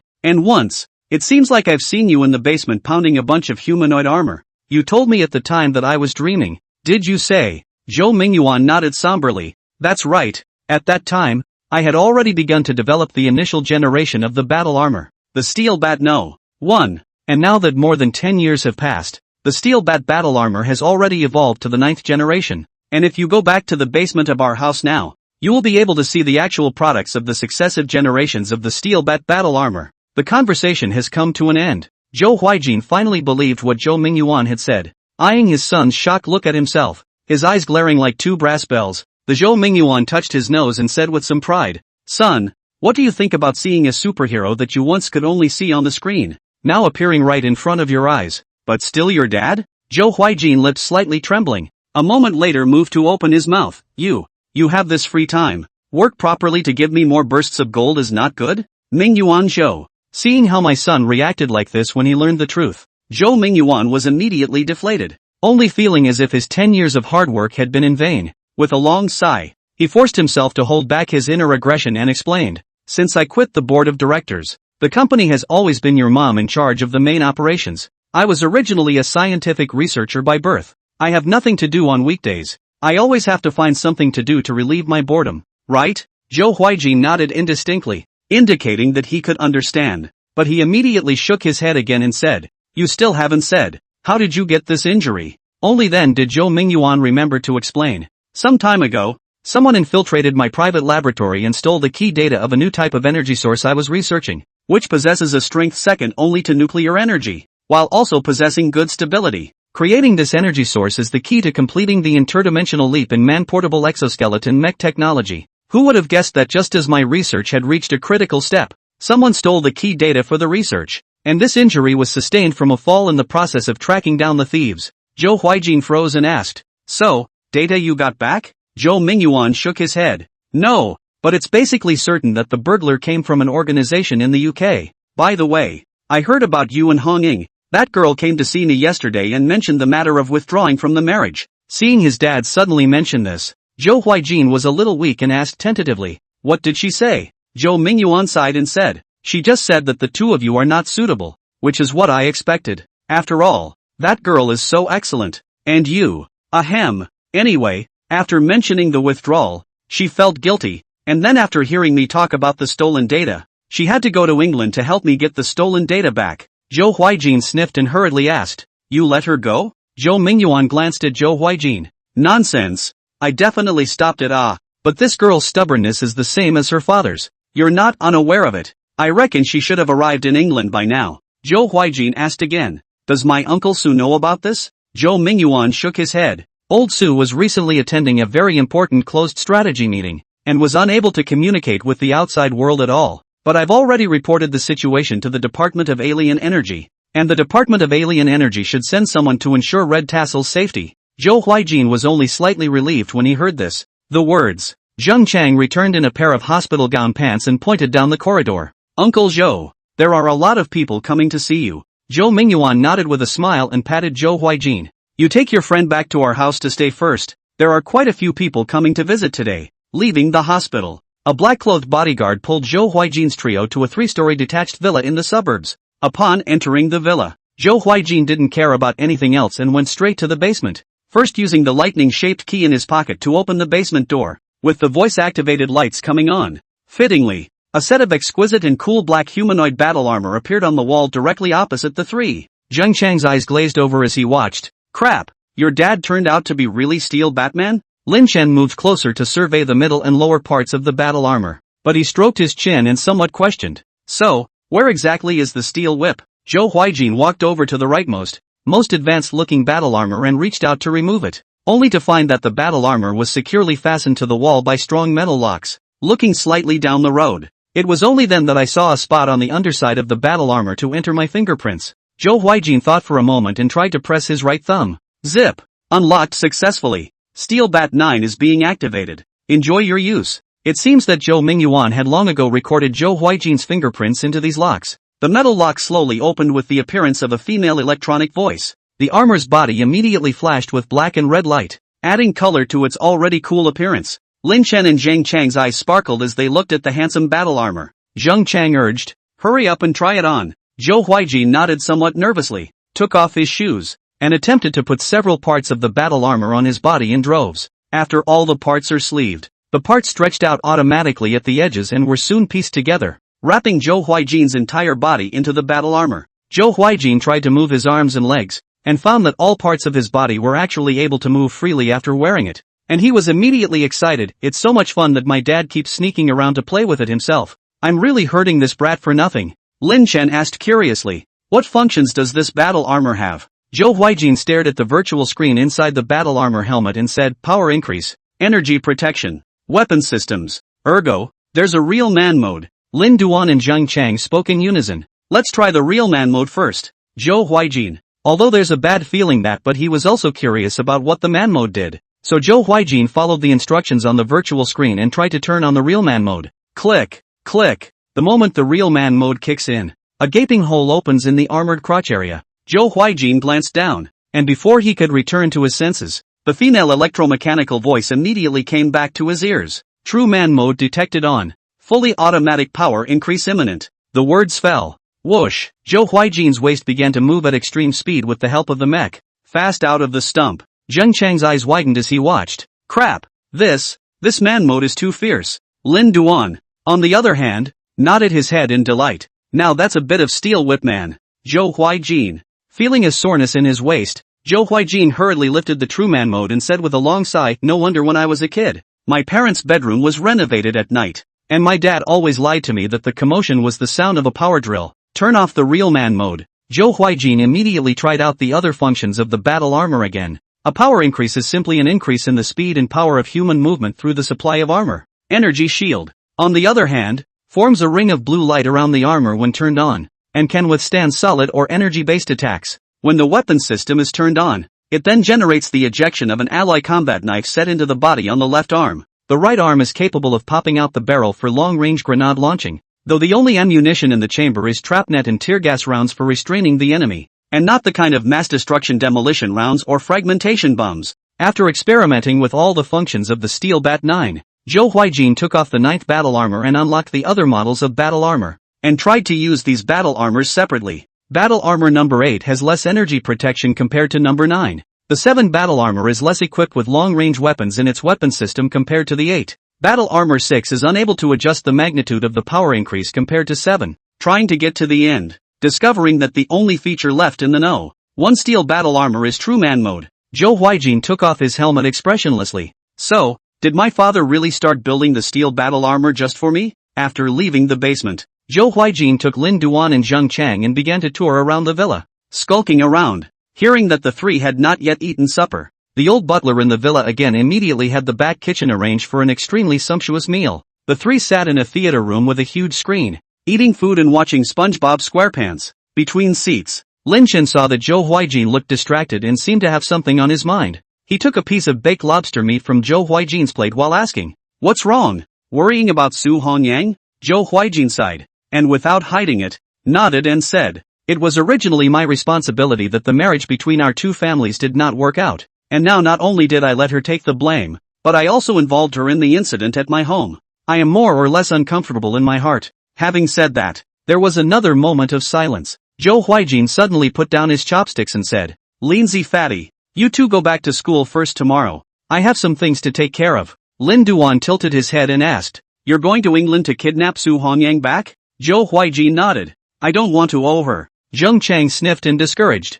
"England shouldn't be that safe for you now. Can your father let you go?" Zhou Huijin smiled and raised the lightning key in his hand. "First he gave me the key to the basement, and then he told me about Su Hongyang's trip to the UK. Isn't it obvious what his intentions are? He obviously intends to let me personally go to England to bring Su Hongyang back, and then let me take advantage of this and Su Hongyang contact to get along with some brush the good sense, as far as possible to promote the marriage of the two families." This calculator ringing fast to my ears deaf. Zhang Chang sniffed slightly. "Does your father mean that?" Zhou Huijin sighed and said, "You guys don't know my dad. He's a person who never directly asks me to do anything. but he'll always deliberately lead. Though I don't intend to follow his arrangement and consummate the marriage. I don't want to push back on what's mine to do. Hearing these words from Zhou Huijin, immediately, Lin Duan's eyes lit up as he patted his shoulder and said, "Not bad, worthy of being the son of Batman Steel. He does have a few moments of true man mode." Zhou Huijin, let's not mention that real man mode, okay? Now, the one who most desperately hoped that Zhou Huijin would have a better relationship with Su Hongyang was undoubtedly Lin Chen. The two made up. It was only convenient for Lin Chen to seek help from the military department through Su Hongyang, so that a bunch of bigwigs from the military department could catch rats for him. It's easier to ask for help subsequently when you consider what you can do to help. Moreover, he did have some concerns about Zhou Huijin's safety. Immediately, Lin Chen patted his chest and added, "Brother, just for your spirit, I must go with you too." Zhou Huijin quickly shook his head and refused. There is a possibility that this trip will create a conflict with a certain outlaw organization in the UK. You're all ordinary people with mortal flesh. Going there won't be able to help. It will only increase the risk in vain. Lin Chen waved his hand and cut him off. "Isn't there still the steel battle armor developed by your father? Wouldn't it be fine if I wore one too?" As soon as I heard about getting to wear that cool battle armor, Zhang Chang, who had been craving for this for a long time, immediately jumped up and said, "I'll go too. If the three of us go out together, we'll be able to take care of each other when we're in a real situation. So it's more reliable than if you're the only Batman going out on your own, isn't it?" Zhou Huijin also felt that there was some truth in what he heard, but thinking of the dangers he might encounter on this trip, he still wanted to dissuade him some more. Lin Chen but directly interrupted what he wanted to say, and locked eyes with him. "Don't talk nonsense if you're a brother. These 3 years when I've been in trouble, you've never been the one to stand up and help without saying a word. It's not easy for me to have an opportunity where I can help you, so get down to earth and take me with you." Zhou Huijin moved a bit and nodded slightly after sighing. "I'll contact Uncle Lai then. Polar Shield has a separate route from China to the UK and a visa-free trade membership slot, so we should be able to depart tomorrow morning if we arrange it tonight. Until then, get ready and go to the basement to choose your battle armor." After dinner, the three returned to the basement once more and began to choose their respective battle armor. Zhou Huijin naturally chose the most advanced Steel Bat 9. Zhang Chang thought about it, but he chose the Steel Bat 8, which was second only to the 9 in terms of performance and functionality. Lin Chen did not hesitate to walk towards the Steel Bat 1, which only had the function of real man mode. Zhou Huijin pulled him back with a speechless face. "If you really want to help, be more serious and don't play tricks, okay?" Lin Duan scratched his head before he picked up the Steel Bat 7 not very willingly. After a night's rest, early the next morning, the trio embarked on the Polar Shield flight to London, England without incident. In the meantime, a small private plane with a British flag also landed slowly at Osaka Airport in Japan, illuminated by colorful neon lights. Stepping off the private jet was a black leather boot. Sighting up, a clean-cut brown suit and his signature brown sunglasses also caught the eye of the airport's waiting staff. This man, none other than Agent 3, Johnny Victoria, had just recently left China. "Sir." Seeing Johnny step off the plane, a bald black man stepped forward and gave a disciplined military salute. Johnny propped up his sunglasses, revealing eagle-sharp eyes as he glanced at him and went straight to the point.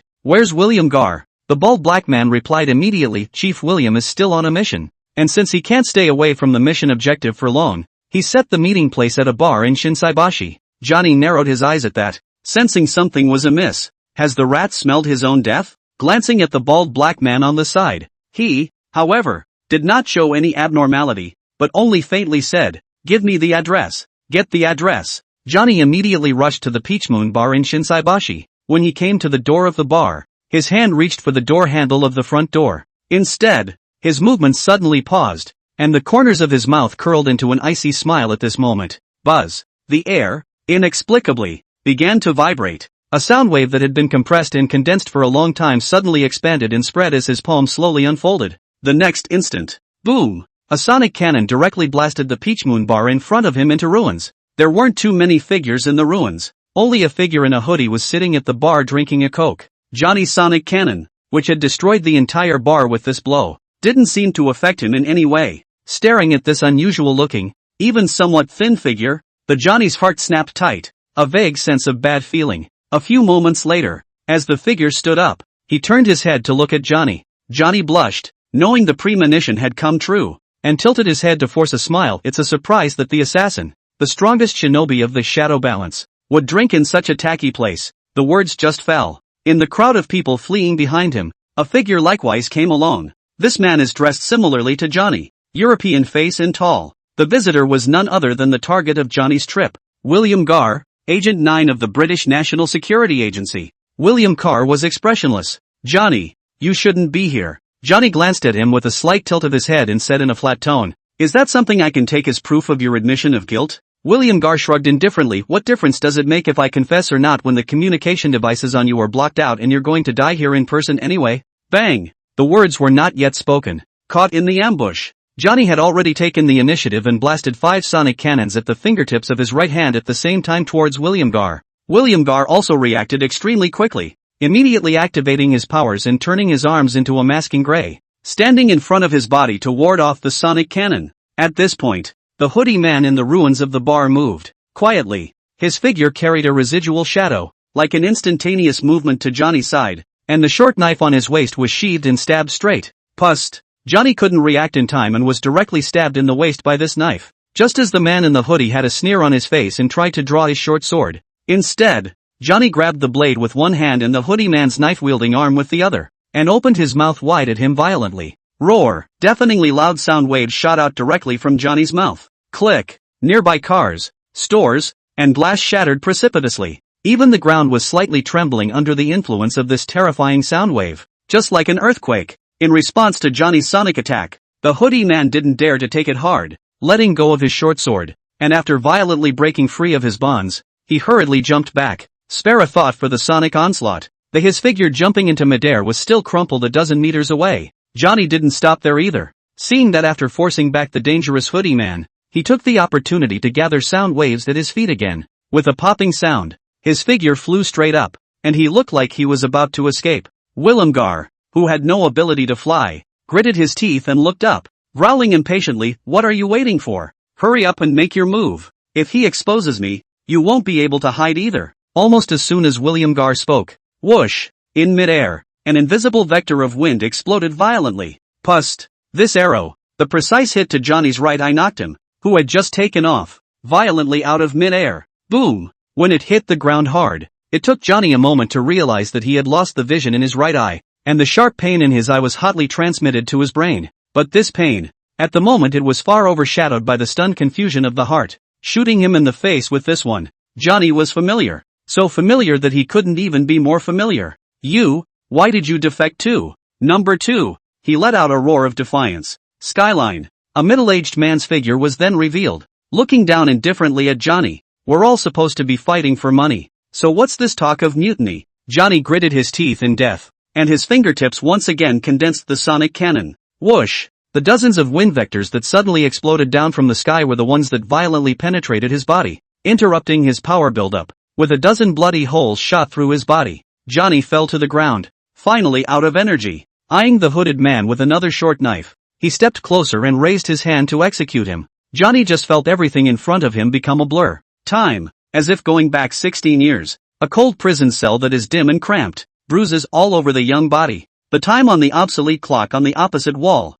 with no end in sight in the distance. Suddenly, a gleam of light reflected in the long dark world. The angelic, noble and holy woman in a white dress came to him, quietly dropped a tear, and smiled crookedly. "Son, the past is over. You are not guilty. It is my failure to protect my people that has led you astray and into suffering. From now on, you're free. If you still want to fight for anyone, why don't you fight for me, for the honor of this country, Her Majesty the Queen." Think of that woman. Johnny's eyes, which had been closed, slowly opened again, watching the blade of a short sword fall from a height. Buzzing woo-woo. The huge sound wave expanded abruptly, instantly disintegrating the hooded man's figure once again. Next, ka-ching-ching, with Johnny at the center. Everything in a radius of tens of meters was quickly chopped to pieces by the densely packed sound blades. William Carr was startled. This is an alien mutation? The middle-aged man on the high ground had a gloomy face. No, it's not just a mutation of his powers. He's also undergoing a second awakening of his powers.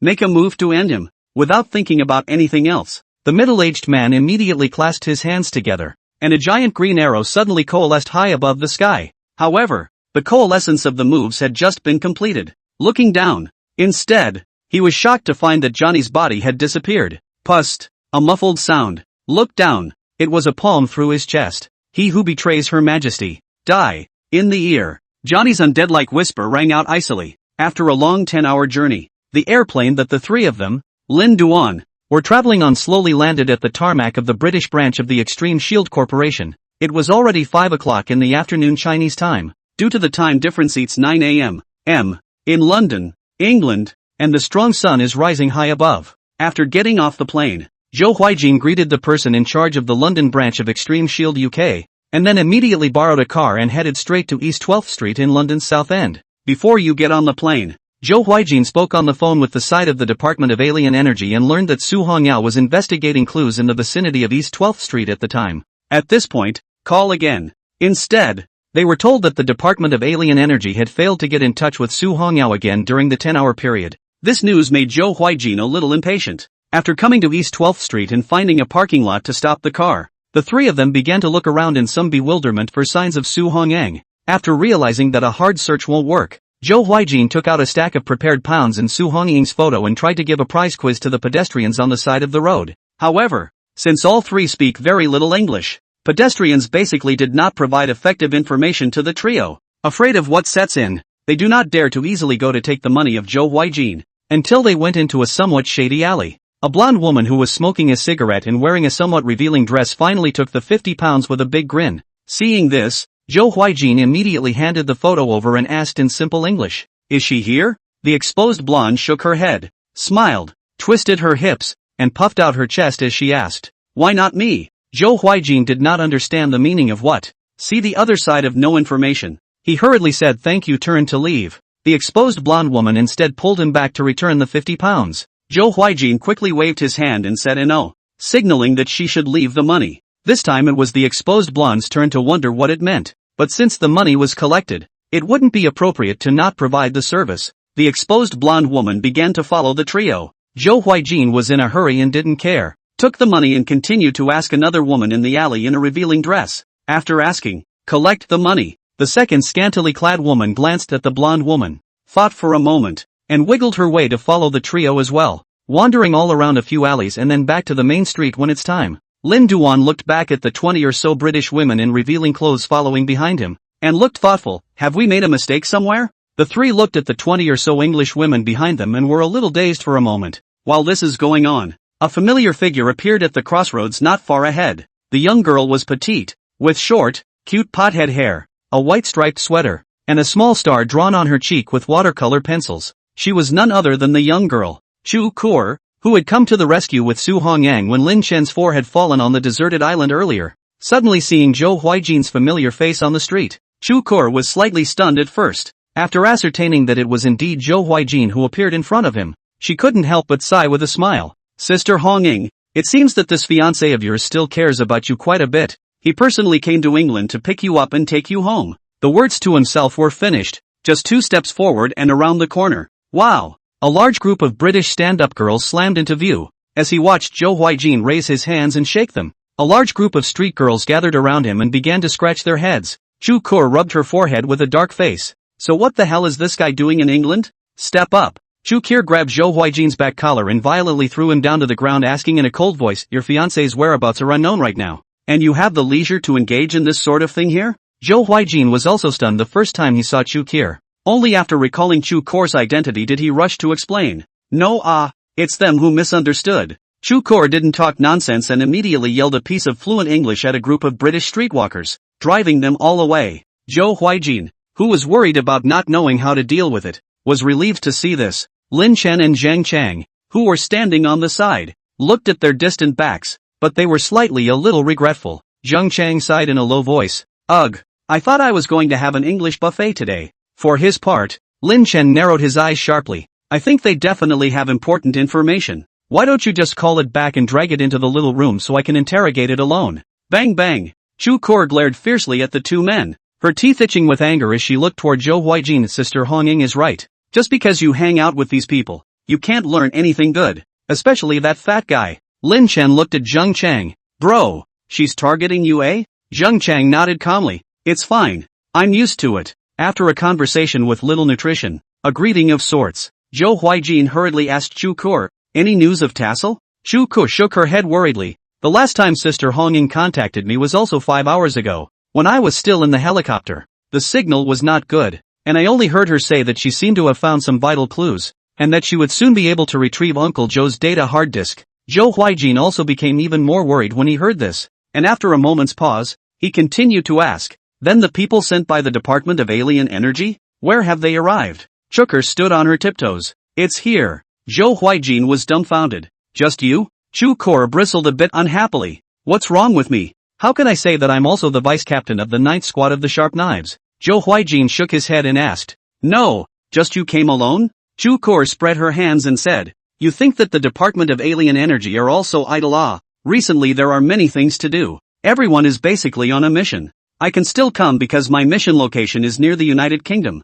Moreover, it is still my strong request that the captain allows me to come. Seeing Zhou Huijin frowning, Chu Kor spoke out slightly to comfort. You don't have to worry too much. Sister Hong Ying was originally an awakened person, counting as half an alien. Her strength isn't bad, and she also served as a counselor for our squad. Her mind and strategies are no match. Maybe she has already successfully completed the mission at this moment, and retrieved the hard disk. Zhou Huijin sighed. Then what should we do now? Chu Kor pulled out an electronic map from her pocket and navigated. I just contacted the strategy team and asked them to analyze a few places where Sister Red Tassel might go. Let's go to these places first. The three nodded. Take Chuker. Lin Duan and his party arrived at the parking lot and returned to the car. After starting the car, the crowd began traveling to the location marked on the map. The first location is a 3-story commercial building. Upon entering the building, Chuker went to the 3rd floor. Zhou Huijin searches the 2nd floor. Lin Chen and Zhang Chang, on the other hand, dove headfirst into the bouncy naughty castle on the 1st floor and kept rummaging through the ocean balls.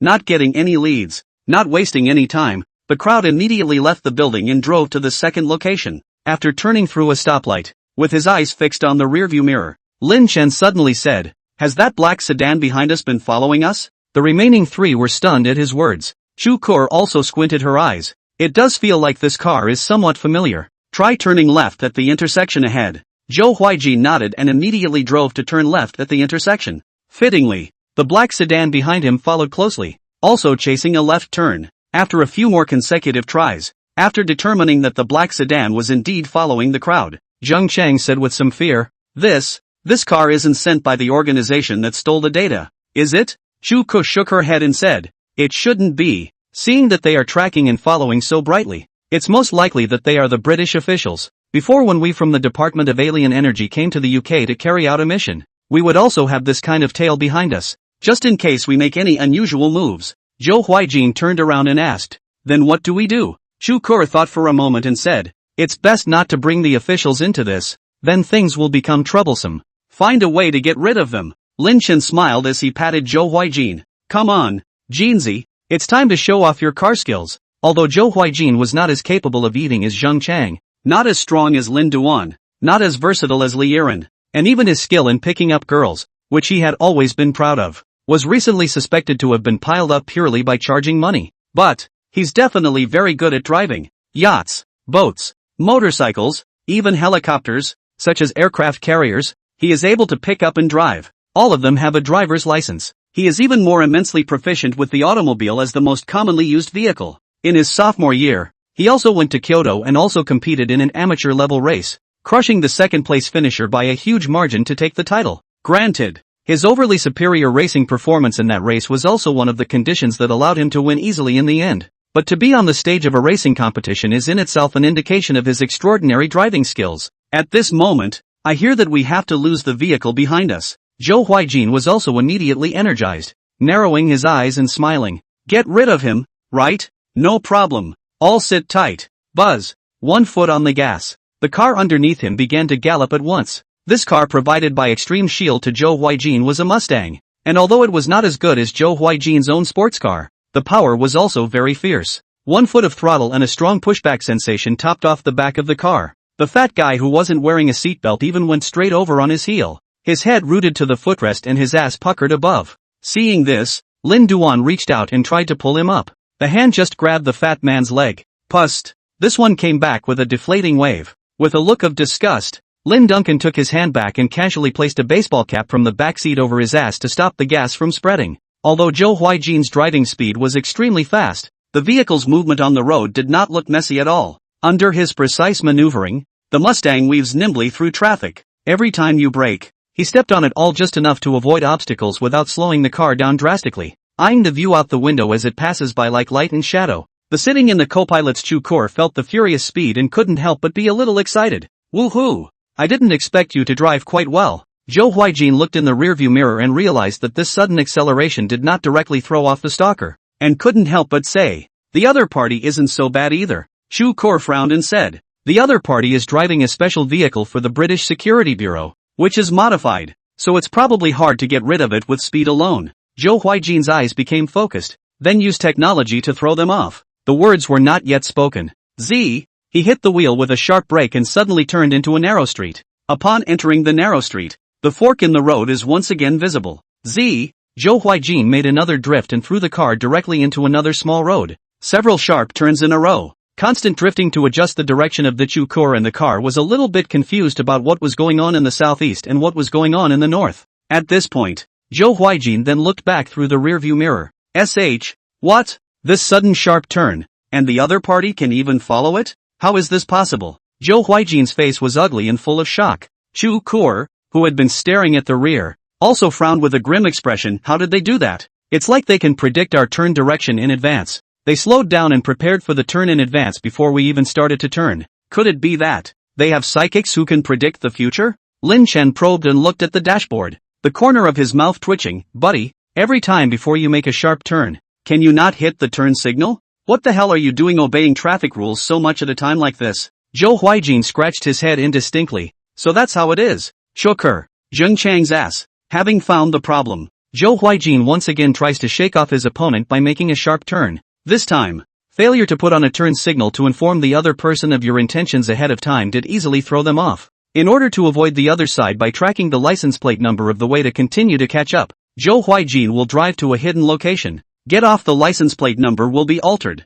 Seeing as there are car washes around that can spray paint, Zhou Huijin also ordered a quick dry package and changed the color of the vehicle again. It won't take long for these disguises to be uncovered and discovered, but they will come in handy at least for a short time. After these operations, the crowd immediately rushed to the next location on the map. On the way, seeing someone eating a burger on the street, Zheng Chang's eyes suddenly fixed. Wait, isn't there a McDonald's in this neighborhood? Zhou Huijin helplessly turned around and said, buddy, we've started playing Grand Theft Auto in the UK, so don't even think about eating this, okay? Zheng Chang shook his head and said very seriously, I seem to know where your fiancé is. The people in the car all froze at the words, and together they focused their gazes on Zheng Chang. Chucker urged, where is it? How did you know? Hurry up and tell me. Zheng Chang hesitantly spoke. In a dream. Lin Chen and Zhou Huijin were speechless. Lin Chen said helplessly, man, at such a critical moment, can you stop playing this stunt? Zhou Huijin also sighed and turned back to continue concentrating on driving.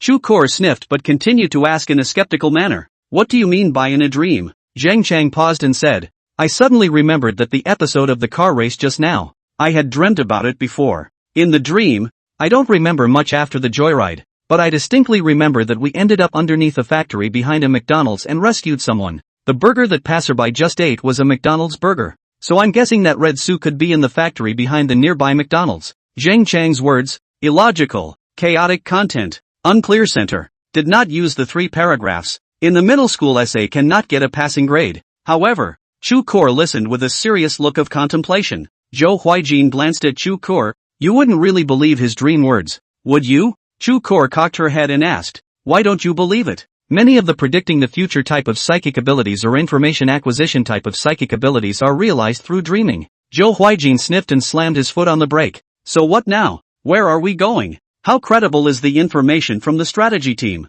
Chu-Kor sighed and said, the several locations analyzed by the strategy team are theoretically where Sister Red Tassel might be. But the actual situation often goes beyond theory. Anyway, the location in Fatty's dream shouldn't be far from here, so why don't we take a closer look first? Hearing Chu-Kor say that, Zhou Huijin could only choose to take a gamble and believe Zheng Chang's dream words for once. After turning around and going back, the crowd quickly found a McDonald's. After 2 kilometers of continuing along the trail where the McDonald's is located, the view, an abandoned factory had actually appeared. When Zheng Chang saw what the factory looked like, he stood up from his seat. That's right, the factory in the dream looked like this. It's exactly the same. Zhou Huijin was a bit stunned at his words. Shit, Fatty, could it be that you really have supernatural powers? For his part, Lin Duan urged, "You just said that we rescued people from the underground of a factory. So how can we get underground?" Zheng Chang desperately recalled the content of the dream, his forehead sweating. There should be a downward passage in the center of the factory.